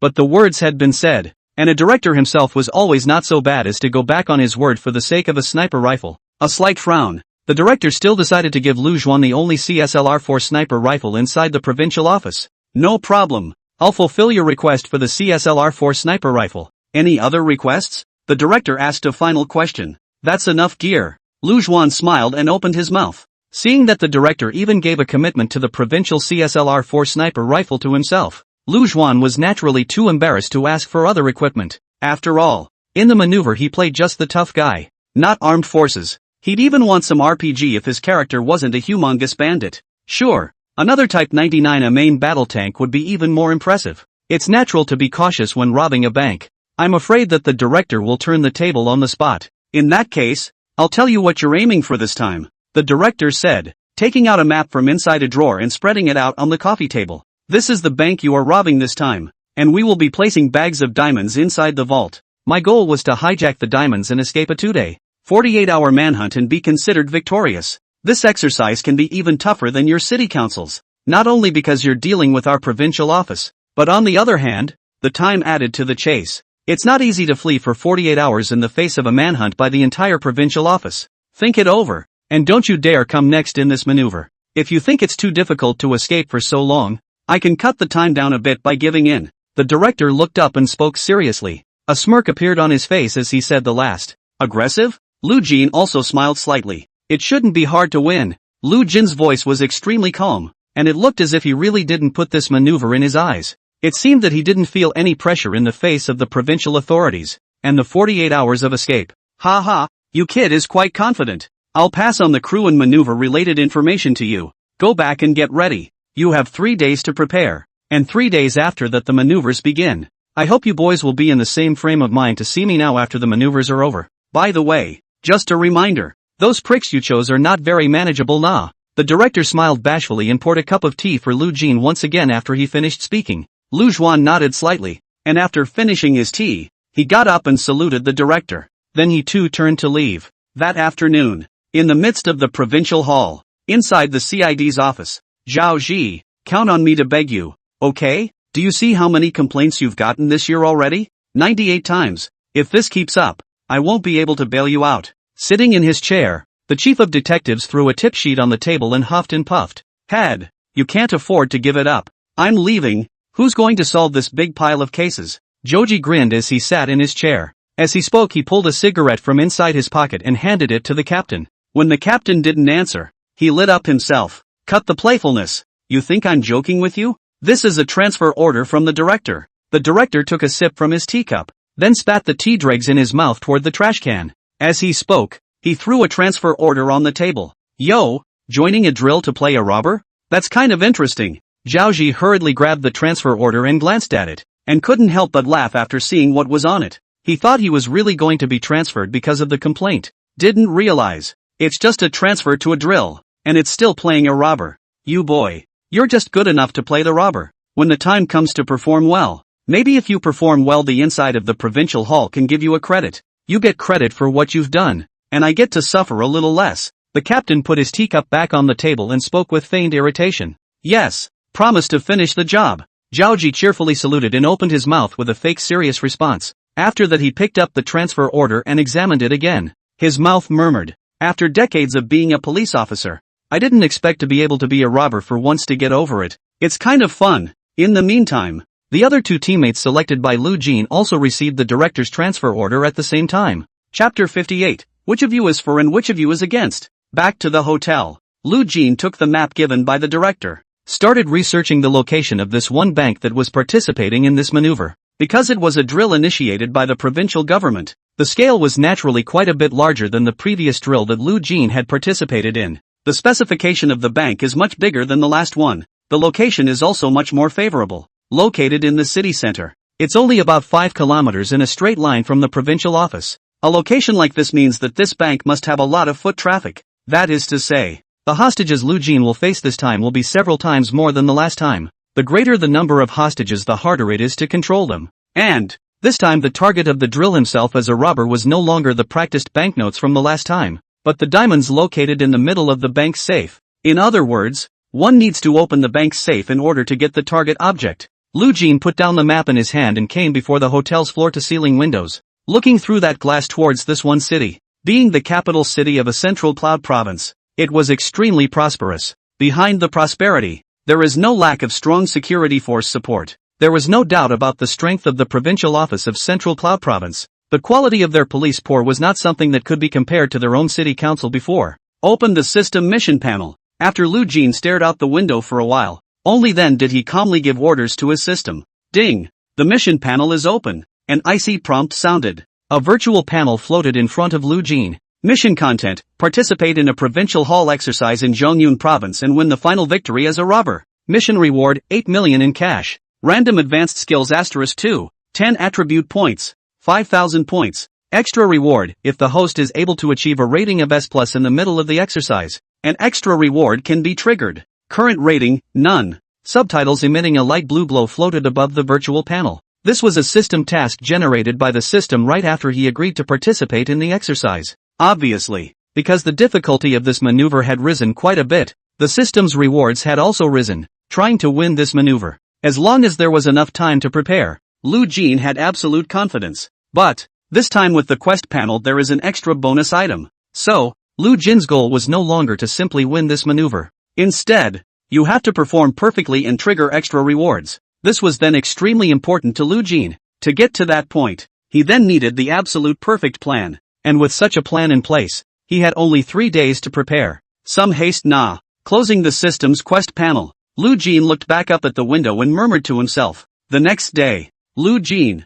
who had stayed up all night looking at the map of Shangyun City, was woken up by her cell phone at 8 o'clock in the morning. It was an unfamiliar phone number attributed to Upper Cloud City. After frowning at it, Lu Jin frowned and looked at it. He still connected it. Hello? Sitting up from the bed, Lu Jin spoke calmly. You're Lu Jin? There was an energetic voice on the other end of the line. Speak loudly. Through the phone, it still shook Lu Jin's eardrums. Yes. Who are you? Lu Jin held the phone away from him and rubbed his aching ears. It was only then that he frowned in response. Other than the director, he didn't know anyone in Shangyun City, and the person on the other end of the line was clearly not the director. I'm Zhao Ji, your accomplice. Aren't we going to rob a bank together in a few days? Our chief told me to come over and find you today. Say, where are you? I've been waiting in the hotel lobby for a while. The voice on the other end of the phone continued to ring with a big grin. Listen to the voices over there. Lu Jin reached out and rubbed his temples, which were a bit vaguely sore from staying up all night. Turns out it's a teammate who's here. I have to say, the director is pretty good at this speed, transferring people over so quickly. Wait a moment in the middle of the hall, and I'll be right down. Lu Jin responded and hung up. A quick wash and down the stairs. In the middle of the hall, Lu Jin had just taken the elevator down when he saw a middle-aged man in a leather jacket sitting on a sofa not far away. His hair was short, and he was sitting on top of the couch with his hands in his pockets and his legs crossed. Still shaking my leg over and over there. With that look, it's less like a police officer and more like an old asshole. And there were two other people, a man and a woman, sitting on the couch next to him, but the three didn't seem to know each other. It's also a bit far apart. All here? Lu Jin walked over and looked at the trio and calmly opened his mouth to greet them. Lu Jin had read their files in the middle of the director's office, so naturally they were able to recognize them. When Zhao Ji heard Lu Jin's words, he first raised his eyebrows in slight surprise, then turned back to look at the two people on the sofa next to him. It was only then that he looked like he had come to his senses. So you two are my accomplices too nah? I thought you two were guests in the middle of this hotel. Zhao Ji cheerfully opened his mouth, obviously in a good mood because he's going to play the robber next and get a taste of a whole new life. That early 20s Tang Yuyan closed her laptop, looking up at Joji. Uncle, you're so loud. Now the whole hotel knows you're going to rob a bank. Be careful, the drill hasn't even started yet and a few of us will be arrested. She took the lollipop out of her mouth before she looked at Zhao Ji and spoke disdainfully. After saying that, he put the lollipop back in his mouth. Looking at Tang Yuyan, who was eating a lollipop, Lu Jin slightly raised his eyebrows. Like this stuff? Rather, it's kind of a similar interest to myself. I've not a little excited about this? Listening to Tang Yuyan, Zhao Ji scratched his head somewhat awkwardly. No wonder everyone in the middle of the entire bank hall cast a strange look when he called just now. Turns out it was a little louder. He is a man whose voice is indeed a little loud. Well, since everyone is here, let's go get some breakfast first. Lu Jin glanced at a few people before he spoke calmly. After saying that, he didn't give them a chance to retort and turned around to walk towards the buffet restaurant on the second floor of the hotel. In the middle of the restaurant, several people sat around a table calmly eating. No one said anything, and the atmosphere was decidedly awkward for a while. Lu Jin put down the chopsticks in his hands after finishing a tea egg, wiping his hands with a paper towel while looking up at a few people. Since we're already a group, then there has to be a leader. After all, without a recognized backbone who calls the shots, the group is like a handful of loose sand. Lu Jin spoke calmly. The words fell. Several people looked up at him. Lu Jin spoke calmly once again. I'll be the boss of this team. Which of you is in favor of it and which of you is against it? Chapter 59. Don't complain to me if you're injured or damaged. The three people who were eating all looked up at Lu Jin. And no one spoke. All of them were quiet as they looked at Lu Jin. A smile surfaced on Lu Jin's face as he swept his gaze over the three and placed the paper towel he had just finished wiping his hands on the table. It seems that it is really like what the director said. These few pricks are really not too good to manage nah. But, the more so, then the position of one's own mastermind must be established even before the maneuver. If not, in the midst of the maneuver a difference of opinion arose, and one's absolute voice was heard. It would be devastating for the side of the robbers. I think I can do this team leader position. After all, looking at my age, I'm also the oldest of the few. After a moment of stagnant atmosphere, Zhao Ji took the lead and put down the cutlery in his own hands, speaking with a smile on his face. As he spoke, he grabbed a tissue and wiped his mouth directly. The words fell. He leaned sideways, one arm resting on the back of his chair, and squinted his eyes dangling at Lu Jin. Uncle, leaning on your old age is your fault. It's not just a matter of being old enough to be the boss. By the by, it's brains. Understand? Tang Yuyan looked at Zhao Ji with disdain and gave a cold snort before speaking with a slightly mocking tone. Raising his own right hand as he spoke, he tapped his temple. Mockery is in full effect. Sniper Lingfeng Port remained silent. After he watched a few people begin to argue, he continued to look down and began to eat. Obviously, he didn't seem interested in this team leader position, but if he was sure to give it to Lu Jin just based on one sentence, he wouldn't agree to it. After all, he hadn't seen what Lu Jin was capable of. Maybe this kid, he doesn't have what it takes to be the boss at all? So, when someone fought with Lu Jin, he continued to lower his head and eat from his own bowl, and didn't speak again. In a situation like this, whoever is the boss now has to show the ability to convince the people. As long as someone with real skills comes to be the boss of this, Ling Feng just didn't care as far as who this person was. It seems everyone is still interested in the position of boss. Then it looks like it's going to be a match. After all, there are those who can do it, and that's what will really convince the people. Lu Jin sat up straight and spoke calmly. As he spoke, his gaze swept over everyone present. How does it compare? Zhao Ji raised one eyebrow and looked sideways at Lu Jin. Tang Yuyan rested her hands on her cheeks and also looked at Lu Jin curiously. As for the sniper Ling Feng, still eating with his head down, it seems, what the other three were fighting about had nothing to do with him in general. Take your pick. I don't even care. Lu Jin's face was calm and he responded with a slight shrug. It seems, to have a full bottom line in general. Kind of. After all my years of police work, I don't have many specialties, I just know how to fight. Let's touch then? Zhao Ji smiled and stood up after hearing Lu Jin's response. He moved his body slightly, craning his neck, and there was a subtle clicking sound of bones rubbing together. Poor dry police. Especially the criminal investigation piece. Fights cannot be avoided. Zhao Ji is always at the top of the crime-solving rate and has a short temper, often striking out to catch criminals. Even if you don't have professional combat training, you are still able to become a good fighter.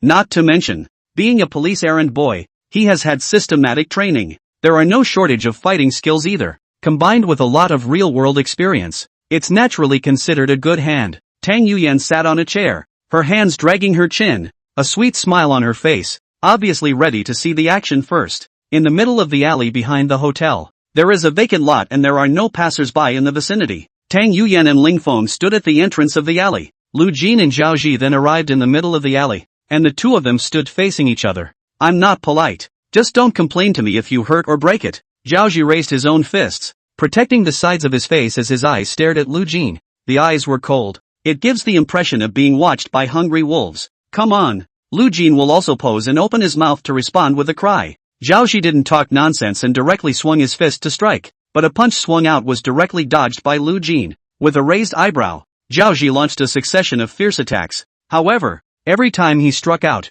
he was easily dodged, and he couldn't even touch the corner of Lu Jin's clothes. Frowning, Zhao Ji stared at Lu Jin, who kept moving his pace. The steps on this kid's feet looked like they gave off a disorganized vibe, but being able to easily avoid every one of his attacks was indeed something. But, he dodged like that. Even if he couldn't hit him, he couldn't win himself, nah. And it was while Zhao Ji was calculating in his mind that Lu Jin struck, mixed with the sound of breaking wind. A punch was swung towards Zhao Ji's stomach. Zhao Ji fiercely flinched, and while trying his best to dodge, he hurriedly used his hands to defend himself. And it was when he was making his own response that Lu Jin suddenly tightened his force slightly, and his swinging fist turned into an elbow strike. Oomph! An elbow strike lands solidly on top of Zhao Ji's shoulder. Zhao Ji stifled a grunt and took 2 steps back. The force wasn't too great, or at least it was within his reach. But, as Zhao Ji had just stabilized himself, Lu Jin's figure had already appeared in front of him. A straight right hand lands to the gut of Choji. Zhao Ji had just covered his stomach and bent over in pain,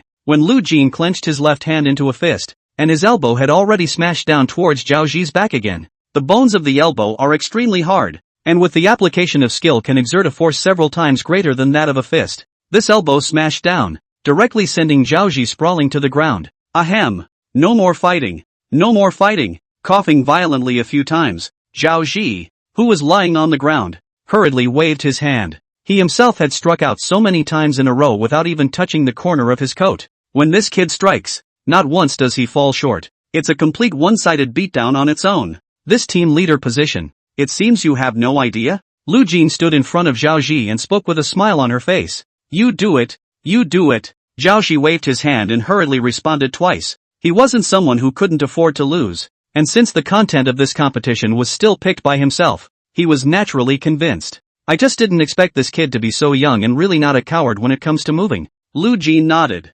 Reaching out with his right hand, he pulled Zhao Ji, who was sprawled on the ground, to his feet. He himself was able to beat him by virtue of his near-crushing fighting skills. But the power is still noticeably lacking. After all, Lu Jin had intended to settle the fight on the first punch thrown. That punch, however, didn't do enough damage to Zhao Ji. At this moment, Lu Jin pondered that he had to hurry up and get some attribute points to improve the basic attributes of his power. Based on the skill of fighting arts alone, fighting skills do manage to crush most people. But, in front of the crushing power, I'm afraid that only with the fighting skills is still not quite enough. Chapter 60, Time to prepare a case. Since the match between Lu Jin and Zhao Ji was over, a few people also left the alley, and just as they reached the main entrance of the hotel, they saw a bomb-proof police car parked outside the hotel's main entrance. In the meantime, the phone in Lu Jin's pocket rang. Lu Jin pulled out the phone and spoke to the opposite side under the watchful eyes of several people. Here's our gear, go over and check it out. Turning back to a few people, he opened his mouth to give a reminder. Lu Jin then walked towards the explosion-proof police car over there. Watching Lu Jin and the others walk over, two heavily armed SWAT officers also came down from the car. You're Lu Jin? One of them glanced at Lu Jin and opened his mouth to ask. Lu Jin nodded. I didn't expect the director to make such a big deal out of sending a piece of equipment, but it was understandable when you thought about it. After all, there was an extremely valuable sniper rifle in the equipment you requested this time. It's always good to be careful. 2. Your ID, please. The SWAT officer held out a hand and opened his mouth once more to give a reminder. Lu Jin nodded and took out his credentials, handing them over to him. The man double-checked a few times before taking out a document for Lu Jin to sign. This is, naturally, the document for the handover of the equipment. Lu Jin glanced at the tall explosion-proof police car once again while taking the pen to sign. Tang Yuyan, do you think just this blast-proof police car, if it was under lock and key, you could use a computer to open the door of this car? Lu Jin glanced back at Tang Yuyan, who was standing not far behind him, and casually opened his mouth to ask. Tang Yuyan sniffed and was also quite interested. She walked up without haste and followed the police car around. Only then did he walk back to Lu Jin with a slightly locked brow. If it's using an electronic key, it can still be opened. It just takes a lot of time. Give it about half an hour or so. After all, this car has a higher level of security than a regular car system. Tang Yuyan spoke rather seriously. Obviously, this answer of hers had been a well-thought-out reply. What if I said that it would only take me 3 minutes to open this car door? Lu Jin still had his head down and was reading the contents on the handover document. Without lifting his head, he gave a light response. The words came out. The gazes of everyone present gathered on Lu Jin's body, including the two SWAT guys who were escorting the weapons. Dude, don't brag. We're the latest model of bomb-proof police cars. If you can open this door in 3 minutes with it locked, you can have the car. One of the troopers spoke cheerfully. There was clearly some mockery in the words. After all, this is not a normal police car in front of you. The protection and safety of that is basically the existence of the sky. 3 minutes to open the car door. Are you kidding me? Gee, who doesn't know how to brag? If you can really open the door of this police car in 3 minutes, then you'll be the boss of this team. If you can't open it, I'll be the only one you guys look up to from now on. Well, Tang Yuyan smacked her lips and looked at Lu Jin with a disbelieving expression. Tilt your head as you speak. Thinks he's already quite the boss. Yes. Lu Jin nodded. An arc appeared on his face as he responded. He was waiting for these words from Tang Yuyan. To compare hacking skills with Tang Yuyan, he definitely didn't have a single chance of winning. But, if it was about lock-picking, his own skill of intermediate lock-picking was no joke. A single wire can keep an entire neighborhood closed at night. It shouldn't be too much of a problem to open the door of this blast-proof police car. After all, there's no way this thing is as protective as a safe. Is there? While speaking, Lu Jin returned the document that had already been signed into the hands of the SWAT officer just now. The trooper took the paperwork and, also with a view to watching, locked the car door. Then, Lu Jin pulled out a wire-like object from his pocket as a crowd of people watched. This was the lock-picking tool that he had just exchanged with points from the system mall while everyone was not paying attention. With a calm face, Lu Jin took the piece of wire and pounded it into the lock's eye. On the sidelines, Zhao Ji is timing it there. Tang Yuyan clasped her hands in front of her body and watched Lu Jin's side of the movement from afar. She was not convinced that Lu Jin could really open this car door. Sure, it's not just that he doesn't believe it. Everyone present did not believe that Lu Jin could do it. All thought he was just bragging. And as time passed, Lu Jin's face remained extremely calm. Not a trace of nervousness could be seen at all. Click. At a certain moment, a crisp ringing sound came out. Lu Jin put away the one wire-like lock-picking tool, then pulled open the car door under the gaze of a crowd. Shocker! A crowd of people were staring at the scene in front of them with wide eyes in disbelief. This man, who opened the door of a bomb-proof police car with just a piece of wire, how is that possible? Though inwardly, I desperately didn't want to believe it was true, but it had just happened in front of their eyes, and there was no room for disbelief. Excuse me, since I did open this car door in 3 minutes, then I'll take this team leader position with a grain of salt. Lu Jin walked up to a few people before he spoke with a smile on his face. Though look, it's like just doing a small, insignificant thing. Boss, bull. Zhao Ji was the first to come back to his senses. He looked at Lu Jin and stuck out his thumbs before speaking with extreme admiration. If he said that he had just fought with Lu Jin and although he lost, he was still somewhat unconvinced in his heart. At this moment, seeing Lu Jin show his hand again, Zhao Ji was considered convinced. How did you do that? Tang Yuyan swallowed her saliva, and above that delicate face, it was still filled with disbelief. She looked at Lu Jin and opened her mouth to ask. Ling Feng didn't say anything. However, the eyes that looked at Lu Jin obviously changed somewhat subtly as well. This thing isn't hard to drive. What's really hard to open is a bank safe. Lu Jin shrugged. In the face of a crowd of shocked gazes, he still had a smile on his face and spoke in a cloudy manner. It seems that this is a trivial matter. By the way, the handover papers have been signed. Our dear, shouldn't I get it?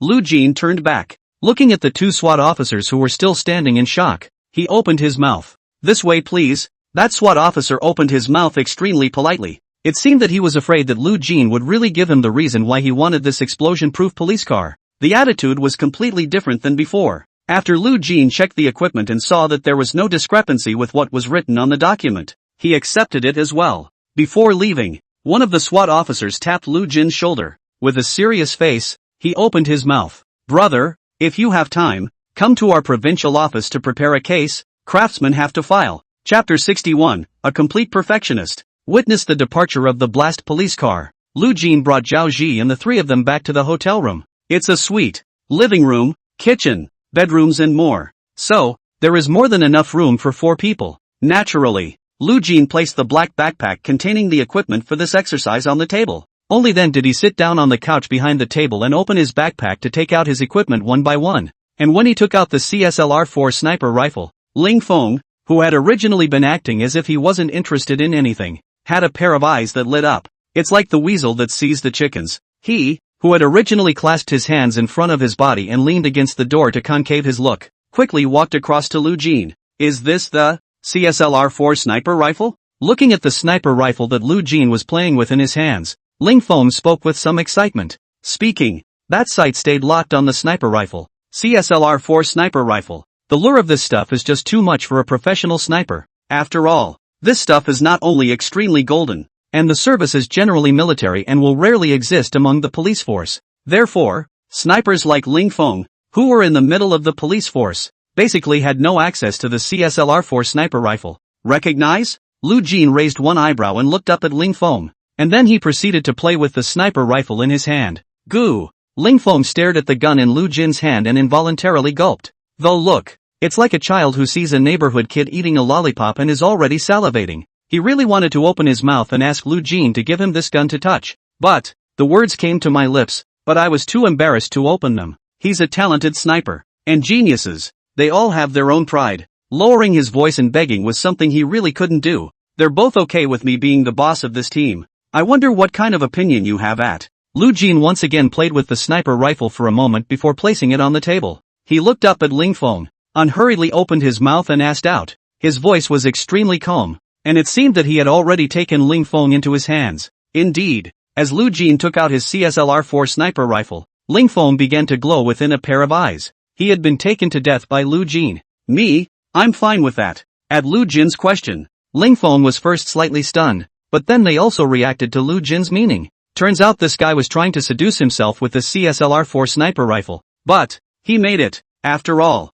Compared to this book of CSLR-4 sniper rifles in front of him, whoever is the boss of this team is simply inconsequential in Ling Feng's opinion. As long as he could use this gun, his trip had not been in vain. Great! Then the CSLR-4 sniper rifle is yours to use until the end of the exercise. Lu Jin nodded with considerable satisfaction, a smile on his face as he opened his mouth. And just as his words fell, Ling Feng could not wait to pick up the CSLR-4 sniper rifle on the table, gasketing an unloaded, empty gun. Listen to that crisp sound. Ling Feng instantly had a satisfied expression. And that look was like a demented man. Lu Jin didn't pay any more attention to him. Instead, he turned around and walked into his bedroom, taking out a map of Upper Cloud City as well as a notebook. On top of the notebook were several plans that he had already tentatively laid out. I'm sure you're all very aware of the strength of your Upper Cloud Province provincial office. It's not going to be easy to win this maneuver, and it would be even more difficult to win perfectly enough. I, for one, happen to be a total perfectionist. So this is an exercise that we have to win with extreme perfection. In order to achieve this result, I will develop a plan that is comprehensive and detailed enough so that it will ensure our victory. And all you need to do is follow my plan to the letter and follow every instruction I give in the middle of the maneuver. Lu Jin spread the map on the table in front of the sofa, followed by placing his laptop on top of the map as well. While doing so, he calmly opened his mouth to speak to the three people present about his request. In the meantime, Lu Jin also turned on his passive skill, Robber's Aura. An aura, if any, rose from Lu Jin's circumference. His words fell. Raising his head, the hostile eyes swept over the three people present. All three were slightly stunned. The Lu Jin that they had just come into contact with. The Lu Jin in their eyes, although relatively strong, often wore a smile on his face, giving people an extremely decent feeling. But at the moment, Lu Jin's pair of eyes were filled with hostility, and when his sight met with his, it gave people a feeling of heart-stopping. Even the aura around him gave off an extremely uncomfortable feeling. It seems that, in this short period of time, a completely different person in general, since I'd become the leader of our team. Then, in the middle of the maneuver, any decision I make is a done deal. Ugly words. If anyone questions any of my decisions in the middle of the act, then don't blame me for being rude. After sweeping her gaze over everyone in turn, Lu Jin once again spoke coldly. The words were not loud, but oppressive. As these words came out, all three men frowned slightly, but they didn't open their mouths to say anything in rebuttal. Although Lu Jin's words did sound not so comforting, but since they had accepted the transfer order and recognized Lu Jin as the team leader, then naturally he has no problem saying that. It seems that everyone is fine with it. So let's hope that there will be no unpleasantness within us during this maneuver. Just a couple of plans I've roughed out that you can look at first. Lu Jin looked at the silent trio and nodded with considerable satisfaction. And then he put away the passive skill of Robber's Aura. As he spoke, he threw the notebook on the table to the closest Zhao Ji. Since he himself is the brain of the robber team, then it must be done strongly enough. After all, several of his own teammates were able to be counted as geniuses in various fields, and were pricks amongst the provincial halls of Central Cloud Province. If you want to be in the middle of the maneuver without internal disagreements, you have to establish your position ahead of time. So, at this point all the hard words were said. Lu Jin felt it was still necessary. Zhao Ji took the notebook that Lu Jin threw over, and after carefully flipping through a few pages, the expression on his face became grave. His brow furrowed as he went through the contents of the notebook with seriousness. Awesome! Zhao Ji finished reading the notebook and passed it to Tang Yuyan. It was only then that he couldn't help but look up at Lu Jin. A heartfelt word of praise opened his mouth. Chapter 62, The Eve of the Handshake. Looking at Zhao Ji's reaction like this, Tang Yuyan was also quite curious and picked up the notebook, looked up carefully at the plan above. Not bad indeed. I recognize you as a man with a brain. You're the boss. I'll take it. Tang Yuyan also nodded her head quite seriously after reading the several plans that Lu Jin had formulated on the notebook. She looked up at Lu Jin, extremely serious as she spoke. I don't have to look. As long as this CSLR-4 sniper rifle is mine to use in the middle of the maneuver, then he's the boss. I'll admit it. And as Tang Yuyan passed the laptop to Sniper Lingfeng, that Lingfeng didn't pick up. He just cradled that CSLR-4 sniper rifle in his arms with his right hand, and with his left hand pulling on his own sleeve, he was carefully wiping the gun. Tang Yuyan couldn't help but skim her lips. He muttered in his heart, are all gun players so brainless? The few plans that have been worked out now are rough plans. If you want to win this play by virtue of this plan, it's not enough. The maneuvers begin in 3 days. That means we're running out of time. We're going to have to savor every next minute to perfect this plan. Lu Jin got up and walked over to the hotel water fountain to pour herself a glass of water. While sipping the water, this is when he spoke languidly to a few people. He knows, after looking at his plan, his position as the backbone of the team was considered completely established. Now that the issue of team status is resolved, then it was time for the real preparation. The time given by the director was only 3 days, and facing this city she was almost completely unfamiliar with. 3 days of preparation time was indeed not much for Lu Jin. So, he had to savor every second of what was to come. The next 3 days, Lu Jin spent a whole day at the bank with a few of his team members, and the rest of the afternoon was spent wandering around the bank. Carve into their minds every corner of the bank they could get to as much as possible. By the time evening came, Lu Jin had summarized the details that each person had etched into their minds and drew a map of the bank's internal layout, as well as perfecting a fine map of the bank's surroundings. Day 2. Lu Jin let Zhao drive the car and wander around in the middle of Shangyun City, going around blindly without a purpose. Lu Jin, on the other hand, had been holding a map of Shangyun City in his hand, writing and drawing on it every time he arrived. In a whole day's time, Zhao dragged Lu Jin around Shangyun City almost once, and the map in Lu Jin's hand was full of markings. Day 3. Lu Jin didn't bring any of his teammates with him. He went out all day by himself and didn't go back until sundown.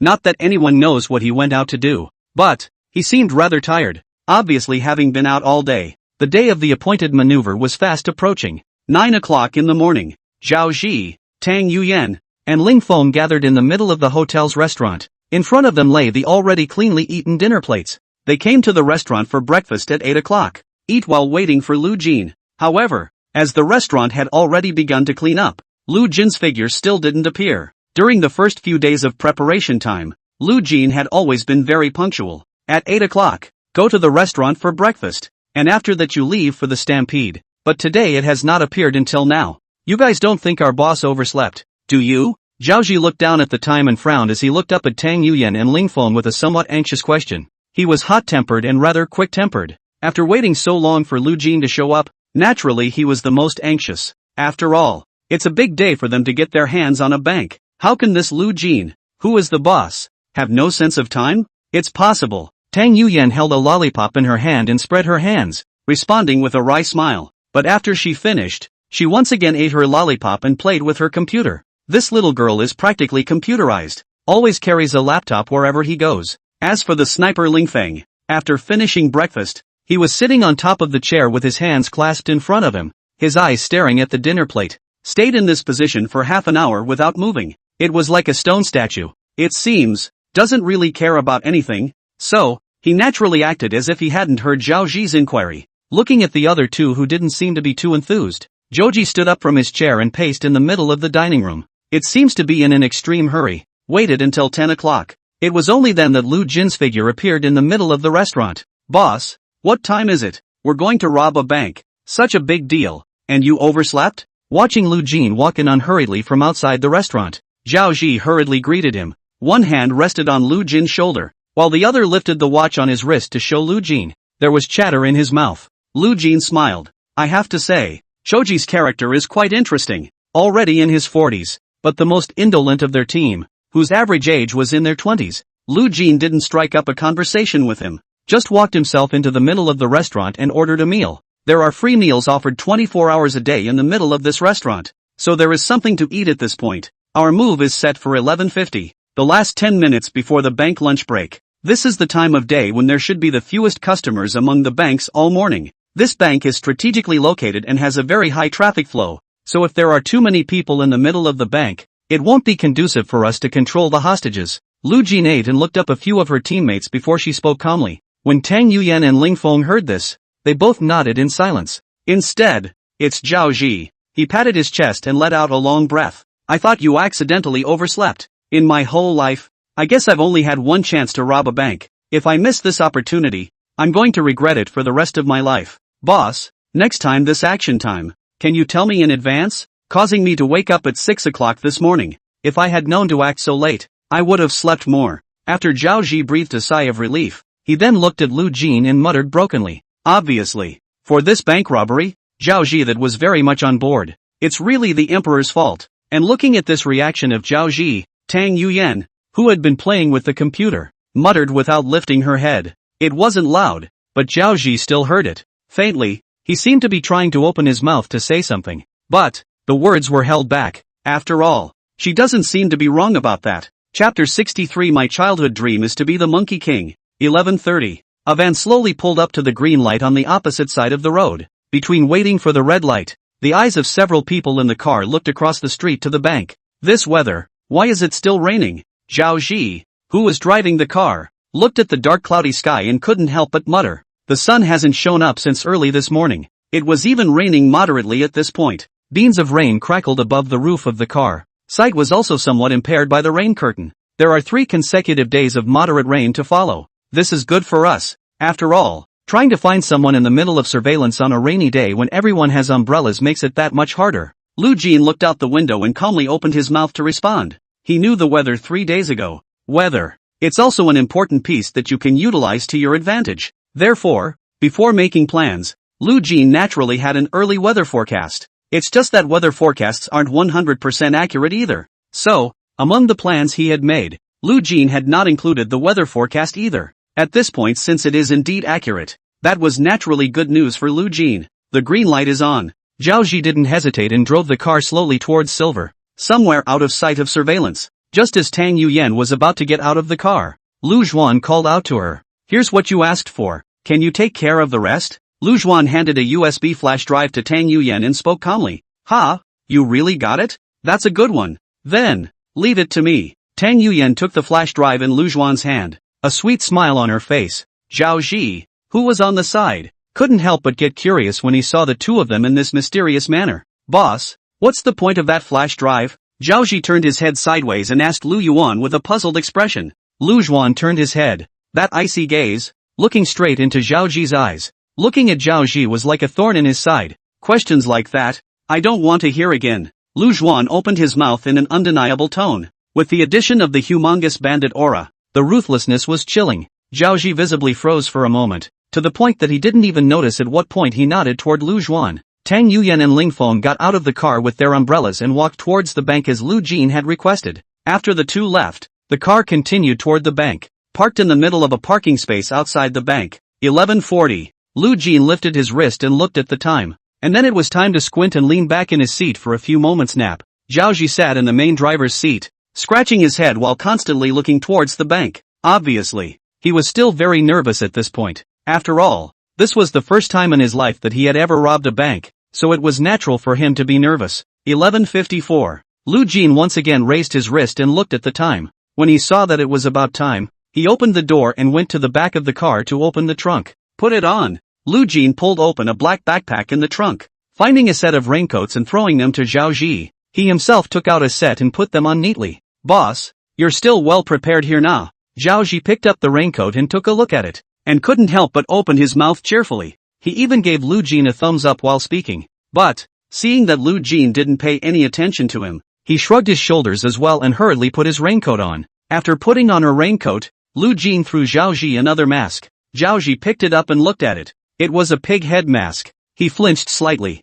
glancing sideways at the mask in Lu Jin's hand. It was a monkey head mask. Boss, why don't we switch? My childhood dream was to be the Monkey King. Zhao Ji took the mask and scratched the back of his head before speaking tentatively. Obviously, he was more than a little disgusted with the pig's head mask he was holding. Snappy. Lu Jin coldly opened his mouth in response. In response, he had already put the monkey mask on his head. Zhao Ji skimmed his lips, still rather helpless, and put the pig mask on his head. 11:56. Heavy rain poured down and the sky was dim. There was hardly a pedestrian to be seen on the streets. Two figures in raincoats and masks, each carrying a huge black backpack, walked slowly toward the bank from across the street. The pace was calm and steady, and the water splashed as he took one step. In the rain, the hideous and ghastly mask looked like it was floating in midair, giving people the creeps. A distant, infrared-lit security camera recorded it all. The bank security guard was standing behind the glass door and was holding his cell phone in his hand to turn on Shakeology and check out the beautiful women. After all, it was now the last few minutes before his lunch break, and he was out of things to busy himself with, so he could just play with his phone for a while, and paid to field of fish. He didn't even notice that two strangely dressed men were walking in the door. Push opened the bank door. After walking into the bank one after the other, Lu Jin and Zhao Ji both stood still, sweeping her gaze across the banking hall. Lu Jin nodded at Zhao Ji, and after receiving Lu Jin's authorization, Zhao Ji ripped open his trench coat and pulled out a Type 95 automatic rifle. Ta-da-da-da-da. With the muzzle facing the ceiling, Zhao Ji pulled the trigger. The muzzle of the gun spat fire and a deafening thud spread throughout the bank. The security guard who was playing with his cell phone not far away was so shocked by this sudden turn of events that the cell phone in his hand fell to the ground. One time, screams pierced eardrums and people scrambled for their heads. Don't move. Robber. Whoever moves again, I'll shoot him. Zhao Ji roared with excitement as he held the Type 95 automatic rifle in his hand. Again, a few shots were fired into the sky. But, the two words he shouted out at the top of his voice were obviously still effective. After the words fell, although it was still quite noisy in the middle of the bank, The people all stood still and didn't dare to move. The security guard saw the scene in frozen place in shock. Inside the cell phone, Shakian's rather offensive loud laugh was on a constant loop. Zhao Ji heard the commotion and walked over to the security guard. The eyes that peeked out of the hollow of the mask scared the guard with just one look. Zhao Ji slanted his eyes and glanced at the cell phone on the floor. He suddenly remembered his usual end of overtime. When he took the subway home, those who took the phone to brush Shakian, people who also externalized their voices. The dissatisfaction that had been pent up in his heart for a long time burst out at this moment. I'm most annoyed with people shaking because they're outgoing. Be quiet, all of you. After Zhao Ji finished speaking, he stepped out and stomped on the cell phone on the ground. Raising the 9-5 automatic rifle in his hand, he viciously opened his mouth at the security guard. That look is just like substituting himself into the role of a tough guy, where there is still half of the police officer look. The security guard, on the other hand, was obviously dumbfounded. Standing still, he didn't dare move a muscle. Chapter 64, I'll keep your life for now. Don't waste time. Grab control of the hostages. Lu Jin stood behind Zhao Ji and calmly opened his mouth to give a reminder. Okay, boss. After Zhao Ji heard Lu Jin's voice, he held his gun in one hand, while his other hand was stretched up to give an okay sign at Lu Jin. Responded Lu Jin. Then, with the 9-5 automatic rifle in his hand, he began to drive all the hostages in the bank toward one place. Lu Jin, on the other hand, stood in place with a gun in his hand to control the hostages who were driven over, prevent them from doing anything small. According to the requirements given by the director, their target this time is the diamonds hidden in the bank safe. Trying to get into the safe and get the diamonds out of it. This naturally takes quite a bit of time. So, containing the hostages and preventing them from calling the police is necessary. The ideal plan was that Lu Jin and his men would have already gotten the diamonds before the police team received the bank's alarm, and get away with it. And it was the same time that Zhao Ji was driving away the hostages. Lu Jin suddenly noticed that inside the window of the manager's room on the second floor, there was a head looking through the window at the situation in the first floor hall. Don't move! Lu Jin hurriedly held his gun and aimed at the head behind the glass on the second floor. Calendar drinks followed. But, that head, however, hastily retracted. Lu Jin's brows were slightly locked as he hurriedly rushed up towards the second floor. Ring ring ring, but just as Lu Jin rushed to the stairs, the ear-piercing alarm bell had already sounded in the middle of the bank hall. It's too late. The alarm had obviously been pressed by the man who had just poked his head out of the second floor. When the alarm goes off, the police force will also be mobilized on the other side. Should be here in 5 minutes. Boss, what's going on? After Zhao Ji, who was driving away the hostages, heard the alarm bell, he hurriedly looked back at Lu Jin and asked. There was a slight panic in his tone. After all, it's the first time I've robbed a bank and I don't have much experience yet. More or less panicked after hearing the alarm. None of your business. Hurry up and get all the hostages under control first. Lu Jin responded to him and then walked straight up towards the second floor office area. Come to the office area. Lu Jin heavily slammed the door of the manager's office. Before, Lu Jin had already noticed this manager's room when they came to step on the spot. This is the biggest leader in this branch who punches in every day. The manager in this manager's room. And when nothing is going on, the manager is basically in the middle of this office. But, Lu Jin noticed that he would leave the bank early every day at 11:30 to go home for dinner. After all, being a leader is always a bit of a privilege. So, when controlling the hostages just now, it didn't occur to me that this manager hadn't left early today. It's amazing that he's still in the middle of his office at this point in time. And the main reason why this manager uncharacteristically didn't leave the bank early was that it was raining today. Too lazy to go home for lunch. He figured he'd deal with the other employees in the middle of the bank later for a bite. Who knows? He was just organizing his papers himself when he heard a mess in the middle of the hall.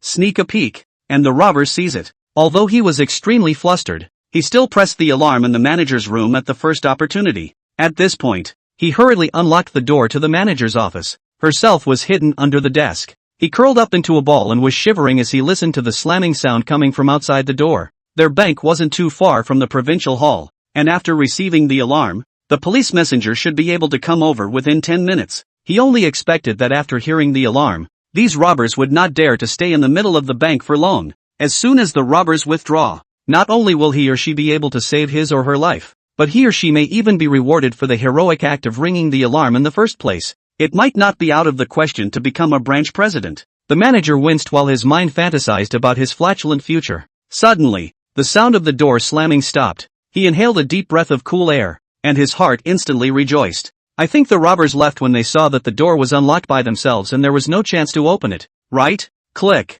And it was just as he was breathing a sigh of relief in his mind, the door was pushed open. He saw a pair of feet in combat boots step through the door, and after a slight pause, they came toward him. His teeth clenched and he hurriedly closed his eyes in death. The footsteps stopped at his heels, and then he felt something on his head. It's cool to the touch as only metal can be. No need to think. That thing must be the muzzle of a gun. I told you not to move. Didn't you hear me? Lu Jin held the gun in his hand against the chubby manager's head. An icy voice rang out. The door to the manager's office was indeed unlocked just now. However, this was just a matter of a few seconds for Lu Jin, who possessed an intermediate lock-picking technique. Don't kill me. I know it's wrong. I have a 3-year-old at home. That manager never dared to open his eyes, and his trembling sentence was tinged with sobs. The top of his forehead was already covered in cold sweat. His body was trembling with fat, obviously terrified. Open your eyes. Lu Jin still spoke calmly. Goo. Listening to the robber's demands, the manager subconsciously gulped.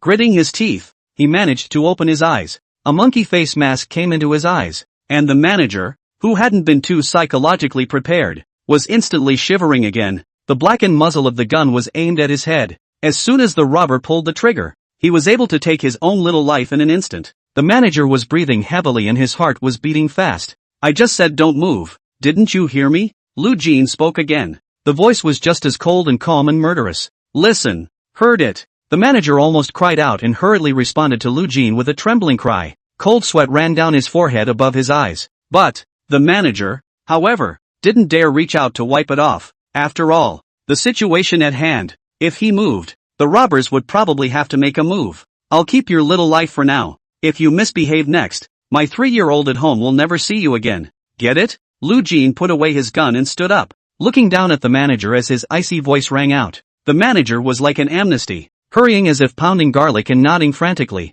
This time his own goal was the contents of the safe, and trying to open a safe in the middle of a bank should be a lot easier with the assistance of a managerial-level person. So, Lu Jin deliberately scared this manager. Let him open the safe for himself later, and he shouldn't dare to think of anything else. After all, looking at him, he didn't look like someone who would be able to sacrifice himself for the safety of the bank's property. Of course, there is nothing wrong with valuing your life. There is only one life. Throwing your life away in defense of someone else's. Those who can do it. Too few. Chapter 65. I bet you don't dare to shoot me. Bank lobby. At this point, the hostages had been driven to the center of the bank lobby by Zhao Ji. Tang Yuyan and Ling Feng, who had entered the bank in advance, were also among them, as if they had also become hostages. Lu Zhuan walked slowly to the center of the lobby, sweeping a glance at everyone present. I want everyone to cooperate a little. After all, it saves a lot of trouble. But, Lu Zhuan sighed with a regretful tone in the middle of his words.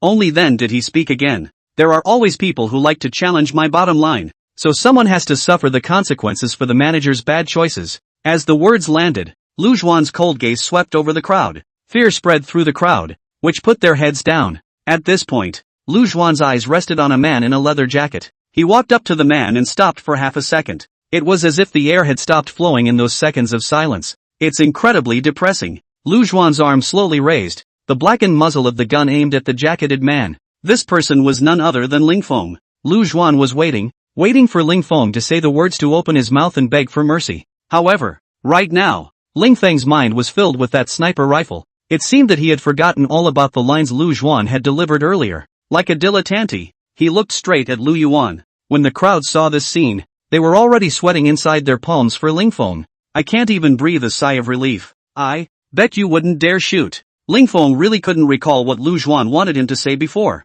In the end it was just a matter of being clinical. After holding back for half a day, he actually held back a classic Yen Xuanying line. The hostages were completely dumbfounded when they heard this. The heart of the matter is that this person is really just. However, as soon as Ling Feng's words fell, an earth-shattering roar exploded in the hall. Boo! Inside the bank lobby, a flash of light. Fleeting. Ling Feng then planted himself on the ground, where he lay on his back. Blood slowly flowed away, reflected in the light of the bank's lobby. It glowed like a cockatrice. The hostages saw the scene. One by one, their eyes were hollow, their hands and feet were cold, and their minds were blank. Get rid of him! Don't scare everyone! Lu Zhuan reattached the pistol to his waist and spoke coldly to Zhao Ji. Zhao Ji stifled his laughter and dragged Ling Feng's leg and pulled it out like this. The snow-white ground left a long trail of blood, bright and eye-catching. As Zhao Ji dragged Ling Feng to the back door, he glanced back at the overhead surveillance. Raising the gun in his hand, He jumped straight up and smashed the camera with the butt of the gun.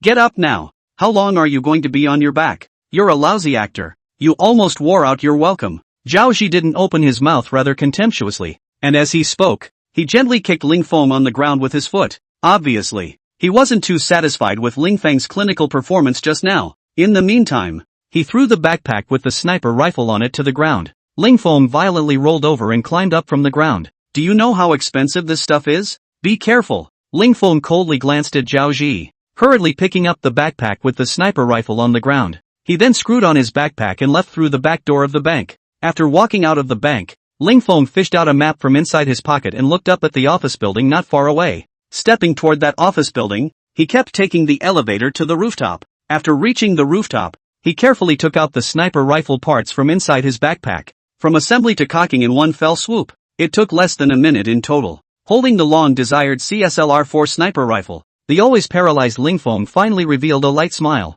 After he got down, his gaze became unusually harsh. It's like a rock. It doesn't move. Even if someone walked past it, they probably wouldn't even realize that there was a person lying on the ground here. Boss, it's taken care of. That kid's still alive. I added another shot. In the bank lobby, after returning from the back door, Zhao Ji opened his mouth very fiercely. Once again, the hostages inside the hall were scared straight. Great, Lu Zhuan calmly replied back, and then he once again looked at the crowd inside the bank. From now on, anyone who makes a mistake will have someone else take the fall for him, and it won't necessarily be the offender who dies, but it will most certainly be one of you. That's why you have to watch over each other. Otherwise, if someone else makes a mistake, the unlucky one will probably be you. Get it? Lu Zhuan once again scanned the crowd. The hostages nodded. Lu Zhuan was quite satisfied with the reaction of the hostages. With that, he walked over to the manager and gently tapped him on the shoulder. I'm sorry to hear that someone has completely left this world because of your fluke.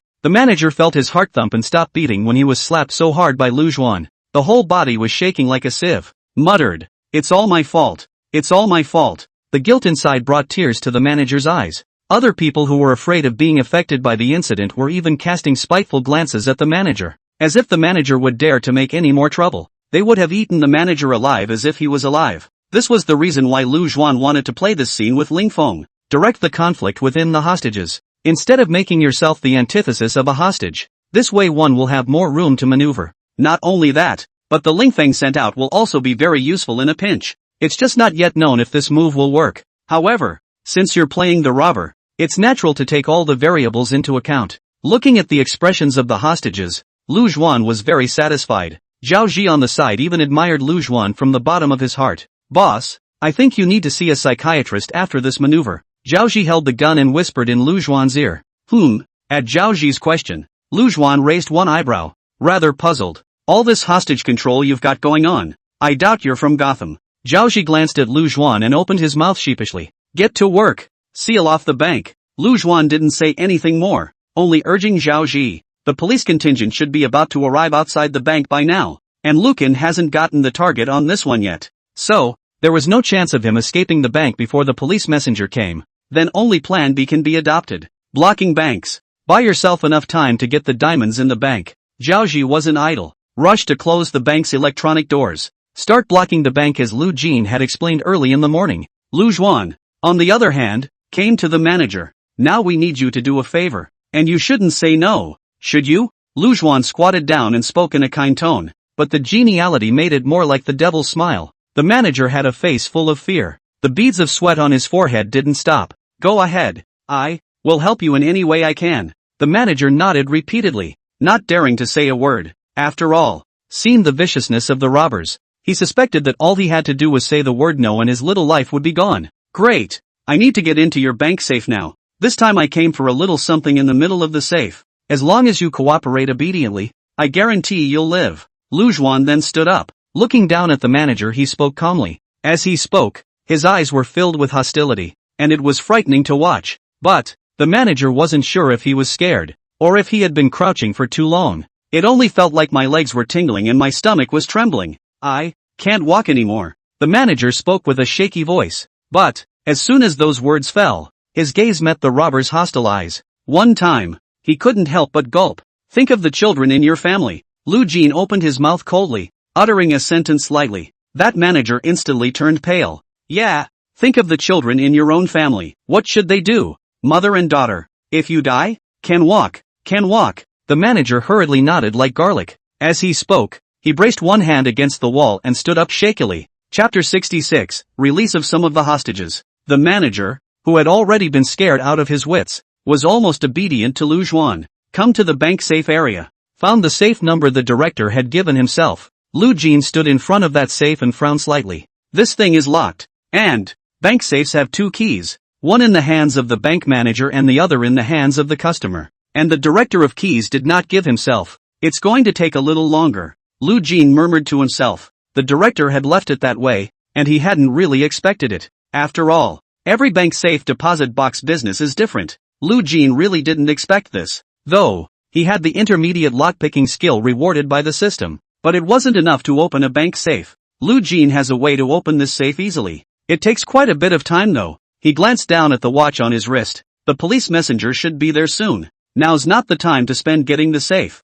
Gotta go deal with the hostages first. Bank lobby. Lu Jin re-enters. He divided the hostages into two waves. You're all coming with me. Everyone else, follow Piggy. Looking at the hostages, who had been split into two waves by himself casually, Lu Jin coldly opened his mouth. When these hostages heard Lu Juan's words, their faces turned white with fear. No one dared to complain and could only do what Lu Jin said. Lu Juan led the group forward. It didn't stop until it came to the bank's storage room. Get in there. Lu Juan held his gun and spoke coldly. The hostages very obediently went right into the storage room. When the hostages were completely in the storage room, Lu Juan took out a storage box and collected everyone's cell phones. He then stepped out of the storage room and removed a chain and a lock from inside the backpack behind him. Lock the door straight away. Almost at the same time, Zhao Ji also locked another group of people in another room. The hostages in the entire bank were completely split into two waves by Lu Juan. After dealing with the hostages, Lu Juan and Zhao Ji rejoined in the hall. Boss, what do we need to do next? Zhao Ji looked at Lu Jin and spoke cheerfully. It was very exciting to talk. Obviously, this trip to rob a bank was indeed a good life experience for him. Cover up every part of the bank that can let in light. I want to make sure that the police officers can never see what's going on in the middle of the bank from the outside. Lu Jin spoke calmly. After saying that, he pulled out a stack of posters and 2 rolls of double-sided tape. Zhao Ji nodded. Without a moment's delay, he hurriedly took the poster and sealed all the bank's glass tightly. Only after doing this did he rejoin Lu Jin. Boss, this bank robbery is really a physical job. By the way, how did you come up with all this? Zhao Ji wiped the sweat from his forehead and spoke under his breath. After entering the bank, Lu Jin did everything in order. Although it was known that Lu Jin had made very many plans to deal with the situation before he made his move. But now that he saw Lu Jin's strategizing appearance, Zhao Ji was still extremely impressed in his heart. Really, substituting as a robber makes you think about this. Actually, robbing a bank is not an easy thing to do. It's got to be brains. Look at the time. They should be here soon. Lu Juan glanced down at the time on his wrist and said thoughtfully, fruity. At the very moment of his words, a siren went off outside the door. Lu Jin and Zhao Ji stood behind the window and looked through the gap in the curtains. A number of police cars were seen parked above the square outside the bank. After the car is parked, the police messengers quickly got out of their cars and began to pull up a cordon and set up the scene. And the lead police messenger stood at the forefront, looking away from the bank. Obviously, he would be the chief commander of this maneuver, of the police contingent. It's about time. According to the plan, we should release some of the hostages first. After all, too many hostages is not conducive to our control. And the hostages that are released will be able to bring out some information on our behalf that we want the police messenger to know. Lu Jin lowered the curtains and looked back at Zhao Ji as he spoke calmly. Zhao Ji sniffed and hurriedly nodded. With the automatic rifle in his hand, Zhao Ji came to a room where the hostages were just held. It looks like a random selection of hostages, and Tang Yuyan, naturally, was among these hostages. I'm in a good mood. Your little lives are saved. When you get out, you'd better keep your mouths shut. Lu Jin looked at the group of hostages who were driven to the main entrance of the bank by Zhao Ji and coldly opened his mouth. No one dared to reply, but all of them hurriedly nodded frantically. This robber seems to want to let them go. Seeing that he is about to escape from the tiger's mouth, they naturally did not dare to disobey. Click. Lu Jin didn't say any more nonsense. The bank's electronic gate was pressed, and with a dull rattling sound, the bank's gate slowly opened. Get the hell out of here. Lu Jin once again spoke coldly. As the words fell, those hostages all hurriedly ran towards the outside of the bank's gate. After all, now the robbers are going to release them. Maybe in the next second, the robber is going to backtrack. Naturally, They were able to be a little more safe by running out of the bank's doors a second sooner. Above the square outside the bank, watching the bank's doors slowly open, while a number of people then ran out from within the bank. The police messenger, who was standing outside the cordon observing the situation, froze in his tracks at the commander-in-chief. "Captain, what's going on over there? How did so many people suddenly come out?" One of the constables standing beside him was also confused, and at that moment asked with some consternation. "The robbers took the people inside the bank hostage. These hostages are his capital. Shouldn't he hold all these hostages firmly in his hands as capital for this police officer to maneuver around? How come he let all the hostages go as soon as the police arrived on the scene? This seems to be out of order. I'm not sure what's going on, but I've seen the live video of the previous maneuvers, and our opponents, they are extremely cunning. There should be some kind of scheme to do this now. First, send someone to pick up all the hostages, calm them down, and ask about the situation in the middle of the bank. Let's see if we can get some useful information out of them." The commander-in-chief frowned deeply and pondered slightly for a moment before opening his mouth to respond. The next police officer nodded hurriedly. "Turn around and do what the commander-in-chief says." In the meantime, in the middle of the bank, the hostages ran out in a swarm, naturally not noticing that a little girl standing at the end of the line didn't make a move. The bank's electronic doors slowly fell once again. "Boss, I have to say, that was a hell of a trick you pulled off. It's totally the best of everything. Even this part of the hostages that are useless to us, and can even be called a liability, have been used by you as a gun." Tang Yuyan pulled out a lollipop from her pocket. As he tore open the package, he looked at Lu Jin and opened his mouth rather adoringly. Chapter 67, Good will triumph over evil. Outside the bank, the police messenger started to take the men to the pre-built canopies in the drizzling rain. All the hostages stood together, one with a vacant look in their eyes. It seemed that Lu Jin's appearance was still present in his mind. Once I remembered, I shuddered. It wasn't until the commander-in-chief walked into the canopy that the crowd saw the uniform that filled them with a sense of security. It was only then that he was sure that he was now safe, and his taut nerves finally dropped. "Sir, you've got to catch these people. They're inhuman. They say they'll kill. We were lucky to get out. The others can't guarantee it." The crowds were outraged, crying or cursing. "Everyone stay calm. We'll definitely catch the bandits. Good will triumph over evil in the end. I'm here to find out what's going on with you guys. And make sure you tell us everything you saw in the bank. Please, tell me as much detail as you can." The commander-in-chief spoke forcefully, and when he finished he nudged a couple of the police agents next to him. "Record the information that everyone knows." 3 police constables, with notebooks and pens in their hands, burrowed into the crowd and began to take notes. Not much longer. People then told the police messenger all about their encounters at the bank. The information obtained was much the same, not much different. The commander-in-chief then told the remaining 2 police messengers to continue calming the crowd. He himself walked out of the awning with a police officer. "Commander, I've standardized everyone's statements. 2 robbers, unknown number of hostages, and the robbers killed 1 person after entering the bank. It should be trying to kill to establish authority. Only the above information is available at this time." The police messenger standing next to the commander-in-chief closed his notebook and stood up straight. The commander-in-chief, on the other hand, narrowed his eyes slightly and stood with his arms folded, looking at the bank nestled in the hazy smoke and rain in the distance. It seemed to be pondering. "Why do I get the feeling that there should be 3 robbers, and the one they killed and threw out was an accomplice, with a gun in his hand? The average person would have been scared silly. That doesn't make any more murderous stand-up necessary. By releasing the hostages, he's also trying to tell us this one piece of misinformation. Let us think that there were only 2 robbers, so that the one who was planted outside the bank would be able to catch them by surprise as they escaped." The commander-in-chief finished, smacked his lips and hooked a light smile. "So Commander, how should we respond now?" The next police officer spoke earnestly. "Right now we don't know the number of hostages or exactly where they are. Acting rashly will only enrage the bandits. The safety of the hostages must come first, and the only way to make the next move is to know the specifics of the hostages.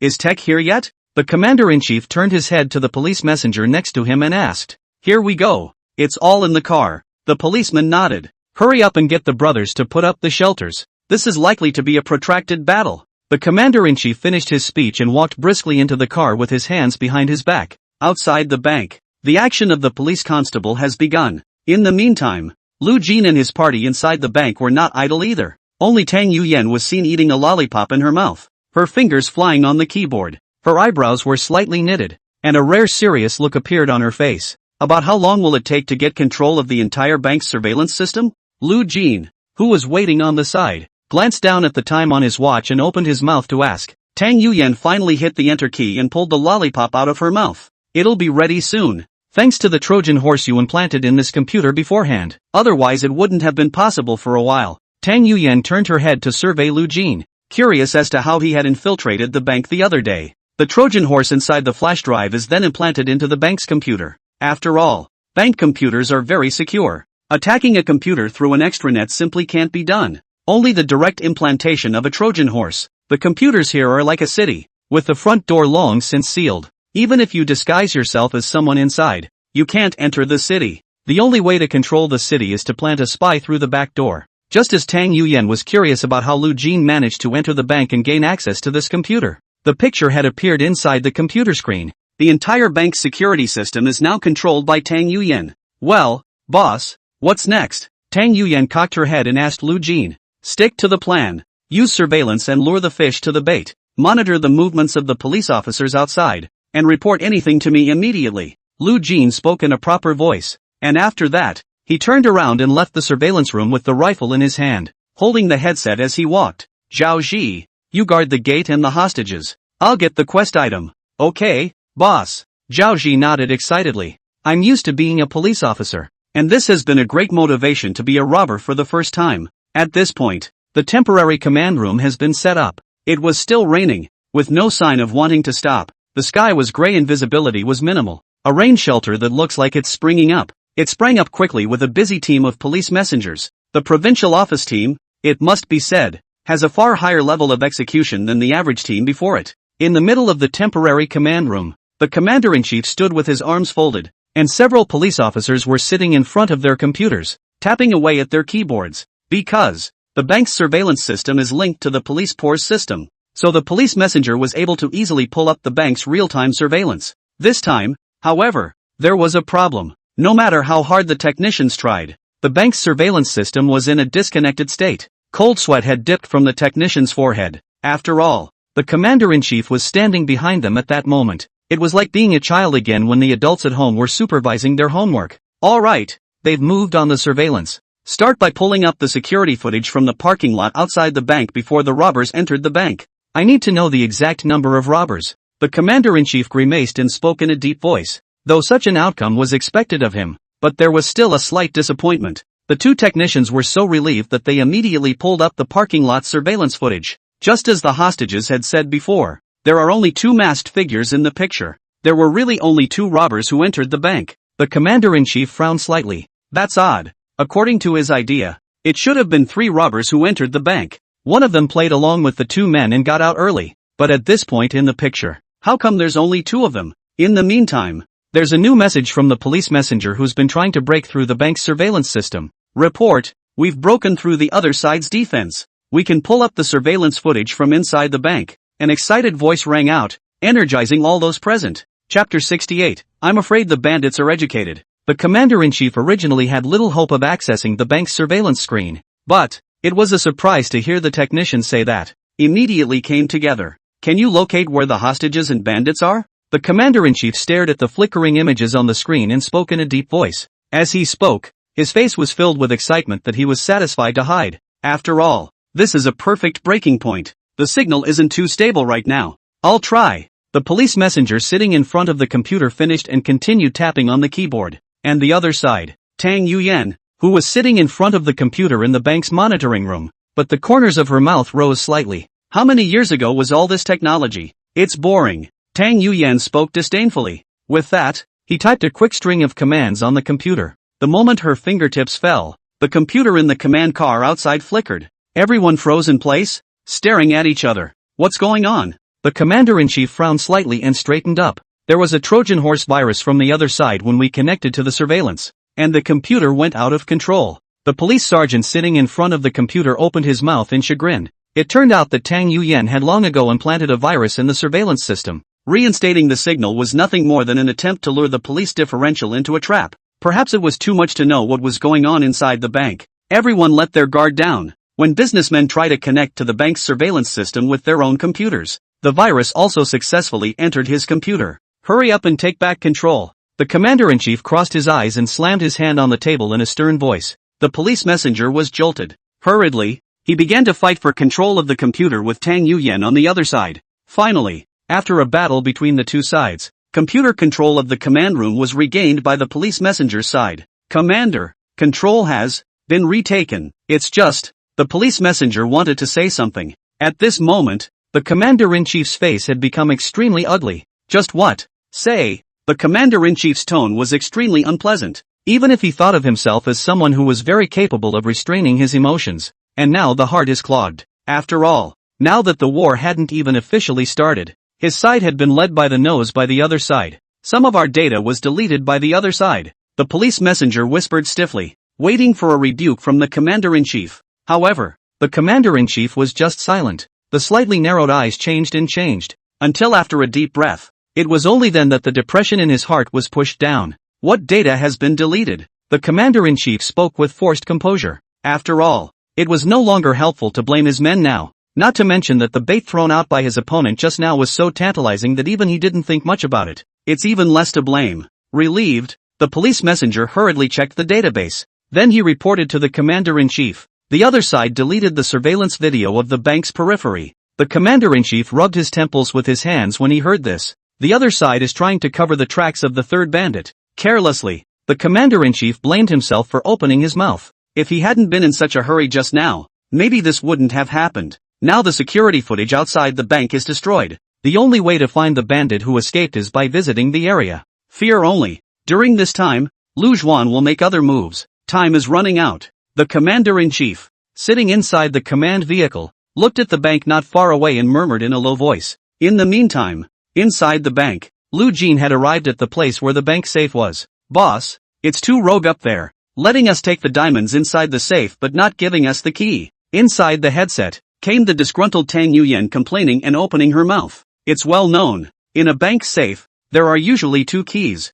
One is held by the bank and one by the customer. The only way to remove the contents of the safe is to insert both keys at the same time. Now, though with that key that the bank keeps, but the key to the client's place was definitely on the director's person without even thinking about it. So, opening the safe is a puzzle. It's all according to the real world, and there's nothing wrong with the director doing it. Lu Jin didn't have any complaints and walked to the center of the room. Set the canvas backpack on his body down. That's true, but boss, how is this safe going to be opened now? We don't have real bombs on us. Inside the earpiece, Tang Yuyan said worriedly, it can be opened without a bomb. Lu Jin spoke calmly. Spinning around, he pulled a black rope from his backpack, and a crowbar. Lu Jin picked up the rope and pulled hard, then tied a knot in it. The overhead surveillance camera was aimed at Lu Jin, and Tang Yuyan, who was sitting in the surveillance room, happened to be taking it all in. Boss, you're not going to open the safe with that rope, are you? Tang Yuyan opened her mouth in disbelief. For a moment, he really couldn't figure out what Lu Jin was doing. It seemed to her that a safe that couldn't be opened with a hammer was even less likely to be opened with a flimsy rope. Lu Jin didn't respond to Tang Yuyan and stood up to use the rope to wrap the spinning wheel above the safe. This was followed by winding another safe in the same manner. Not much longer. The entire inside of the room was just full of that intricate rope that looked like a spider web. The knot in the center, made of rope, was particularly conspicuous. Lu Jin checked again to make sure there was no mistake. Only then did he lift the pre-prepared iron rod with the other end of the rope and move to the door. See only. Lu Jin began to insert the iron rod into the ropes. It then turned, like a steering wheel, the crowbar in his hand. This rope made of polymer polyethylene is extremely strong. Don't even worry about breaking it. With each turn of Lu Jin, the originally loose rope gradually became taut. The ropes stirred. Lu Jin, on the other hand, looked relaxed and at ease. Just then, the thick door of the safe began to warp, all the while making a cackling noise. Tang Yuyan, who had been staring at the surveillance, couldn't help but widen her eyes when she saw the scene. Got up from his chair. I'm afraid the bandits are educated. Tang Yuyan's eyes glowed as she murmured. The mind was quite shaken. After all, who in their right mind would think to open a safe that way? A rope creates a simple lever mechanism, based on the principle that no machine saves work. Use a knot of rope as a pulley and then use multiple knots to form a pulley block. It increases the distance but saves force. In the words of Archimedes, give me a fulcrum and I am able to pry the whole earth. And Lu Jin is doing just such a thing at the moment. Finally, after the rope is taut to a point, a loud bang came as the doors of the two safes flew out violently. Lu Jin casually threw the iron rod on the floor and stepped inside the room. After getting the diamonds, the rifle was picked up again. Mission items have arrived. Prepare to evacuate. Lu Jin held his earpiece with one hand and spoke in a cold voice. Chapter 69, Evacuation by Brains. The moment. Outside the bank. The smoke and rain are constant, endless, and distracting. Inside one of the canopies, the commander-in-chief is huddled around the bank layout map with a skeleton crew of police officers. Discussed how to get more information about the inside of the bank. According to the information we have so far, there are a total of 2 robbers. Without a way to subdue 2 robbers at the same time, there is no way to ensure the safety of the hostages. If it's going to be a plan for a strong offense, that one has to be addressed. One of the police cadres, after finishing, looked around, while waiting for the crowd's opinion. The pen held in his hand swirled back and forth between his fingertips. The crowd was in deep thought. The rain fell on the awning and there was a rustling sound. The atmosphere inside the canopies was a bit stagnant, even though this was just a drill, with the previous one in mind. Now everyone is beyond serious, even long ago as a real battle. So, every decision must be well thought out. After all, every decision they make will determine the life and death of those hostages. To be exact, there should be 3 robbers. All indications are that the man who was shot and escaped was one of the accomplices, and the 2 remaining robbers were wearing monkey and pig masks. The commander-in-chief raised an eyebrow and opened his mouth to caution. The crowd nodded in unison. Then they jotted down the information they found useful in their respective notebooks. But, the foremost problem that remains unresolved, that is without knowing the location of the robbers. How should I control 2 robbers at the same time to ensure the safety of the hostages? We might be able to confirm the robber's location with a thermal imager. One of the police constables suddenly thought of something, turning his head to the colleague in charge of the technical support piece. However, instead, his co-worker looked regretful and slowly shook his head. That's not very realistic. Not to mention the fact that the technology, as it stands now, isn't capable of making thermal imagers that penetrate walls. Even if there were no wall to block it, the thermal imager wouldn't work in this heavy rain. The police messenger in charge of the tech finished and buried his head again. Neither this nor that. We can't just wait around. Can we? A little bit of action doesn't make it inaction? A police officer spoke anxiously. The moment. Everyone is very stressed out. After all, this is an exercise that the director can watch. It was both a challenge and an opportunity for the people in the room. A good job might be rewarded by the director, but if you don't do a good job, you may have to write a review if it's not good enough, or you may have to retire early if it's bad enough. At this point, the commander-in-chief, who was the decision-maker, had one hand clasped vaguely against his forehead in a contemplative manner, was trying to analyze the information he had so far. Suddenly, his slightly closed eyes slowly opened. A decision seems to have been made. If anything, the man who was shot was the robber. That means that from the time they entered the bank until now, the robbers have yet to kill an actual hostage, even released a bunch of hostages. He's a smart man who wants to squeeze the value out of every hostage, so it's unlikely he'd go for a hostage in the first place until he had to. After all, killing a hostage, it's not good for him. The commander-in-chief stood up as he spoke and paused. After thinking about it, he tapped the table lightly. His intention was to escape, and since he wanted to escape, he would have left the bank. As long as they are separated from the hostages, we have a chance. Wait a little longer. As long as he tries to escape, he's bound to show a crack. The commander-in-chief spoke with great certainty. There were some minor surprises for the crowd. After all, by continuing to wait in this situation, everyone is likely to be held accountable from above in the end. Commander, but if we do nothing, then, one of the police officers had not finished his sentence. The commander-in-chief then interrupted him. You don't have to worry about being settled. Since I'm in command of this operation, I'm willing to take all the responsibility. The commander-in-chief's gaze was firm, and he gagged everyone with a tone that brooked no doubt. In the meantime, the director is far away from the provincial office, watching the commander-in-chief's every word on the screen. A very satisfied nod. That's more like it. Thieves aren't in a hurry. What's the hurry for you? A police officer? It's good to be in charge. The director finished shaking the teacup in his hand and saw that the water was already finished, so he had to get up to get hot water. Inside the bank, Lu Jin and the 3 of them had already gathered in the bank lobby. Boss, how are we going to get out of this? It could be surrounded out there by now. I can't really think of anything else we can do unless we grow a wing. Tang Yuyan frowned slightly and asked weakly. Just now, she went through the surveillance outside the bank. Basically, they've figured out the other side's layouts. It's practically unbreakable. So, it's hard not to be a little worried now. Where's the mystery in that? Don't worry. With our equipment, I can definitely lead you guys to kill your way out.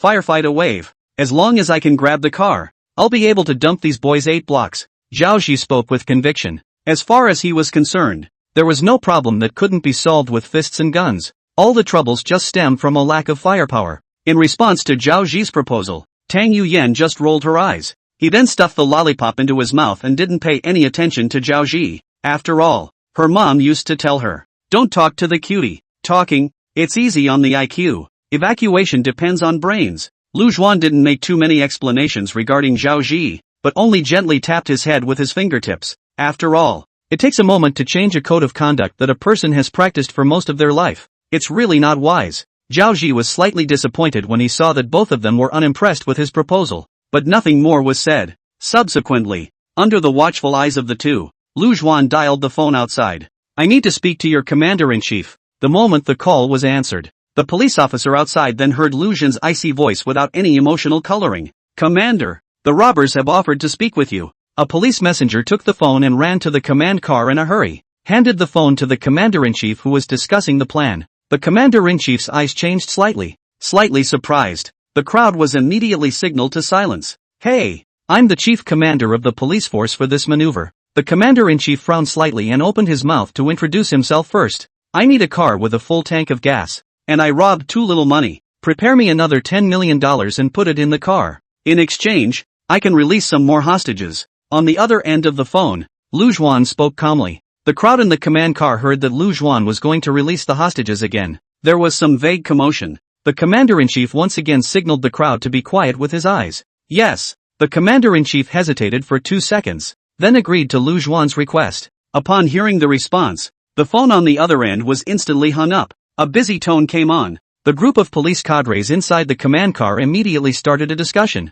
and the commander-in-chief's face was clouded with suspicion as he stared at the bank nestled in the smoke. The eyes grew bright. "This one's sinking in." Chapter 70, the car is just a diversion. "Commander, are we really going to agree to the robbers' demands? Will they get the car and actually run away?" One of the cadre of police officers heard the commander-in-chief agree to Lu Jin's request on the other end of the line. Rather worriedly, he opened his mouth. The commander-in-chief narrowed his eyes slightly, though the face was not as grave as before, but there was a constant frown. Quite cautious, he always felt that this matter was not as simple as it seemed. After all, judging from the last maneuver, Lu Jin was a person with a very high IQ. There seems to be some clear purpose in every decision he makes, but right now, it seemed that in order to free the hostages, they could only agree to Lu Jin's request. "They have the hostages, and if they don't run, we'll throw in the towel. The only way we have a chance is to run." The commander-in-chief put down the pen in his hand and spoke thoughtfully. It seems to be talking to itself. After doing some internal struggling,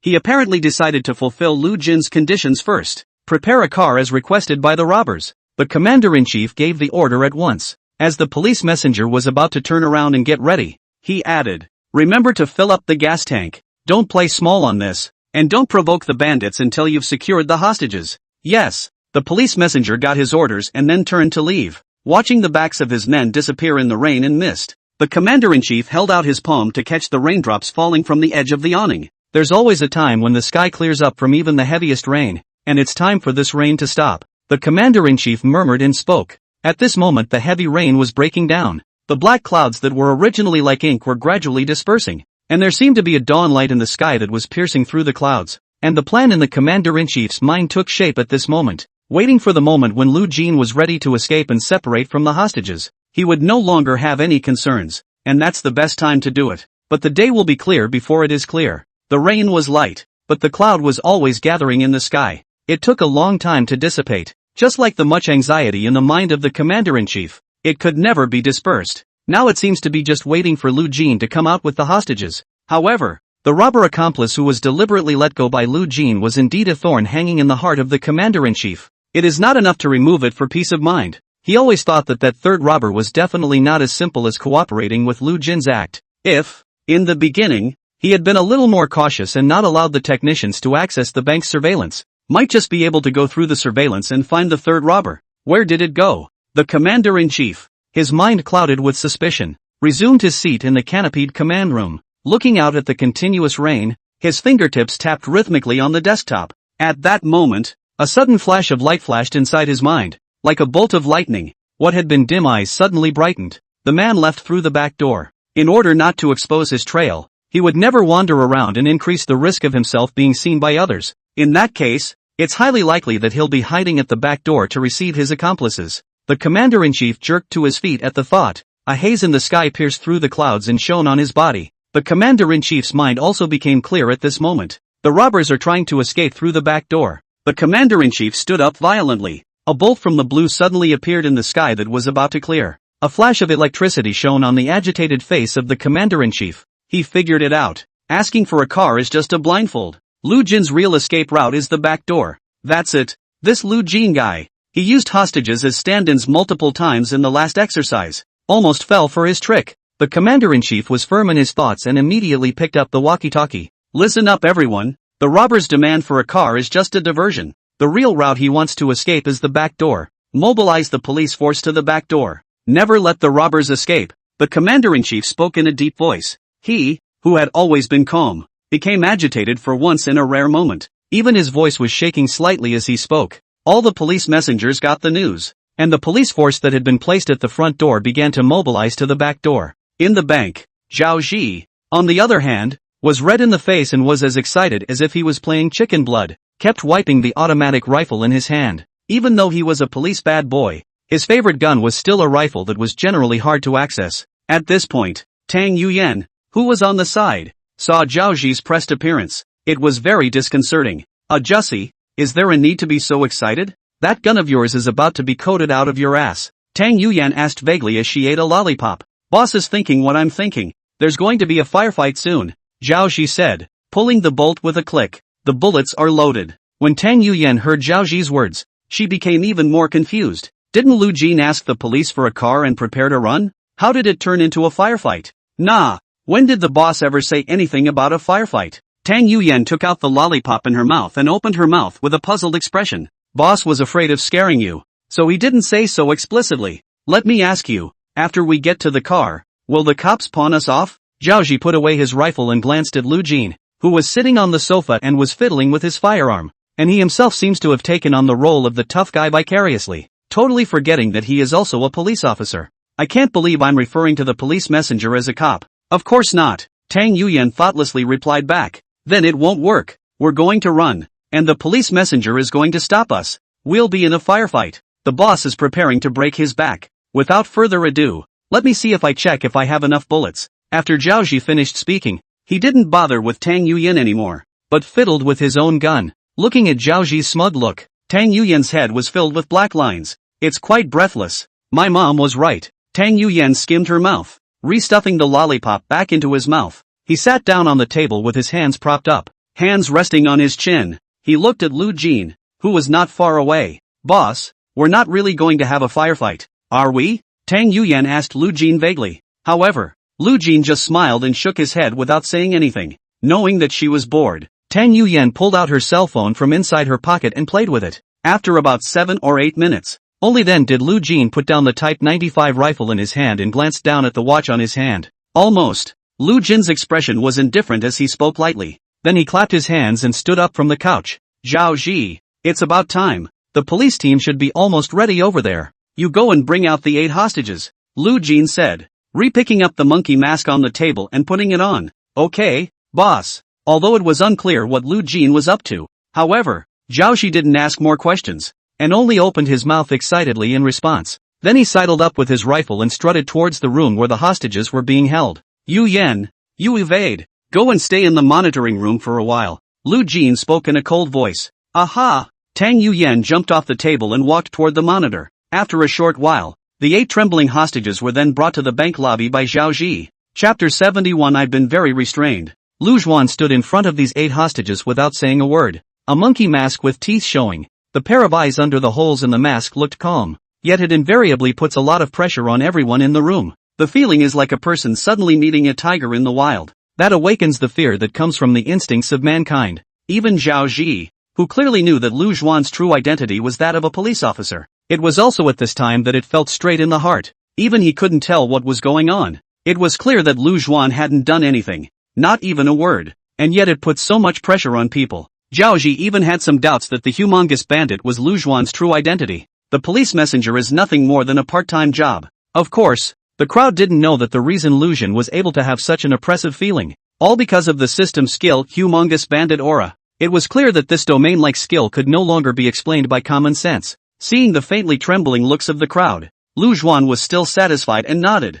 At this point, with temperament alone, he had overwhelmed all the hostages. I'm sorry for scaring everyone, but don't worry. I'm a very principled person. As long as everyone cooperates, you won't be in any danger. Does it all make sense? Lu Juan looked around and spoke calmly. That cold tone seemed to make the air around them seem to drop a few degrees. The hostages, already scared out of their wits, nodded their heads. Great, Piggy, get everything inside your bag. Lu Juan spoke calmly. Boss, you're a little more restrained. You'll be in big trouble if you scare people to death. Zhao Ji whispered a reminder in Lu Juan's ear as he handed him the backpack. He was really worried that one of these hostages would suddenly have a heart attack because they were too afraid of Lu Juan. After all, even he, a veteran police officer for so many years, when I saw Lu Juan's appearance, my heart was scared. Not to mention these ordinary people who usually have to shake 3 times when they are yelled at twice by others. I've been very restrained. Lu Juan opened his mouth helplessly and whispered back. Actually, he's not wrong at all. In order not to scare these hostages, he didn't even make any fierce, vicious looks. Instead, he kept his face expressionless. Even the sound of his voice was extremely restrained. It's just that Lu Juan doesn't know when a person has no expression whatsoever and speaks in a nonchalant manner, often the most intimidating. After receiving Zhao Ji's backpack, Lu Juan once again glanced around the crowd. With that, he took out the pre-prepared raincoat and various animal masks from inside his bag. No more, no less. Exactly 8 sets. Lu Juan distributed them to the hostages in turn. Zhao Ji's eyes changed when he saw the items in the hands of the hostages. It seemed to have guessed what Lu Juan wanted to do. At the same time, he also recalled that he had previously complained about Lu Juan making him bring so many raincoats and masks. Now it seems, everything Lu Juan did carried a strong sense of purpose. In Zhao Ji's eyes, people like Lu Juan who included everything he was about to do in his plans. Simply a freak, even psychologically more or less ill. Lu Juan naturally didn't notice the change in Zhao Ji's eyes. Instead, he raised his hand, but just as he was about to speak, suddenly remembering Zhao Ji's reminder just now, in the back of my mind, I thought I'd better smile at them and not really freak anyone out. After Lu Juan made a mental calculation, he decided to comfort everyone. Only he had just taken off his mask. The hostages were frightened and screamed. Big brother, don't pick it. We won't look at it. You said you'd leave us alone if we cooperated. Please, don't kill me. Everyone seems to have a realization. That's when the bandit takes off his mask. That's when he's ready to take your little life. After all, you've already seen someone's face. So naturally it's best to slaughter you for the sake of secrecy and escape. When Lu Juan saw the crowd in this state, he became even more convinced that he had caused these people no small amount of psychological shadow. The heart still feels a little guilty. To make up for it, he decided to give everyone what he thought was a kind smile. Soothe the crowd. Everyone, put your raincoats and masks on. You'll all survive. Lu Juan spoke softly, afraid that a louder voice would scare the hostage in front of him. However, it was that light sentence, and that inscrutable smile on his face. It sounded more like a threat to the hostages. Everyone feels even more like they are dying. Woohoo! Gooch! Ouch! Only 8 hostages were seen, each with a twisted face and tears mixed with snot flowing inside their mouths. It was like going to the torture chamber, crying extremely hard. However, but they don't dare to cry out in pain, for fear of annoying Lu Juan. And so, in grief and having to hold back the sobs, one by one, they made some of those strange noises that were really hard to understand. Lu Juan turned around and glanced at Zhao Ji. A helpless shrug. The subtext of that expression was as if to say, I've been gentle. Zhao Ji rolled his eyes and didn't say anything. After letting the hostage get dressed, Lu Juan nodded in satisfaction. Piggy, watch the hostages. Lu Juan put down a sentence and then carried his gun towards the bank's monitoring room. Boss, you seem to be freaking out the hostages. When Tang Yuyan saw Lu Juan come in, she spoke softly, holding a smile on her face.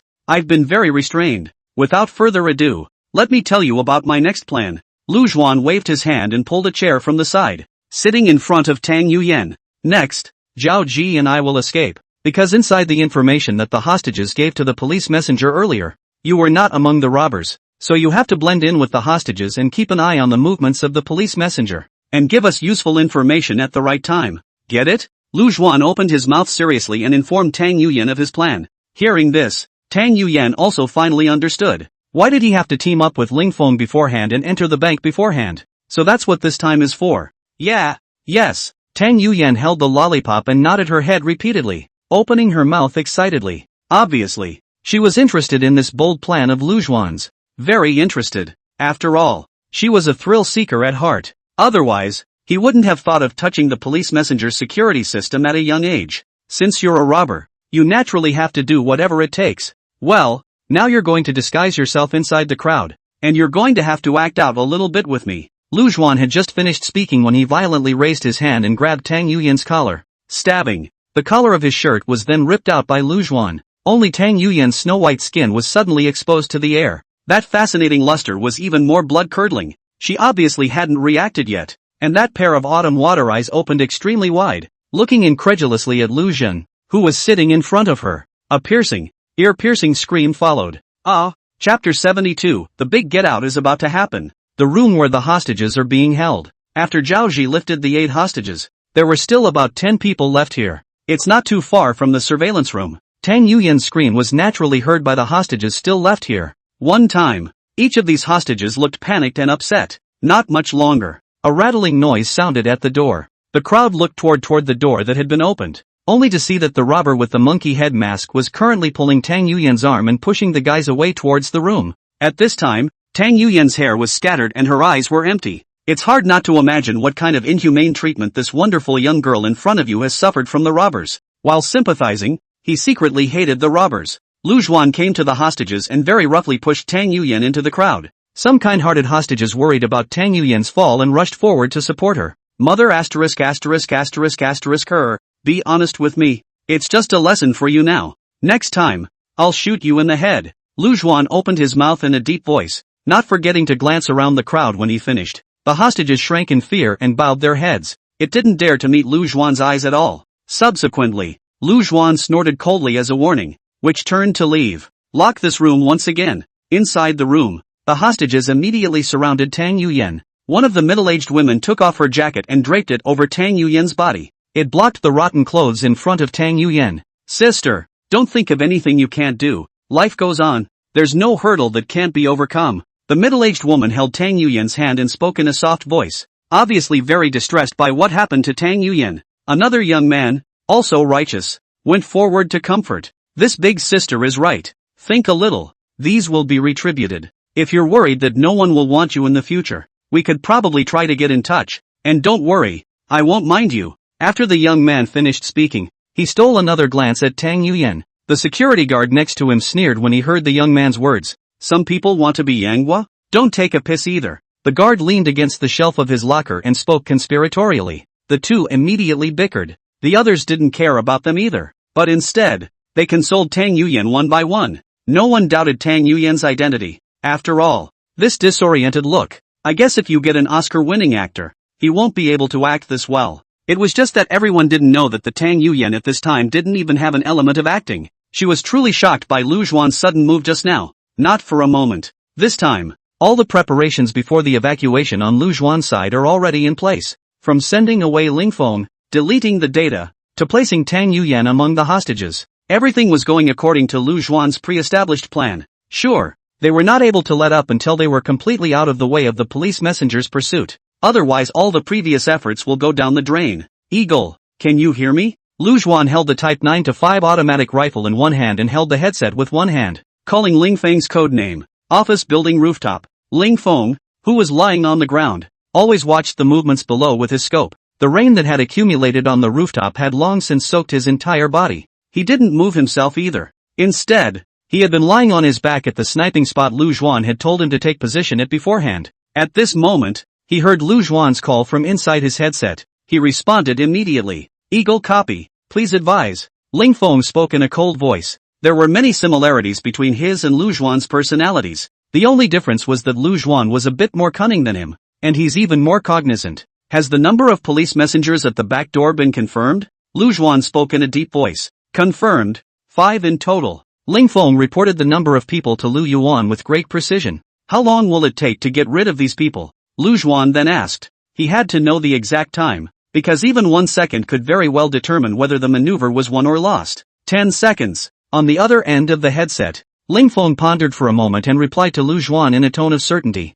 Very well, keep an eye on these people and do them when you get my orders. At this moment, Lu Juan, who had already substituted into the role of a tough bandit, spoke with a vicious and murderous tone. After confirming with Ling Feng to each other, he put his hand down and walked quickly to the bank lobby. A glance was exchanged with Zhao Ji, who was guarding the main entrance of the bank. Silence ensued as he waited for word from the police messenger. Outside the bank, The police messenger's side had already prepared the car that Lu Juan had requested. Sure, it was also impossible for them to be obedient to Lu Juan. After all, it doesn't take that long to prepare a fully fueled car. They're deliberately stalling, for the sake of laying a dragnet out there. As soon as the safety of the hostages is confirmed, there will inevitably be a big battle between the two sides. It was just a drill, though, but when both sides are people who like to be serious, this exercise is not so different from a real battle. The commander-in-chief gazed at the bank in front of him with a deep frown. That bronzed, country face looked grave. Even after he had already guessed Lu Juan's intentions,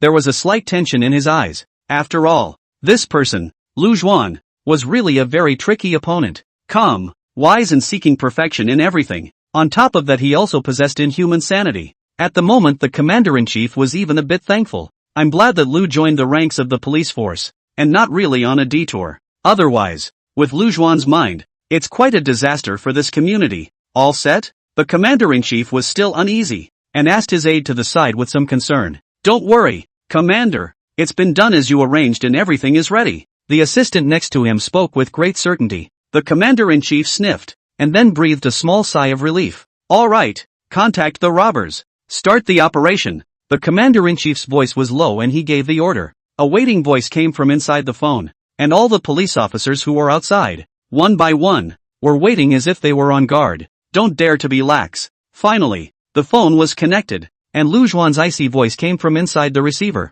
Looks like you guys are ready. Later, my companion and I will take 8 hostages with us to the car, and 13 will be left in the middle of the bank. Of course, I've strapped remote-controlled bombs to them, so if you do anything rash, I'll press the button at any time, and a lot of people will die then, Lu Juan said slowly. The commander-in-chief heard this and gripped his cell phone tightly. No, how can I be sure you'll keep your promises when you leave? All hostages must be released. The commander-in-chief spoke in a deep voice. However, on the other end of the phone, Lu Juan but sneered. Sir, you don't seem to have a choice now. Chapter 73, another double. That's all I can do. The commander-in-chief sniffed slightly. As much as he wanted to fight for it again, Lu Juan didn't give him the slightest chance to maneuver. So far there have been no hostage deaths. If he angered Lu Juan at this point in time, he would lose more than he gained. Hearing Lu Juan's teasing tone, the commander-in-chief was very upset in his heart. But there's nothing to be done about it. I agree with your request. The commander-in-chief's teeth were clenched. It was almost as if the words were squeezed out from inside his teeth. In that case, I'll say thank you to you, Commander-in-Chief. On behalf of those hostages. On the other end of the phone, Lu Juan opened his mouth with a smile. After that, he hung up the phone. In the hall, Lu Juan took out the remote-controlled bomb he had already prepared from inside his backpack. The 8 hostages who had already put on their raincoats and masks saw the bomb in Lu Juan's hand. One by one, their faces turned pale with fear, and they all subconsciously gulped. Lu Juan swept a glance at the hostages and pulled a girl out from inside the pile. He put the bomb inside the clear bag. Then the bag was hung around the hostage's neck again. The reason why Lu Jin did that, it's really about wanting the commander-in-chief to be able to see the bomb in the first place. After placing the bomb, Lu Jin even asked a very thoughtful question. Well, not too heavy? A calm tone of voice and words that were still kind of gentle, like they really care. But when that is said, it is inquiring whether the bomb is heavy or not. It takes on a different flavor. Those seemingly concerned words were more like a death threat. It's unnerving. When the hostages on the side heard Lu Juan's words, a few more points of fear were added to their eyes when they looked at Lu Juan. However, the hostages didn't realize that Lu Juan actually really cared about them. After all, this robber is not too cold. The girl had obviously been stunned. Just shook his head in a daze. In response, Lu Juan nodded with considerable satisfaction. Soon, the doors of the bank opened slowly. The commander-in-chief was dressed in a raincoat, his brow furrowed and his expression grave. He stood at the far end of the cordon, staring unseeingly at the gate that slowly panned upward. When the hostages, with their pairs of feet, came into view, everyone's breathing became thick. The already rainy sky was clouded over. The rain seems to be picking up again at the moment. Bean drops of rain fell on the crowd, crackling and splashing. This unpredictable storm cloud instantly made the atmosphere of the scene tense. That's when the bank's roll-up door pulled completely open. All the police messengers were shaken. See only 10 masked men, also in raincoats, appeared at the gate. Heavy rain poured down. The hideous masks in the shape of various animals were chilling in the dim light. The monkey at the end of the line gazed with that icy gaze at the police messenger in front of him. The mask's concealment made it impossible to see his face. And because the curtain of rain was so heavy, it made it hard to see his eyes. The commander-in-chief at the moment had clenched his fists, deadly staring at the man in the rain with the monkey mask. The monkey mask is the robber. It's a clue to what you know. The heavy rain at the moment had reduced visibility a lot. The commander-in-chief stared at the line of figures wearing the same style of raincoat from a distance.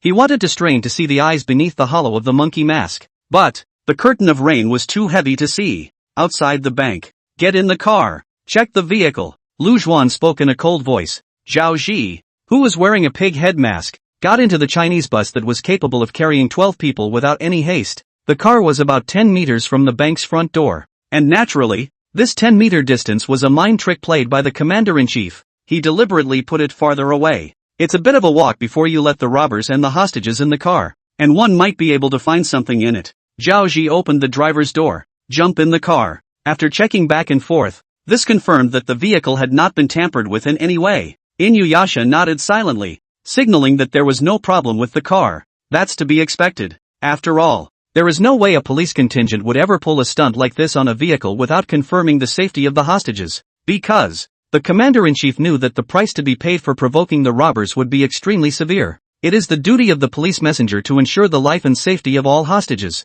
and also the meaning of the existence of that uniform. Lu Zhuan is a police officer, so he knows more about what kind of choices a good police officer will make when he meets a robber. However, Lu Zhuan, who had always been cautious, still had Zhao Ji check the vehicle. Get in the car. Lu Zhuan followed the last of the hostages and spoke in a low voice. The trembling hostages dared not disobey. In turn, they went up towards the minibus. Seeing that the hostages outside are already getting fewer and fewer, the police officers, who had been standing at attention, began to stir. Everyone, don't do anything rash. But just then, a low command from the commander-in-chief pressed the crowd. They were about 20 meters away from where the Chinese bus was parked. So, the conversation over there and what happened on the police messenger's side is not clear. The commander-in-chief's brow was furrowed as he stared unseeingly at this in the rain. That sharp gaze seemed to want to see through every facial appearance behind the mask. The rain got heavier and heavier, and the sky seemed to have leaked. In such a situation, the vision becomes more and more blurred. But the commander-in-chief didn't dare to blink, fearing that the robber would disappear from his sight if he moved his eyes. Monkey head versus pig head, and then there's the one hostage wearing a mask of another animal. The commander-in-chief has left almost every detail untouched, and in the mind's eye, one image after another came to mind. At the time he knew he was about to start an exercise with Lu Zhuan as the commander-in-chief. He then kept watching the video of Lu Yuan's last live broadcast. Every little habitual movement of Lu Zhuan was memorized by him. The images in the video began as a staggering contrast to the reality of the crowd. Just then, Monkey's grip on the gun shook slightly, and the gun in his hand was nearly unsteady. It brightened the eyes of the commander-in-chief. A police constable who can't even hold a gun steady? The commander-in-chief's eyes changed and changed. The corners of his mouth curled into a light smile, relieved as if he was relieved. Just now, he himself had been paying attention to every figure. He found a common denominator. All 10 of these men walked in an unnatural position. It's all rather stiff as if coerced. The hostages were panicked and scared in their minds, and were being escorted by the robbers. It is naturally very normal to have such a situation. Robbers, on the other hand, are not supposed to behave this way. There's something wrong with the identities under that monkey mask and the pig mask. All these signs made the commander-in-chief even more convinced of the conjecture in his heart. Another double? That seems to be all this Lu Zhuan knows how to do. The maneuver is coming to an end. The commander-in-chief opened his mouth with a light smile. A smug look finally appeared on his face. Chapter 74. This time, he miscalculated. The one with the monkey mask is a double. The real robber, then, must still be hiding in the middle of the bank right now. He wanted to draw all my attention to the minibus and then slip away somewhere else himself. The commander-in-chief's eyes remained fixed on the minibus in the distance, and under his breath, he murmured what he had in mind. He noticed the robbers with monkey and pig masks coming out of the middle of the bank with a stiff stride, like being coerced. As well as before getting into the car, the monkey-masked robber nearly didn't even hold his gun steady. Numerous details. It made him certain that the monkey mask was definitely a double. Lu Jin tried to fool himself with such an old trick, but Lu Jin hadn't expected that he had seen the video of his last maneuver countless times. He had already been warned about his trick of using a double. This time, he miscalculated. No, the commander-in-chief, who had just had a slight smile on his face, seemed to wake up with a jolt. The smile was gone, replaced by gravity. It was all too easy to recognize, easy enough to see through at a glance. This could not help but regenerate doubts in his mind. If, instead of hiding among the banks, how about Lu Jin hiding among a few hostages? The monkey mask he's been wearing since he entered the bank. Could this have been used to confuse yourself in the first place? Get the monkey mask associated with the robber. When he's ready to escape, he'll change into another mask. That's when one's full attention was on the monkey masked figure. The figure with the other masks would not be noticed at all. So much for that. He would be able to hide himself easily. But this is unlikely. It wasn't just everyone's pace that stiffened. What's more, the commander-in-chief had just noticed that one of the hostages had a drill-specific remote-controlled bomb hanging from his body. The bomb was in a plastic bag and hung around the hostage's neck. If anything, Lu Jin is hiding among these hostages. Once the remote-controlled bomb detonates, he himself will surely be eliminated from the game. It's not like him, the highly intelligent robber who has been strategizing and winning every step of the way. How could you make such a risky move? The commander-in-chief narrowed his eyes and stared dead at the movement on the side of the center bus. At this point, the 10 men with masks were already in the car. The car also fired up and prepared to pull out of Bank Square. The commander-in-chief frowned deeply. But, at this point, he still had no intention of letting his men do anything. There's a remote-controlled bomb among the hostages. The distance between the center bus and the bank is now well within detonation range. The robbers were hiding in the middle of the bank. As soon as there is movement on the side of the police force, the hijacker was perfectly capable of detonating that remote control bomb if he was provoked. Sessions. It could be more than 1 or 2 hostage casualties. The commander-in-chief must wait at this point. At least wait until the center bus is out of detonation distance before doing anything. Captain, the robber's car is ready to go. The cadre of police officers standing beside the commander-in-chief watched as the robber's vehicle had made its move. Hurry up and come up with a reminder. I know. The brothers you were told to set up at the back door of the bank. You've got them all set up, haven't you? The commander-in-chief turned his head sideways and looked at the cadre of police officers with a serious question. Before thinking that there was a possibility that Lu Jin would escape through the back door, the commander-in-chief has placed his center of gravity toward the back door. Arranged. If the robbers did get out the back door, they definitely couldn't escape. The cadre of police officers hurriedly responded with a cry. The commander-in-chief sniffed and nodded with considerable satisfaction. He turned back. Eyes were no longer on the minibus that was slowly pulling out of the square, but on the bank in the rain. If one's guess is correct, the robbers were still in the middle of the bank, presumably preparing to break out the back door, and the accomplices who left in a fraudulent manner, ready to pick him up, should be making their move, too, shouldn't they? The minibus slowly pulled out of Bank Square, past the first stoplight, and then on the straight avenue toward the front. Sitting in the driver's seat and wearing a piggyback mask, Zhao glanced in the rearview mirror. Seeing that there was no police car catching up behind him, he was still a little surprised for a moment. Boss, how come none of the cops are following up on their end? Zhao hurriedly reported this situation to Lu Jin. The words were full of shock. Obviously, for such a situation, Zhao was not expecting it at all. Drive well. You don't have to go too fast. Lu Jin, however, responded calmly to Zhao. It seemed like everything was under his control. Lu Jin didn't look back. He just pulled out a map from his arms and looked at it. There is no center of gravity on the side of the police force to chase these 2 minibuses. Lu Jin knew they were on the hook. But, naturally, he couldn't have gotten off so easily. The commander-in-chief must have set up controls at all intersections when he was preparing the car. So now his own escape plan was only halfway through, trying to get out successfully. The next steps of the program must also be done without fail at every step.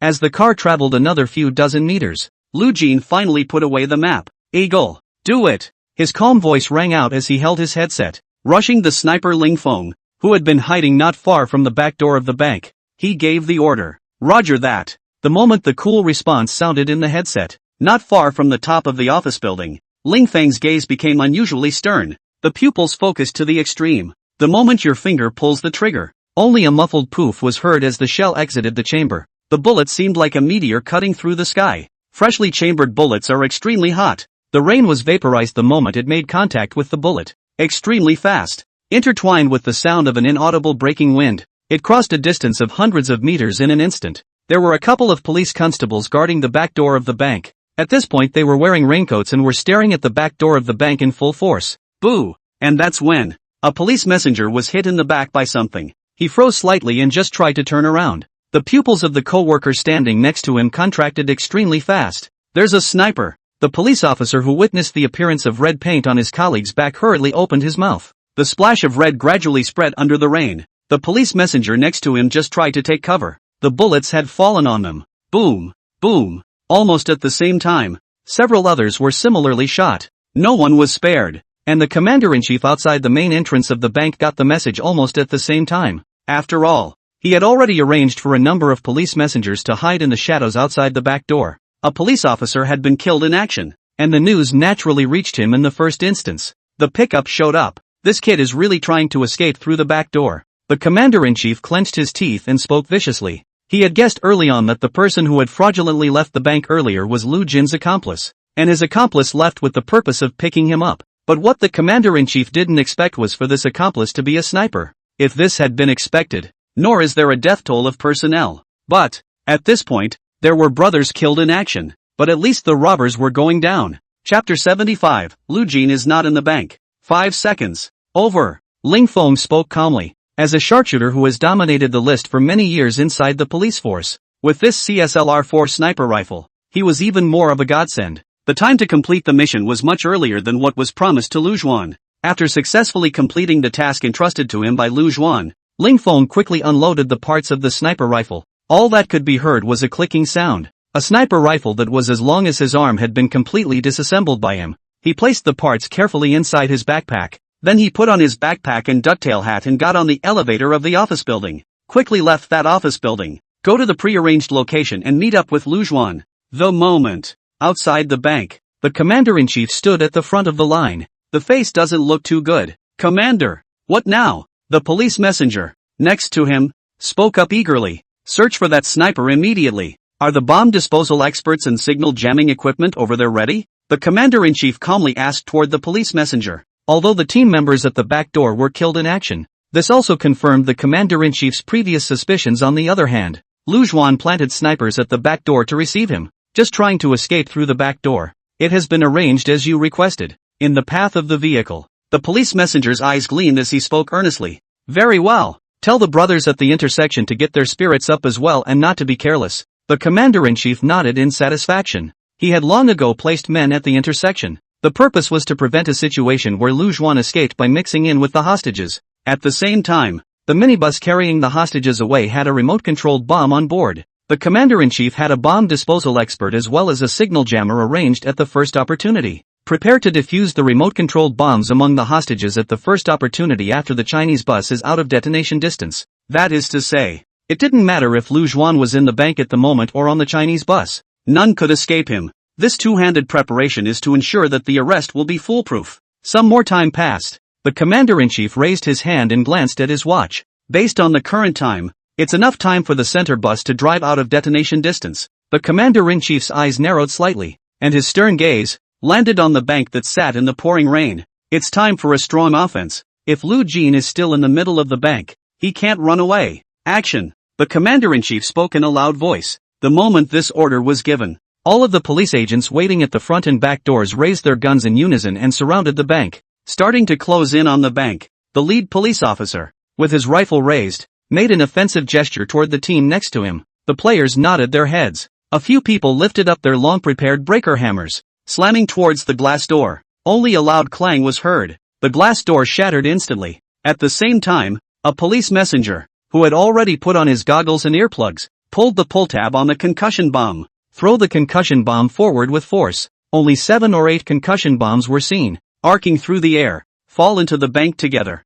A blinding white light flashed, followed by a loud noise that penetrated one's eardrums. Even with earplugs in, the loud noise of the concussion bomb still made the sweaty hairs of the group of police officers quiver. These are bombs made of magnesium powder and other chemicals. It doesn't cause fatal injuries, but at the moment of the explosion, it produces a violent glare and a loud sound. Due to the body's self-protection mechanism, under such strong stimuli, it will be instantly incapacitated. This is especially true inside enclosed spaces. That's why it's widely used internationally by police and counter-terrorism teams in rescue and raid missions. After the concussion bombs had finished working, the police officers entered the room, instantly took over the bank lobby. Report, no resistance from robbers in the bank lobby. The captain held up his headset and roared in a loud voice. Report, no robbers were encountered at the back door. The backdoor players shouted with equal nervousness. The commander-in-chief heard the team's report. A slight frown creased his brow, and his heart was vaguely disturbed. Continue to search the second floor. Watch out for ambushes. The commander-in-chief shouted sternly. The original firm gaze had been somewhat hesitant at this moment. In the meantime, the center bus had pulled into the driveway, gaining speed. Boss, Don't they care about the hostages anymore? Zhao Xi was surprised when he looked through the rearview mirror and still didn't see the police messenger chasing after him. Who says it doesn't matter? Isn't that right up ahead? Lu Zhuan, who was sitting on the co-pilot, nudged his mouth toward the front. See only. In the rain. Just 2 police cars parked on the side of the road and a row of nails laid on the ground. One of the police messengers was holding up his hand, signaled Lu Zhuan and his party to stop. Listen up, front hostages. Pull over and don't worry. The bomb disposal experts will disarm the bombs on you. Another police messenger, with a megaphone, was shouting at the top of his lungs. What to do? Zhao Xi frowned and spoke anxiously. Stop the car. Lu Zhuan pulled the bolt of his pistol, pinned it to his waist, and returned indifferently. The other side, the team that stormed the bank, got the order. Start walking carefully toward the second floor of the bank. Along the way, there was never any sign of Lu Zhuan, until they came to the room where Lu Zhuan had previously held the hostages. The captain made a tactical gesture again. The team member in charge of breaking the gate lifted the braking hammer and stormed towards the gate. Boom! The gate was smashed open without incident. In order to prevent being ambushed by Lu Zhuan, the police officers did not rush into the room at the first opportunity. Instead, they threw smoke bombs in. For a while, the smoke filled the air and the eyes could not see. The irritating fumes are even more choking and painful. There are no robbers here. They're all hostages. Cough cough. Choke me. Puke. Come and get me. Help. The hostages cried out for help in unison, one choking and slumping to the ground. Don't shoot. I'll go in first. The captain outside the door, signaling his team to put their guns down, took the lead by himself and rushed inside the room, only to see that it was full of hostages, but there was no sign of Lu Zhuan. The captain was alarmed. Commander, Lu Zhuan has escaped. This stern cry rang out in the earpiece for a moment. The commander-in-chief, standing outside the door, froze in place as if struck by lightning. Escaped? The bank is clearly surrounded. How did Lu Zhuan escape? In this moment, the commander-in-chief's heart was beating wildly. Suddenly, he remembered the way Monkey Mask had looked at him the last second he got into the car. It's basically impossible to see through the rain, but that flicker of a glance, at this point, it was like a slap in the face, smacked him hard in the face. Lu Zhuan is in the car. The commander-in-chief was shocked and came to his senses. Whether it's allowing the third robber to escape by faking his own death and corrupting the data from the security cameras, or strap a bomb to the hostage and let the third robber hide in the back door and shoot. It's all about tuning the tiger out at the end, with one lustful attempt after another. It was to convince his suspicious self that he would escape through the back door. Asterisk asterisk asterisk asterisk. The commander-in-chief clenched his fist and pounded it on top of the hood of the police car. A small puddle sunk into the tin hood, quickly filled with rainwater. Chapter 76, Let them go first. I'm going to complain about you guys. Drill the hell out of me. Why don't you take it easy, mister, and change your pants? Roll. I'll file a complaint against you. One by one, the hostages were brought out of the bank by police messengers. When they heard it was a drill, it was hard to contain the anger in his heart. As soon as they came out, they clamored for a complaint. Even though the police messenger was already trying his best to comfort, it didn't help. After all, Lu Zhuan, who thoroughly thought of himself as a humongous bandit, scared the piss out of everyone else. At this point, the captain had walked out from inside the bank with his team. Commander, there's no sign of Lu Zhuan or the gang inside the bank. They've escaped. The captain, who came out from inside the bank, dropping his head, he opened his mouth, and the team members following him, moody and buried, didn't say a word. The commander-in-chief sniffed and grimaced, strongly suppressing his inner rage. He turned toward the makeshift command room. A skeleton crew of police officers followed closely behind him. Commander, what should we do now? A police cadre looked anxious. While walking, he opened his mouth to ask the commander-in-chief about the next plan. The commander-in-chief frowned and pondered for a long time. The way things are going, it's highly likely that Lu Zhuan has already escaped in a Chinese bus. But there was one thing that puzzled the commander-in-chief greatly. That is, Lu Zhuan has a bomb strapped to the hostage, and if he presses the bomb, he will be killed in action at the same time as the hostage. In this way, Lu Zhuan would likewise be judged a failure in this maneuver. How could Lu Jin take such a risky step? Contact the team that ambushed the intersection for me immediately. The commander-in-chief spoke in a deep voice. The assistant sniffed and hurriedly switched the channel of the radio to contact the police messenger at the intersection. The moment the center bus had stopped in front of the barricade, a police officer and bomb disposal expert were about to go forward to disarm the bomb for the hostages. A rustle came from inside the radio intercom. Wait! Alert first! The police messenger leading the team stopped the bomb disposal expert and picked up the walkie-talkie.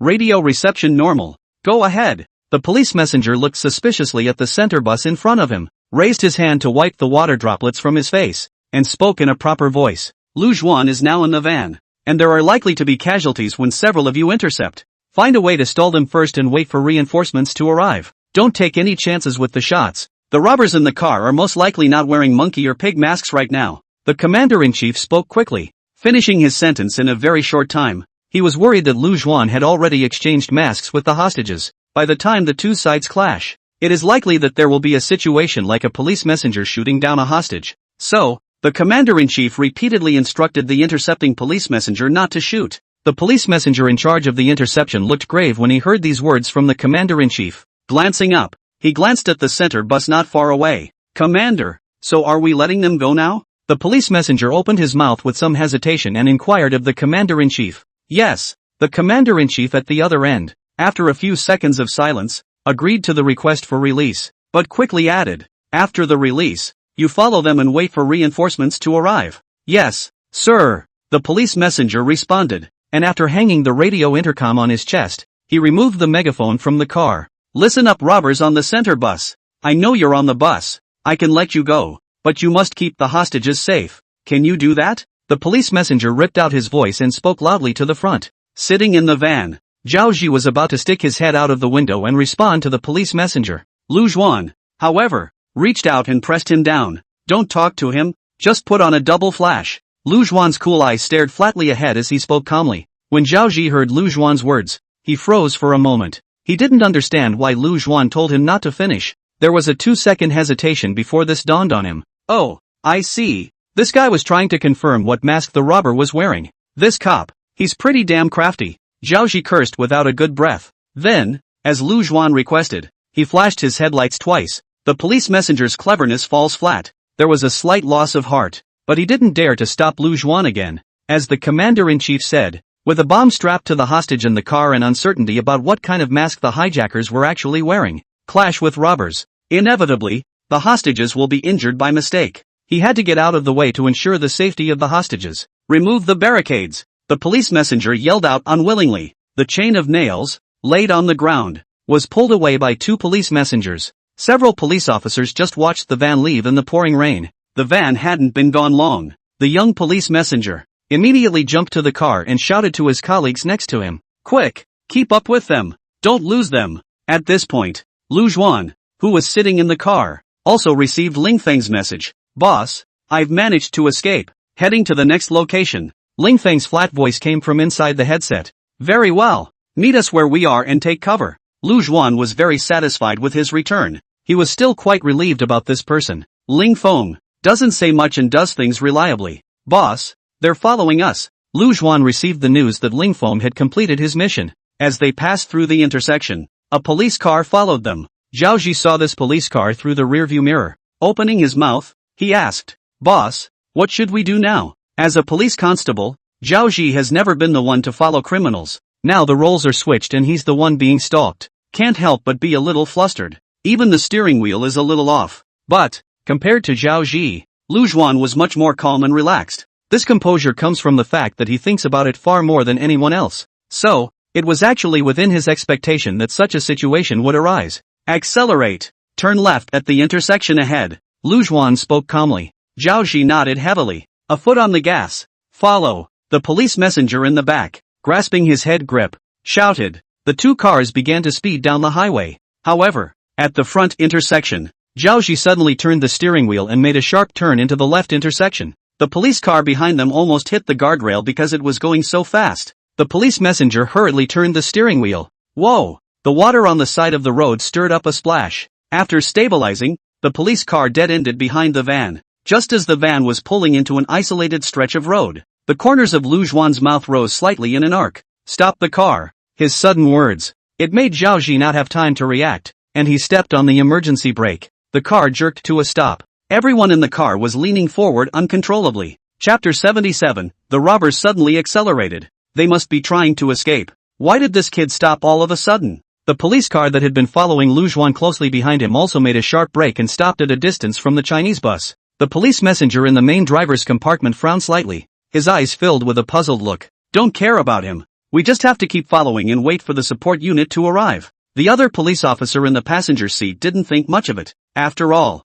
now that the hostages were in Lu Zhuan's hands, they were unable to rescue them with their current abilities. One could only follow Lu Zhuan closely and wait for support. At this point, Lu Zhuan inside the Chinese bus took out a map from inside his pocket. Only on top of the map, many areas were marked with a red pen. Lu Zhuan glanced at the map, then looked around. Immediately after that, another circle was drawn on top of the map. Boss, what era is this? Can't you just use your cell phone for navigation? Next to him, Zhao cocked his head and glanced at the map in Lu Zhuan's hand, opening his mouth in surprise. Lu Zhuan frowned slightly and shook his head. The map on your cell phone is very convenient, but there are some things that don't show up on the map on your cell phone. For example, a Skynet distribution point inside a city. These cameras, which are located in most corners of the city, make it easy to keep track of the movement of vehicles on the road. On the road to escape, these cameras must be circumvented. Naturally, there is no camera labeled on top of the map. The only way to find out where they are is to find them on your own.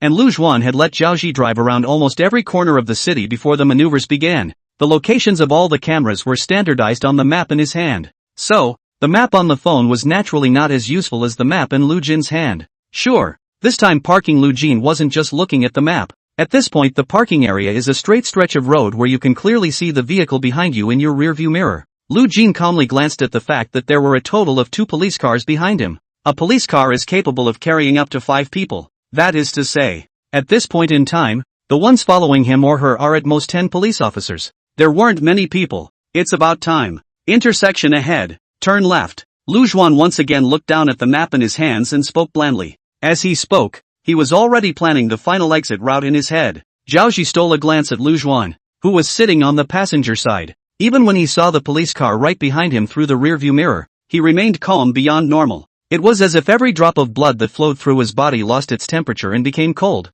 There is only absolute sanity to back up every decision he makes. One time, Zhao Ji had a secret admiration for this boss. Lu Jin was a few years younger than himself though, but with a heart of gold. You don't even get a chance to use your head when you do things with him. Simply by acting on his orders, you will be able to achieve the ultimate goal. Awesome indeed. Okay, boss. Zhao Ji nodded heavily, the corners of his mouth rising slightly. There was even some anticipation in the mind. Expect that wonderful look on the faces of the police constables after they managed to escape the chase. Maybe it's the rain. There aren't many vehicles on this highway. The CMB kept its distance from the police dispatch behind it as it traveled down the highway. The sky was drizzling in gray, and the sight was greatly disturbed. Lu Zhuan had been staring flatly ahead, and that pair of cool eyes was very calm. It made it impossible to guess what he was thinking. Just as the Chinese bus turned left and turned into another road, his eyes moved slightly, resembling the calm lake water with a ripple. Accelerate. Stop at the front intersection. Lu Zhuan spoke in a deep voice. Zhao Ji glanced at the dashboard and grimaced. Boss, the speed limit on this road is 80 yards. Any more acceleration and you're speeding. Zhao Ji raised one eyebrow and hurriedly opened his mouth to give a reminder. He hadn't been slowing down the speed he had been maintaining. It was now running at the maximum speed limit of the roadway. After all, he was always a police messenger. When faced with these situations, the first reaction is still some hesitation. Remember, you're a robber. Lu Zhuan spoke calmly, keeping his eyes on the front. Hearing this, Zhao Ji was slightly stunned. There was a sudden flash of realization in his eyes. Yeah, I'm a robber now. What do I care about traffic rules? Thinking of this, Zhao Ji no longer hesitated. 1 foot on the gas. Boom! The sudden acceleration produces a great sense of pushback. The entire car of hostages, at the same time, leaned back. At this moment, a Chinese bus was actually driven by Zhao Ji with the feeling of a McLaren. The dashboard needle jumped from 80, straight to 102.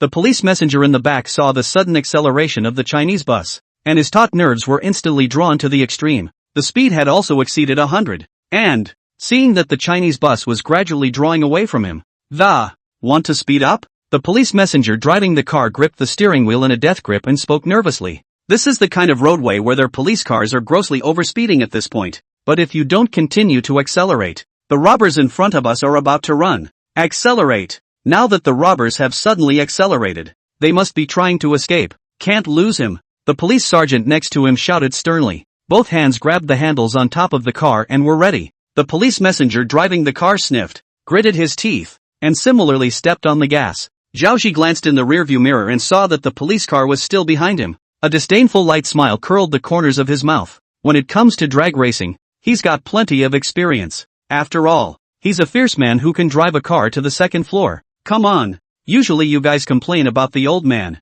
Now let's give you guys a taste of speed and passion too. Though he usually breaks some discipline in order to catch thieves. But in his opinion, sometimes there was no excuse for breaking discipline in order to catch a thief. But it's just that some people are making complaints about him in this regard. So much so that they are in their 40s and still on the front line. Therefore, he has more or less some grievances in his heart. Now is the perfect opportunity to vent. Zhaoxi stepped on the gas again. The engine let out a roar and the speed soared again. The slightest incline in the road is capable of making the car feel like it's flying. The hostage sitting on top of the car. I was screaming at first, but by the time the car reached its peak, I was numb, eyes dull, expression wooden. It's like the soul has left the body. Life and death have long since ceased to matter. One is already numb and seeks only to hasten destruction. However, a mid-sized bus is not a McLaren after all, and the engine takes a beating under prolonged acceleration that it shouldn't have to at its price point. It finally struck. But, boom boom boom, only to see the needle of the dashboard dropping rapidly. No matter how Zhaoxi stepped on the gas pedal was of no help. After a few muffled thuds, it shuddered and stopped. Boss, we fell for it. They must have tampered with this car. Zhaoxi twisted the car key and tried several times, but could not start the car after. Pounding his fist on the steering wheel, he spoke in great exasperation, but Lu Zhuan remained calm as usual, not surprised at all that the car is having problems, because, even if the van was fine, he would have told Zhouji to stop. The reason why Zhouji was told to speed up was to make the police messenger behind him nervous. The police messenger in the back saw Zhaoji finally stop and skidded for a distance before stopping 100 meters away as well. In order not to provoke Lu Zhuan, he always kept a distance from the Chinese bus. Just as the police messenger on the bus was staring intently at the center bus in front of him, only the door of the minibus was suddenly opened. A man wearing a fox mask and a rabbit mask jumped out of the car and ran wildly toward the hills down the road with his bag on his back. The robbers abandoned the car and ran away. The police messenger spoke in unison. Several police officers in the car rushed to open the doors and hurriedly chased after them. Chapter 78 Desperate Escape Stance. All the police messengers got out of the car. 6 police constables gave chase. After all, the 2 robbers who got out of the Chinese bus were fast. If they delayed a second, they would be pulled a short distance away and had to make every second count. Naturally, there wasn't much time to think about anything else. The total number of police officers on the 2 vehicles was 8. 6 chased them out, leaving 2 police officers standing by the car. Uncle Lai, the robbers have heavy weapons on them. Sure, I don't have to go help? A young police officer looked anxiously at the 6 colleagues who had chased them out. Eagerly, he opened his mouth and asked the middle-aged police officer beside him. They just go after it. The robbers have heavy weapons, plus you alone won't be much use. Let's just free the hostages first. The middle-aged police constable was also looking at the silhouette on the hillside by the roadside, with the same worried look on his face. Despite the concern, 1 or 2 more people really wouldn't be of much use. The robbers abandoned the vehicle and fled, with hostages in the minibus. Naturally, someone had to be sent out to calm the hostages. After all, the hostages were taken by robbers and drove wildly for that distance. Guess the hostages are not in good shape at this point. The young constable nodded heavily. The 2 men then walked towards the center bus, prepared to free the hostages. At this point, above the hillside, people wearing fox and rabbit masks were running desperately and furiously towards the mountains, and the police officers who came out after him were close behind, one after the other, still separated by a distance. The robbers were fast and were the first to run up towards the hill. There is a total flavor of desperation from the gesture of escape. It is natural to be able to distance yourself from the police messenger behind you, though this is just a drill and catching the robber doesn't get you credit. Yet, it is one of the few opportunities to be able to present yourself in front of the director. So a few police constables were also very desperate. Already the people in front of them were treated as really vicious robbers. So, here on the already muddy hillside because of the rain, they were also clinging to the figure in front of them. I can't run. What to do? Why are the cops still chasing after us? The figure with the fox mask gasped and spoke loudly. The air he inhaled tore at his lungs, making his face agonize, and the rabbit-masked robber next to him was just as tired and out of breath. Run! Can't stop! Have you forgotten the bombs on us? The rabbit-masked robber gasped. Keep running up the hill. Fox Mask sniffed, and his originally heavy footsteps became light once again. As if regaining his strength, he continued to run wildly. Who, what the, runs faster than a rabbit? The police messenger in the back braced his hands on his knees and gasped violently. Vaguely, he could see countless stars floating like fireflies before his eyes. Hurry! These 2 are definitely robbers. Catch them and you'll have plenty of chances in the future. A police messenger next to him was also tired though, but he clearly didn't want to miss this once-in-a-lifetime opportunity. After all, although they are police constables, they are equally human, with their own families and their own social roles. While realizing their ideals and fulfilling their duties, they also want their salaries to be higher and their positions to be higher. It's human nature and there's no excuse for it. However, being in the system, it's hard as hell to move up, so with the opportunity right in front of you, it's only natural to leave no stone unturned and go for it. You're right, even if it's a drill, we have to go after it. The other police officer took off his hat and, with a gritted tooth, continued to follow. In fact, he was puzzled in his heart. He couldn't figure out how Lu Juan could be so rigid. It was clearly a drill, and it was made to look like a game. He didn't know that the two robbers who were on the mountain at this time were not Lu Juan and Zhao Ji at all. Instead, it was two hostages under duress. Whatever it is, with a bomb strapped on and facing a death threat, definitely inspires one's potential. After all, it's a dying mouse with its tail lit on fire that will run like hell. However, the faster the two hostages ran, the more they were able to create the illusion that these two were Lu Jin and Zhao Ji to those police officers in charge of the chase. Without realizing it, the crowd had already run into the middle of a large mountain.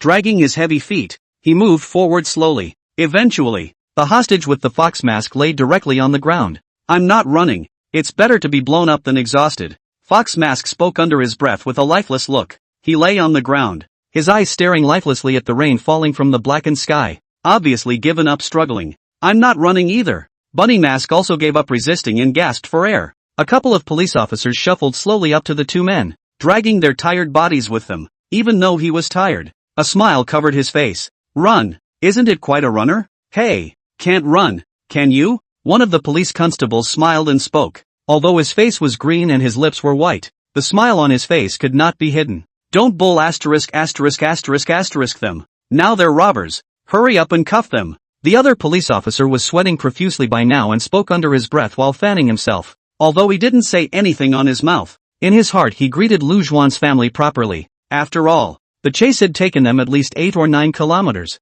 and it was still this roadless hillside. There was naturally some resentment in his heart, or he wouldn't have prompted his colleague, treating the Lu Juan at this moment as a robber. Two of the police officers cheerfully stepped forward and each handcuffed one of the robbers. At the same time the robber's mask was removed. "This, worry your mom yo." When the two police officers saw the face behind the mask, they moved as if struck by lightning and completely froze in place. In his heart, there were even 10,000 grass mud horses running wild. Several other police officers were baffled. They have come up to take a look, and at that look, everyone froze. They knew what Lu Jin looked like, and Lu Jin was not one of those two. That is to say, these two are not robbers. They never dreamed that they had chased these 7 or 8 miles after two hostages. "You are not robbers?" One of the police officers looked at the hostages and couldn't help but ask out, even though it was already clear in his mind. Mostly he didn't want to believe it. Didn't want to believe that they had gone to all this trouble and captured a hostage. "No, not." One of the hostages responded with difficulty. "After running so far, it felt like my lungs were about to explode when I opened my mouth to say the last word at this point." "You are ing hostages. Then what are you running for?" "We're here to save you, not hunt you down." One of the police constables, pointing at the hostage with the rabbit mask, cursed. Fingers and voice were trembling, obviously furious. "Why are you running? I've got a bomb strapped to me. It's going to kill me." The hostage's face was extremely ugly, and he almost spoke with a sobbing voice. Physical exhaustion, coupled with a spiritual fear of death. He was almost falling apart. The police messenger's brow deepened as he heard the hostages reply. Indeed, they knew it was a drill, but the hostages didn't. The two hostages got out of the car and ran wildly towards the mountains. It gives them no time to think too much at all. Didn't even expect the robbers to come up with such a trick. The commander-in-chief had reminded them of this long before. Keep them on their toes. And they did, which is why they were dead set on the Chinese bus that Lu Juan was traveling in. But along the way, Lu Juan made Zhao Ji speed up and stop again.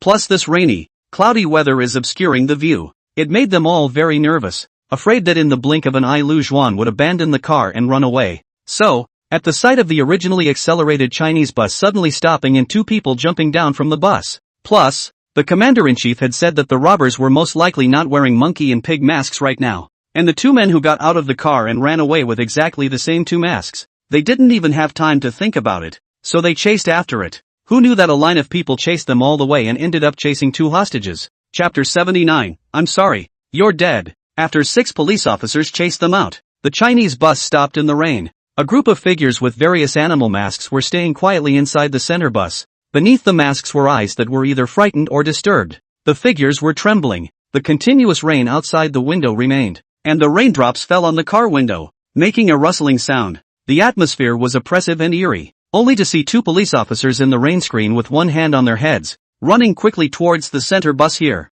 Once in the car, the two men patted the rain off their bodies. Glancing at the crowd sitting on top of the minibus, he breathed a sigh of relief. There's no need for anyone to be alarmed. We're police messengers. The robbers have escaped. We're here to save you. The young police constable's face was resolute as he wiped the rainwater off his face and spoke with a bitter smile. After all, a drill scared these people like this, and they don't know how to explain it to these people. However, heard the police messenger come to rescue them. The hostages in the car didn't act overly surprised. Instead, they looked at the police messenger in unison. The entire minibus fell into dead silence. The two policemen couldn't help but frown slightly when they saw the crowd's indifference. There was doubt in his eyes. People should be freaking out. The middle-aged police constable known as Uncle Lai didn't think much of it and said casually. The police officer next to him nodded slightly. Indeed, with so much happening, it's understandable that the average person would be slowed down for a while. Don't be afraid, everyone. The robbers have run away. You are safe now.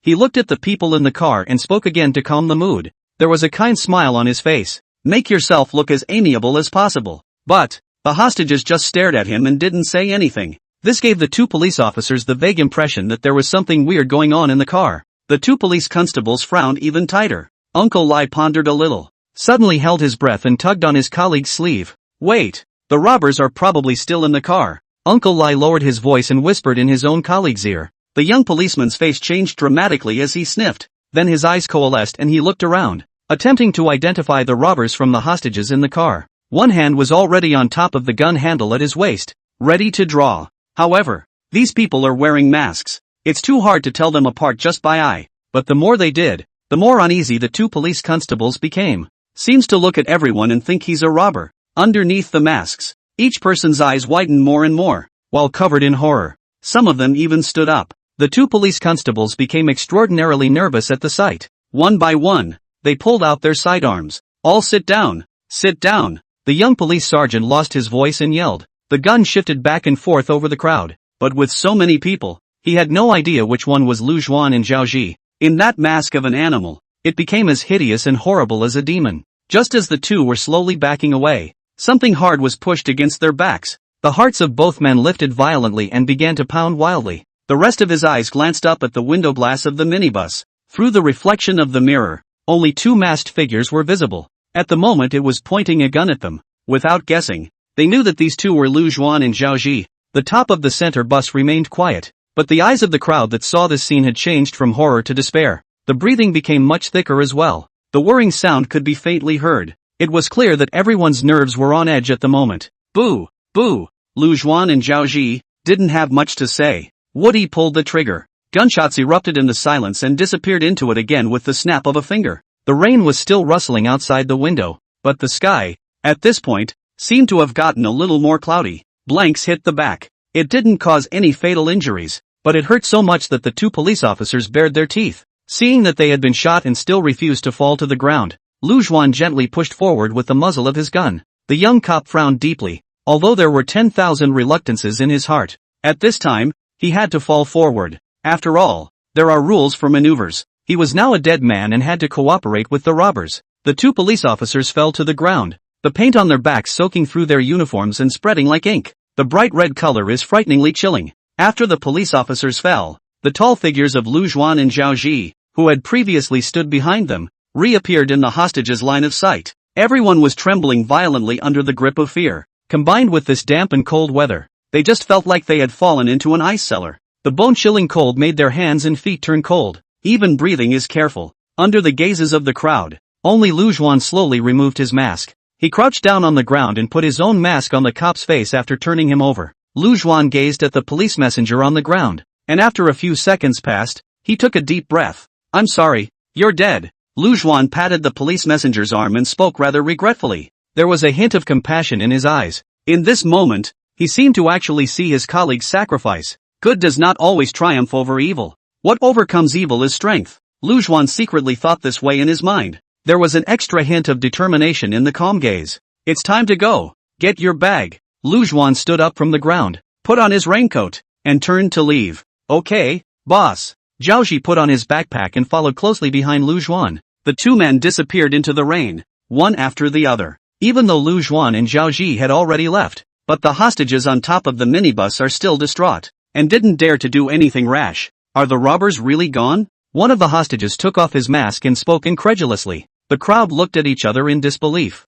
There was a moment of silence. Should be gone. Another hostage, uncertainly, returned. The crowd breathed a huge sigh of relief. The nerves that had been taut finally loosened at this moment. The people wept with joy and embraced each other. It took a while for the crying to die down. In the meantime, the police officers who chased them out of the mountain were also desperately rushing back at the moment. But when they rushed back, only to see a group of people in the minibus surrounding two police messengers who were lying on the ground. A moment of silence is being observed. Where's Lu Juan? Say something. Seeing his two colleagues lying on the ground, the police officer in charge grabbed the collar of the young police officer and spoke angrily. The hostage thought it was this police officer who couldn't accept the fact that the police officer had died for a while. They have come up to persuade. Uncle, people can't live after death. You're sorry for your loss. Let them go in peace. We will always remember them. The police officer in charge peeled away the crowd and continued to pursue. Hurry up and tell me, where did Lu Juan go? Just as the crowd tried to pull him away, the young police officer lying on the ground slowly opened his eyes.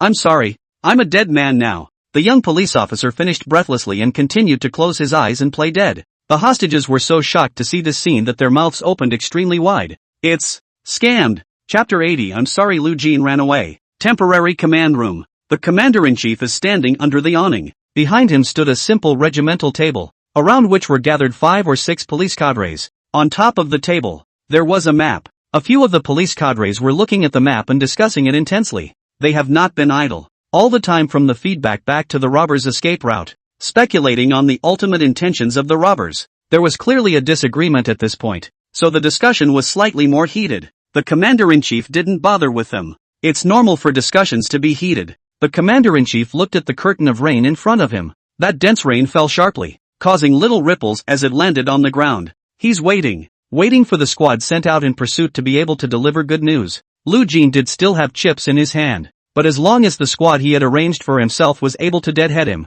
he wouldn't be able to escape. This was an exercise where the robbers had to escape a 48-hour manhunt if they wanted to win. He couldn't even escape, so how could he win? So, the current situation is still an advantage for the police messenger's side. Just be able to hold on to that advantage. Then you can win. Command room. This is Falcon. Please respond if you receive. And it was at that moment that Table Mountain's intercom suddenly sounded. One time, the commander-in-chief's heart rejoiced. The Falcons, the squad that had set themselves up for the chase. Guess, good news is coming. Command room copy. Go ahead. The commander-in-chief hurriedly picked up the intercom on his desk and responded. The words fell. The commander-in-chief couldn't help but gulp. Obviously, he was still in a somewhat nervous mood at this point. After all, the next message one receives will most likely be able to bring down the curtain on this maneuver. We lost them. Lu Jin escaped in a police car after killing 2 of us. Next to the Chinese bus, the police officer at the head of the group held a walkie-talkie as he stood in the middle of the rain and took a deep breath of cool air before speaking into the walkie-talkie.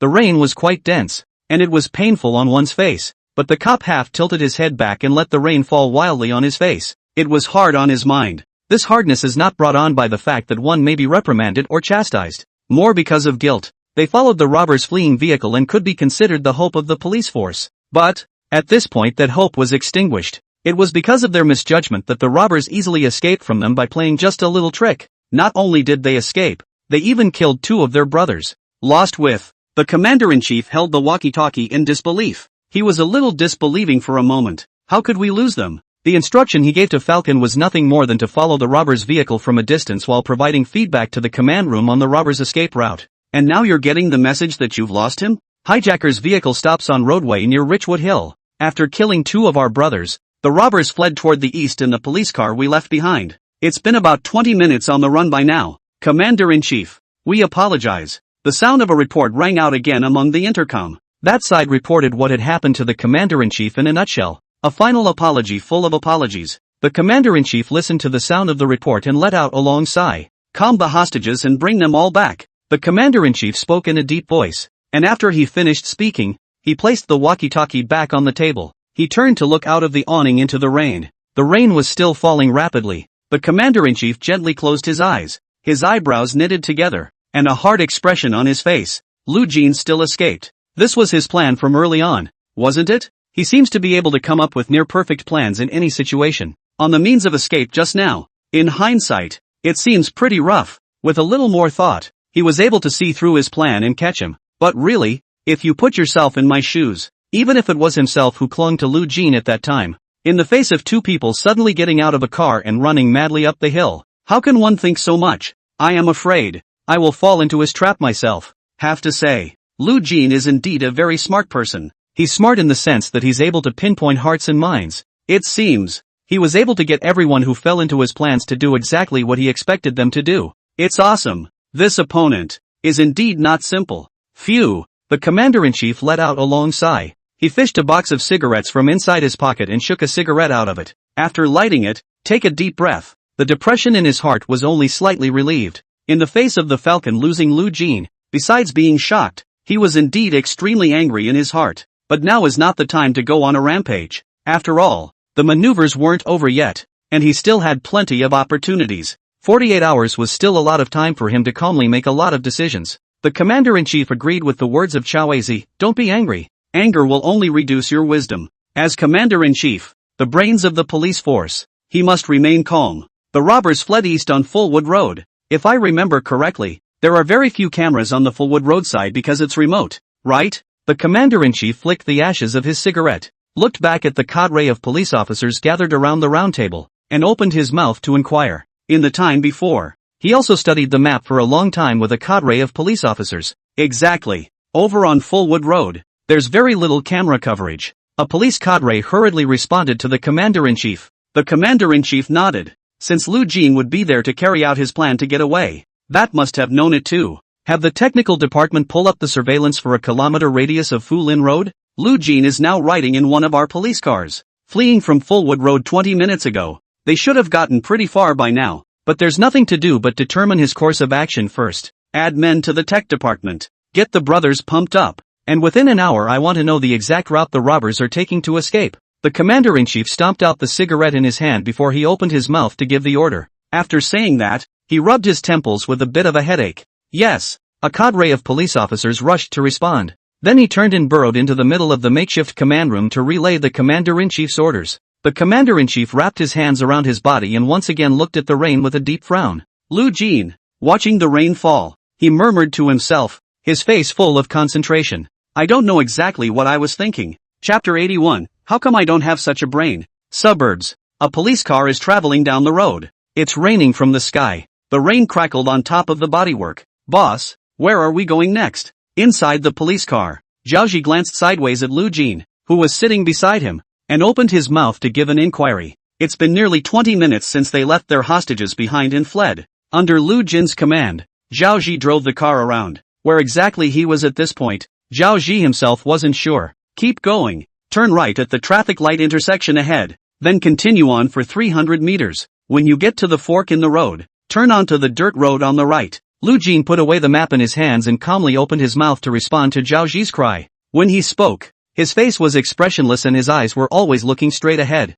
That look, it was like being very familiar with this stretch of road. Boss, have you been here before? Zhaoji raised one eyebrow and asked curiously. As far as he knows, Lu Jin is not from Shanyun City, and it was the first time he came to Shanyun City. He should be extremely unfamiliar with the city, but this whole time he directed his driving. It was exactly like a living map. It seemed as if every corner of the city was imprinted in his mind. Been here. Didn't we go through the road here the first day we stepped on it? Lu Jin spoke calmly. As she spoke, Lu Jin moved her body around, looking for a sitting position that would make her more comfortable. After all, for the 20 minutes or so since he'd gotten in the police car, he'd been sitting upright looking at the map. Indeed, it's a sore back from sitting. Awesome. How come I don't have a brain like that? Zhaoji couldn't help but smack his lips when he heard Lu Jin's words and opened his mouth rather enviously. Indeed, on the first day of the stampede, he drove his car and took Lu Jin and Tang Yuyan, Ling Feng and the others around almost the entire Shanyun city.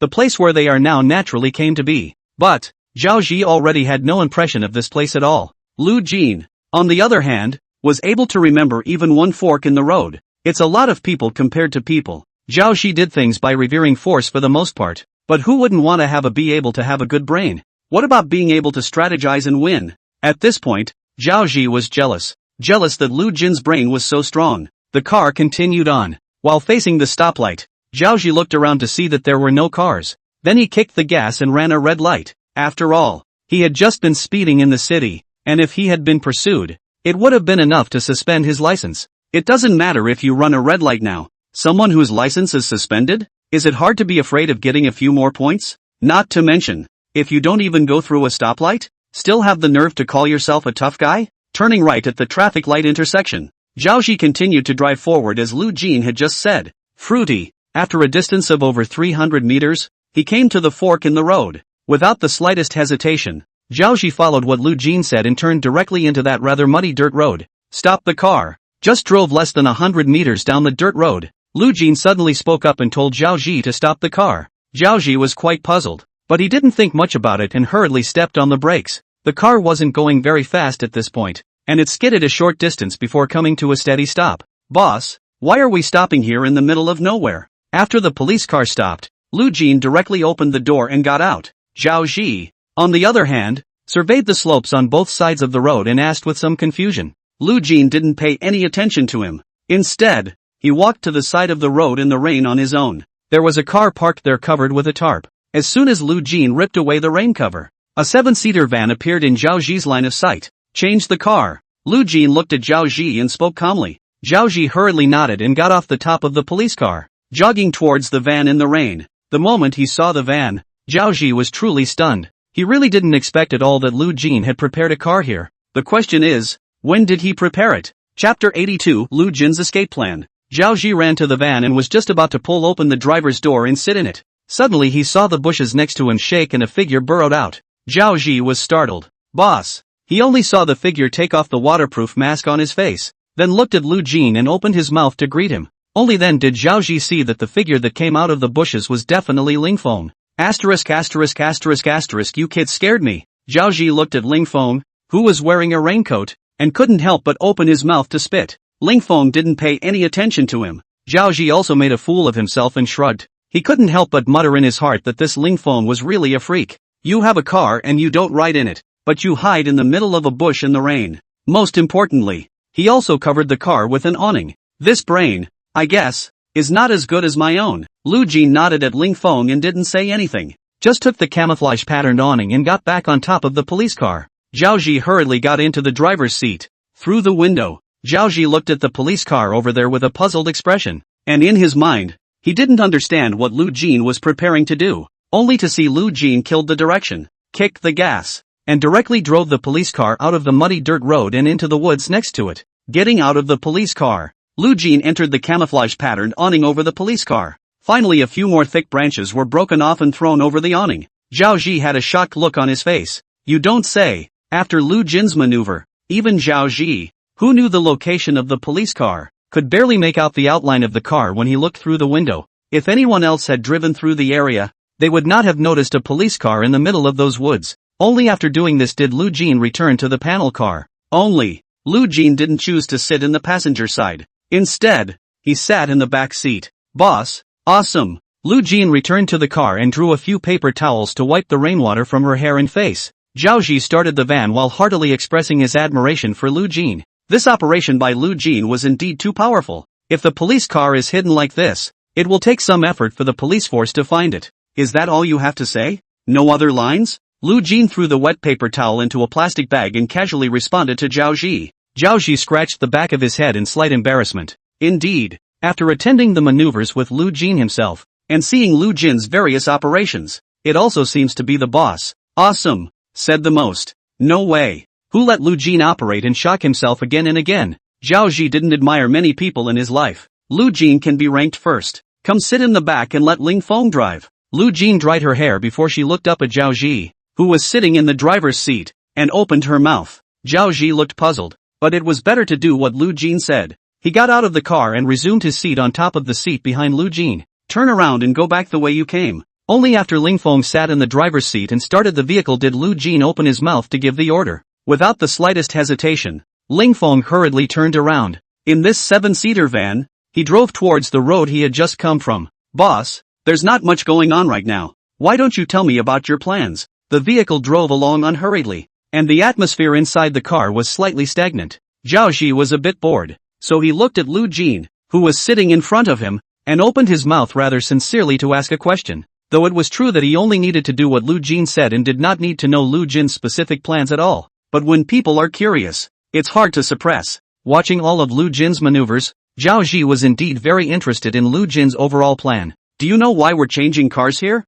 Lu Jin sat in the back of the driver's seat, trying her best to keep her figure blocked by the seat in front of her in Ling foam, eyes forward so that no one in the back seat can be seen when the camera captures a picture of the vehicle. As he adjusted his stance, he spoke calmly. Since Zhao Ji was so curious, it didn't matter if he told him about it. "I know. It's not just to draw all the attention of the police messenger." Zhao Ji opened his mouth and gave a response. It's true that he's not considered a highly intelligent person, but he's not stupid either. He was naturally able to see such a simple reason as Lu Jin changing cars. "Exactly. This is called Bullhorn Hill. A large hog farm was built on the top of this mountain in the 1980s. The dirt road was also built because of the hog farm, but more than a decade ago, the pig farm closed down because of poor business practices as well as substandard wastewater discharge. It's not really strategically located, so it's been left undeveloped and then it's been abandoned. There are only 2 cameras in this area of Bullhorn Hill, one next to the intersection we just came in and out of, and the other one, outside the other exit of Bullhorn Mountain."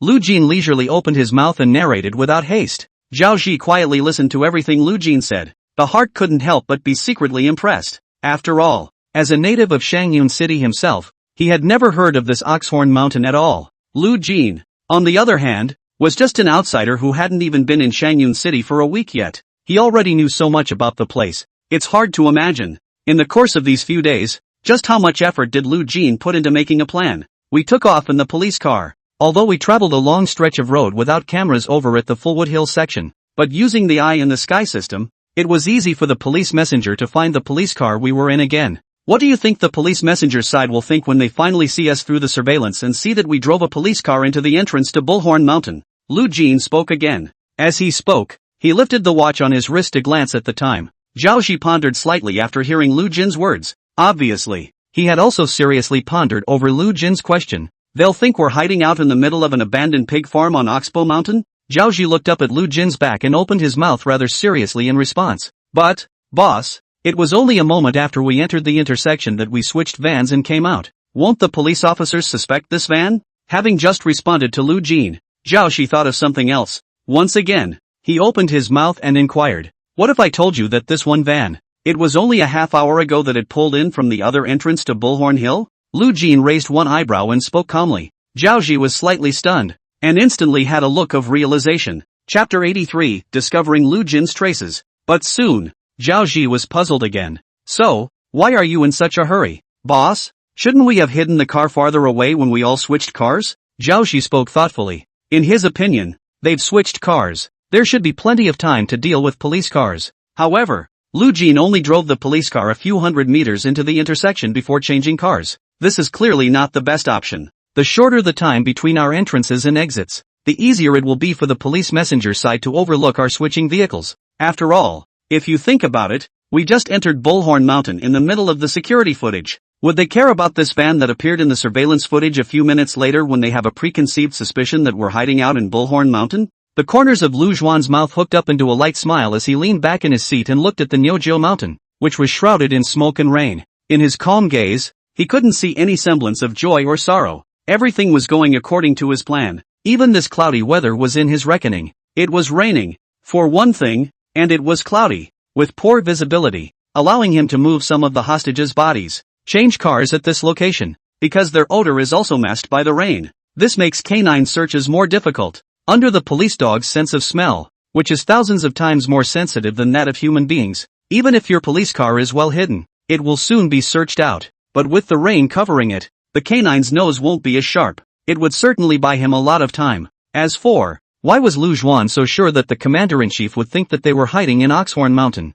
Such is his mastery of human nature. The commander-in-chief is smart, but smart people tend to be paranoid. After all, while a group of PhD students were discussing whether rain falling from 10,000 meters would kill people, the average person would just wonder if they hadn't gotten caught in the rain. So, The move by Bullhorn Hill to switch cars has quite a few holes in it though, but in the eyes of the commander-in-chief, it was filled with so much uncertainty. Temporary command of police messenger. The commander-in-chief sat at his desk, a pen flying between his fingers, was patiently waiting to hear from the technician. Reporting to commander-in-chief. Police car sightings. Finally a report came from outside the door of the temporary command center. A police messenger is standing outside the command room with a laptop in his hand. Come in. The commander-in-chief gripped the spinning pen in his hand and spoke in a deep voice. The technician walked briskly into the command room and opened the laptop he was carrying. The image presented on the screen was the same police car that Lu Zhuan had hijacked. Reporting to the commander-in-chief. We followed the surveillance footage along the route of Lu Jin's escape. It was finally determined that Lu Zhuan has driven into Oxhorn Mountain. It hasn't come out yet. We suspect that Lu Jin might be hiding in Oxhorn Mountain. The technician pointed his finger at the map. Quickly finished reporting the news about Lu Zhuan to the commander-in-chief. Finishing his guess, the technician looked up at the commander-in-chief. Waiting for orders from the commander-in-chief. Yes. Immediately dispatch squads and surround Oxhorn Mountain. Conduct a carpet search. We must catch Lu Zhuan this time. The commander-in-chief slapped the table and spoke excitedly. The previously low mood was swept away. Then something seemed to come to mind. Are there any vehicles coming in or out of the Oxbow Hill intersection during this time? The commander-in-chief spoke thoughtfully. Shortly after Lu Jin and the others entered Oxhorn Mountain, a van had driven out of Oxhorn Mountain. Only the driver can be seen in the car though. The technician next to him hesitated for a moment, then spoke seriously. The commander-in-chief sniffed and instantly frowned slightly. Pull up the time bar of the surveillance to the image of the van pulling out of the entrance to Bullhorn Hill. An eyebrow was raised upon seeing the 7-seater van appear at the junction of Oxbow Hill Road.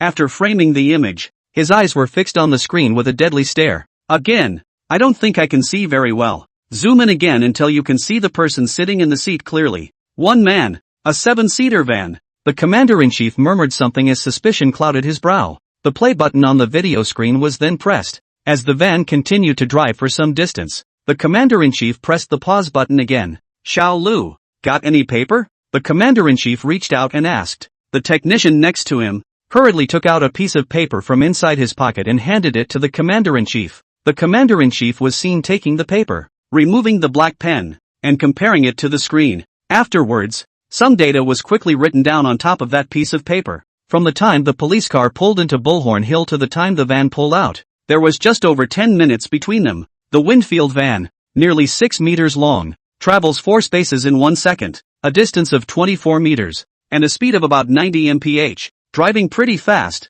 The commander-in-chief stroked his chin, lost in thought. He was now suspicious that Lu Zhuan had already changed cars and left. But, if the car was traveling within the speed limit, he would unconditionally believe that Lu Zhuan had switched to the van. But the van, which had appeared out of nowhere, was speeding. Commander-in-chief, could Lu Zhuan and the others have changed cars and run away? The police officer next to him asked skeptically. The commander-in-chief was silent. A slight frown. I don't think so. The commander-in-chief pondered for a moment and finally affirmed the guess in his mind. First of all, the 7-seater van was too big a target and there was only one person in the cab. Secondly, Lu Zhuan's car just went in not long ago when this 7-seater van came out. There's no time to lose. Finally, he's a smart guy. If you really want to escape, there's no need to speed and attract my attention. This person on top of the van should have been threatened by Lu Zhuan and used as a smokescreen to confuse us. The focus of the search should still be on Bullhorn Hill. And of course the people in this van are not to be let go and are to be stopped at the next intersection as soon as possible.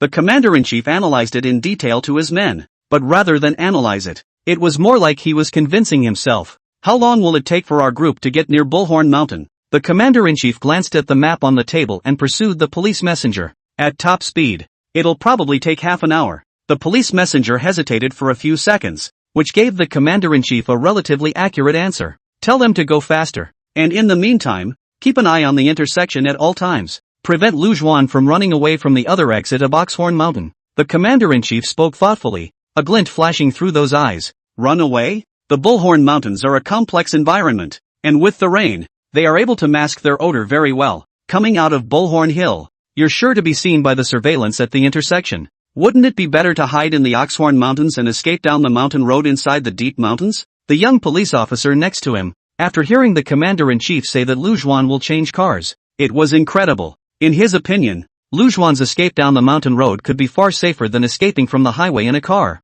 After all, the ruggedness of the mountains will also make the police chase much faster and more difficult. and the highway goes in all directions. Once the trail is discovered, it will quickly fall into the circle of police officers. I'm not sure, but it never hurts to be careful. The commander-in-chief was as cautious as ever. By letting Lu Juan escape until now, he had already made too many mistakes. So now, he became extraordinarily careful. Chapter 84, He wants to be a hunter. Yes. Responding to the commander-in-chief, the young police messenger saluted and exited the makeshift command room, clutching his laptop. One time, silence fell in the command room. The commander-in-chief had his hands behind his back and was pacing slowly in the command room. A deep frown. The map of Bullhorn Mountain kept flashing in the commander-in-chief's mind. Lu Juan murmured under his breath. The commander-in-chief closed his eyes and tapped the index and middle fingers of his right hand against his temple. Lu Juan is smart. Certified genius across the net. Geniuses are rational lunatics. In the last exercise, Lu Juan had also infiltrated the command room of the police team and put down a remote-controlled bomb before the end of the exercise. At great risk, eventually eliminated the commander-in-chief of the police force. He is indeed a supremely rational madman to be able to act like that. And would such a madman choose to hide in the Bullhorn Mountains? The commander-in-chief walked over to the window and looked up at the curtain of rain outside. Smoke and rain. Water had accumulated on the concrete pavement of the square. Armed police officers passed by with umbrellas, their combat boots stomping and splashing in the standing water. Followed at his side by the police dog, whose one eye was fixed on the sparrow that was hiding from the rain and grooming its feathers under the green belt in the distance. That look, like a lone wolf in the middle of a deep mountain, eyeing its prey. Prey. Hunter. Looking at the canine stance, the commander-in-chief murmured with a grave expression on his face. An exercise where the robbers are the equivalent of the prey and the police force is in the role of the hunter. But how could a sane madman like Lu Juan be willing to play the prey? In the last exercise, the super high IQ,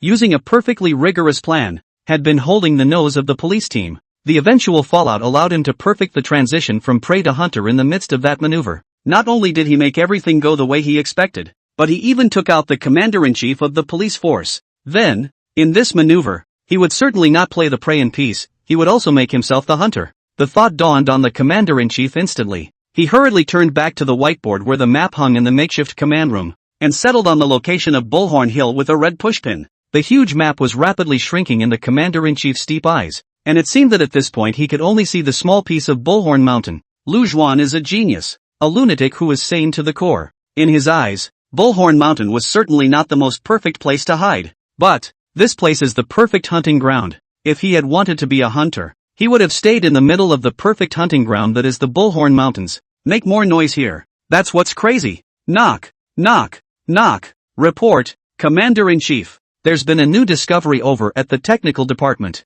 Just as the Commander-in-Chief felt everything clear in his mind, a knock sounded at the door of the temporary command room. The young police officer who had reported earlier reappeared in the doorway. Enter. The Commander-in-Chief opened his mouth to respond, but never turned around, still leaning on the table and staring at the map across the room with narrowed eyes. The young police messenger walked quickly to the commander-in-chief, holding the laptop in his hand and playing the surveillance video on it. This is footage from a security camera outside the other exit of Bullhorn Hill. The time was 25 minutes before the Winfield van left Bullhorn Hill earlier. While the video was playing, the young policeman opened his mouth to explain. The commander-in-chief rubbed his temples with one hand, his eyes staring at the surveillance video on the computer. His face was obviously quite relaxed compared to earlier. That means that the van we found earlier entered Bullhorn Mountain normally through another entrance/exit? After watching the surveillance video, the commander-in-chief calmly opened his mouth to ask out. There are toll booths on that section of the highway attack outside of Oxbow Mountain, and while it's a long distance and time-consuming to pass through Oxbow Mountain,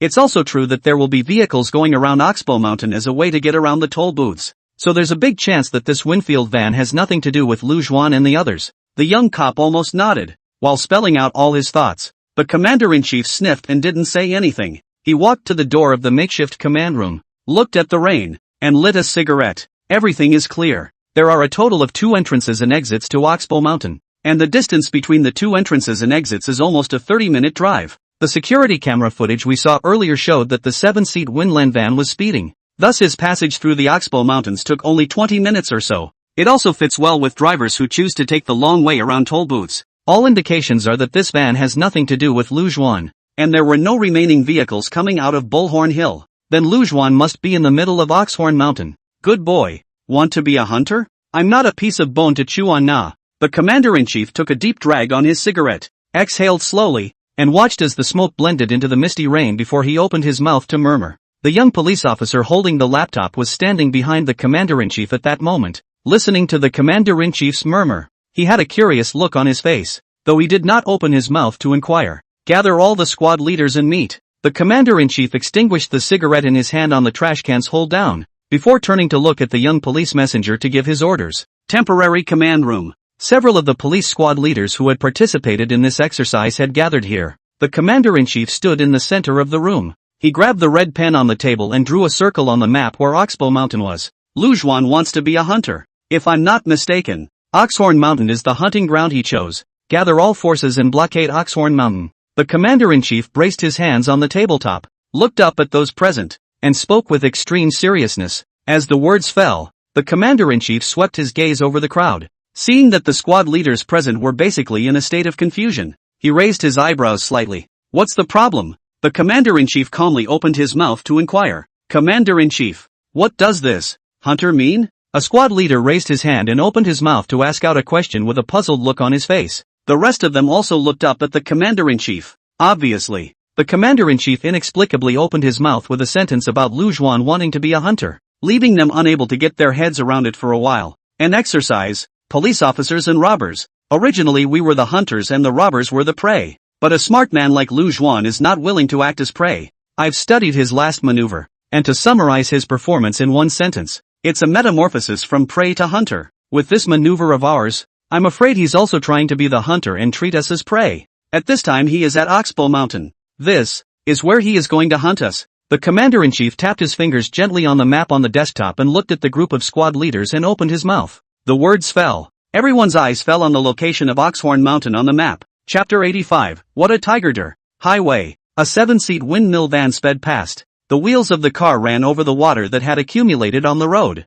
stirring up a muddy spray. "Boss, where are we going next?" Inside the car, Zhaoji looked left and right for a while before opening his mouth to break the quiet atmosphere. Words. Lujuan looked up towards the front. "Back downtown." While opening his mouth to respond to Zhaoji, Lujuan closed his extremely old-style notepad. On the notepad, densely packed with hand-drawn maps of Lujuan, as well as listing a variety of escape plans. In the middle of the last exercise, Lujuan had similarly carried a notepad of the same style with him. Lujuan is a smart man. He was also well aware that his opponents were also intelligent. The key factor in winning or losing a game between smart people and smart people is who makes fewer mistakes. There is no such thing as an absolutely perfect plan in this world. What Lujuan can do is to make his plan infinitely perfect, and constantly reduce the mistakes in his plan. So he carries a notepad with him, lists his plans, and hand draws all the maps. And always check and optimize all your escape plans. Minimize mistakes as much as possible. "Back downtown? Boss,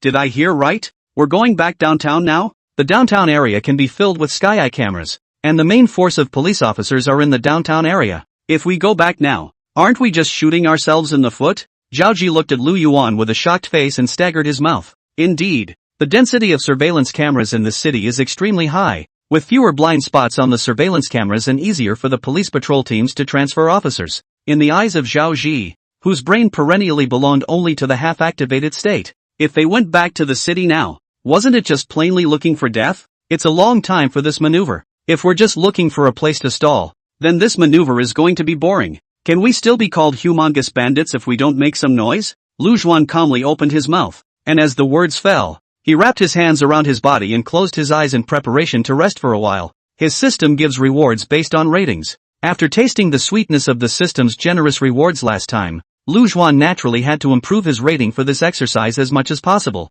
That's not a bad thing to say. It's not easy for us to legally be a humongous bandit. If we find a place to hide and drag it out until the end of this exercise, it's indeed too much of a wimp. If we're going to do it, we're going to do it big. Boss, why don't we just drive straight to the provincial hall and blow it up? It's bound to be a blast. Hearing Lujuan's words, Zhaoji nodded rather agreeably. Rubbing the scruff on his chin with his right hand, Zhaoji opened his mouth extremely seriously. This statement was made. Lujuan, who was resting his eyes with his eyes closed, hurriedly opened his eyes and gave Zhaoji a rather shocked look. Even Ling Feng, who had been driving silently and without any presence, looked back at Zhaoji. You have a grudge against the provincial office? Lujuan raised one eyebrow, his face already regaining its calmness once more. He spoke languidly, his tone rather calm. No grudge? Zhao Ji blinked his eyes and responded with a puzzled expression. Didn't you say we need to make some noise? Doesn't the boss think blowing up the provincial office isn't big enough? How about hijacking the director again? What a tiger! Ling Feng turned around and continued driving, and he, who had always spoken little, uncharacteristically opened his mouth and spat out a word. The sound wasn't that loud, but within this small space inside the car, Ling Feng's spitting voice was naturally heard by Zhao Ji. Zhao Ji instantly stared at Ling Feng's back with wide eyes, clearly not convinced by the spat. Lu Zhuan rubbed his temples and did not speak again, only once again wrapping his hands around his body and closing his eyes. It is enough for this team to have themselves as the smart person who acts as the brain. So, it doesn't matter if Zhao Ji is missing a string in his brain. What Lu Zhuan needs is just enough for him to have absolute execution power and not have any questions about his orders. And together so far, Zhao Ji had clearly done just that. So for Lu Zhuan, he did count as a good teammate. The 7-seat Winland van was still moving swiftly, traveling through the rain towards the city. Beyond Bank Square, temporary command room. The commander-in-chief put down the red marker in his hand and looked up and scanned the circle of all the squad leaders present. After conferring and determining that Lu Zhuan was at Oxhorn Mountain,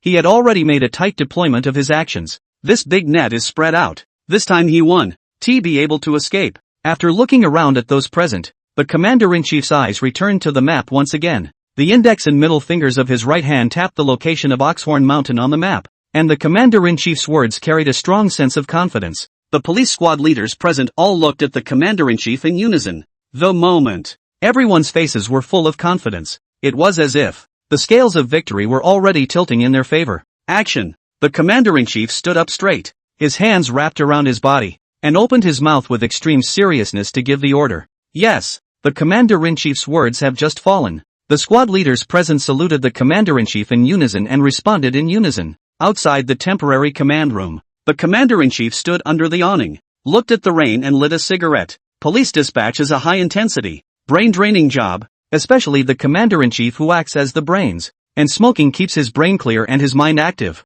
Phew! A long exhale of smoke. The commander-in-chief stared at the busy scene in the rain. Groups of police officers in raincoats and on leads were being quickly mobilized, and a police car pulled out of the plaza outside the bank and was making its way toward Oxbow Hill. Lu Zhuan, you are indeed a good opponent. The commander-in-chief narrowed his eyes and murmured something, a maneuver that could give himself this much of a headache, even feeling a pressure that he had never felt even in actual combat. Lu Zhuan's role as a robber, even if he falls in the middle of Oxhorn Mountain, is already a great success in his own eyes. This kid, he deserves his own admiration. Putting out his cigarette, the commander-in-chief stretched and looked up at the overcast sky. If we can end this maneuver at Bullhorn Hill, we'll be able to sleep soundly tonight. In the days leading up to the start of the exercise, in order to study Lu Zhan's behavioral habits during the exercise, he himself had stayed up for several days, and was indeed exhausted. Outside of Bullhorn Mountain, a large number of police cars were assembled outside the two entrances. Raincoat-clad,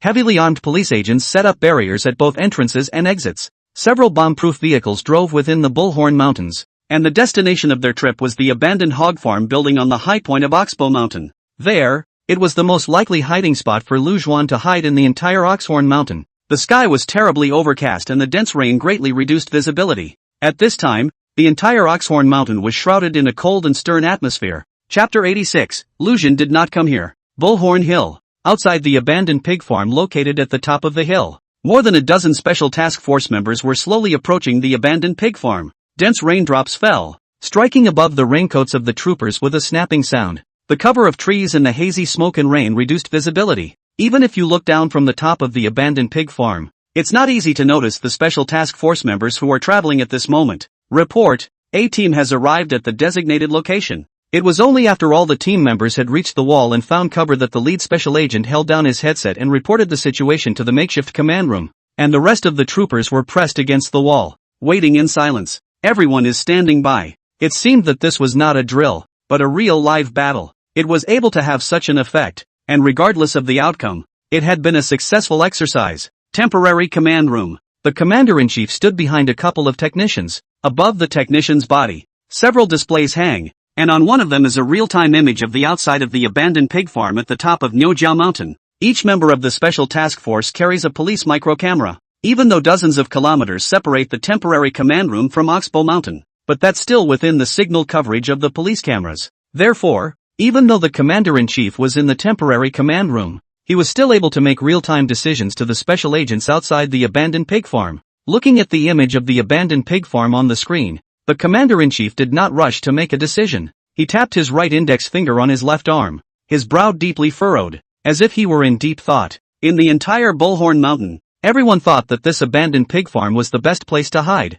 This is a place that the police force will surely search, and Lu Juan surely knew this. Analyzing Lu Juan's character according to the study, he would definitely make a move in such a place. A bomb? Or a personal ambush? It shouldn't be an ambush. After all, Lu Juan was an extremely sensible person. He wouldn't take that big of a risk. A team action. All team members should be more careful. It's highly likely that Lu Juan has planted a bomb in the middle of the abandoned pig farm. The commander-in-chief grabbed the walkie-talkie on his desk and opened his mouth in a deep voice to give his orders. Although according to his own analysis, there is a great possibility that Lu Juan is not in this abandoned pig farm. But the commander-in-chief wasn't certain that Lu Juan wouldn't feel that the more dangerous a place was, the safer it was. So, even if he determined that Lu Juan would move something in this abandoned pig farm, he had to first rule out that this was not Lu Juan's hiding place. Anyway, at the moment, the entire Bullhorn Mountain was already under the blockade of the police force. As long as Lu Juan was hiding in the Oxhorn Mountain, then he couldn't escape. Roger that. A response from the special task force came from among the radios. The commander-in-chief sniffed and clutched the walkie-talkie in his hand, his eyes staring dead-on at the display of the abandoned pig farm screen. Inside, he was obviously quite nervous as well. In the middle of the screen, the lead special agent raised his right hand and then waved it forward. All of the special duties unit members then slowly marched towards the abandoned pig farm in an extremely tacit understanding. It's slow. After all, the commander-in-chief had explained that there could be dangerous elements in this pig farm. The commander-in-chief was also holding his breath, staring at every step of the special task force members' march. The fact that this exercise had gone on so far, with 2 police officers killed in action, had already given the commander-in-chief enough of a headache, and he naturally didn't want any more casualties to occur. But, as the members of the special task force searched, what the commander-in-chief feared did not happen. In the entire abandoned pig farm, Lu Juan did not carry out any deployment, and in the face of such a situation, the commander-in-chief's brow did not stretch by half, but directly wrinkled into a Chuan character. No way nah. The commander-in-chief's brow knitted into a ball, and the hand clutching the walkie-talkie had turned slightly white at the joints due to excessive force. At this point the commander-in-chief had realized the problem. If Lu Juan wanted to act as a hunter in this exercise, then he would definitely not let go of such a perfect hunting ground as this abandoned pig farm. But at this time there is not a trace of Lu Juan's visit in this abandoned pig farm. It's hard to be wrong about what you think. Report, nothing was found in the abandoned pig farm. Judging by the dust on the site, no one has set foot on this pig farm for at least 3 months. Lu Juan did not come here. At this time the voice of the special duty member reporting the situation also rang out over the intercom. The commander-in-chief's face was extremely ugly. Organize everyone and search the entire mountain. Make sure to find the police car Lu Juan and the others were traveling in earlier. The commander-in-chief took the walkie-talkie, gritted his teeth, did his best to keep himself calm, and opened his mouth to give orders to the special task force. Yes, a response from the members of the special duty squad soon rang out over the intercom. And after responding to the commander-in-chief, the team members didn't dare to have the slightest delay and hurriedly gave down the commander-in-chief's orders. A large number of police constables wearing raincoats and pulling dogs to guard various locations outside of Bullock's Hollow quickly entered the mountain and began a massive search. In the meantime, in the makeshift command room, the commander-in-chief put the walkie-talkie back on the table. He braced his hands on the table, his gaze falling on the map that lay on top of it. Nothing was found in the abandoned pig farm. According to the commander-in-chief's research on Lu Juan these days, if Lu Juan is hiding in Oxhorn Mountain, he will not give up on leaving something in the pig farm. But there is no trace left by him at all among the pig farms. It's hard to believe that Oxhorn Mountain is not the hunting ground he chose. If that was the case, then 7 out of 10 times he was no longer in the Oxhorn Mountain. How many cars have come out since the police car Lu Juan and the others were in entered Oxhorn Hill? After the commander-in-chief took a deep breath of cool air, he hurriedly looked up at the several technicians in front of the computer and spoke in a deep voice. There were no other vehicles coming in or out other than that one 7-seat Winland van. The technician hurriedly opened his mouth to respond with a cry. Listening to the technician's words, the commander-in-chief took a deep breath of cool air and closed his eyes with extreme resignation. It's that 7-seat windmill van. Lu Juan, this kid, had really eaten himself to death, and he was clearly only a little bit away from being able to catch him. However, because of the various clues he put out, he convinced himself that he was hiding in the midst of the Bullhorn Mountains, and thus spared the vehicle in which he was actually traveling. Half an hour into the Bullhorn, which means it wasn't a pre-prepared vehicle. It's his accomplice, the sniper who shot at the back door of the bank. The commander-in-chief closed his eyes and muttered under his breath. At this time, his mind had gradually become clearer about Lu Zhuan's plan. Phew! Make every effort to search for that 7-seater Toyota van's path of movement. We still have a chance. After letting out a long breath of turbid air, the commander-in-chief felt like looking at a few technicians and opening his mouth. With only 6 hours of the chase having passed, it's not too late to find out. He still has a chance. But, unbeknownst to the commander-in-chief, not far from the temporary command room was an awning that housed the hostages who had been rescued from the bank. At this point, a young girl with a lollipop in her mouth and a headset on her ear had a smile emerging from the corner of her mouth. The discussion in the temporary command room just now had been heard by her through the headset. Chapter 87 Lu Zhuan's Scary Features. Downtown. The Winfield van driven by Ling Fengfeng was slowly following the traffic ahead. Although it's not a peak commute time, the downtown area still has a lot of traffic. Ding! Inside the car, Lu Zhuan's cell phone let out an icy beep. Under Zhao Zi's extremely curious gaze, Lu Zhuan didn't move and took out his cell phone from his pocket to look at it. After seeing the content of the text message on it, Lu Zhuan raised his eyebrows slightly. I didn't expect such a quick response. That's kind of funny. Putting away his cell phone, Lu Zhuan murmured with a smile. The words fell. Lu Zhuan clasped his hands again, preparing to close his eyes again. Zhao Ji on the side stared at Lu Yuan with wide eyes and an anxious face.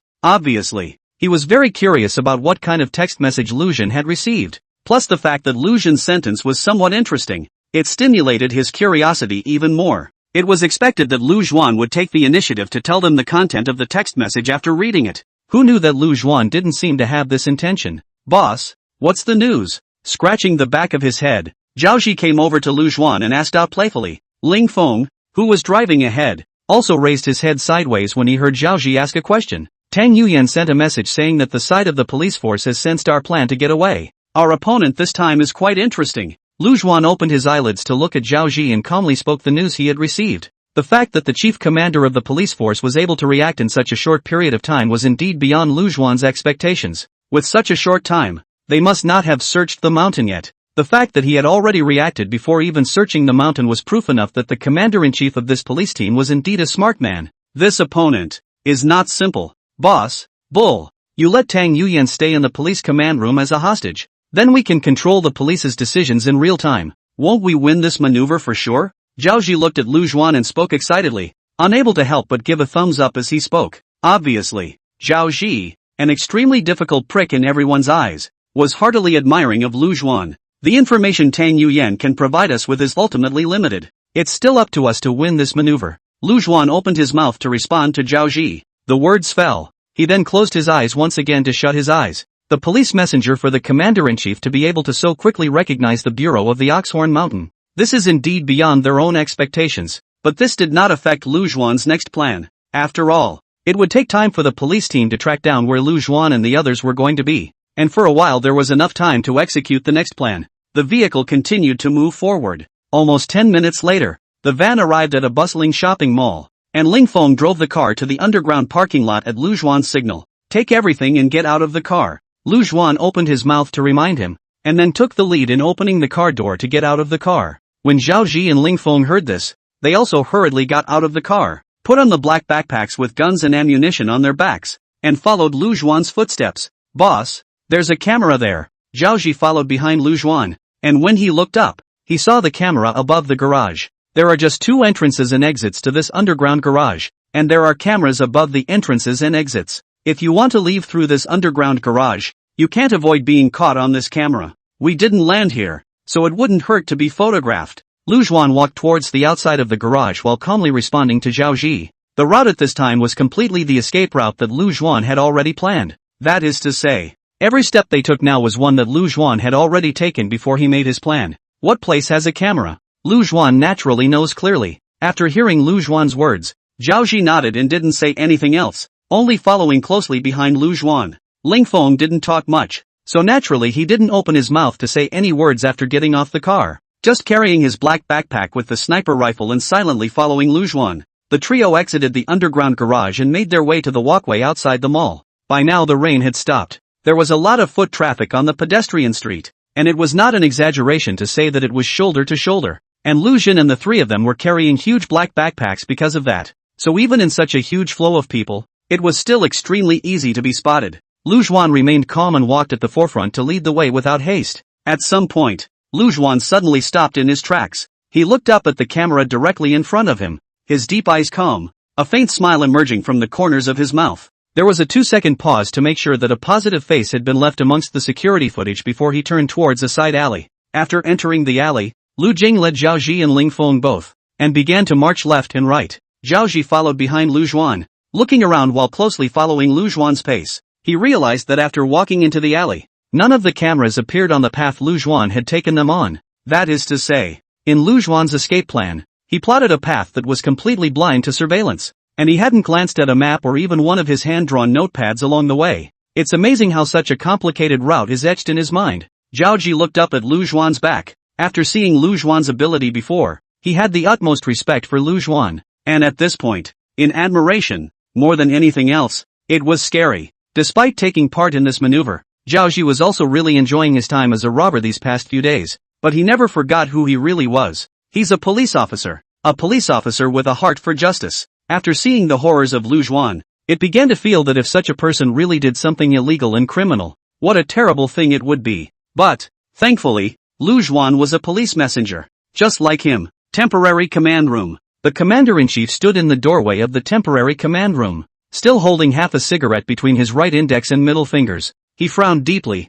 his eyes fixed on the gloomy sky. The rain, which had lasted almost all day, had stopped, but the sky had not brightened up, and was still terribly cloudy, and I was afraid that another downpour would follow. The search of Oxhorn Mountain was not yet over, and the police car in which Lu Juan and the others were traveling had not been found. No word yet from the few technicians who are tracing the trajectory of that one Winland van through the surveillance footage, either. If this maneuver was a game of chance, at this point, Lu Juan had already won half a sun over himself. The commander-in-chief is under a lot of pressure, but all he could do was wait. Report. We have located the final parking location of the Winfield van. It was also when the commander-in-chief was full of worry that a technician rushed out to report the situation in the temporary command room. Chapter 88, This is provoking me. Hearing the technician's report, the commander-in-chief instantly came to his senses, just wanted to throw away the cigarette in his hand, saw that there was still most of it. In line with the principle of thrift and not waste, the commander-in-chief hurriedly took a few puffs, throwing the cigarette butt into the trash can. The commander-in-chief turned eagerly into the makeshift command room. Commander-in-chief, this underground parking lot is where the Winfield van will eventually be parked. Seeing the commander-in-chief come in, the technicians rushed to report the situation. On the display above the computer, a piece of surveillance video was being paused, and that image was the one of Lu Juan coming down from the van. Lu Juan. Looking at Lu Juan's figure in the middle of the surveillance screen, the chief commander couldn't help but murmur in a low voice. Finally discovering Lu Juan's trail, an unconcealable joy appeared on the commander-in-chief's face. The technician pressed play and the image on the display began to play. The light in the underground parking lot wasn't great, but from the security footage, it was still possible to make out the appearance of the three people coming down from the car. Can you confirm that it's Lu Juan, right? The commander-in-chief stood behind a few technicians, and although he already had an answer in mind, he couldn't help but open his mouth and ask. A comparison was done, and it is indeed Lu Juan. The technician hurriedly opened his mouth to give an affirmative reply. The commander-in-chief nodded, the smile on his face thickening a bit. It was now only 6 hours after the 48-hour escape time set by the maneuver. As long as we determine his course of action, then it won't be difficult to catch him. Where did they go after they got out of the car? The commander-in-chief hurriedly opened his mouth excitedly to ask again. The technician wasn't slowing down, his fingers crackling on the keyboard, and the picture above the monitor changed again. After exiting the underground parking lot, Lu Juan and the others traveled southeast along the pedestrian street. This is Lu Juan's last appearance in the security footage. After that he chose an alley with no cameras and nearby security cameras did not capture them. After pulling up the video, the technician rushed to report the situation to the commander-in-chief. The commander-in-chief frowned slightly and leaned over to press the play button on this piece of security footage. In the middle of the video, Lu Juan looked up and straight at the camera, then a smile appeared on his face. This smirk, in the eyes of the commander-in-chief at the moment, was full of mockery. After staring at the camera for 2 seconds, Lu Juan then turned around and walked in towards the alley next to him. This is provoking me now. The commander-in-chief inhaled a deep breath of cool air and murmured a low murmur. He kept his gaze fixed on that surveillance image. Such a provocation was indeed like something Lu Juan had done. Is it a way to anger your opponents and influence their decisions? Not an overly clever tactic, but it does work. The commander-in-chief reached up and rubbed his temples. Glancing at the time on the security camera, 1750. It was now 6:23 p.m., which meant that Lu Zhuan's last appearance on the surveillance screen had been half an hour ago. Where was Lu Zhuan last seen in the surveillance? The commander-in-chief hurriedly opened his mouth to ask out. Jianya Road, the pedestrian street behind Baihui Plaza. The technician opened his mouth to report. The commander-in-chief nodded and turned to the table where the map was laid out, on which he marked out the location where Lu Zhuan had last appeared under the surveillance screen. Lu Zhuan ended up turning around and walking into the middle of the alley, which has no surveillance and doesn't accommodate vehicles. And would he choose to ride or walk, whether by bike or on foot? Since he came back here from the suburbs, that proves that his drop-off point should be nearby. It shouldn't be more than 5 kilometers away. While murmuring to himself under his breath, the commander-in-chief drew a circle on the map with a red pen. Inside this circle is a 5-kilometer radius from where Lu Zhuan last appeared. There are 2 urban villages in total. The commander-in-chief's eyes swept across the circle, his fingers tapping on the desktop as he stared at the map and murmured once more. Urban villages are a mixed bag of fish and dragons. A good place to hide. If the choice is yours, the urban village is equally optimal for landing. Leave one squad behind to continue searching for police cars inside Bullhorn Hill, and bring the rest of you all back. Lu Zhuan has shown up downtown. The commander-in-chief hurriedly grabbed the walkie-talkie on the table and rushed to give orders to the main force that was searching the mountain in Oxhorn Mountain. Previously, although it has been perceived that Lu Zhen is most likely not in the Oxhorn Mountain, but Lu Zhen has not yet shown up, so the commander-in-chief did not mobilize the Oxhorn Mountain's police force. At this point, since Lu Zhuan had already shown up, the large force should naturally be transferred back. Roger that. A quick response came over the intercom. The commander-in-chief lowered his walkie-talkie before turning back to the few technicians behind him. You guys continue to check the security footage of all the intersections that alley may have passed through. Make sure to find Lu Zhuan's whereabouts. I don't believe this kid can vaporize out of thin air. Opening his mouth to give another command, the commander-in-chief then looked down and studied the map. And after hearing the order, several technicians didn't dare to slow down and rushed to check the surveillance video from various places around the area. Although the city has a high coverage of security cameras, there is a tremendous amount of foot traffic, so trying to find someone from among the security footage is a lot of work. Downtown, within a neighborhood, Zhaoji slightly awkwardly jumped in from the fence, after standing steadily, hurriedly and furtively looking around, to make sure that no one found it before he breathed a sigh of relief. Boss, are we breaking and entering if we do this? Zhaoji looked at Lu Zhuan and opened his mouth in a small voice to ask, although he is a person who claims that he is not afraid of the sky and the earth. In order to catch robbers, he has done a lot of disciplinary things, but he has not really done anything illegal. Now sneaking over the wall into other people's neighborhoods, he was still a little scared in his heart. Just into the neighborhood, not into the homes. There's a camera outside. Can't get around it. Have to go over the wall. Lu Zhuan glanced at Zhao Ji and calmly opened his mouth with a response. The words fell. Then he had already turned around and walked out towards the front. Ling Feng didn't say a word and bypassed Zhao Ji to follow Lu Zhuan's pace. Seeing this, Zhao Ji gulped, and after another cautious glance, he hurriedly chased after them. After flipping out from the other side of the neighborhood, Lu Zhuan didn't rush to catch up. Instead, he looked down at the time. Almost. After looking at the time, Lu Zhuan took out his phone and dialed the only number on the call log. Hey, boss. I'll just pick up my friend and come over. So why don't you see about getting my room for me first? Thanks. Okay.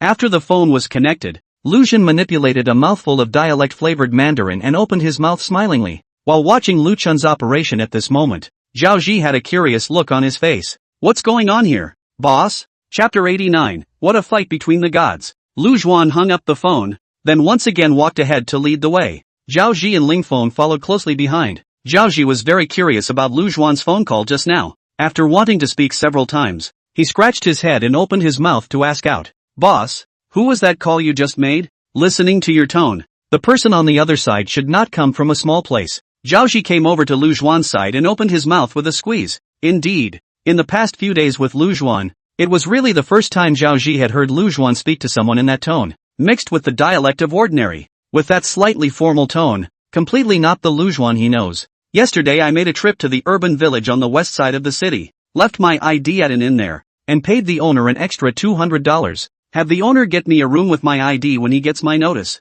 In order not to make my boss suspicious, when communicating with him, I pretended that I was a migrant worker who had just entered the city. Lu Zhuan walked forward without any hurry while talking to Zhao Ji about the cause of the incident. Good execution by Choji. Thus Lu Zhuan recognized Zhao Ji as a teammate. Since it was recognized, There was nothing wrong with talking to him about the details of his plan and the decisions he had made in the middle of the exercise. So that's how it is. I have to say, boss, this is a really high trick you're pulling. We're heading east of the city now, but you've booked the inn west of the city. Nowadays, the registration systems of all inns and hotels and the police messenger system are linked, and as long as there is identification information, the police messenger is able to access the rooming records of all hotels within his jurisdiction at any time. By the time they find out about the rooming records of your identifying information, their eyes will surely be all over the urban villages on the west side of the city. Then we're safe. Zhao Zi's eyes widened as he opened his mouth rather excitedly. He was completely unprepared for the fact that not only was Lu Xun able to plan an escape route completely free of cameras in the urban area where the sky-eye camera coverage was extremely high,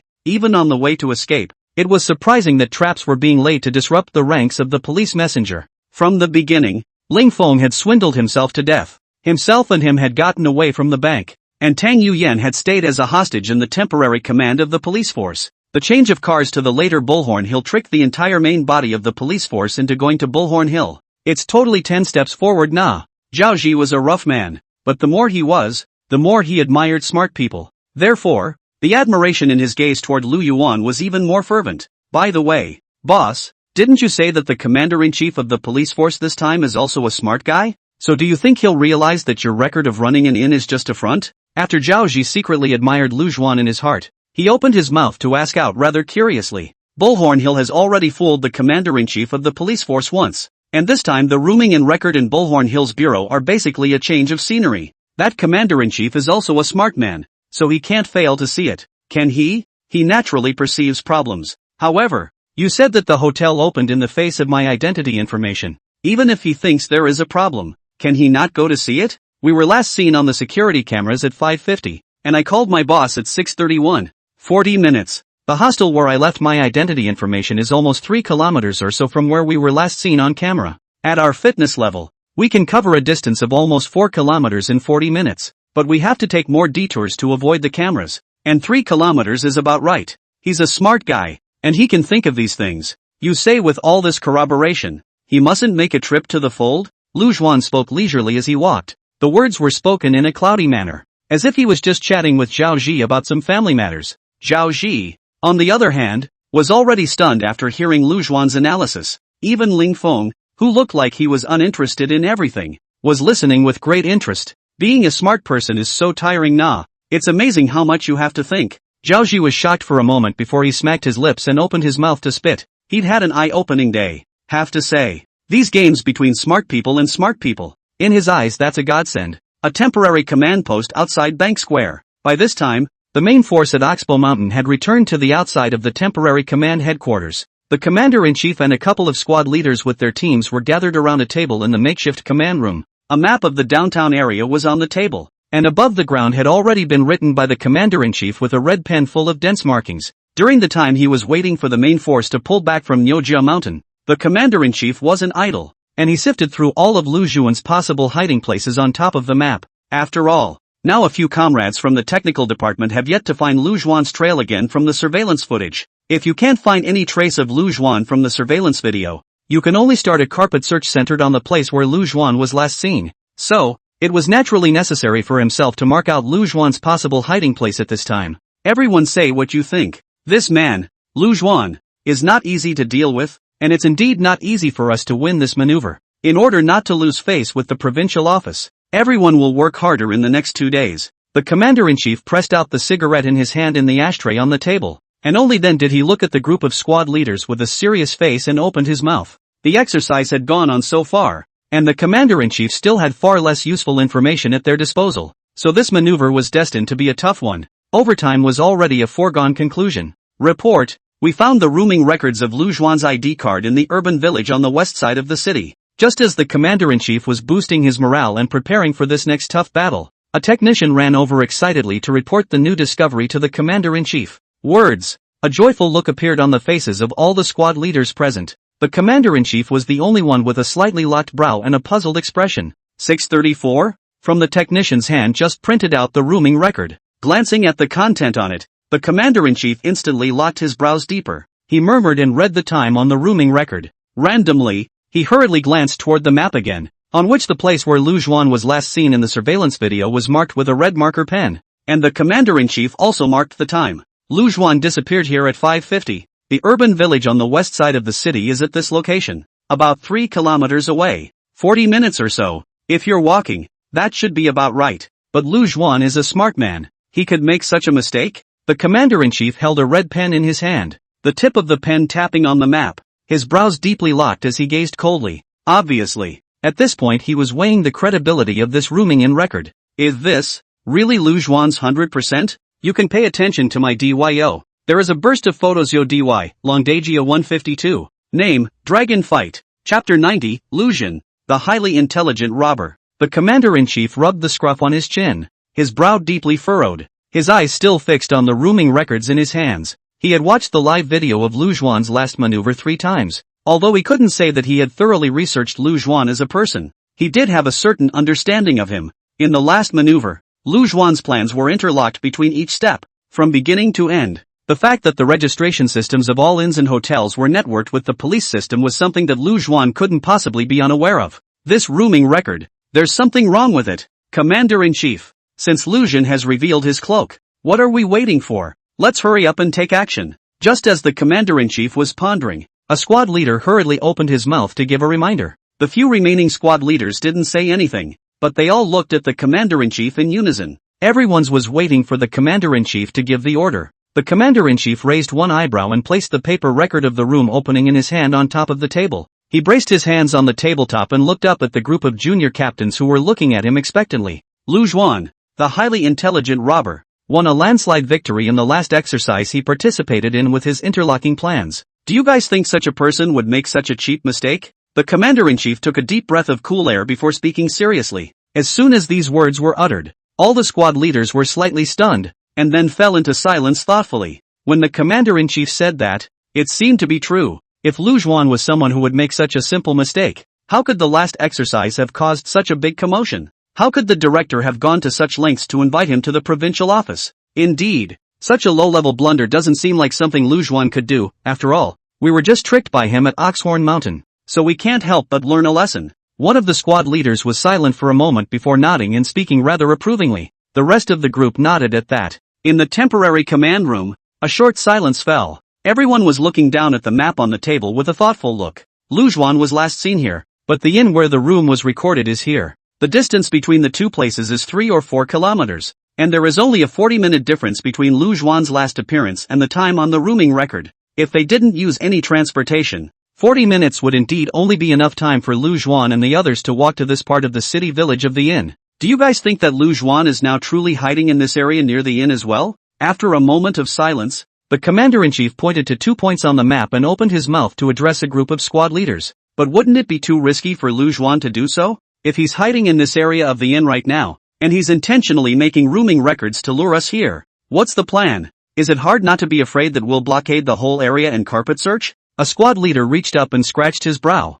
earnestly voicing what was on his mind. The commander-in-chief also nodded quite approvingly at his words. If Lu Juan was in this area at this time, it would not do him the slightest bit of good at all if he made this rooming record. Is there a possibility that the rooming records are nothing more than a smokescreen used to confuse us? While Lu Juan's real escape route is in the opposite direction? The commander-in-chief was reading the opening, and as he spoke, his finger pointed to the area east of the city. When the several squad leaders heard this, they also looked at the eastern area of the city on the map. City East, in the middle of a rather old neighborhood. Lu Juan led Zhao Ji and Ling Feng towards the unit door of one of the buildings. Older neighborhoods do not have elevator support. Dimly lit stairwells. Lu Juan silent walking upwards. Boss, what are we doing in this place? There are no inns in the middle of such an old neighborhood. Are there? Zhao Ji, who was gasping for breath because of climbing the stairs, looked up at Lu Juan's back and breathlessly opened his mouth to ask a question. It wasn't because he was physically weak and couldn't come up for air after climbing a few flights of stairs.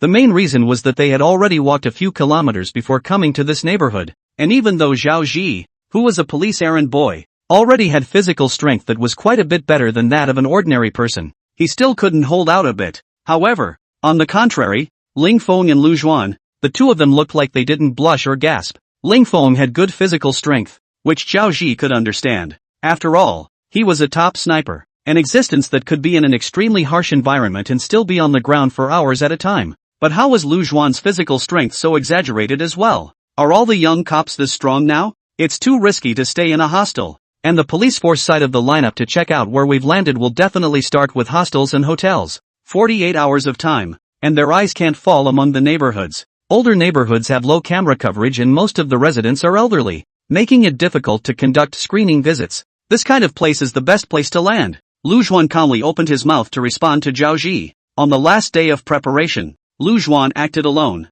It was then that he found this old neighborhood with rooms for rent on the 6th floor. After negotiating with the landlord, Lu Juan signed the contract and paid a month's rent and deposit on the spot. Settling down in such a residential area, it was absolutely impossible for the side of the police force to find out in a short period of time. It's so much safer than staying in hotels and hostels. Hearing Lu Juan's words, Zhao Ji gasped and bent over, one hand holding his knee while the other gave a thumbs up at Lu Juan's back. He was too tired to talk. When he reached the 6th floor, Lu Juan took out his key and opened the door to his room. The decoration was extremely old. After all, it had been a house for decades, and there wasn't much furniture in the room, except for 2 beds and a worn-out sofa. There was only an old fridge that clacked. As soon as Zhao Ji entered the middle of the room, he rushed to the sofa and sat down, so tired that his face was pale, just like he was about to die. Ling Feng, on the other hand, stood in the doorway, surveying everything in the room, as if the top snipers were this vigilant. Lu Juan, on the other hand,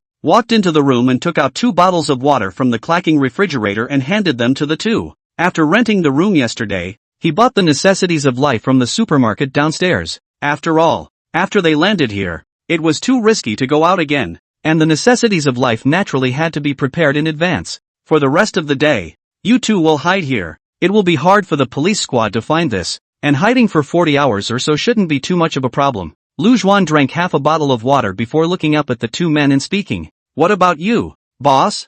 Zhao Ji hurriedly opened his mouth to ask after he had drained the entire bottle of mineral water. Listening to Lu Juan's tone, he didn't seem to be prepared to stay here. The maneuvers aren't over yet, so naturally I have to go out and make some noise. Lu Juan opened his mouth calmly, and although his tone was calm, a smirk surfaced at the corner of his mouth as the words fell. Chapter 91, Deploying Your Intuition. A sentence Lu Juan said in a cloudy manner, as if he was just mentioning a trivial matter in general. As the words fell, Lu Juan casually placed the remaining half bottle of mineral water in his hand on the table. Boss, since it's safe enough here, don't we just have to stay quiet for 40 hours or so and this maneuver will be won? Why do you need to go out on another adventure? Zhao Ji looked at Lu Juan and opened his mouth to ask out in a rather puzzled manner. Even Ling Feng, who was on the side, looked up at Lu Yuan, his brows slightly locked, a pair of eyes similarly filled with incomprehension. It's not hard to win this maneuver, but wouldn't it be a bit boring if it just ended like that? Lu Juan smiled faintly and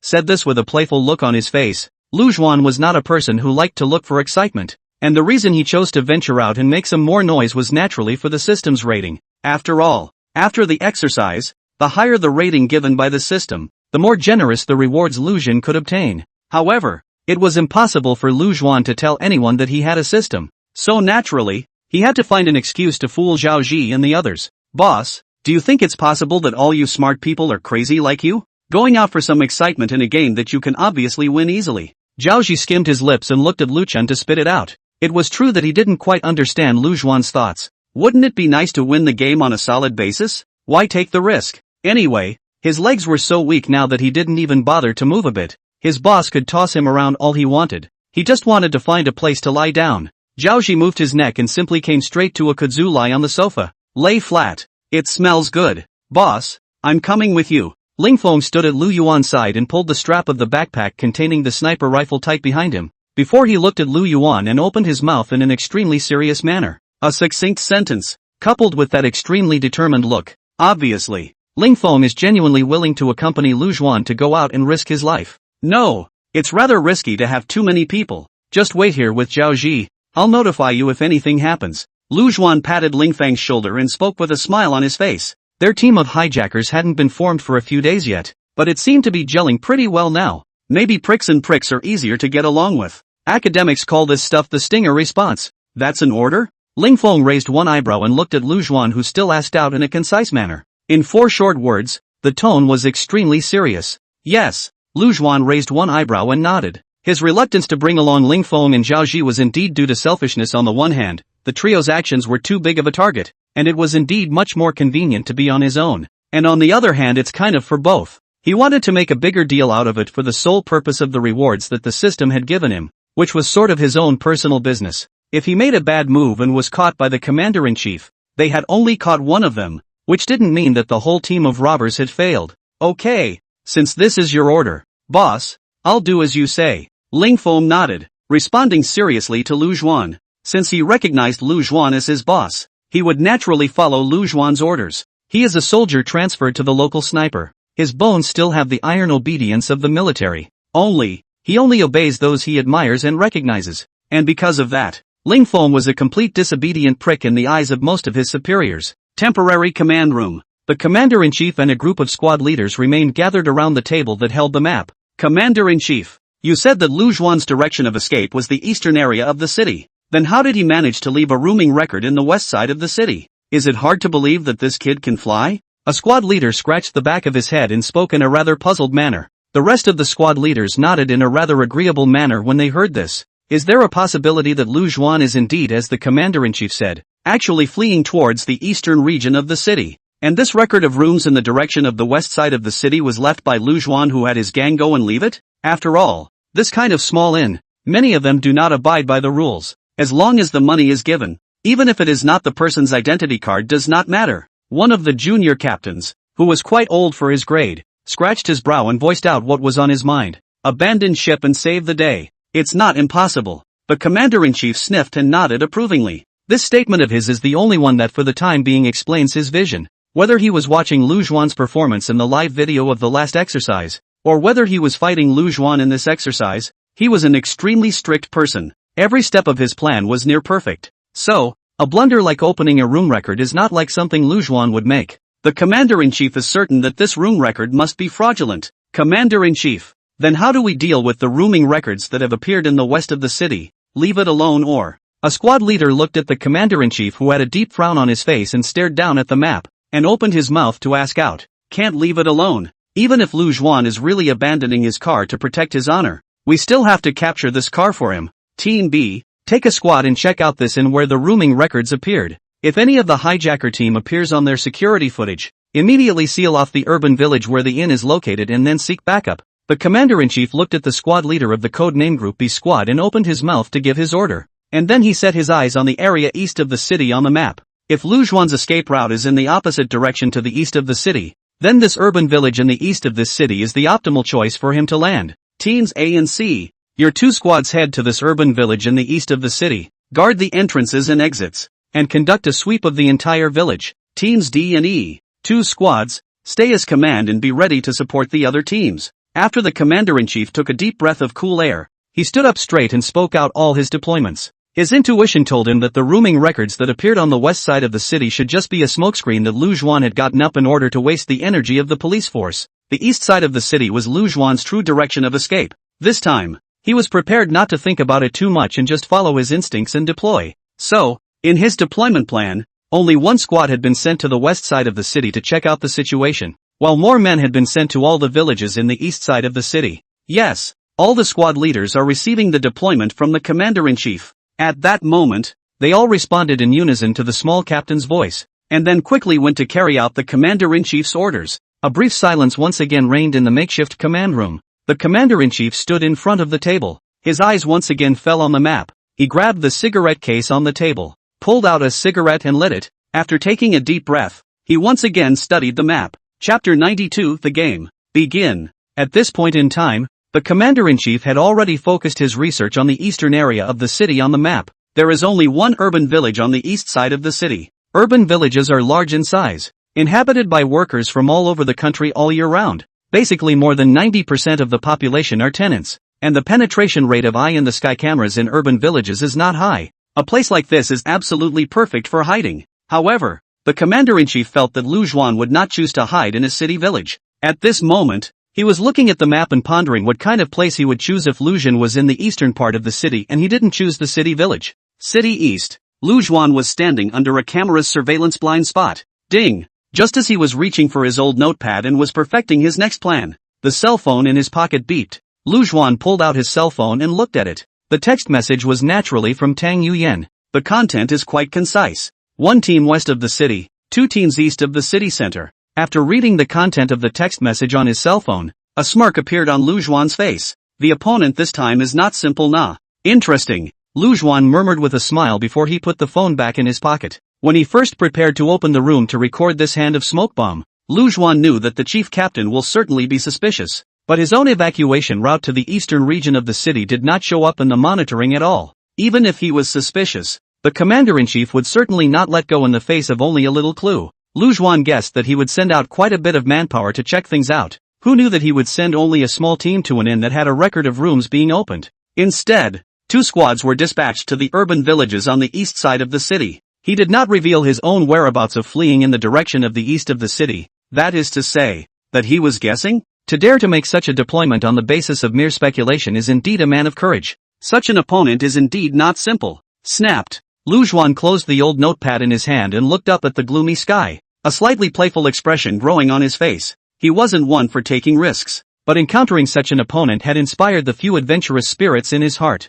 Then have a good time, Lu Juan murmured to himself, then moved his neck and stretched. The sky, which had been overcast for almost an hour, finally began to rain again. The rain came in a rush, accompanied by thunder and lightning, and bean-sized raindrops fell densely from the sky, darkening the already dim sky by a few degrees again. The game, let's play. Lu Juan opened the black umbrella, looked at the dense rain curtain, and murmured with a calm face. It seemed as if the commander-in-chief was across the room from him at the moment, and that he was speaking this sentence to the commander-in-chief who was face to face with himself. Holding the umbrella, Lu Juan walked toward the front without any hurry, appearing greatly under the surveillance above. At this time the sky is extremely dark. The rain will also affect the clarity of the camera, coupled with the umbrella. Naturally, will not be the police for the monitoring screen from the middle of the recognition. So naturally there is no longer any need to hide from surveillance. City West. The B-team squad had arrived outside the inn that showed the record of the open room, located in the middle of the city village hostel.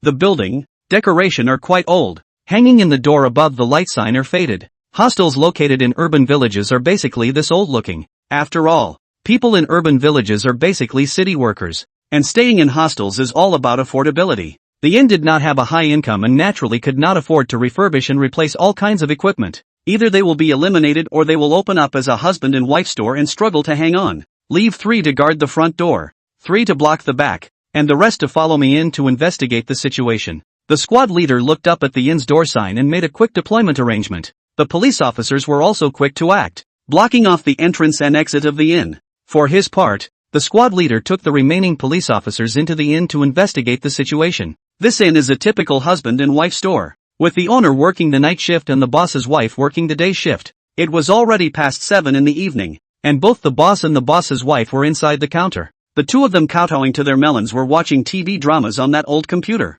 Seeing a police officer enter, the lean boss with glasses hurriedly got up and walked out from inside the counter. Yo, comrade, you guys are here to check? Boss with a smile on his face, cheerfully greeted, talking at the same time hurriedly pulled out a box of cigarettes from his pocket, pulling out a hand up. The junior captain hurriedly raised his hand in refusal. He took out Lu Juan's picture from a folder and handed it to his boss. This man, did he come to your hotel today and get a room? The junior captain opened his mouth rather seriously and asked out. The owner took the photo and frowned at it with a confused look on his face, clearly not impressed. I've been working the night shift for a while now, and my wife watches the store during the day. Wife, come over here and see if this man lives in our neighborhood. The boss first responded politely to the young captain, then hurriedly turned his head and waved at his wife. The boss's wife hurriedly walked out from among the counter, not forgetting to grab a handful of melon seeds in her hand. The owner's wife was fat, less than 6'6", and looked like she had to be 200 pounds out.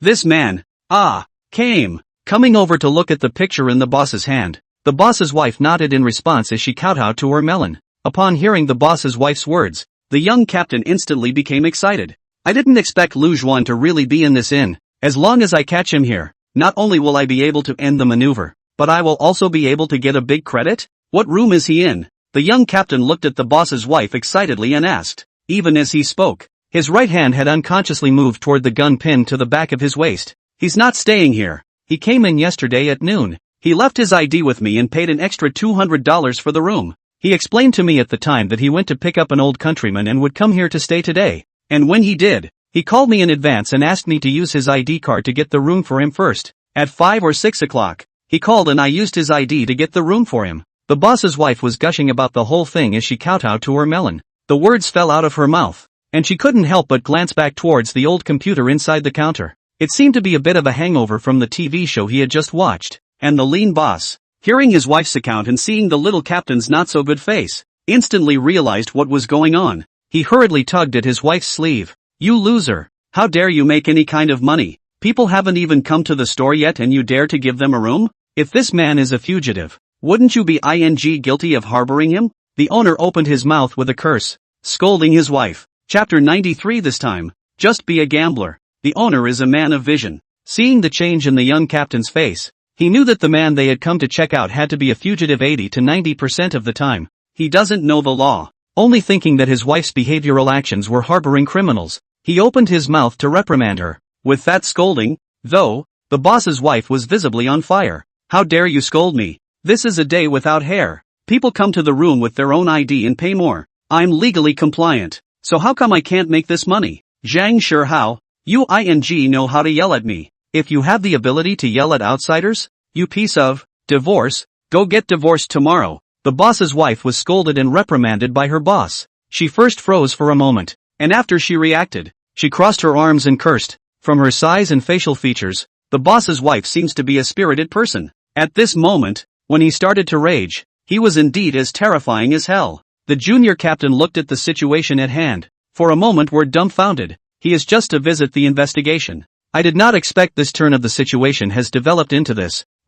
Boss, we're just here to find out a little bit about the situation. This guy isn't much of a criminal. The junior captain hurriedly started a sentence of explanation. After all, it's looking like it's going to stir up a divorce. Leave. You must. With your appearance. With a tank thick. No tank tall. Except the neck is all waist. I have long wanted to leave you. The boss called Zhang Shihao rose to his feet after hearing his wife's words. As if he hadn't heard the words of the junior captain at all, he directly opened his mouth and roared. You, Zhang Shihao, you heartless thing. Lao Zi was really blind in the beginning. How did I follow such a heartless thing like you? The boss's wife was so enraged that she was shivering, raising a trembling hand and pointing at the boss, fog rising in one of her eyes as she spoke. The young captain couldn't help but scratch his forehead. As the saying goes, it is difficult for a clean slate. You say you want him to make an arrest or check out some leads, which he's good at, but when it came to the matter at hand, he didn't really know what he should do with it. It was always a mess because they came to line up a walkthrough situation, so naturally, they couldn't just slip away. You two, handle this. Calm them down. Explain the situation to them. The junior captain hurriedly waved at the two team members following him and opened his mouth with a commanding tone. And then the commander-in-chief hurriedly slipped out of the inn and went to the police car hidden next to the inn. Although the two police officers who were left behind were helpless, they could only follow the squad leader's orders and helplessly persuade the fight. Back on top of the police, the squad leader hurriedly picked up his walkie-talkie and reported the situation to the chief commander in the temporary command room. After all, this record of rooms in the city's western urban village is just a smokescreen put out by Lu Zhuan, which proves that the commander-in-chief's intuition is likely to be right. Lu Zhuan's escape direction was most likely the east area of the city in the opposite direction. Temporary command room. The commander-in-chief held a lit cigarette between the index and middle fingers of his right hand, and curls of smoke rose from the tip, filling the entire command room. Quite a thick cloud of smoke enveloped the entire makeshift command room, making the incandescent lamps that hung above the makeshift command room appear dimmed for a few moments.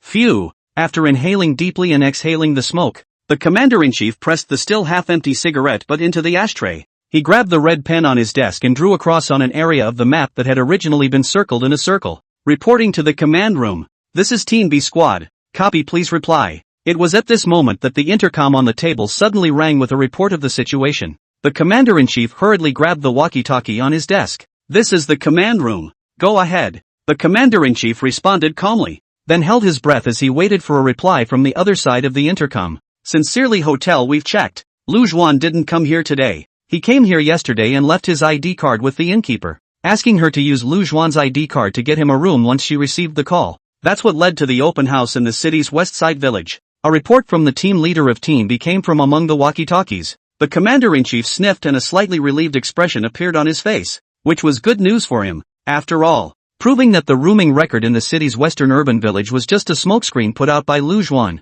It also showed that his previous intuition was most likely correct. Then one's deployment would be a good bet. Now that we have a clear picture of the situation, let's close up and come back. The commander-in-chief responded with a walkie-talkie, and at this point the tone of his mouth was all noticeably lighter. After investigating the matter of the rooming record, the commander-in-chief has become even more convinced that Lu Zhuan's real escape route is actually the eastern area of the city. Then next, all of his operational deployments will be centered on the east side of the city. Be a gambler this time. Putting down the walkie-talkie in his hand, the commander-in-chief once again placed his eyes on top of the map, and after taking a deep breath of cool air, the commander-in-chief murmured to himself, "Indeed." Now the commander-in-chief did not possess a single shred of evidence that could prove that Lu Zhuan's escape direction was the eastern area of the city. Although the rooming records of the city's western urban village were confirmed to be nothing more than a smokescreen put out by Lu Zhuan, this is not evidence that Lu Zhuan's direction of escape is the eastern area of the city. The commander-in-chief is indeed taking a gamble by putting all his weight on the eastern part of the city.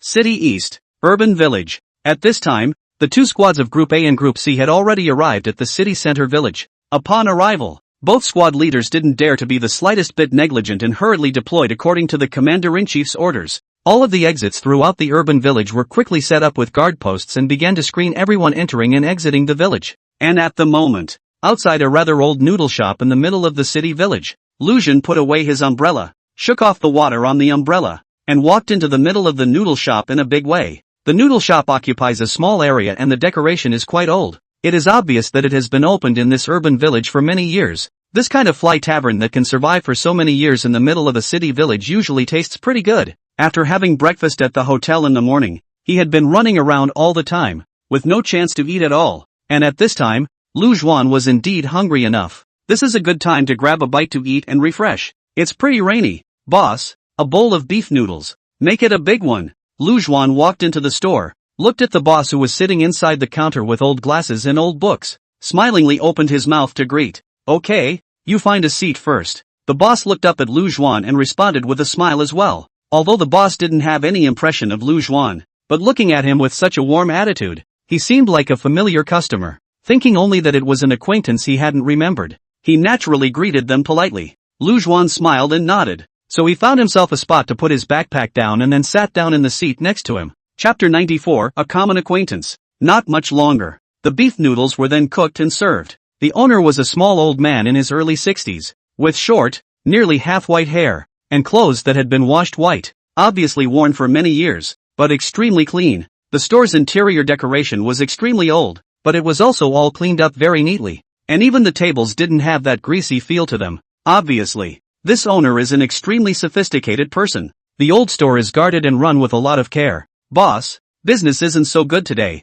is it? Watching the boss place the beef noodles in front of him, Lu Zhuan smiled and opened his mouth to ask. The look was like nagging an old acquaintance. It's true that it's not very good. With all this rain, there are fewer people out to eat noodles. The owner placed the noodles on the table and responded with a kind smile on his face. Previously, Lu Zhuan's attitude when he entered the door had already made the boss subconsciously think that Lu Zhuan was a familiar customer that he had little impression of. At this moment, hearing Lu Jing chatting with himself so familiarly, he naturally reinforced this thought. After all, this noodle shop of his has been open for more than 10 years, and with so many guests coming and going, how many of them can he remember? Not to mention the fact that he's older now and his memory isn't so good anymore. It's normal to forget previous acquaintances. You go ahead, boss. Lu Zhuan smiled and nodded. Then he picked up a pair of chopsticks and lowered his head to eat the noodles. The boss also responded with a smile. So he took a stool, sat down in the doorway to look at the rain outside, and lit a cigarette. The beef noodles tasted good,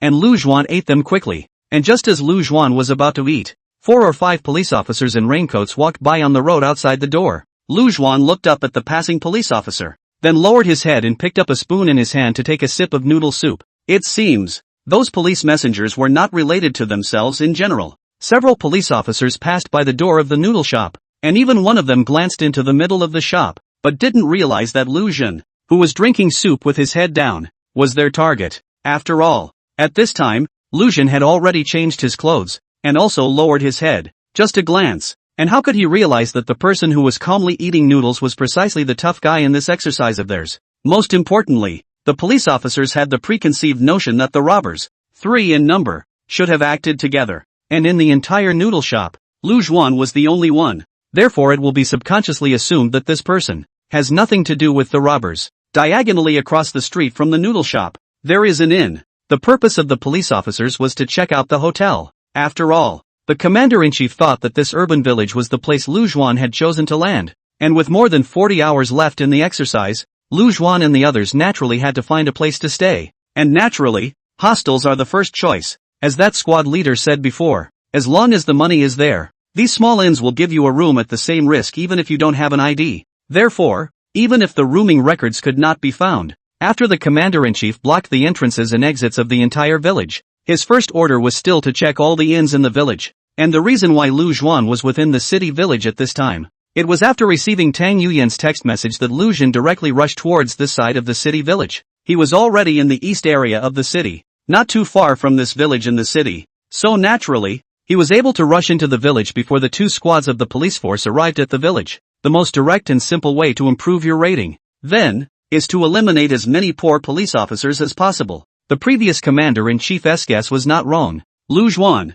did want to be a hunter, and at this point in time, the urban village is the optimal hunting ground. Several police officers quickly entered the noodle shop diagonally across the street from the noodle shop, and by this time, Lu Juan had already eaten all the noodles in his bowl. Lu Juan got up and carried his own backpack to his boss who was sitting in the doorway smoking. "What's going on here? What's with all the police messengers?" Lu Juan casually opened his mouth to ask while pulling money out of his wallet to settle the bill. "I don't know. I don't see so many police officers on weekdays. Maybe they're coming to the inn for a routine check." The owner smoked a cigarette and responded with a grin. At this point, he had long since considered Lu Juan to be his familiar guest, and naturally became more familiar when he spoke. "By the way, boss, I have something here. Is it okay if I put it in your storage? My friend will come get it later, but I have to go out. My name is Lu Juan. He mentioned my name. Just give it to him." After Lu Juan pulled out the money, he looked at the boss again and opened his mouth, his eyes extremely sincere. "No problem.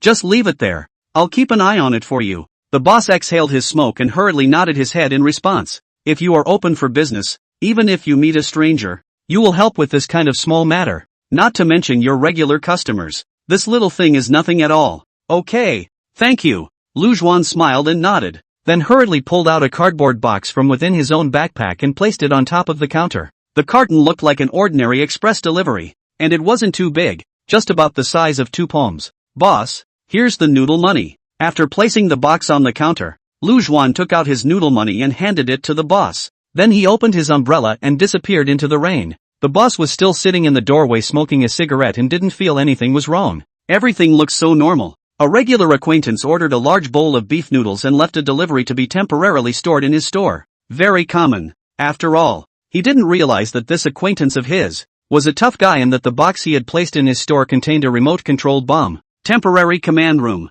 The commander-in-chief sat on a stool and looked up at the roof of the temporary command room, his eyes a little lost in thought, as if he was thinking about something. News has been coming back non-stop from the east side of the city's urban village, but none of it was good news, and after sealing off the entire city village, he first had all 2 squad leaders arrange for manpower to line up all the inns, but none of them found any trace of Lu Juan. There was no sign of the hotel, so the next step was to check convenience stores, supermarkets and restaurants. After all, as long as he's in this urban village, he can stay out of the inn, but he can't go without food, can he? As long as there were no problems with the area he had located, then even if Lu Jin was hidden well, he would always be able to find him. All it takes is time. The good thing is that, now you still have an extremely good amount of time on your own as well. Thinking of this, the commander-in-chief let out a long breath of turbid air, and the expression on his face relaxed a few points. He reached up and rubbed his red, bloodshot eyes, and once again drew up his strength, once again preparing for his next deployment.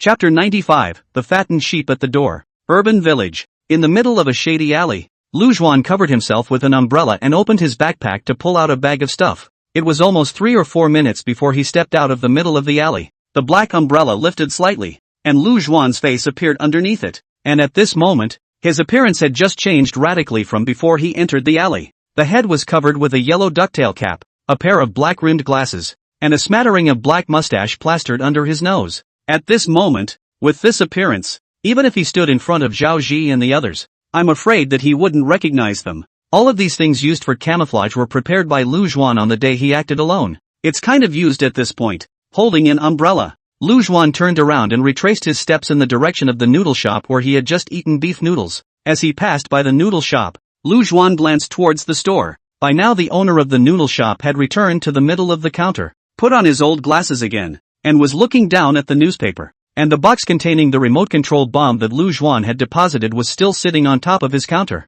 Lu Juan turned back and passed by the noodle shop without haste to the inn that was diagonally across the street from the noodle shop. The inn was sandwiched between two stores, and there was no store on the first floor, only a staircase leading to the second floor. A sign for the inn stood outside the stairs, while the words "for a room, please go to the second floor" were sprayed in large letters in paint on the wall of the stairwell. It is not uncommon in urban villages to find hostels that do not have a first-floor store and have counters on the second floor. Lu Juan put away his umbrella and looked around. Seeing that there was no sign of the police messenger in the vicinity for the time being, he went straight up to the second floor. Going up to the second floor, Lu Juan saw the inn's counter. Inside the counter lay an obese middle-aged man, who stepped on a pair of flip-flops, his legs resting right on top of the counter, the whole person lying on a recliner, and at that moment was brushing a certain sound with his cell phone. "Hello everyone, I'm Dragon Fighting. I hope those of you who are just coming in nod your attention. I look forward to your attention. Yo!" The cell phone was turned up loud and the sweet anchorwoman's voice echoed throughout the second floor.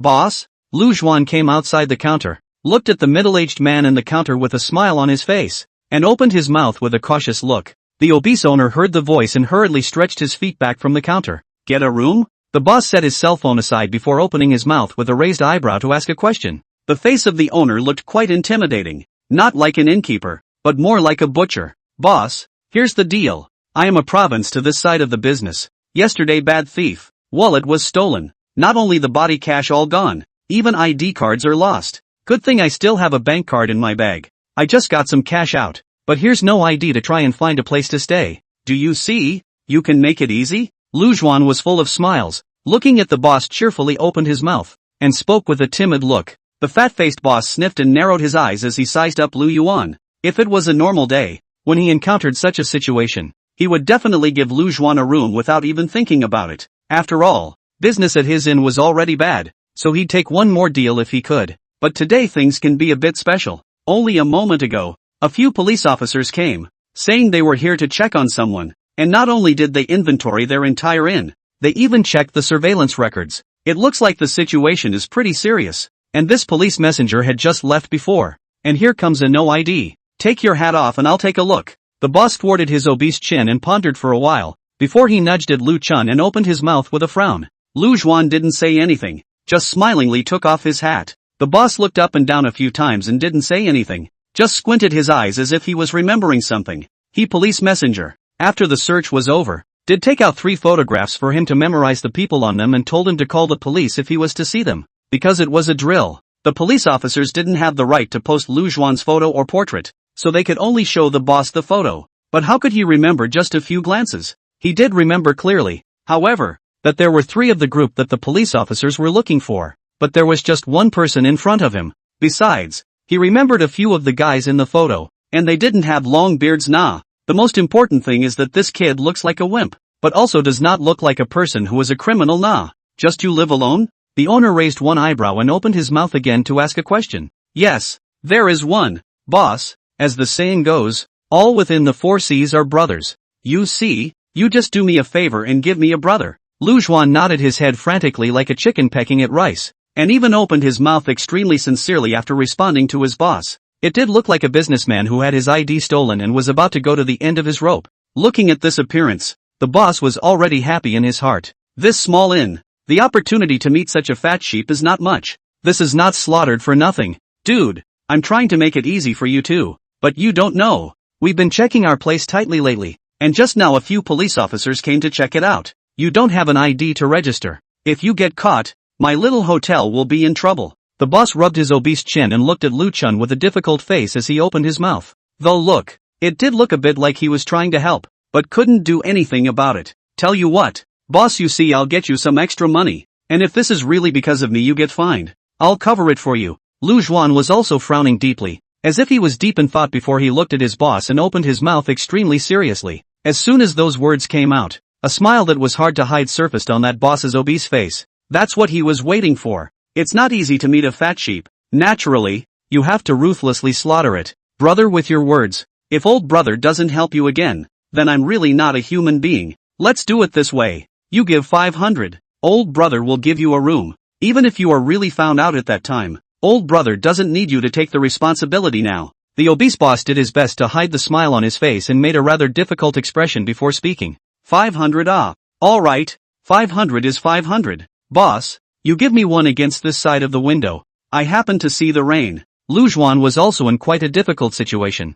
pondering for 2 seconds before making a slightly difficult decision. And with those words, that boss face instantly broke out into a smile. After all, they're owning usually $50 a night, no one to live. Today even met such a wrongdoer, so that they directly earn a few hundred. And Lu Juan pushed the eyes on the bridge of his nose, his face having once again regained its calm expression. So far, one's plans are going quite well. Chapter 96, A Hunting Feast. You need an audience. These are all by this side of the window. Take your pick, brother. The boss took out a few keys and placed them on top of the counter, cheerfully opening his mouth, his face full of horizontal meat piled with smiles. Okay. Lu Juan nodded and looked at the door number written on the key, finally choosing room 201. After taking the key and paying the room fee and deposit, Lu Juan walked towards his room amidst the owner's cordial greeting. The moment he turned around, his complexion returned to normal, and his pair of eyes were extremely calm, making it impossible to see the depths. Where was the half of the wimpy look that he had just had?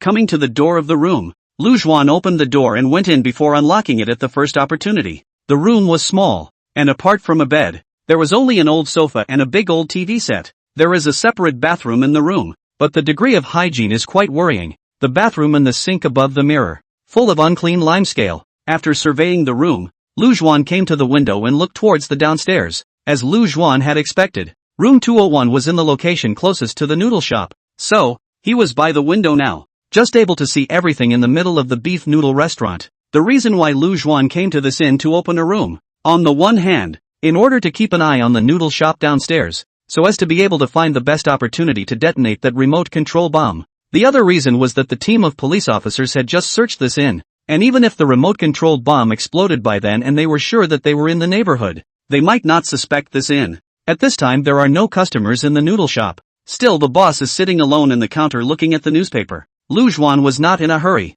First opened his backpack, took out an invisible camera from it, clipped the camera to his collar, and turned on the live broadcast. This hunting feast of his own can't be enjoyed by himself alone. Have to have some audience now. This exercise, the director did not ask Lu Juan to open the live broadcast, but also prepared the live broadcast equipment and the live broadcast room for him. He can turn on the live streaming device whenever he wants and access the live stream at the same time. At this point, after Lu Juan turned on the live broadcast, there was a picture in the middle of the broadcast room. The maneuver started at noon, which is when Lu Juan and the others made their move on the bank, and the live broadcast was set up. When the live room was first opened, a lot of viewers did come. After all, the last exercise was brilliant. Not only did the netizens give Lu Juan the name of the strongest robber in history, the live broadcast fire was also extremely exaggerated. Even after the end of the exercise, netizens are still discussing the details of the exercise, and half of the hot searches on various platforms for 3 or 4 consecutive days are about Lu Juan.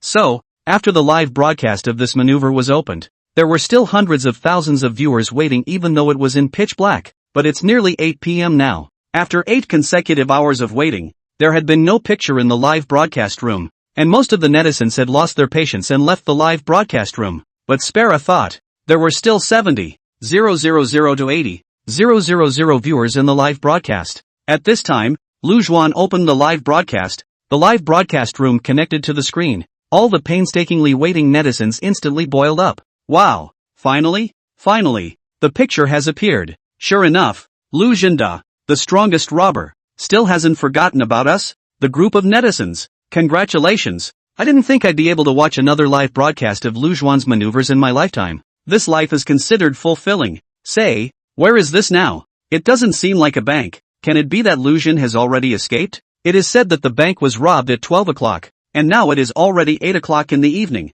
According to Lu Juan's ability, it should have escaped long ago. Look at the announcement on the official blog of the Provincial Department of Shangyun Province. The rule of this exercise is that the robbers have to escape from the bank after escaping the 48-hour capture time. And now the exercise has only begun for more than 7 hours. So it seems that we can still watch more than 30 hours of live broadcasts. More than 30 hours? Lu Juan must hold on. After all, if he gets caught, the exercise will be over. Just in time to get ready to eat. This drill live on rice. I can eat 2 more bowls of big white rice in one meal. Live in the booth. The audience's enthusiasm for discussion was so high that the entire live broadcast room was filled with black pop-ups. The news that Lu Juan had opened the live broadcast was also quickly spread by netizens, and a large number of netizens interested in the maneuver flocked to the live broadcast room. The number of viewers in the live room instantly began to soar. In the midst of the provincial hall, the director was sitting at his desk drinking tea. There was a laptop on the desk, and it was the live feed of the exercise that was playing on the computer screen. Yo, this Lu Juan kid turned on the live camera. Looking at the hijacker's point of view of the live broadcast suddenly had a picture. The director also came to the spirit, and hurriedly scooted his chair a little closer. Looking at the mold, this kid hit it pretty well nah. Looking at the live feed, the director raised his eyebrows slightly and murmured to himself. In this exercise, neither the police force nor the robbers had turned on the live broadcast, so the director was informed of the progress of the exercise only through the reports from the temporary command room of the police force. So, until now, the director has not learned much. All that was known was that Lu Juan had managed to escape the pursuit and that 2 police officers had already been eliminated. Most importantly, the commander-in-chief did not get too many clues about Lu Juan's escape route. Judging from the current situation, Lu Jin, this kid does have a few tricks up his sleeve, well thought out and well planned. His old buddy city council didn't lose the last maneuver nah. After watching the live broadcast from the robber's perspective for a while, the director picked up the cell phone on the table and dialed the number of the commander-in-chief. Director. The phone was quickly answered and the respectful voice of the commander-in-chief rang out. The director had always been the person the commander-in-chief respected the most, so he was naturally respectful between words. Little Li Na. Lu Jin's side has already started the live broadcast from the robber's perspective. There are a lot of netizens who are concerned about this exercise of ours, and since the netizens want to see it, let's fulfill their demands. Get the live feed of the police squad perspective up too. The director opened his mouth gravely, sort of giving the commander-in-chief his own instructions. So far in this exercise, the director is not quite satisfied with the performance of the commander-in-chief, but it is acceptable. The attitude towards the commander-in-chief at this point was no different than usual. I got it. The commander-in-chief's side quickly responded to the director, and once he received a response, the director hung up the phone as well. In the meantime, footage also appeared on the live feed from the police squad's perspective. Chapter 97, Next Operational Deployment. Temporary Command Room. The commander-in-chief stood at the table where the maps were laid out. The camera was on the side of the table. The ashtray on the table had been cleared away. The junior captains of groups B, D, and E also gathered around the side of the table. Several people were apparently discussing the deployment of the next operation. Commander-in-chief, since we've already checked all the inns in the city village and still haven't found any sign of Lu Jin, should we expand the search circle, taking the city village as the center, and check all the inns and hotels within a 2-kilometer radius? The junior leader of Group D was the first to speak up and voice his thoughts. He was a junior captain in the Criminal Investigation Detachment, and was still quite experienced in the criminal investigation aspect of searches. There is nothing wrong with that statement, since the inn in the middle of the city village did not find Lu Juan landing point. Naturally, it is necessary to expand the search circle. Words. The chief captain, however, shook his head slightly. Hotels and hostels are the best places to land, but they are not the safest places to land. If we are dealing with ordinary people, our next operational deployment should indeed be to widen the search circle as you said. But Lu Juan is a smart man. A smart man like him would have chosen a place to land that would have been safer than a hotel or hostel. The commander-in-chief spoke calmly. As he spoke, those eyes never left the map on the table. A safer place than hotels and inns? The Team B squad leader raised one eyebrow and spoke with some confusion. Obviously, for a moment he did not understand what place the chief captain was talking about. Civilian house. If it's for security, I don't think Lu Juan would have chosen hotels and hostels. Instead he would have looked for a rental house. The commander-in-chief stretched out the index finger of his right hand and tapped the map. Speaking with extreme seriousness, this statement was made. The 3 squad leaders present were thoughtful, then nodded. Indeed, rental housing is extremely difficult to detect compared to hotels and hostels, and in places like urban villages, many local landlords rent out their houses and don't bother to update their tenants' information in real time. For Lu Juan, finding a rental house to hide in is indeed safer than landing in a hostel or hotel. Commander-in-chief, so what do we do next? Check out all the tenants in the urban village? The D-Team squad leader raised one eyebrow and opened his mouth to inquire. The commander-in-chief raised his hand to look at the watch on his wrist, and only then drew in a slight breath of cool air. It's now after 8 p.m., and it's almost time for the people to go to bed at 10 p.m. It's obviously too late to line up tenants. The chief captain spoke rather calmly. At the end of the day, this is just a drill, and it's not like Lu Juan is a threat to society. They can't harass ordinary people in the middle of the night just to catch Lu Xun, can they? Even if you want to line up rental housing in urban villages, you'll have to wait until tomorrow. The 3 squad leaders couldn't help but frown at the words. They couldn't line up rental houses, so what should they do next? If Lu Xuan's team of robbers is in this urban village, then he can't afford not to eat or drink. Let's investigate the supermarkets, kiosks, and noodle stores and restaurants in the urban village first. As long as Lu Xuan and the others are in the urban village, we'll always be able to find out some clues. We only need to be able to find Lu Xuan's trail, and we can be sure that Lu Xuan is in the middle of the city village. Then we can catch him in a jar tomorrow. The commander-in-chief looked up at the 3 squad leaders and watched them all fall silent before he opened his mouth and spoke the deployment he had already worked out. That would indeed be a law. The squad leader of Group B listened to the commander-in-chief's deployment and opened his mouth rather approvingly. The remaining 2 squad leaders nodded. The commander-in-chief's next operational deployment did not pose the slightest problem, and they naturally did not have any problem with it. Commander-in-chief, do you need me to lead a team over and support Groups A and C? The D-Team squad leader looked up at the commander-in-chief and opened his mouth to give an inquiry. No, all of you go back and let your groups rest. It's been a long day of tossing and turning as well. The brothers should be tired. There's still a lot of time left in the maneuver, so the brothers should rest up so they can replace the brothers in Groups A and C tomorrow. The commander-in-chief waved his hand, before rubbing his temples and responding to a couple of squad leaders. Judging from the several smokescreens Lu Xuan had thrown out today, it seemed that his purpose was to drain the strength of the police officers. The more this happened, the more the commander-in-chief had to ensure the physical strength of his brothers under his command. No matter what, at the very least, the temporary command must be guaranteed, and there must be manpower that can be called upon at any time. Yes, upon hearing the commander-in-chief's command, several squad leaders responded with a unanimous cry. And then he went out of the temporary command room to carry out the commander-in-chief's order for the brothers of the 3 squads who were in the temporary command headquarters at this time to find a place to rest and relax. In the meantime, the commander-in-chief also picked up the police walkie-talkie and conveyed the news of the next investigation into the supermarkets, kiosks, restaurants and noodle shops in the city village to the squad leaders of Groups A and C. The live feed of the police messenger's point of view, after the camera was turned on, the live room was likewise flooded with quite a lot of viewers. Although the heat was not as hot as the Robbers View live room, the number of viewers had also reached more than 100,000 people. The discussion that had just taken place in the middle of the temporary command room was naturally relayed to the live broadcast in real time. And naturally, the audience began a heated discussion after seeing the commander-in-chief's deployment. The commander-in-chief this time seems to be very strong. That's right. Looking at the information on this exercise, he's the chief captain of the provincial office of the Upper Cloud province. So his abilities are naturally good. Looks like this maneuver won't be any less exciting than the last one. Indeed, the matter of Lu Xuan being a highly intelligent robber is already recognized all over the internet. And then to have a highly intelligent chief commander of the police force as his opponent. That stuff is naturally wonderful. That said, is Lu Xuan really in the city center village that the commander-in-chief is talking about right now? How do I look at the current situation? The chief commander is already pressing most of his manpower on the city center village. Just came back from the Hijacker's Viewpoint live broadcast. Looking at that picture, it seems like Lu Xuan is indeed in the middle of the city. It's over. This time we, the strongest robber, have finally fallen into the net? I still choose to believe in Lu Xuan. After all, this kid is a player capable of creating miracles. Indeed, you guys are still narrow-minded. On the surface it was Lu Xuan who was surrounded by the police officers. In reality it was Lu Xuan who surrounded all the police officers by himself.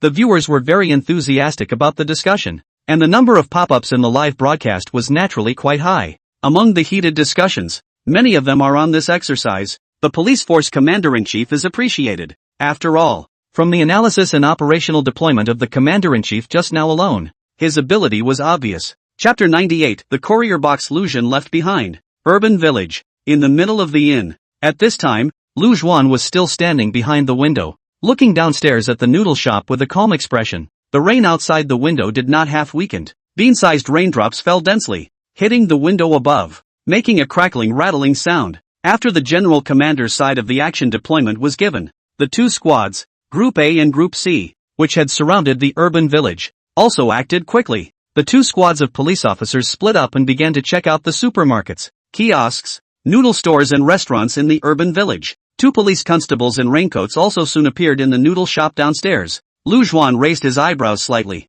At this moment, he was in no hurry to detonate the remote-controlled bomb in the middle of the box. After all, there's still too little prey. While eating noodles at the noodle shop, Lu Juan made any attempt to hide his face and looked up at him when he talked warmly with the owner of the noodle shop. And all this is done to make the boss more impressed. Business at his noodle shop wasn't exactly good today, and he would naturally be impressed with himself, one of the few special guests. So, if the police messenger had taken out his photo and shown it to the noodle shop owner during the lineup, I'm sure he would have been able to recognize him. And after the noodle shop owner recognized his, he naturally recruited more prey for Lu Juan. By then, one's system rating should be able to go up quite a bit. At this time, Lu Juan stood quietly outside the window, the appearance, full like a hidden in the dark, staring at their own prey of the lone wolf. Downstairs noodle shop. The two policemen in raincoats entered the door and walked straight toward the noodle shop's cash register. And the owner was still sitting in the middle of the cash register, with his own old glasses, looking at the newspaper. Hearing the rattling, the owner looked up. Seeing that the visitors were two police officers, the boss hurriedly put down the newspaper in his hand and walked out from among the cash registers. Hello boss, may I ask if you have seen these three men today? One of the police constables pulled out 3 photos from his own bosom and handed them over while opening his mouth rather politely to inquire. The owner took the photo, pushed the old glasses on the bridge of his nose, and moved the hand holding the photo as far away as possible again. When he saw the picture of Zhao Ji and Ling Feng, the boss didn't have much of an expression on his face, although he had a deep frown on his face. When he saw Lu Zhen's photo, a touch of shock that was not hard to detect immediately appeared on the boss's wrinkled face. Boss, you've seen it? The two police constables, who were waiting for their boss's reply, obviously detected the flash of shock on his face. The older police officer hurriedly stepped forward and opened his mouth rather excitedly to ask out. They had been busy all day and hadn't found a single bit of useful information about Lu Juan. If this noodle shop owner had really met Lu Juan, that would be great news for the police force. After all, as long as they were able to determine that Lu Juan and their gang of robbers were in this urban village, it wouldn't be difficult to catch them. This man ate a bowl of beef noodles at my noodle shop today. The boss stared at Lu Chun's picture for a while longer before he spoke with extreme certainty, because Lu Juan was quite enthusiastic about talking to him today, but he had no impression of him at all. So he had a particularly deep impression of him. When I saw the photo at this time, I naturally recognized it at once. Just him? Didn't see the other two? The older police officer frowned slightly and hurriedly opened his mouth for another inquiry. Lu Juan's team of robbers were 3 people in total. They should be acting together. So how could this boss only see Lu Juan alone? It was just him. It was about 7 o'clock, I think, and he came in and ordered a bowl of beef noodles and sat there and ate it. By the way, he deposited a box with me when he left, said his name was Lu Juan, and that his friend would come over then, mention his name, and let me give him the box. The boss once again looked at the photo and once again made sure that he hadn't misread it before he opened his mouth with utmost certainty. And it was while the older officer was talking to his boss that the younger officer had taken out his walkie-talkie and was ready to report the situation to the junior captain. After all, Lu Juan is a tough guy who carries heavy weapons. Although he hadn't seen him in person now, the captain had explained that as soon as he found anything, he would report it at the first opportunity and ask for backup. Lu Juan, it really is. Boss, where's the box you were talking about? The older police officer murmured with a grave expression. Since the boss had said Lu Juan's name, it must be correct. Following the direction the boss was pointing, the police officer also saw the box sitting on the table. He took a closer look at it, and it looked as if it was just an ordinary delivery box, nothing unusual about it. But, since this is something left behind by Lu Juan, he naturally did not dare to open it without authorization. Naturally he had to wait for the captain to come over and decide. Not much longer. Both squad leaders from Team A and Team C arrived at the noodle shop, and with them came 3 police constables. Captain, the noodle shop owner said that Lu Juan came here at 7 o'clock to eat a bowl of beef noodles, and this is the courier Lu Juan left behind. He told the boss that someone would mention his name to pick it up. Watching both squad leaders rush over, the older police messenger rushed up to report the situation. The 2 squad leaders sniffed and both hurriedly came up, surveying the box that was placed on top of the counter. Just Lu Juan came to eat the noodles alone? After looking at the box, the A-team squad leader opened his mouth with a raised eyebrow and asked a question. Yes, according to the boss, it's just Lu Juan alone. The police officer hurriedly nodded in response to the squad leader. The A-team squad leader frowned deeply, once again setting his eyes on the box on top of the counter. The crowd of police officers were looking at the box with deep concentration. You guys, Lu Juan came out to eat the noodles alone. Does that mean that a few of his teammates and him weren't with him? This box he's got, he's saving it for his teammates? The small team leader of Team A stared at the box for a while before he raised one eyebrow and spoke in a rather puzzled manner. The words came out. Several of the other police officers stared, then nodded rather approvingly. That does make sense. Since the things in here were left by Lu Juan for his teammates, did that mean that it must be very useful for them to find Lu Juan? Let's report this to the commander-in-chief first. The squad leader of the C-Team squad stood up straight and took out the walkie-talkie he was carrying as he spoke. He was just about to switch channels and call the temporary command when he was stopped by the squad leader of the A-Team squad. Wait, do you think if there's an important clue in here and we find it, is it considered a major merit? Team A squad leader stared at Team C squad leader and opened his mouth with extreme seriousness. Chapter 99 This is the bomb. Major mistake. Available. The C-Team squad leader's brow was deeply furrowed with hesitation. According to the regulations, they should report to the commander-in-chief at the first opportunity when they find such a situation and evacuate the people at the scene. The C-Team squad leader was prepared to follow the rules and regulations, but the A-Team squad leader's words shook him up. A major meritorious performance. We both have a chance to get promoted. Seeing the hesitation of Team C's team leader, Team A's team leader took his wrist and spoke seriously once again. The C-Team squad leader once again gave the A-Team squad leader a sideways glance. After all, a major meritorious performance was no small temptation. Gritting his teeth, the C-Team squad leader looked a little more determined. Obviously, he naturally didn't want to let go of the credit that was right in front of him. Seeing the change in the expression on the face of Team C's squad leader, Team A's squad leader returned his gaze to the box on the counter. Without much hesitation, he reached out and cupped the box with both hands, ready to move it to the top of the table next to him. Also at this very moment, Lu Juan, who was standing behind the glass of the inn's window, pressed the remote control switch in his hand while a smirk surfaced at the corner of his mouth. Boo! A muffled sound rang out in the middle of the noodle shop, and the box held in the hands of Team A's squad leader shook as thick green smoke rose from it. This drill-specific bomb was not lethal, but it was still somewhat powerful, and when it exploded in the hands of Team A's squad leader, it still made the squad leader's hands go numb. One time, the police officers present as well as the noodle shop owner were all staring at the box that was emitting strong green smoke with wide eyes and shocked faces. Everyone was confused. What's going on here? Is it hard to believe that this box contains cannonballs? What the is going on here? The C-Team squad leader froze for a few seconds before speaking up. With these words, the A-Team squad leader came back to his senses, and he hurriedly tore the box in his hand open with one hand. The contents of the box also finally appeared in everyone's sight. It was like a bomb that had been detonated for a drill. This is a bomb? After seeing what was inside the box, the voice of Team A's squad leader trembled a little. Instead of the important clue he thought it would be, the box contained a bomb. This is going to be a real problem when it's botched. When they discovered what the robbers had left behind, they did not report to the commander-in-chief at the first opportunity, as required. Instead, they chose to take matters into their own hands, resulting in major injuries and deaths.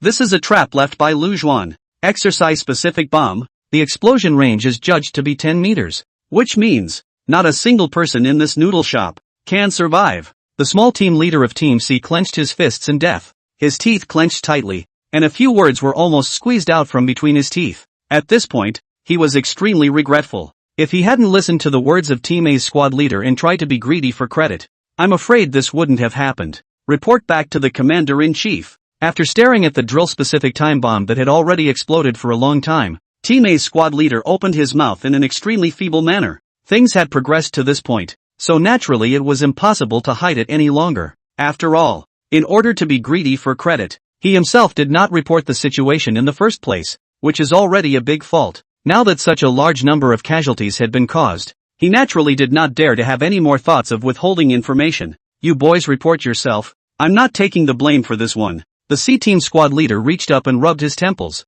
handing the walkie-talkie directly to the A-Team squad leader. Then he casually found a seat and sat down, with a stern face and a deep frown, just like a bellyful of anger. After all, when he found what Lu Juan had left behind, his first reaction was to prepare to report the situation to the commander-in-chief. If it wasn't for the A-Team squad leader who kept saying something about major meritorious performance on the side, they wouldn't have gotten to this point now. Therefore it was normal for the C-Team squad leader to have resentment in his heart. Seeing the situation, the A-Team squad leader could only scratch the back of his head helplessly and adjust the channel of his intercom. This is squad leader of Team A squad, calling temporary command room. Please respond if you receive. Holding the walkie-talkie, the A-Team squad leader spoke in a deep voice. In the temporary command room, the commander-in-chief was sitting in a chair next to the camera, his face calmly examining the map in his hands. All the deployments he could make had been conveyed, and now all the commander-in-chief could do was naturally waiting for good news to come from the two squads, Group A and Group C.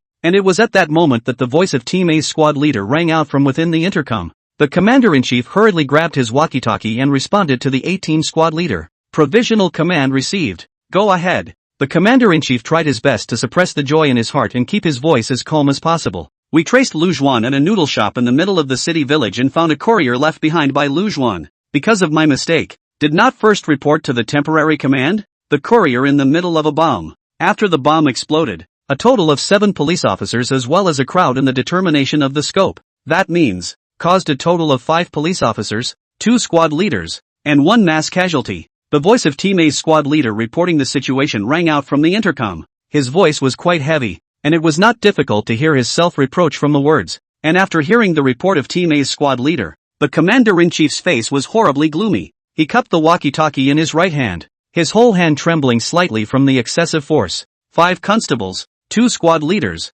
and a mass. A total of 8 men killed in action? Such a big mistake. And this happened after the live stream was turned on, which means the nation's netizens saw the casualty list. The commander-in-chief closed his eyes and propped his forehead with his right hand, and from the muscles in his cheeks, it was easy to see that he was clenching his teeth in death. Lu Juan has not been captured, but the police team has delivered such a reply, such a result. The commander-in-chief do not know how to explain to the director. But, it's not time for the maneuvers to end and it's not time for accountability. What was the bomb that went off? After trying to suppress the anger in his heart, the commander-in-chief tried to maintain a calm tone as much as possible and opened his mouth. It's a remote-controlled bomb for maneuvers. A response from the A-team squad leader soon came from among the walkie-talkies, and with those words, the commander-in-chief's brow instantly deepened. Remote-control bombs? If it's a remote-controlled bomb, then that means Lu Jun and the noodle shop shouldn't be too far away, and to be able to cause such a large casualty, indicating that the timing of the detonation of Lu Juan is extremely well grasped.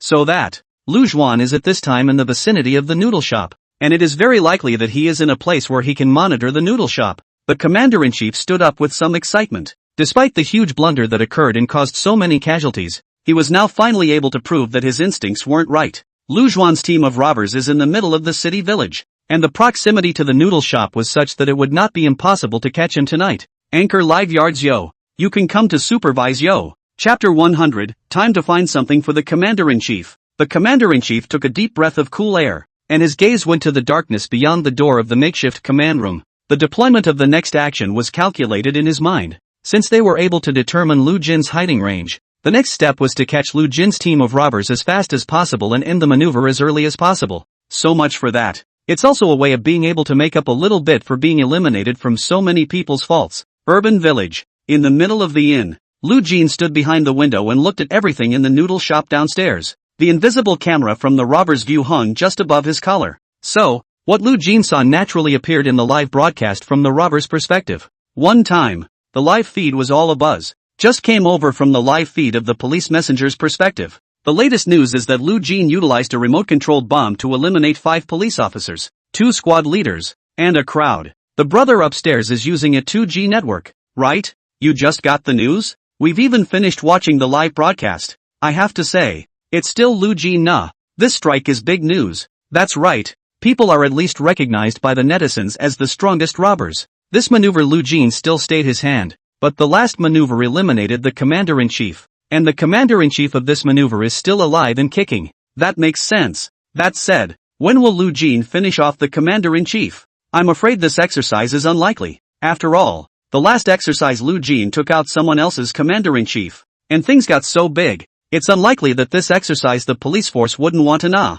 Upstairs brothers all wake up. Lu Jin in order to eliminate these few police messenger. Now will his position have been exposed? Estimates immediately have to be arrested. Still think of eliminating people commander-in-chief? Don't listen. Don't listen. Lu Jin is greatly YYDS. Absolutely impossible to be arrested. Agree with the upstairs brother's statement. Since I was a child, I've always felt that Lu Jin, this kid can do it. Absolutely is the material to do great things. Lu Jin is the strongest robber. He can definitely turn the tide in a desperate situation. What's this little storm? Agreed. Trust Lu Jin. After all, only if he sticks around can I watch the live broadcast a little longer. At this point, the audience of the Robber's Perspective livestream had reached more than 500,000. The number of pop-ups in the livestream was naturally very high, and most of the viewers in the live broadcast were in favor of Lu Jin. After all, on Lu Jin's performance in the middle of the last exercise, it also kind of shows the audience what a real high IQ robber is. Even after the last maneuver,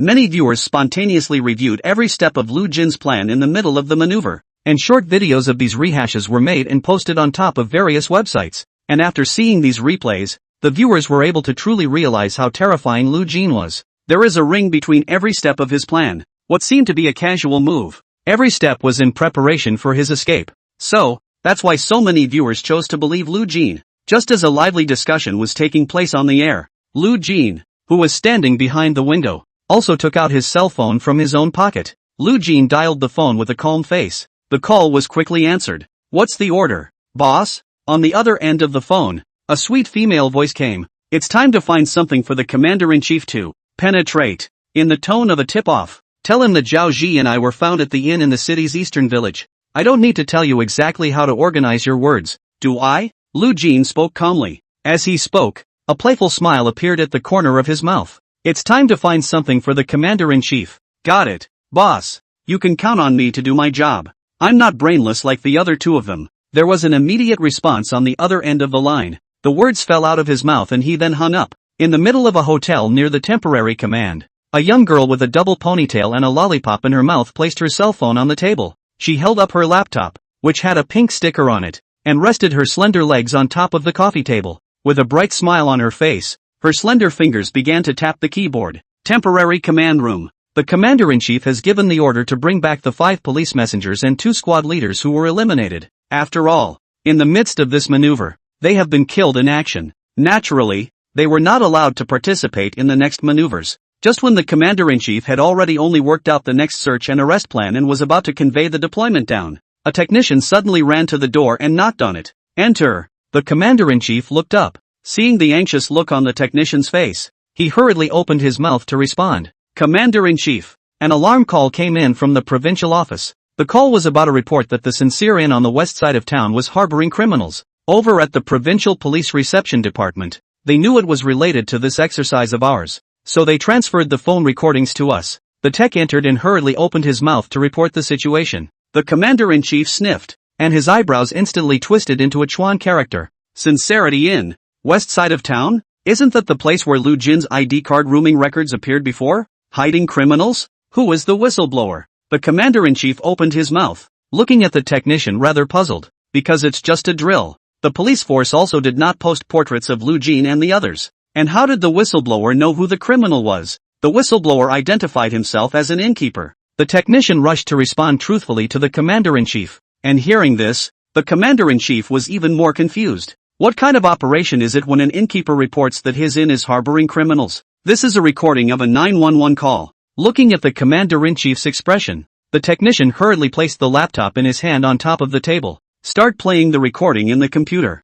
I reported that the Sincere Inn on the west side of town is harboring several criminals. It's all because my unlucky wife, in order to make some money, gave the criminals a room after taking their money, and she won't tell the truth when the police messenger comes to investigate. I had nothing to do with this. I just found out. Come on you guys, those 2 criminals are still inside our hotel right now." In the middle of the call, there was indeed a gruff male voice that sounded quite emotional. The commander-in-chief's brow knitted together as he listened to the recorded call. "Sincerity Inn, west of the city." When Lu Jin's ID card rooming record appeared, he had already sent the B-team squad out to investigate, and the result he got for himself was that Lu Jin was not in the west side of the city. What's with the tip line at this point? What the hell is going on here? Chapter 101, didn't check the security cameras? In the middle of the hotel, Tang Yuyan was lazily leaning on the sofa with a mask on her face, one hand holding a half-eaten lollipop while the other was sliding the mouse of her laptop. She had already finished handling the things that Lu Zhuan had explained.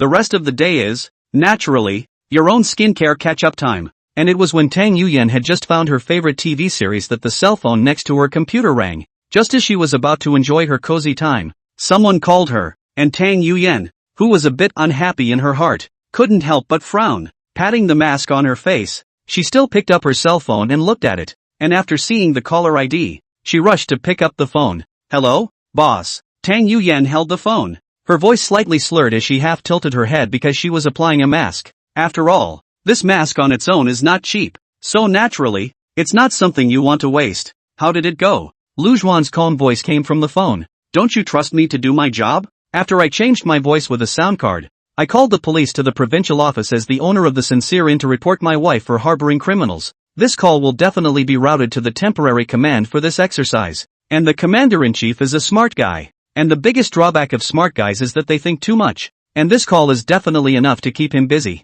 Tang Yuyan opened her mouth rather proudly, in a posture that begged for praise. The results of the investigation of the sincerity in, the team leader of Team B, after returning from the west side of the city, reported all the details of the incident to the commander-in-chief in the temporary command room. At that time, Tang Yuyan was still in the shelter of the temporary command headquarters to pacify the hostages, and the specific details reported by the team leader of Group B were naturally heard clearly by Tang Yuyan in the bug. So, Tang Yuyan knows that the person who gave Lu Zhuan the forged rooming records was the hotel owner's wife, and also knows that the boss clashed with the owner's wife after learning about it. Knowing so many details, she faked this call to the police seamlessly. Well done. You're staying in a hotel, aren't you? Lu Zhuan's voice once again came from the other end of the phone. Although the words that came out were words of appreciation, they still couldn't hear too many emotional fluctuations. This boss of his own was completely like an emotionless machine. Stayed in, as you requested, in room 607. By the way,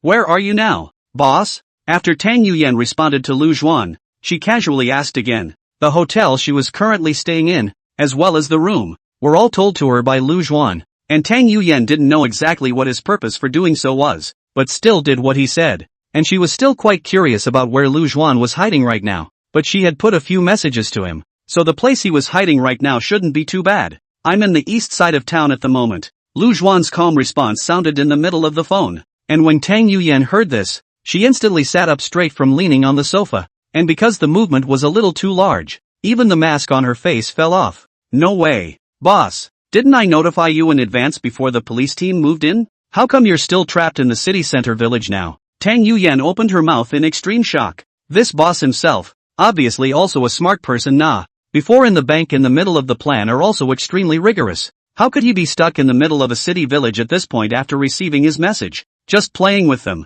Don't worry, they can't trap me. Lu Zhuan's calm voice of response once again came from the cell phone. After the words fell, the phone was also hung up. Listening to the busy sound in the phone, Tang Yuyan took off the mask on her face. A helpless expression. I really don't know what this boss of his is thinking. When he can obviously win the match easily, he has to make himself deep in the hole. But, at this time, Tang Yuyan, from the bottom of her heart, felt that this boss of hers was quite interesting. Temporary command room. At that moment the commander-in-chief was standing in front of the table where the map was laid out, and one hand was rubbing his vaguely aching temples. It was also at this moment that a figure walked in outside the door of the temporary command room. Commander-in-chief, you wanted to see me? The person who came was none other than Team B's squad leader, who stood on the other side of the table, looking sleepily at the commander-in-chief as he opened his mouth. Previously, the commander-in-chief had told their 3 squad leaders to go down first and arrange for the team members to go and rest, so that they would be ready to take over the work of the 2 squads,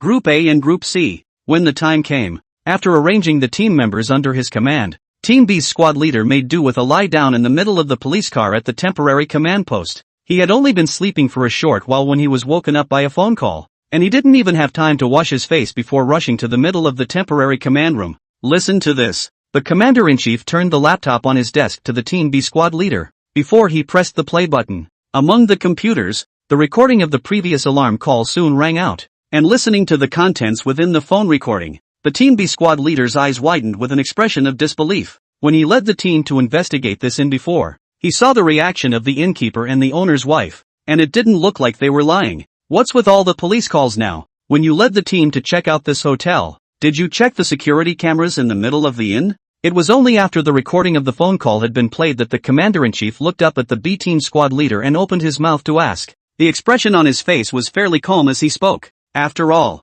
the recording of this alarm call was indeed a trivial matter compared to the explosion in the middle of the village in the eastern part of the city just now, which resulted in the deaths of 5 police officers, 2 squad leaders, and 1 member of the public. Surveillance footage. Didn't check. The small team leader of Team B scratched the back of his head, lowered his head, and opened his mouth in a rather self-condemning manner. At that time, they had just entered the inn to understand the situation, and the 2 couples, the innkeeper and the innkeeper's wife, quarreled. Looking at the quarrel, the Team B squad leader only felt a headache, and after learning about the situation from the boss's wife, he forgot about the matter of checking the surveillance. No surveillance? The commander-in-chief raised one eyebrow and murmured thoughtfully, if you don't even check the surveillance video, just based on the boss's wife's 2 or 3 sentences of testimony. There's really no way to prove that the room record is not left by Lu Juan himself. After all, as long as Lu Juan gave enough money, it wasn't impossible for the boss's wife to take the risk of harboring him. But, even after checking the surveillance,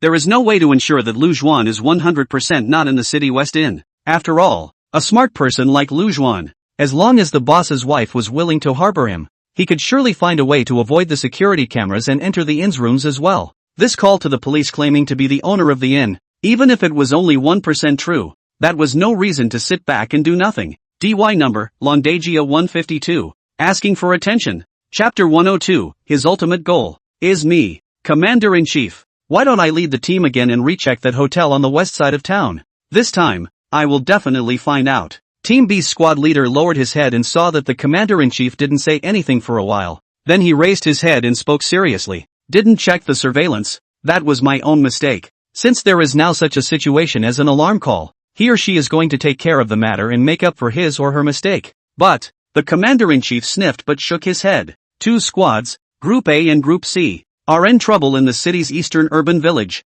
You go over and take over as squad leader and direct the combat deployment of the remaining members of both squads. The Commander-in-Chief got up and took a cool breath before speaking seriously. The words fell. He walked over to the water fountain and opened his own thermos to catch some hot water. Something happened? The small team leader of Team B sniffed and opened his mouth with a shocked expression. The 2 squads, Group A and Group C, added up to more than 50 people. Lu Jin's trail hasn't been confirmed yet. What can happen to them? And to hear the Commander-in-Chief ask him to go over there and take over the position of junior captain meant that it was not a small matter. After all, if the 2 squad leaders hadn't made serious mistakes and were both removed from their posts, how did they need him, the squad leader of Team B, to go over and take over the post of squad leader? A remote-controlled bomb for maneuvers has exploded in the middle of a noodle shop in the city's eastern village, resulting in the deaths of 5 police officers, 2 squad leaders, and a mass of people in action. While canvassing the situation, the owner of the noodle shop established that Lu Jin had eaten in the middle of his noodle shop,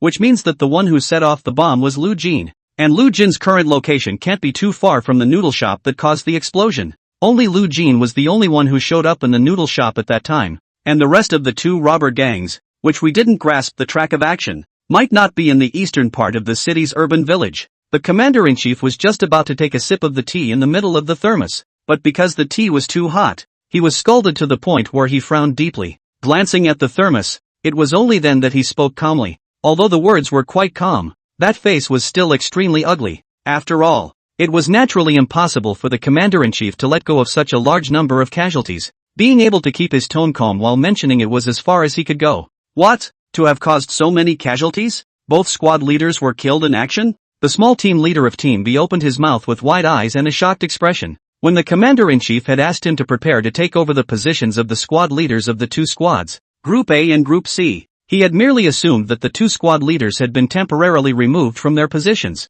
Who knew that they would die in battle at the same time? 2 squad leaders killed at the same time. What kind of big joke is this starting? I have to say, Lu Jin's calculations about human nature are very strong. 2 squad leaders being eliminated at the same time is an outcome I didn't dare to think about. But Lu Jin's purpose should be more than that. After all, in the middle of the last exercise, he eliminated even the Commander-in-Chief of the police squad. So I'm afraid that the ultimate goal of this exercise is to eliminate me as well. The Commander-in-Chief leaned on the table and blew on the water in his thermos before he spoke with extreme seriousness. He didn't realize that Lu Jin could obviously find a place to hide and wait quietly to get the end of the maneuver, but he didn't fail to do so. Instead, they are unusually active, and every now and then they make a big noise. In the last exercise, he eliminated the Commander-in-Chief of a team of police messengers at the last minute, and this maneuver Lu Jin was not quiet. So, the Commander-in-Chief felt that Lu Jin was afraid that he had thoughts about himself as well. This Lu Jin is really bold nah. The B-team squad leader listened to the Commander-in-Chief's words and opened his mouth with a deep frown and extreme gravity. If the Commander-in-Chief was eliminated, then this would be a great shame for their entire police force. And judging from Lu Jin's performance in the midst of this maneuver, it wasn't an exaggeration to say that his ultimate goal was to come at the Commander-in-Chief. After all, this man is strong. Not only is it the highly intelligent robber that is all over the internet, but it's a ballsy thing. It's really not defensible. After you go to the city's eastern urban village to take over the duties of the 2 squad leaders of Team A and Team C, mobilize all forces to block all entrances and exits of the urban village while at the same time checking out all the rental houses near the noodle shop. The effective detonation distance of a remote-controlled bomb is within 200 meters, which means Lu Jin should be within that range. As for the alarm call from the Sincere Hotel on the west side of the city, I'll personally take the special task force there to investigate. After blowing towards the water in the thermos for a while, the commander-in-chief finally took a sip of the somewhat scalding tea. After drinking the tea, he then calmly exhaled a long, cloudy breath and spoke out the deployment of the operation he had thought of. The previous special duty squad was left behind at Oxhorn Mountain to continue searching for the police car that had been abandoned by Lu Jin and the others. It was because the rain had basically washed away Lu Jin's and their scent. Police dogs can do very little. So, the special task force found the police car after searching almost the entire Bullhorn Mountain. You lead the team yourself? But didn't you say that the ultimate goal of the hijacking team is you? Wouldn't it be too dangerous to do that? After hearing the commander-in-chief's words, Team B's squad leader opened his mouth with a worried expression. The commander-in-chief himself is leading the team, which is indeed too risky. After all, it's a matter of honor for the entire police force. Dangerous? Have you forgotten that I'm also from the Special Forces Brigade? If I do meet those robbers, I'd be willing to touch base with him. I'm just afraid I won't meet. The commander-in-chief smiled and placed the thermos in his hand on a side table. He moved his arms as he spoke. Even though he was wearing a shirt, it wasn't hard to see the muscular lines underneath that shirt. Commander-in-chief, it's still too risky for you to lead the team yourself. The reputation of our entire police force is at stake. This, Team B's squad leader stepped forward and opened his mouth with a deep frown to dissuade him, but the words were just coming out. He was then interrupted by the commander-in-chief raising his hand. Now that the operational deployment has been finalized, there is no need for further discussion. I'll take the special duty squad to investigate the situation, and I may not run into a few people from the robber gang, but you. Remember, Lu Jin is a highly intelligent robber and he has several lives in his hands right now. Make it a priority for the brothers to keep themselves safe during the search. The commander-in-chief patted the shoulder of Team B's squad leader and spoke in a serious tone. In fact, the commander-in-chief would like to lead his team to the eastern city village to go against Lu Jin. But, if he did, the director was afraid he'd rip his head off. So he could only go to the less dangerous Sincere Hotel on the west side of the city to investigate the situation. Chapter 103, Illusion. This kid, so powerful? Team B's squad leader opened his mouth, obviously wanting to persuade the commander-in-chief one more time. But, looking at the commander-in-chief's determined look, the words reached his mouth and the junior captain swallowed back. After all, he was only a subordinate, and if the commander-in-chief really made a decision, it was impossible for him to persuade him. I will do it and prioritize the safety of my brothers. The Team B squad leader sighed rather helplessly before looking at the commander-in-chief with extreme seriousness and saluting. The commander-in-chief smiled and nodded. He lifted the watch on his wrist and glanced at the time. It was now 8:30 p.m., and more than 7 hours had passed since the chase. Got to get a grip. The commander-in-chief took a deep breath of cool air and murmured to himself as he picked up the thermos on the table. The police messenger's perspective is live in the booth. Hearing the news that the commander-in-chief was prepared to personally lead the team, the pop-ups in the live broadcast room also instantly skyrocketed. After all, the head of the police force was ready to go out, which was naturally explosive news. We have to say, the commander-in-chief of this exercise is really hard. Directly himself personally led the team on the field. Just for this, someone Zhou, from today onwards is his fan. Indeed, the commander-in-chief this time is quite charismatic. When there was such a big explosion in the city's eastern urban village that caused such a large number of casualties, he was still able to maintain his sanity. This alone can show that he is a bull. But then again, what do you guys think the commander-in-chief will do if he messes up by personally leading the team this time? Laughing and crying. You know Lu Juan is in the east side of the city in the middle of the city. The brain of this robber team is not in the west side of the city. Who has that ability to eliminate the commander-in-chief? Lu Juan is in the eastern part of the city. But who's to say that Lu Juan won't remotely command his own companions to take out the commander-in-chief? Agree with the upstairs. Anyway, I unconditionally believe in Lu Juan. After all, this person is really too scary. You just have to choose to believe in him unconditionally. It's exactly right. Go Commander-in-Chief. Finish off Lu Juan and ruthlessly punch these Lu Juan fans in the face. Support the Commander-in-Chief. Punch punch punch. +1. Judging from the pop-ups in the live broadcast, the audience in favor of the Commander-in-Chief wasn't in the minority either. After all, the Commander-in-Chief's performance in the midst of this maneuver, while not considered too good, was not bad either. You are in the light. The enemy is in the dark. Spare the situation. He made the deployment of actions are not too much of a problem. With a performance like that, it's naturally not hard to amass a following. In the midst of the provincial hall, the director sat behind his desk, rubbing his stubbled chin with an extremely hard look on his face. In only an hour or two, the director seemed to have aged a great deal. This kid, Lu Juan, is he so powerful? That's not at all obvious either. The director leaned back in his office chair, his eyes still glued to the live feed of that police squad's perspective, and murmured to himself. He invited Lu Juan to come to the provincial hall for maneuvers. On the one hand, it was also quite a long time since their provincial office had held a drill, and Lu Juan had received so much attention online after the last drill that he was even called the strongest robber ever by netizens. Since he had such a high level of attention, it was only natural that this exercise would be known by all when he was invited to come to the provincial hall for the exercise. When the time comes for the provincial office to take the victory in the exercise, it will be able to prove its strength in front of a national audience. And on the other hand, Old Lee's city council loses the drill, and he himself invites him to play the robber boy in the middle of the drill, and gives him additional teammates. In such a situation, one's provincial office can still win the maneuver if they want to. Wouldn't that be a testament to your leadership? When the time comes, it would be good to taunt him severely in front of Old Lee. Only, what the director didn't expect was that it wasn't going in the direction he thought it would go. Lu Juan escapes from the bank, and Ling Feng, a sniper hidden in the middle of the building behind the bank, takes out 5 police officers. Lu eliminated 2 more officers before he switched from the Chinese bus to a police car and fled to Oxbow Hill. The explosion in the city's eastern urban village killed 2 more squad leaders, 5 police officers, and a member of the public. Only 8.5 hours have passed since the exercise was conducted,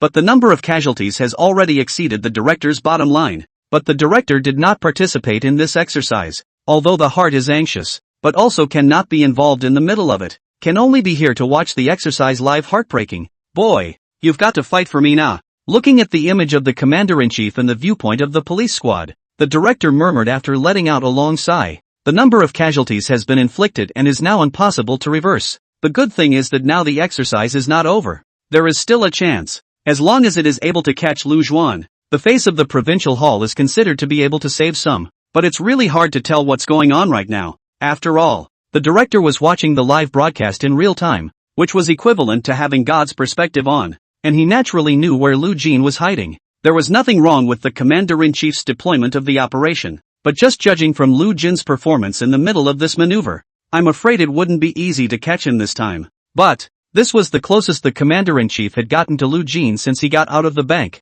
No matter what, the director can only hope that the commander-in-chief will take this opportunity to end the maneuver. Interim command. After the operation was deployed, both teams began to move. The team leader of Group B took 2 team members, took a police car, and rushed towards the eastern part of the city village. The commander-in-chief, on the other hand, took the freshly rested special duty squad and sailed out towards the west of the city. Almost 20 minutes or so later, Team B's squad leader had arrived outside the city's eastern urban village. At this time, the entrance and exit of the village. Several police cars parked next to the intersection. A dozen police patrols set up a card on the entry and exit of the personnel to carry out a rigorous screening. After the Team B squad leader got out of the car, he walked straight towards the police officers who were setting up a checkpoint. How's it going? Walking over to the police officer who was lining up the situation, the commander-in-chief looked at the situation inside the town center and opened his mouth to ask a question. It was now 9 o'clock in the evening, just when the town center was bustling with the number of people coming in and out. Even though there were already more than a dozen police officers who had set up barricades to check the area, they still felt a little short of manpower. Report, we have the residential buildings near the noodle shop where the explosion occurred on lockdown. With the exception of the 2 entrances and exits of the urban village, where 30 police officers have set up checkpoints, the rest of the force has been put into blocking off the residential buildings near the location of the explosion. The police officer who was lining up turned around, and after seeing the face of the junior captain, he hurriedly saluted and opened his mouth earnestly to report the situation. Well done. The Team B squad leader nodded with more satisfaction as he sniffed. With both squad leaders killed in action, the police officers in the city's east side of the village can be said to be in a state of disarray, but they still blocked off the residential buildings near the explosion site at the first opportunity, which is doing very well indeed. Chapter 104, Are you ready to end your own hotel? If the residential buildings near the explosion site were cordoned off at the first opportunity, then Lu Jin must not have escaped yet. It's just a matter of time before we try to catch him. The small team leader of Group B fished out a box of cigarettes from his pocket, drew out all the way to light it, and after taking a deep breath, he then raised his head to look at the street in the middle of the city village and murmured to himself to open his mouth. His brow was slightly locked and his gaze was cold. By the way, what's your internal comm channel? The junior captain took a few puffs of his cigarette before he raised an eyebrow and looked at the officer once again to ask out. 0058. The officer responded to a quick call from the squad leader as he lined up. The squad leader sniffed and adjusted his walkie-talkie to the channel, testing it before holding it down and speaking. My name is Wan Wei. I'm the squad leader of Team B squad. Because the squad leaders of both your Group A and Group C squads were unfortunately eliminated, I will now take over both of your squads. All the next operational deployments are subject to what I have arranged. Please respond if you receive. The squad leader held the walkie-talkie and spoke in a serious tone. After the words fell, he picked up the small half of the cigarette in his hand and took a deep drag before throwing it in the small puddle of standing water. It was still raining at this point. The rain was not considered heavy, but the hazy smoky rain still covered the entire town center village. It made the already dim bright yellow streetlights look even dimmer. Exit 2 barricaded team received. Teams cordoning off residential buildings in the blast zone receive. Received from one after another. The response of the police officers of the various teams in the city center village rang out among the walkie-talkies. The commander-in-chief sniffed and put away the intercom with a calm face. Next, it is time to deploy an action plan and weave a big net in the middle of this urban village to catch this big fish. Lujin, City West. 2 bomb-proof police cars were slowly pulling into the middle of the town toward the Sincere Inn. It's not often that the special branch's bomb-proof police car shows up in this urban village at night. So, these 2 explosion-proof police vehicles traveling in the rain still attracted many passers-by to stop and look. Within the bomb-proof vehicle, the commander-in-chief was lowering his head to organize the bulletproof undershirt he had just put on. Commander-in-chief, why don't you wait in the car later? I'll just get out of the car with my brothers and search the hotel room. The squad leader of the special task force looked at the commander-in-chief and hesitated for a moment before he opened his mouth. Scratching his brow, he feared for the safety of the commander-in-chief. And the commander-in-chief had been promoted from the special duty brigade before, and he himself had been his subordinate before, so he still knew him quite well.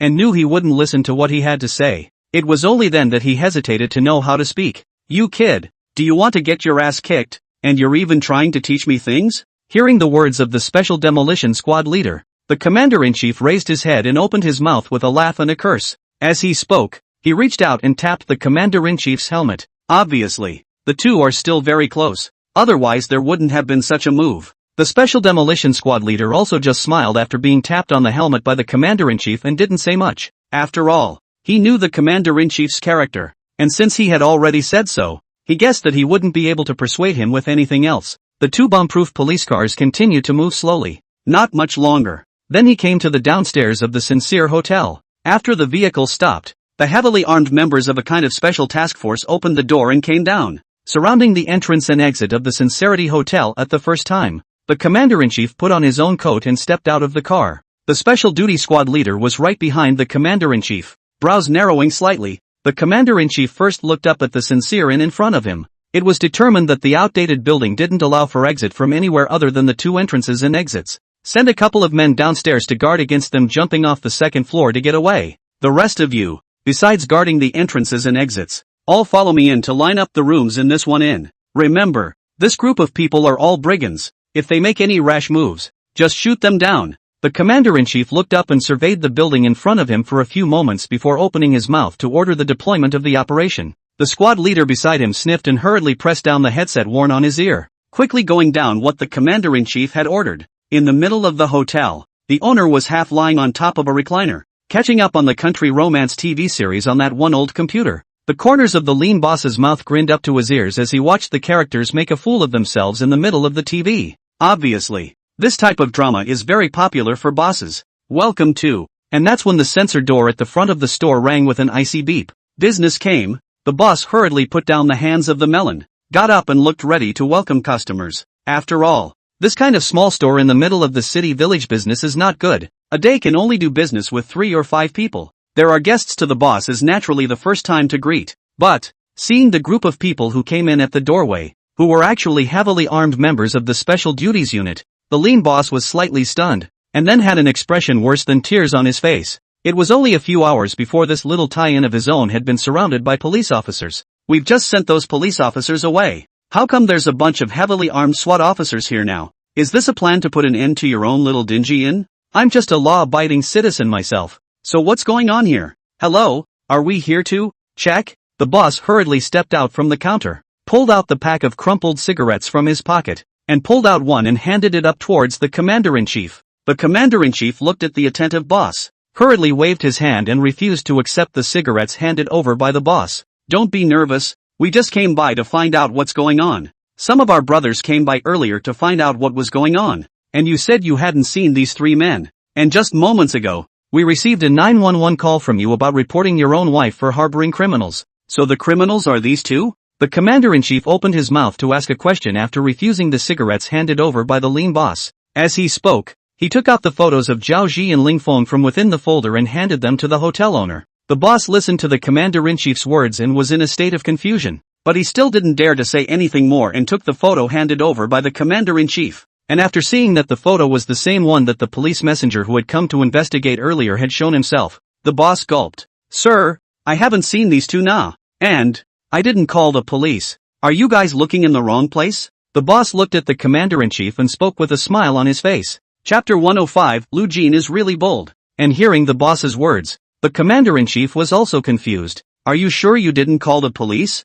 The commander-in-chief looked at his boss with a deep frown and spoke with a shocked expression. The owner didn't make a 911 call. So who made that recorded 911 call he received? I really didn't hit. And neither of those two were at our hotel. Not to mention, how could I report my own wife for harboring criminals? No, I'm not harboring my wife. Sir, we're all law-abiding citizens. So how could we possibly keep it private now that we know the two of them are criminals? Will you see if you have made a mistake? The boss hurriedly accompanied the smile and tried his best to defend himself. This police call he really did not call. For his current wife, the boss is indeed not so satisfied, but also not to the point of calling the police now. The commander-in-chief frowned deeply and let out a long sigh. After listening to his boss, he had sensed the problem. Indeed, the voice in the recording of the alarm call was that of a gruff boy, but it was markedly different from the voice of the lean boss in front of him. The owner wasn't lying. That means there was something wrong with the 911 call he received. That recording of the phone call. He himself had gotten the squad leader of Team B to listen to it,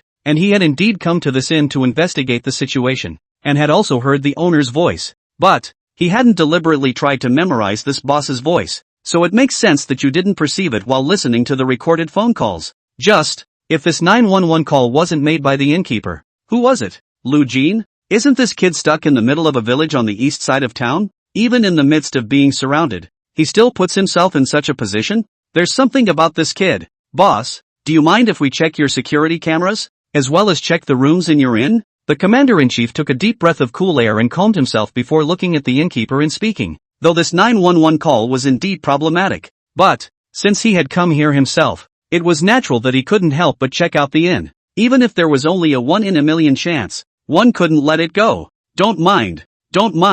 The owner gulped and thankfully smiled and moved out of the way. The last time they came it was just ordinary police messengers. This time the special police squad came in riot vans. And if they minded, who knows what would come next? Armored vehicles? Helicopter gunships? Anti-terrorist units? This small, shabby store of mine can't afford to be tossed around like this. Leave 2 men to check the surveillance. The rest of you go up with me and line up the hotel room. The commander-in-chief smiled and nodded at his boss before turning back to give serious orders to the special task force behind him. Yes, the special duty squad leader sniffed and gestured at his teammates behind him. Several teammates then completed the division of labor with great understanding. The commander-in-chief then took a few of his teammates upstairs and prepared to search the rooms of the inn. City East Urban Village. In the middle of the inn above the noodle shop, Lu Jin pulled out a chair and sat behind the window. The curtains of the window had been pulled up, so Lu Jin looked through the gap in the window and quietly watched the police officers downstairs as they went about their business. In the midst of the rain, more than a dozen police officers surrounded the noodle shop in their raincoats.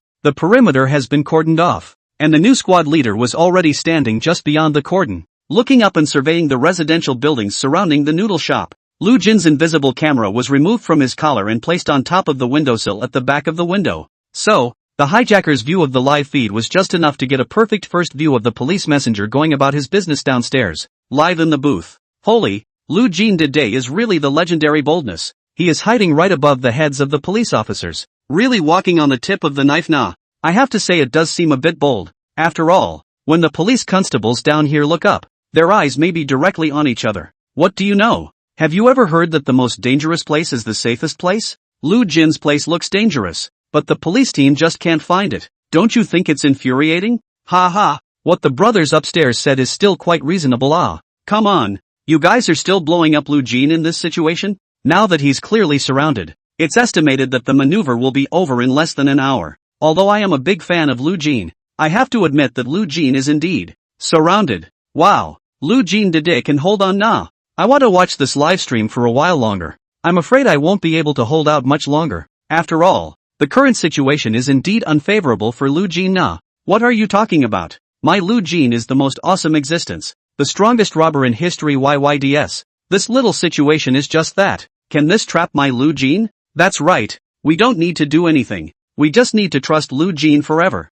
Ha ha. That's a good point. We just need to believe in Lu Jin. And leave the rest of the miracles for Lu Jin to create. It's open. Lu Jin wins. 1-5. Upstairs brother, don't run. Since you dare to open the disc, I dare to put my head to the collar on the line. 1-5? Does that mean that if Lu Jin loses, I'll drink 1 basin of foot washing water upside down? If Lu Jin wins, you'll have in 5 pots? Upstairs brother. If you say so. I'm not sleepy. There was a lot of buzz in the live room. There were so many pop-ups that the blackness of the pop-ups almost covered the entire broadcast room, and the viewers who enjoyed the first view at that moment, after seeing the police team's deployment downstairs. A lot of netizens feel that Lu Jin is already in deep trouble and reckons that there is no way to escape. Sure, there were also quite a few viewers who still believed that Lu Jin was capable of performing miracles and chose to believe in him brainlessly, and compared to the hustle and bustle of the live broadcast room, Lu Jin was very calm. The expressionless face looked at everything that happened downstairs, as if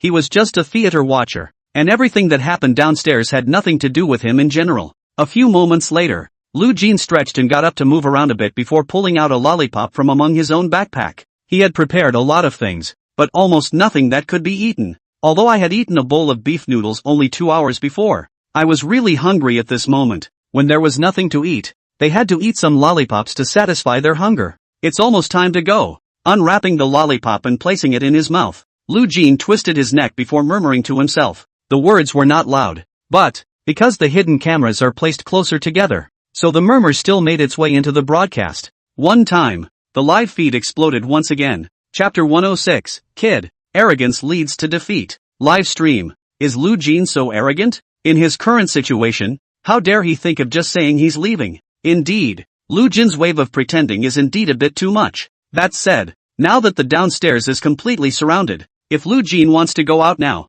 wouldn't that be throwing himself into the net? Is Lu Jin Dede going to be unable to think of anything else? Why are you preparing to break out at this time? That is, wouldn't it be better to wait until after 11 or 12 o'clock at night, when the police officers are tired and have let their guard down, and then break out? He, Lu Jin, is at least a highly intelligent robber? What you can think of, can he not think of? Since he dares to prepare for a breakout now, he must have his own calculations. Lu Jin is at least a 10-step master. He dares to move. He definitely has his own plans, so you people shouldn't be salty about carrots and carrots. Still, we only need to believe in Lu Jin. As for the miracle, we'll leave it to Lu Jin to create it. I have to say, Lu Jin Dede is indeed a cow. In a situation like this, what he wanted was not to find a place to hide, but instead, he was preparing to get away. Perhaps, this is the difference between a tough bandit like Lu Jin and an ordinary robber. Under such circumstances, if Lu Jin still manages to get away, I'll be his die-hard fan in the future.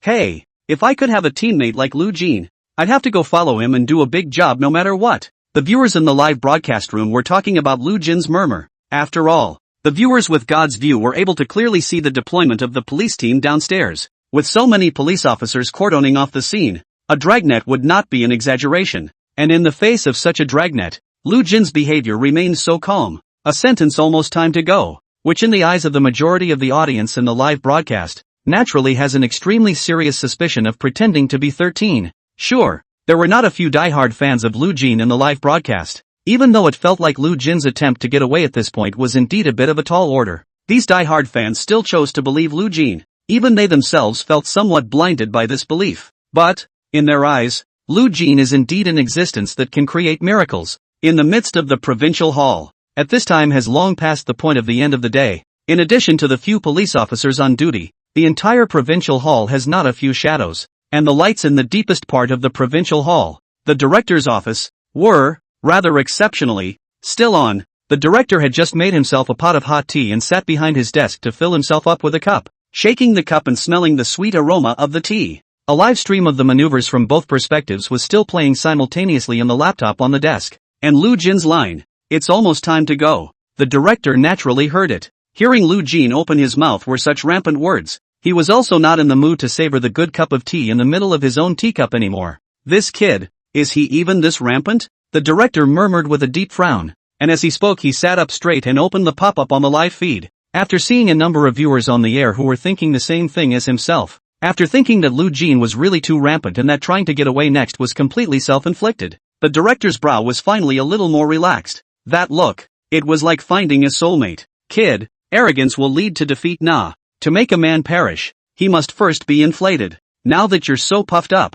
it's almost as if you should be planted next. The director looked at the pop-up and opened his mouth with a contented murmur. That look, it was as if Lu Jin was standing across from himself while he was educating him. When the words fell, the director once again picked up the teacup on the table, and after sniffing the aroma of the tea in front of his nose, he drank all the tea in the teacup in a rather contented manner. 2 kilometers outside the urban village, in the middle of an old neighborhood, within a rented room in one of the buildings, Zhao Ji was sitting on top of the sofa in a katsura position, while Ling Feng was sitting on the bed in his room. I don't know when. Ling Feng had already assembled the CSLR-4 sniper rifle that was in his backpack, and was currently holding it in his arms, carefully wiping it with his own sleeve. When the maneuvers are over, the gun will have to be handed back, and there won't be many chances to run into it yourself. After all, this stuff can be extremely valuable. This is the only one in the entire provincial office, and it's unlikely that this gun would be taken out unless on a special mission. And in the middle of the living room, Zhao Ji was paralyzed on the sofa for a while before he glanced sideways at the curtain of rain outside the window. The rain wasn't very heavy, but the dense rain hitting the top of the window, making a splitting and rattling sound, was really a bit distracting. Zhao Ji scratched the back of his head and got up to get a drink in the middle of the refrigerator. Then he walked to the door of the room where Ling Feng was. I mean, can you stop hugging your Thai sniper rifle like a wife all the time? It looks weirdly creepy. Isn't it just a broken gun? What's so rare about it? Zhao Ji looked at Ling Feng, who was polishing that one CSLR-4 sniper rifle. After taking a sip of the drink in his hand, it was only then that he muttered something. He is really some do not understand Ling Feng, this person. All day holding that a CSLR-4 sniper rifle, as a piece of treasure. Isn't that just a lump of iron? What's so rare about it? Except that it's more accurate, has a longer range, and is more expensive? You want to practice with me? Ling Feng raised his head and frowned as he stared at Zhao Ji before speaking coldly. He was here quietly polishing his CSLR-4 sniper rifle, and it didn't affect him, so he wasn't here to pick a fight? It's a teammate though. However, if it was Zhao Ji who wanted to practice, then Ling Feng wouldn't mind touching base with him. Practice what you practice. I just wanted to ask you, where do you think our boss is now? This time for the maneuvers, the provincial office has deployed quite a few people. Do you think our boss will be in any danger if he goes out to blindly wave?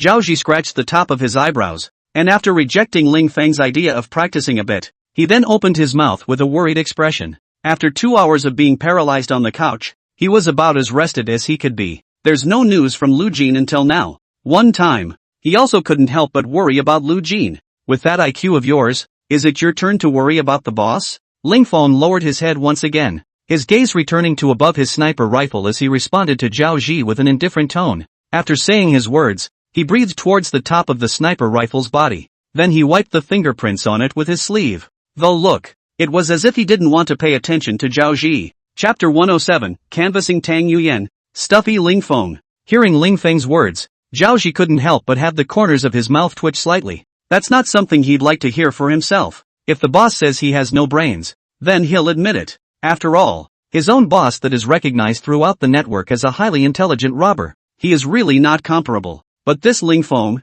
is completely stuffy, and is not at all different from himself. Nah. How dare he question his own intelligence? This itself is naturally unconvincing. Heh, not that I'm saying, we're only half-assed. How dare you question my intelligence? Zhao Ji let out a cold laugh before he stared at Ling Feng and opened his mouth. A look of disdain filled his face as he spoke. Obviously, regarding his own intelligence, as long as it wasn't in front of Lu Jin, Zhao Ji still had a few moments of confidence. Ling Feng did not open his mouth to respond, just still fiddling with the sniper rifle in his arms. Obviously, he understood perfectly well that arguing about things like intelligence with someone who wasn't very witty in the first place would be a complete waste of breath. Seeing that Ling Feng didn't react after hearing his words, Zhao Ji skimmed his lips. Self-conscious of his lack of interest, he too turned around and returned to the living room. Stand behind the window. Zhao Ji looked at the curtain of rain under the dim streetlight downstairs with a grave expression, though it hadn't even been a few days since the collaboration with Lu Jin. But Zhao Ji was admiring Lu Jin from the bottom of his heart.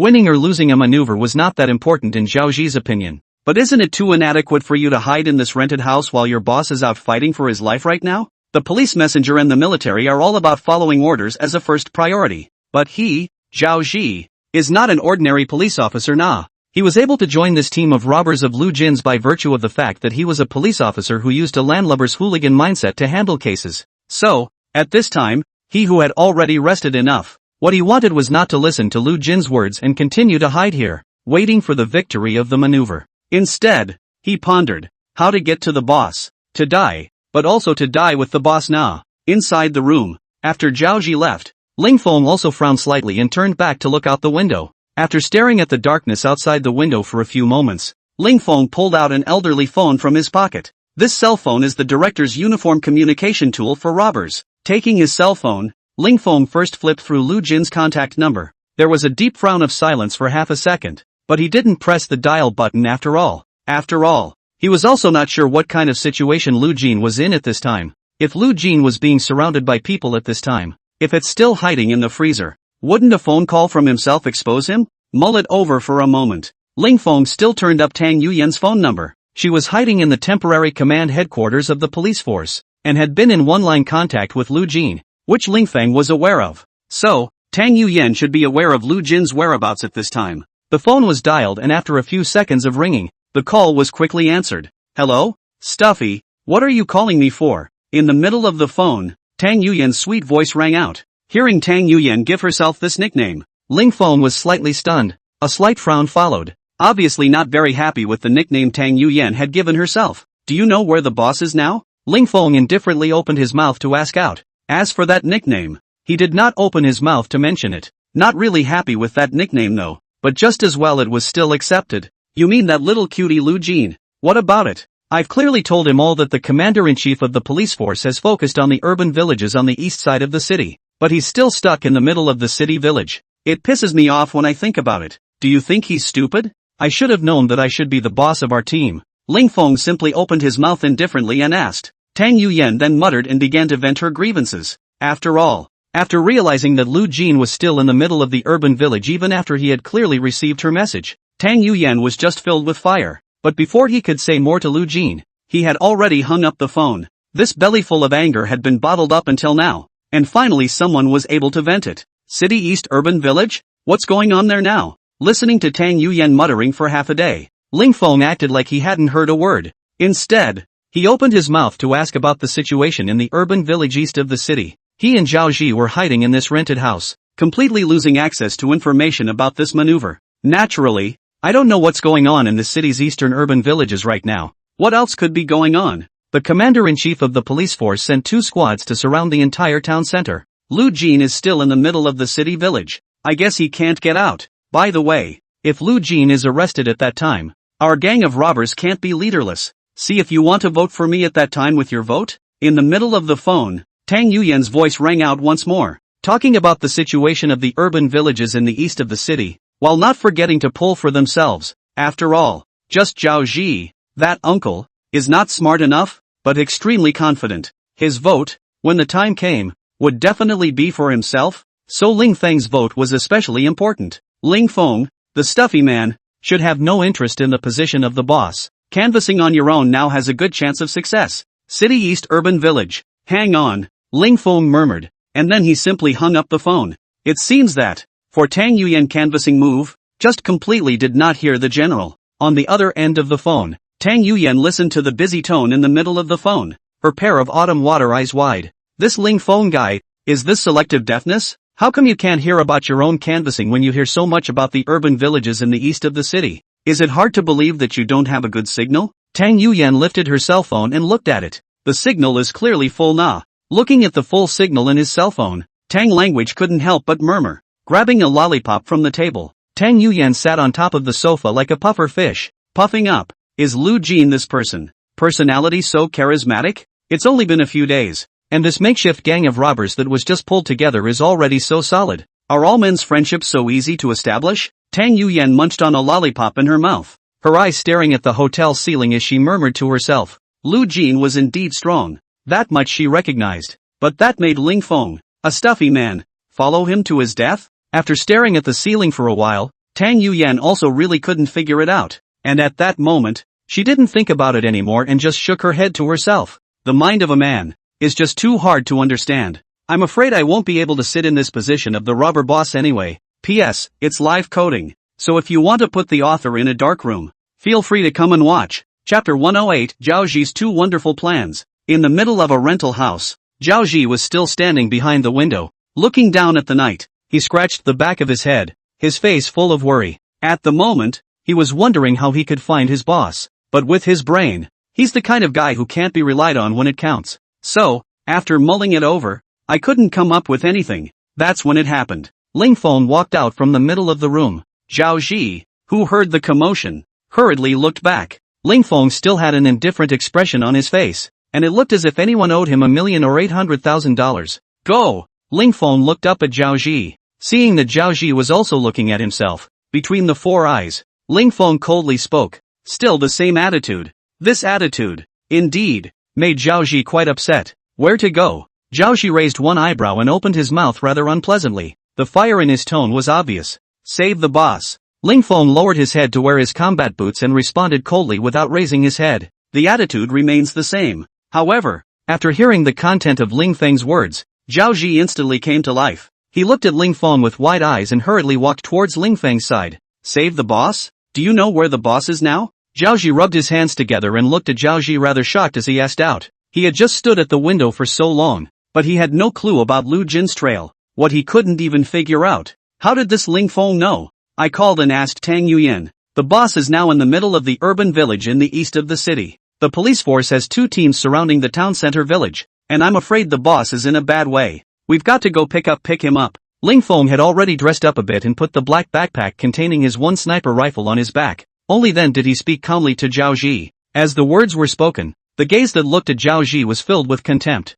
Ha ha, brother Ling Feng, it's still you. Why do you think I didn't think to call and ask Tang Yuyan after thinking about it for so long? I said early on that I could still count on you, and now it looks like I was right. Zhao Zi cheerfully opened his mouth. He even reached out and patted Ling Feng's shoulder as he spoke. That look was as if he and Ling Feng that were close and good brothers. You're not mad at me for saying that thing about your IQ? Ling Feng raised one eyebrow and looked at Zhao Zi as he spoke indifferently. As he spoke, he also shrugged and shook Zhao Zi's hand down over his shoulder. Look at that. How can we, brothers, be so angry over such a trivial matter? Zhao Zi sniffed and hurriedly reached out to put his hand on Ling Feng's shoulder once again. And then the skinless, grinning man opened his mouth. As these words were exited, Ling Feng, who had always been indifferent, also broke into an unprecedented smile. After all, they're all teammates who've been tough guys together. It is also true that we can call them brothers. For something as little as that just now, Ling Feng naturally didn't really care about it. By the way, you said that the entire town center village has now been surrounded by police squads.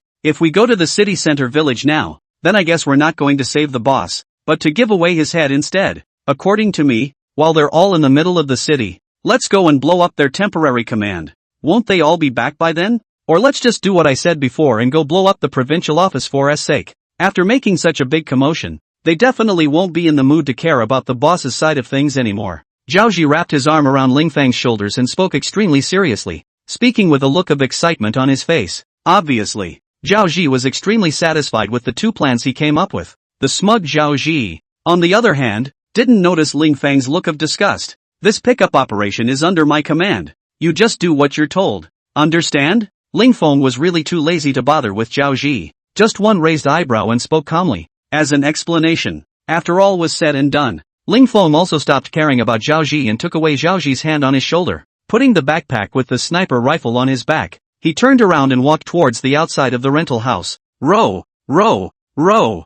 Listen to you. All listen to you, okay? Zhao Zi smacked his lips before he opened his mouth with what appeared to be a helpless face. After saying that, he scratched the back of his head before he chased after Ling Feng, who was about to open the door. Although he had compromised with his mouth, Zhao Zi still felt that his 2 decisions were completely fine.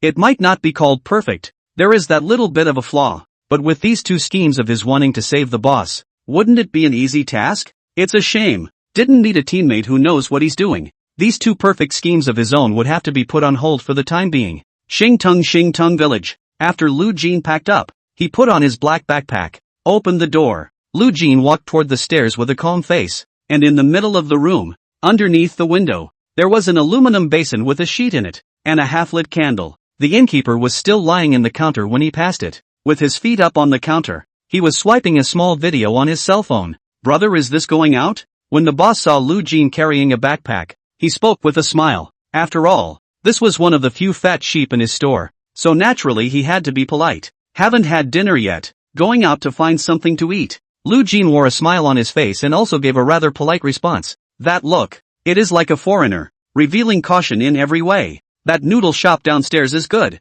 You can try it." After hearing Lu Jin's words, the boss was also extremely courteous and settled for Lu Jin to enjoy the food downstairs. Lu Jin nodded at his words, and after seeing Lu Jin's reply, the boss lowered his head once again and swiped his phone. Lu Jin's face regained its calmness once again. "Try to ease yourself toward the stairs." At this point, the beef noodle shop downstairs had been surrounded by a police contingent and a cordon had been put up. The owner, since he even recommended this noodle shop to himself, that meant that he, who had been swiping his cell phone in the middle of the counter, was unaware of what was happening in the outside world. This was a good thing for Lu Jin. Downstairs noodle shop. At this point, the squad leader of Group B left behind the manpower to line up people coming in and out. Already, he had taken the rest of his men and started lining up the private houses around the noodle shop. After all, the commander-in-chief had explained that the inns in the city village had all been checked and no trace of Lu Jin had been found. Therefore, the next focus of the investigation was naturally on the private rented houses. And Lu Jin, that's an extremely ferocious bandit.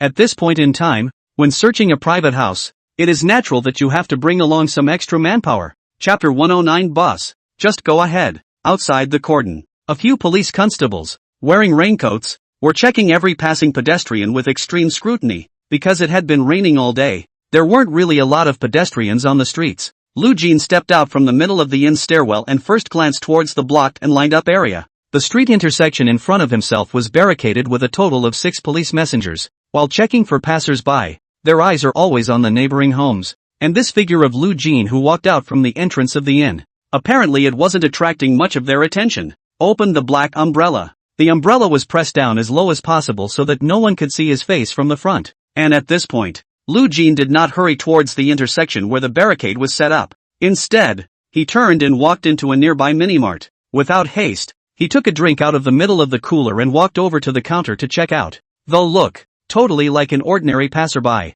In the meantime, the room on the second floor of the inn where Lu Jin was staying, the candle burned slowly, the dancing flame finally touching the sheet in the basin. The sheet was lit, and as the flame burned the sheet, it began to gradually consume the one candle that had been placed on top of the sheet. The ash melted and got on top of the burning sheet, making the piece of poor quality sheet burn even more. Jumping flames began to engulf the curtains above the window's fire pit, and after the curtains were also set ablaze, the bright yellow light of the fire was finally reflected out throughout the room. Pedestrians on the street stopped to watch the fire on that second floor. "It's on fire! Come and put out the fire!" Among the crowd that stopped to watch, I don't know who shouted a few times. The shouting body attracted a couple of police messengers over there who were lining up pedestrians coming and going. A couple of police messengers at the first sight of the fire, hurrying in the direction of the inn, eager to put out the fire. They completely failed to notice Lu Jin, who was wearing a black umbrella, among the crowd of onlookers. And as several of the police officers were panicking and rushing up towards the upper floors,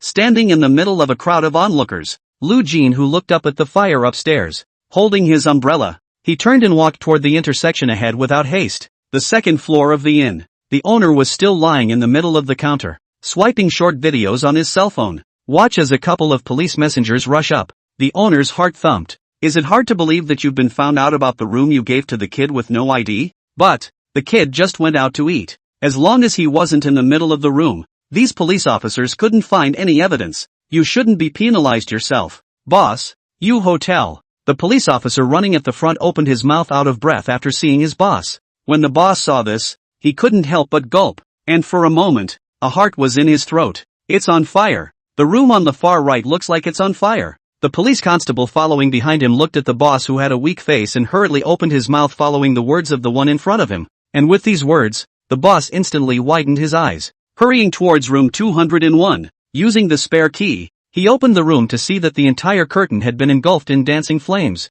The whole room was filled with smoke. "God damn it! I do a good deed and take you in, but you set fire to my hotel. Put out the fire." As soon as the boss saw what was going on in the middle of the room, he instantly broke into a fit of rage. Several police officers were also following the boss, and seeing the situation in the middle of the room, they rushed to participate in putting out the fire. Streets. Lu Jin held her umbrella and watched from afar as the police patrol team set up a guard at the entrance and exit of the city center village. There are quite a few people, and it's lined up extremely tight. It wasn't easy to break through this setup post. Lu Jin's face was calm as he walked towards the setup without any hurry. In the midst of the rain, Lu Jin approached the guard post in front of him step by step. The police messengers at the post totaled 14 or 15, so it wasn't impossible to break in by force, but the risk was just too great. And Lu Jin didn't like the feeling of walking on the tip of a knife. The safest way to break out of this entrance and exit post is to create a disturbance. As long as he could briefly attract the attention of the police guards, then Lu Jin would be able to leave from the guard post with minimal risk.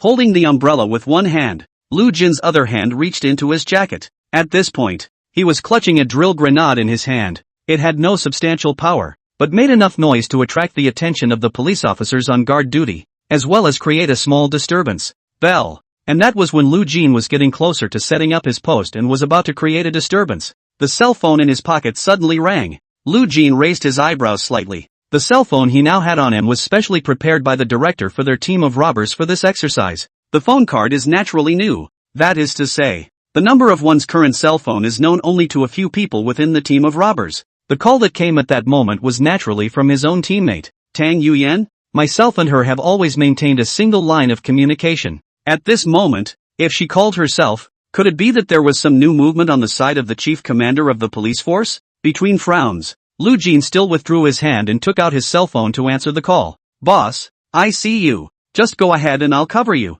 Zhao Ji is just outside the city village. He'll meet you at the first opportunity. The phone was connected and Ling Fang's calm voice rang out in the middle of the phone. Lu Jin was slightly stunned. He was truly surprised that this call would be from Ling Fang. Didn't he tell them to just wait in the rental house until the drill was over? These two boys are still really disobedient nah. But, right now this does help one's trouble. Hang up. After Lu Jin exhaled a mouthful of turbid air, he once again walked toward the front with a calm expression. He believes in his teammates. After all, isn't a teammate what you use to hold your back on the battlefield? Lu Jin's pace was calm and steady, and the spacing between each step, and even the splashes of water stirred up by his footsteps as they fell, were not far apart. It seems, is like a machine without feelings. The police officers who had set up guards were already close by, and one of the police officers who was checking the pedestrians entering and exiting looked up at Lu Jin, and when he saw the face under Lu Jin's umbrella, he froze slightly. At this time, Lu Jin was still wearing glasses and a mustache.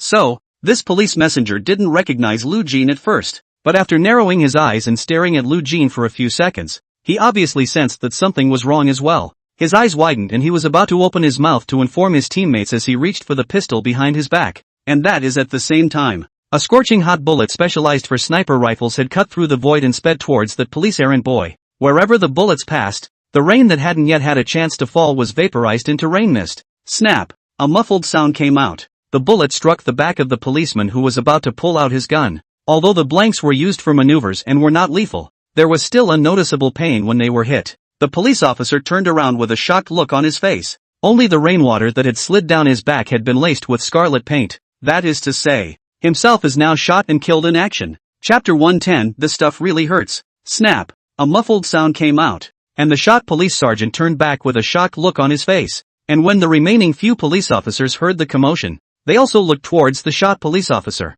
The scarlet paint mixed with the rain and spread out on the ground. Though look, it was like a few plum blossoms blooming in the midst of the rain. The crowd of police officers were all slightly stunned, their eyes widening almost simultaneously. Shocked and dismayed, they didn't expect this to happen at all. There's a sniper! Take cover! Take cover! As the crowd of police officers froze in place, one of them suddenly snapped back to his senses and exclaimed in a loud voice, and with a cry of alarm. All the police messengers reacted and began to rush around looking for cover. One time, the barricaded scene was a mess. Boo! And just as a group of police officers were all busy looking for cover, a muffled sound once again came from the roof of the building opposite the entrance and exit of the cell. A searing bullet pierced the void once more, coming towards a police messenger who was looking for cover. Pop! A subtle rattling sound came out as the one drill-specific bullet struck the police messenger in the back. The paint packet exploded, the scarlet fuel blending with the rain and instantly staining the back of the police messenger. A few hundred meters away, Ling Feng fired 2 shots in a row, accurately hitting the 2 men. This shooting skill was truly remarkable. Uncle Lai, should we evacuate the crowd first? A young police officer, who had just found cover, looked nervous and gasping for breath as he glanced back, just in time to see the setup. Those pedestrians were in disarray. The young police officer hurriedly turned around and looked at the old police officer who was hiding beside him and was already over half 100 years old and asked, "There's not enough people to cause a stampede. This is nothing but an act. And the bullets in the robbers' guns are just blanks, which are not lethal and do not threaten the lives of the public. Hide yourself. Don't get eliminated." The old police officer known as Uncle Lai held his own sidearm and sat crouched behind the bunker, taking a deep breath while speaking to the young police officer. The words fell. Uncle Lai looked back at the young police officer again, and looking at the young police officer's flustered look, Uncle Lai patted his shoulder. "Relax. It's just a drill. It won't kill anyone. All we need to do is take this maneuver seriously. At least with teammates who fall before your eyes in the middle of a drill, they get a do-over. If this were a real live battle, if this man goes down, human lives would be truly lost." Uncle Lai looked at the young police officer and spoke with as much of a smile on his face as he could muster. The young police sergeant's brows were slightly locked as he listened attentively to Uncle Lai's comforting words, and it was only after the words fell that he gritted his teeth and nodded heavily. Taking 2 deep breaths of cool air once more, the young police messenger glanced back toward the setup. In the midst of the panicked crowd at the setup, he saw a figure with a black umbrella. Instead of fleeing around as the other pedestrians were generally being overwhelmed, he was rather calmly walking towards the outskirts of the village in the middle of the city. The young police officer squinted his eyes, trying as hard as he could to get a good look at the face under the black umbrella. But the umbrella was pressed down so low that from his current viewpoint, he could only see the chin of the person under the umbrella.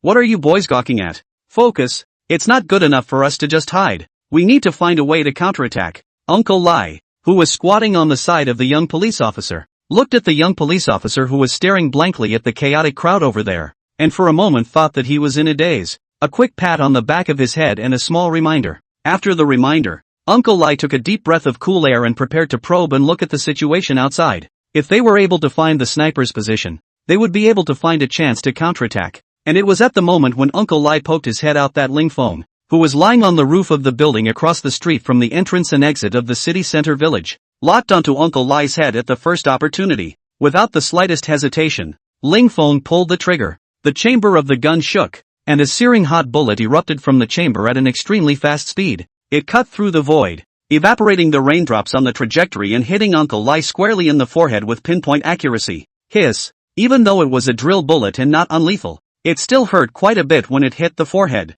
The moment he struck his brow, Uncle Lai couldn't help but suck in a breath of cool air and hurriedly covered his forehead, frantically rubbing the place where he was struck. Uncle Lai. Uncle Lai. Looking at Uncle Lai covering his head and lowering his head in a frantic rubbing manner, the young police officer froze slightly and hurriedly rushed up to grab Uncle Lai's arm and opened his mouth with a worried face. "Don't shake it. I have to say, this stuff doesn't kill anyone, but it really hurts." Uncle Lai pushed the young police officer's hand away, which released the forehead he was covering. At this moment, his forehead was blood red where he had been hit, and he didn't know whether it was the skin that was crimson or the pigment among the bullets from that maneuver. Above Uncle Lai's wrinkled old face, snot and tears flowed. An old man over 100 years old, crying like this. How can I say a miserable word? This maneuver-specific bullet, no killing power. Under such a long distance, the pain is also within the range of human tolerance. It was also true that there was only a slight pain when the 2 police constables, like those 2 before, were hit in the back.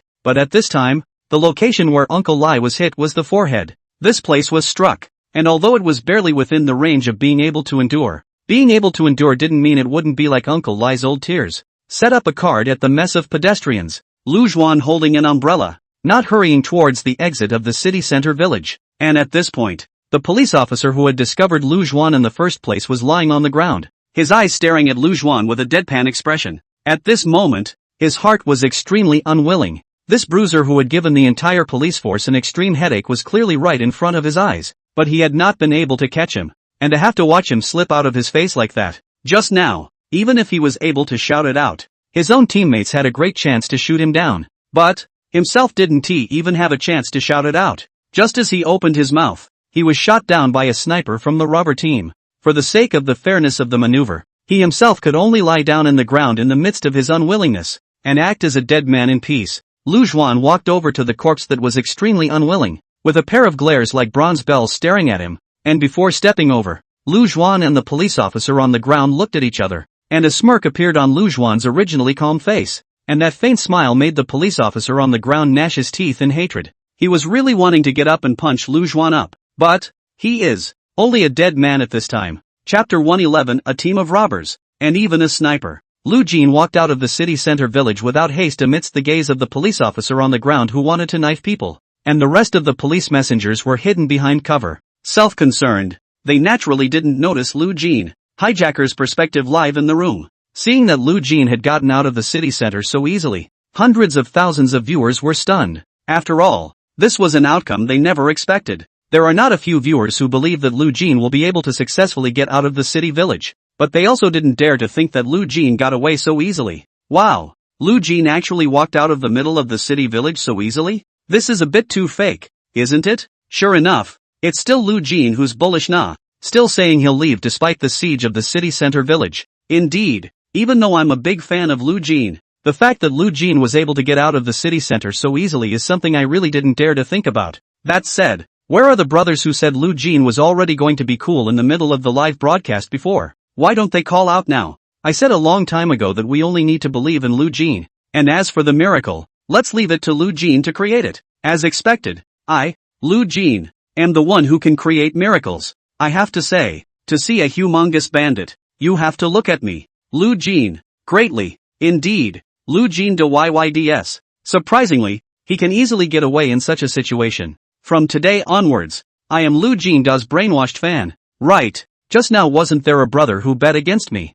saying something like as long as Lu Jin was able to escape from the middle of the city village, he would drink 5 pots of foot washing water, right? Dude, if you say so, I'm not sleepy. Ha ha, that brother who just bet with others don't hide. Hurry up and come out. This foot washing water I sponsor a basin. That said, in such a situation, Lu Jin even escaped. This time his name as the strongest robber ever can be considered secure. That's right, judging from Lu Jin's performance in the middle of these two maneuvers, the reputation of a highly intelligent robber is completely deserved. Other than that, Lu Jin de is indeed strong. No way. No way. And hard-blowing Lu Jin? Wasn't Lu Jin able to get out of the middle of the city village by relying on his teammates? If it wasn't for a good teammate, Lu Jin estimated that he would have to account for it in the middle of this urban village. Is this even hacked? Lu Jin's teammates are strong. Is it hard to believe that it's not the fact that they are strong in their own right and deserve such teammates? Live in the booth, the audience exploded. After all, the viewers, who had always chosen to believe in Lu Jin, were naturally exceptionally excited after seeing that Lu Jin had actually really gotten away from the city center village under such circumstances. Naturally, they were in the middle of the live broadcast, frantically mocking those viewers who had previously mouthed that Lu Jin had to be planted this time. And this massive wave of mockery was instantly pulling up the popularity of the live broadcast. Not only did the audience of the live broadcast go up by a wave, even the gifts of the live broadcast also went up by a crazy wave. The popularity of the live broadcast room once rushed to the top of the live broadcast platform, and naturally, the popularity of the name Lu Jin has been raised by a wave. On top of various websites, the discussion of Lu Jin in this maneuver had also nearly reached a frenzied point.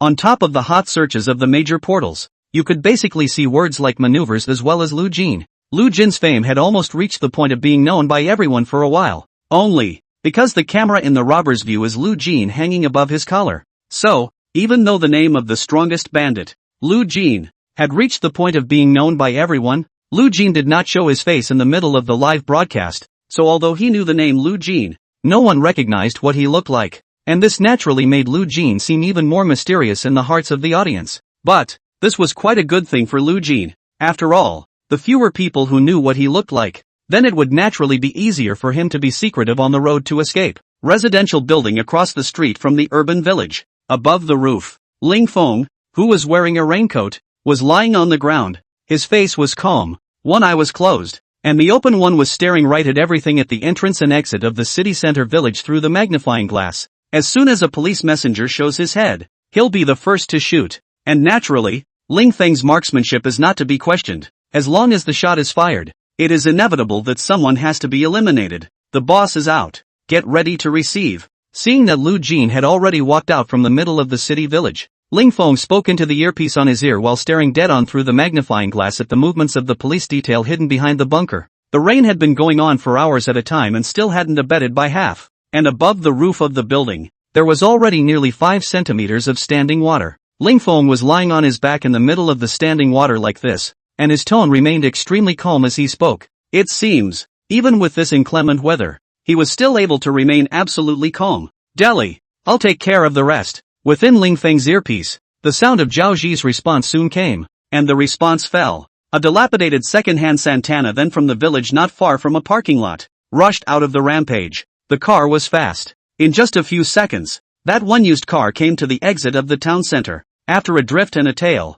it directly crossed between Lu Jin and the exit of the city center village. Boss, get in the car. After rolling the window down, Zhao Ji looked at Lu Jin with a smile on his face and waved before opening his mouth in extreme excitement. The speed of this car, as well as the rampaging stance, naturally caught Lu Jin's attention early on. At this moment, the car window rolled down, and after seeing that it was Zhao Ji, Lu Jin slightly raised his eyebrows. The reason why I pulled the kid Zhao Ji into the gang at that time. The main thing is that I heard he once brazenly raced a suspect downtown in pursuit of that suspect. Now it was also finally time to see the car skills of this Zhao Ji kid. Present. Lu Jin naturally didn't slack off in the slightest. Hurrying to open the car door, Lu Jin just sat down. Zhao Ji kicked the floor oil. The old used Santana let out a low growl, revving to a peak while the tires rubbed violently against the ground and black smoke billowed out. The foot brake is released at the same time as the handbrake. That old used Santana took a direct ejection start. Feeling the rather strong feeling of pushing back, Lu Jin frowned slightly. Have to say, Zhao Ji this kid although his head is not considered smart, but it's a really good ride. It's amazing that a used Santana can drive like a sports car. It was at the same time that Zhao Ji drove the car to eject the start. A police messenger behind the bunker saw the scene and instantly widened his eyes with a shocked expression. He turned to look behind himself at his co-workers. Lu Jin's team of robbers has race car drivers among them? The police officer spoke with a shocked face and extreme seriousness. Chapter 112, The Jianghu is a long way away. Let's see you in the next book. The end. Spread flowers. I don't know if it's a racer or not, but this team of robbers are not simple nah. Whether it's the writer just now or the sniper on the roof. It's not simple nah. The colleague behind that police officer pressed close to the cover and took a deep breath while opening his mouth with a serious face. Indeed, the sniper, who fired several shots, completely eliminated a police messenger with a single shot. No bullets. Just one sniper suppressed so many of them. This sniper is definitely at the top of his game. As he watched the used Santana go away in a cloud of dust, the police officer who had been looking around also looked back. Say, is this sniper and writer from our provincial office? How come I've never heard of it either? Our provincial office has such a powerful sniper? The police messenger also stayed close to cover, before he turned his head to his colleague and opened his mouth to ask a question with a deep frown on his face. In his memory, haven't really seen such a great sniper among the provincial halls. That's because your boy is exposed to too narrow a dimension. Our provincial hall is considered a place of crouching tigers and hidden dragons no matter what, and there are naturally quite a few capable people. Snipers, don't we have one in the special duty detachment of the provincial office? That kid even won a lot of international awards. To say it's a legend is an understatement. That colleague leaned against the cover and opened his head sideways to look at the situation outside while still not forgetting to open his mouth to chat with the police officer next to himself. Mostly this is the situation now. They were completely pinned down by the snipers on the opposite floor. Don't even dare to poke your head out to see what's going on, let alone take any action. So, under the circumstances, a bit of small talk isn't too much to ask. There's even someone this powerful in our provincial office? Listening to his colleague's words, the police officer had a shocked expression on his face. Holding the gun in his hand, he opened his mouth wide-eyed and asked out. It was true that he hadn't been at the provincial office for a long time, and he didn't know much about what was going on in the provincial office. So, also hadn't really heard that there was even such a powerful one. That's natural. We have a lot of capable people in the provincial office. I remember that kid seems to be called Ling Feng. Looking at his rookie colleague's inquisitive face, that police officer raised one eyebrow and spoke with considerable pride. That look. It was as if the honor that Ling Feng had received had little to do with himself. Inside the urban village, Team B's team leader is leading his team through the middle of a residential building. A call for help suddenly came from among the walkie-talkies, and listening to the situation reported in the intercom. The squad leader's face turned blue. He cupped the walkie-talkie in one hand, his fingers making a snap sound at the knuckles.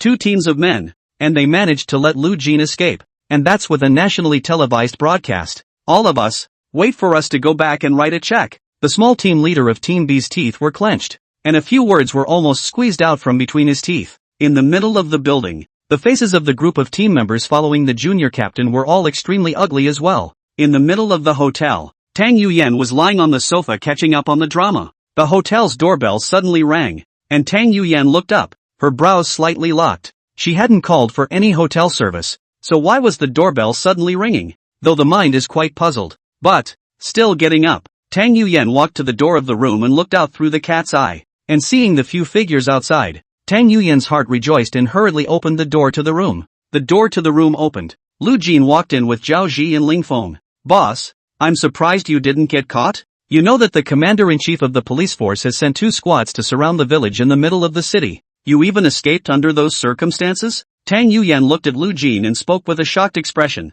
There was a playful smirk on his face as he spoke. "Thanks to Ling Feng and Zhao Ji. If it weren't for the 2 of them, I'm afraid I wouldn't have been able to get out of the city center village that easily." Lu Jin entered the house and walked to the sofa to sit down by himself before he calmly opened his mouth.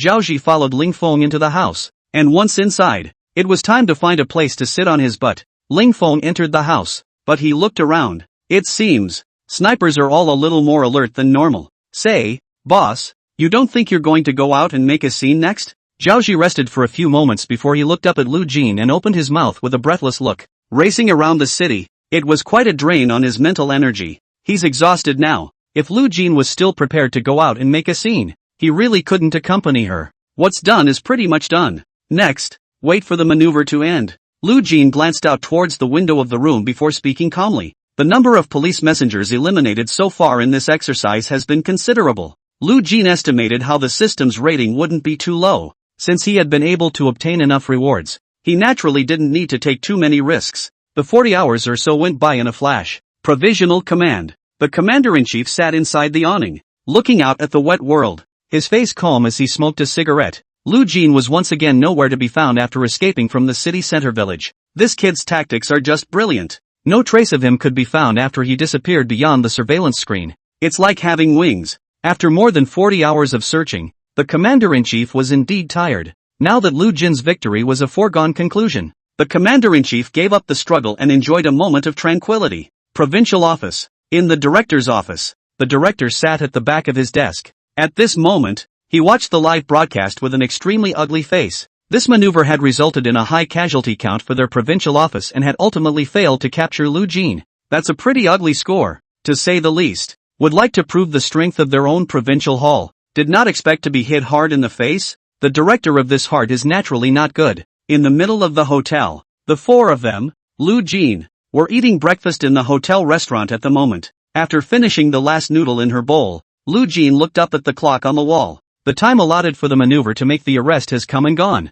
That is to say, at this point they, the gang of robbers, had won in the true sense of the word. The maneuver is over. Go! I claim the honor that belongs to you. Lu Jin got up, looked at Zhao Ji and the 3 of them, and spoke with a smile on her face. The whole book is finished. It's hard when it's over. This is the author's first book at Tomato, but the author is no novice author. The book is just over 200,000 words, and it shouldn't have ended so hastily. But as you all know, the author has broken off before for a long time. The main reason for this is that the novel's fee couldn't support itself anymore, and the author went to work for 2 months. I made some money to go home for the new year and thought about picking the book up and writing it. But after writing for a while, perhaps because of the long break, the author always felt very out of place. Thinking about it, let's just end it. Here, apologize to all readers and take a bow. It's a new year, and the author, with savings from her previous part-time job, is ready to embark on the road to full-time employment once again, hopefully with a fresh start. The new book is already in the works and is expected to be released before the New Year's Eve. Still in tomatoes. Again, I'm sorry, the jungle is a long way off, so I'll see you in the next book.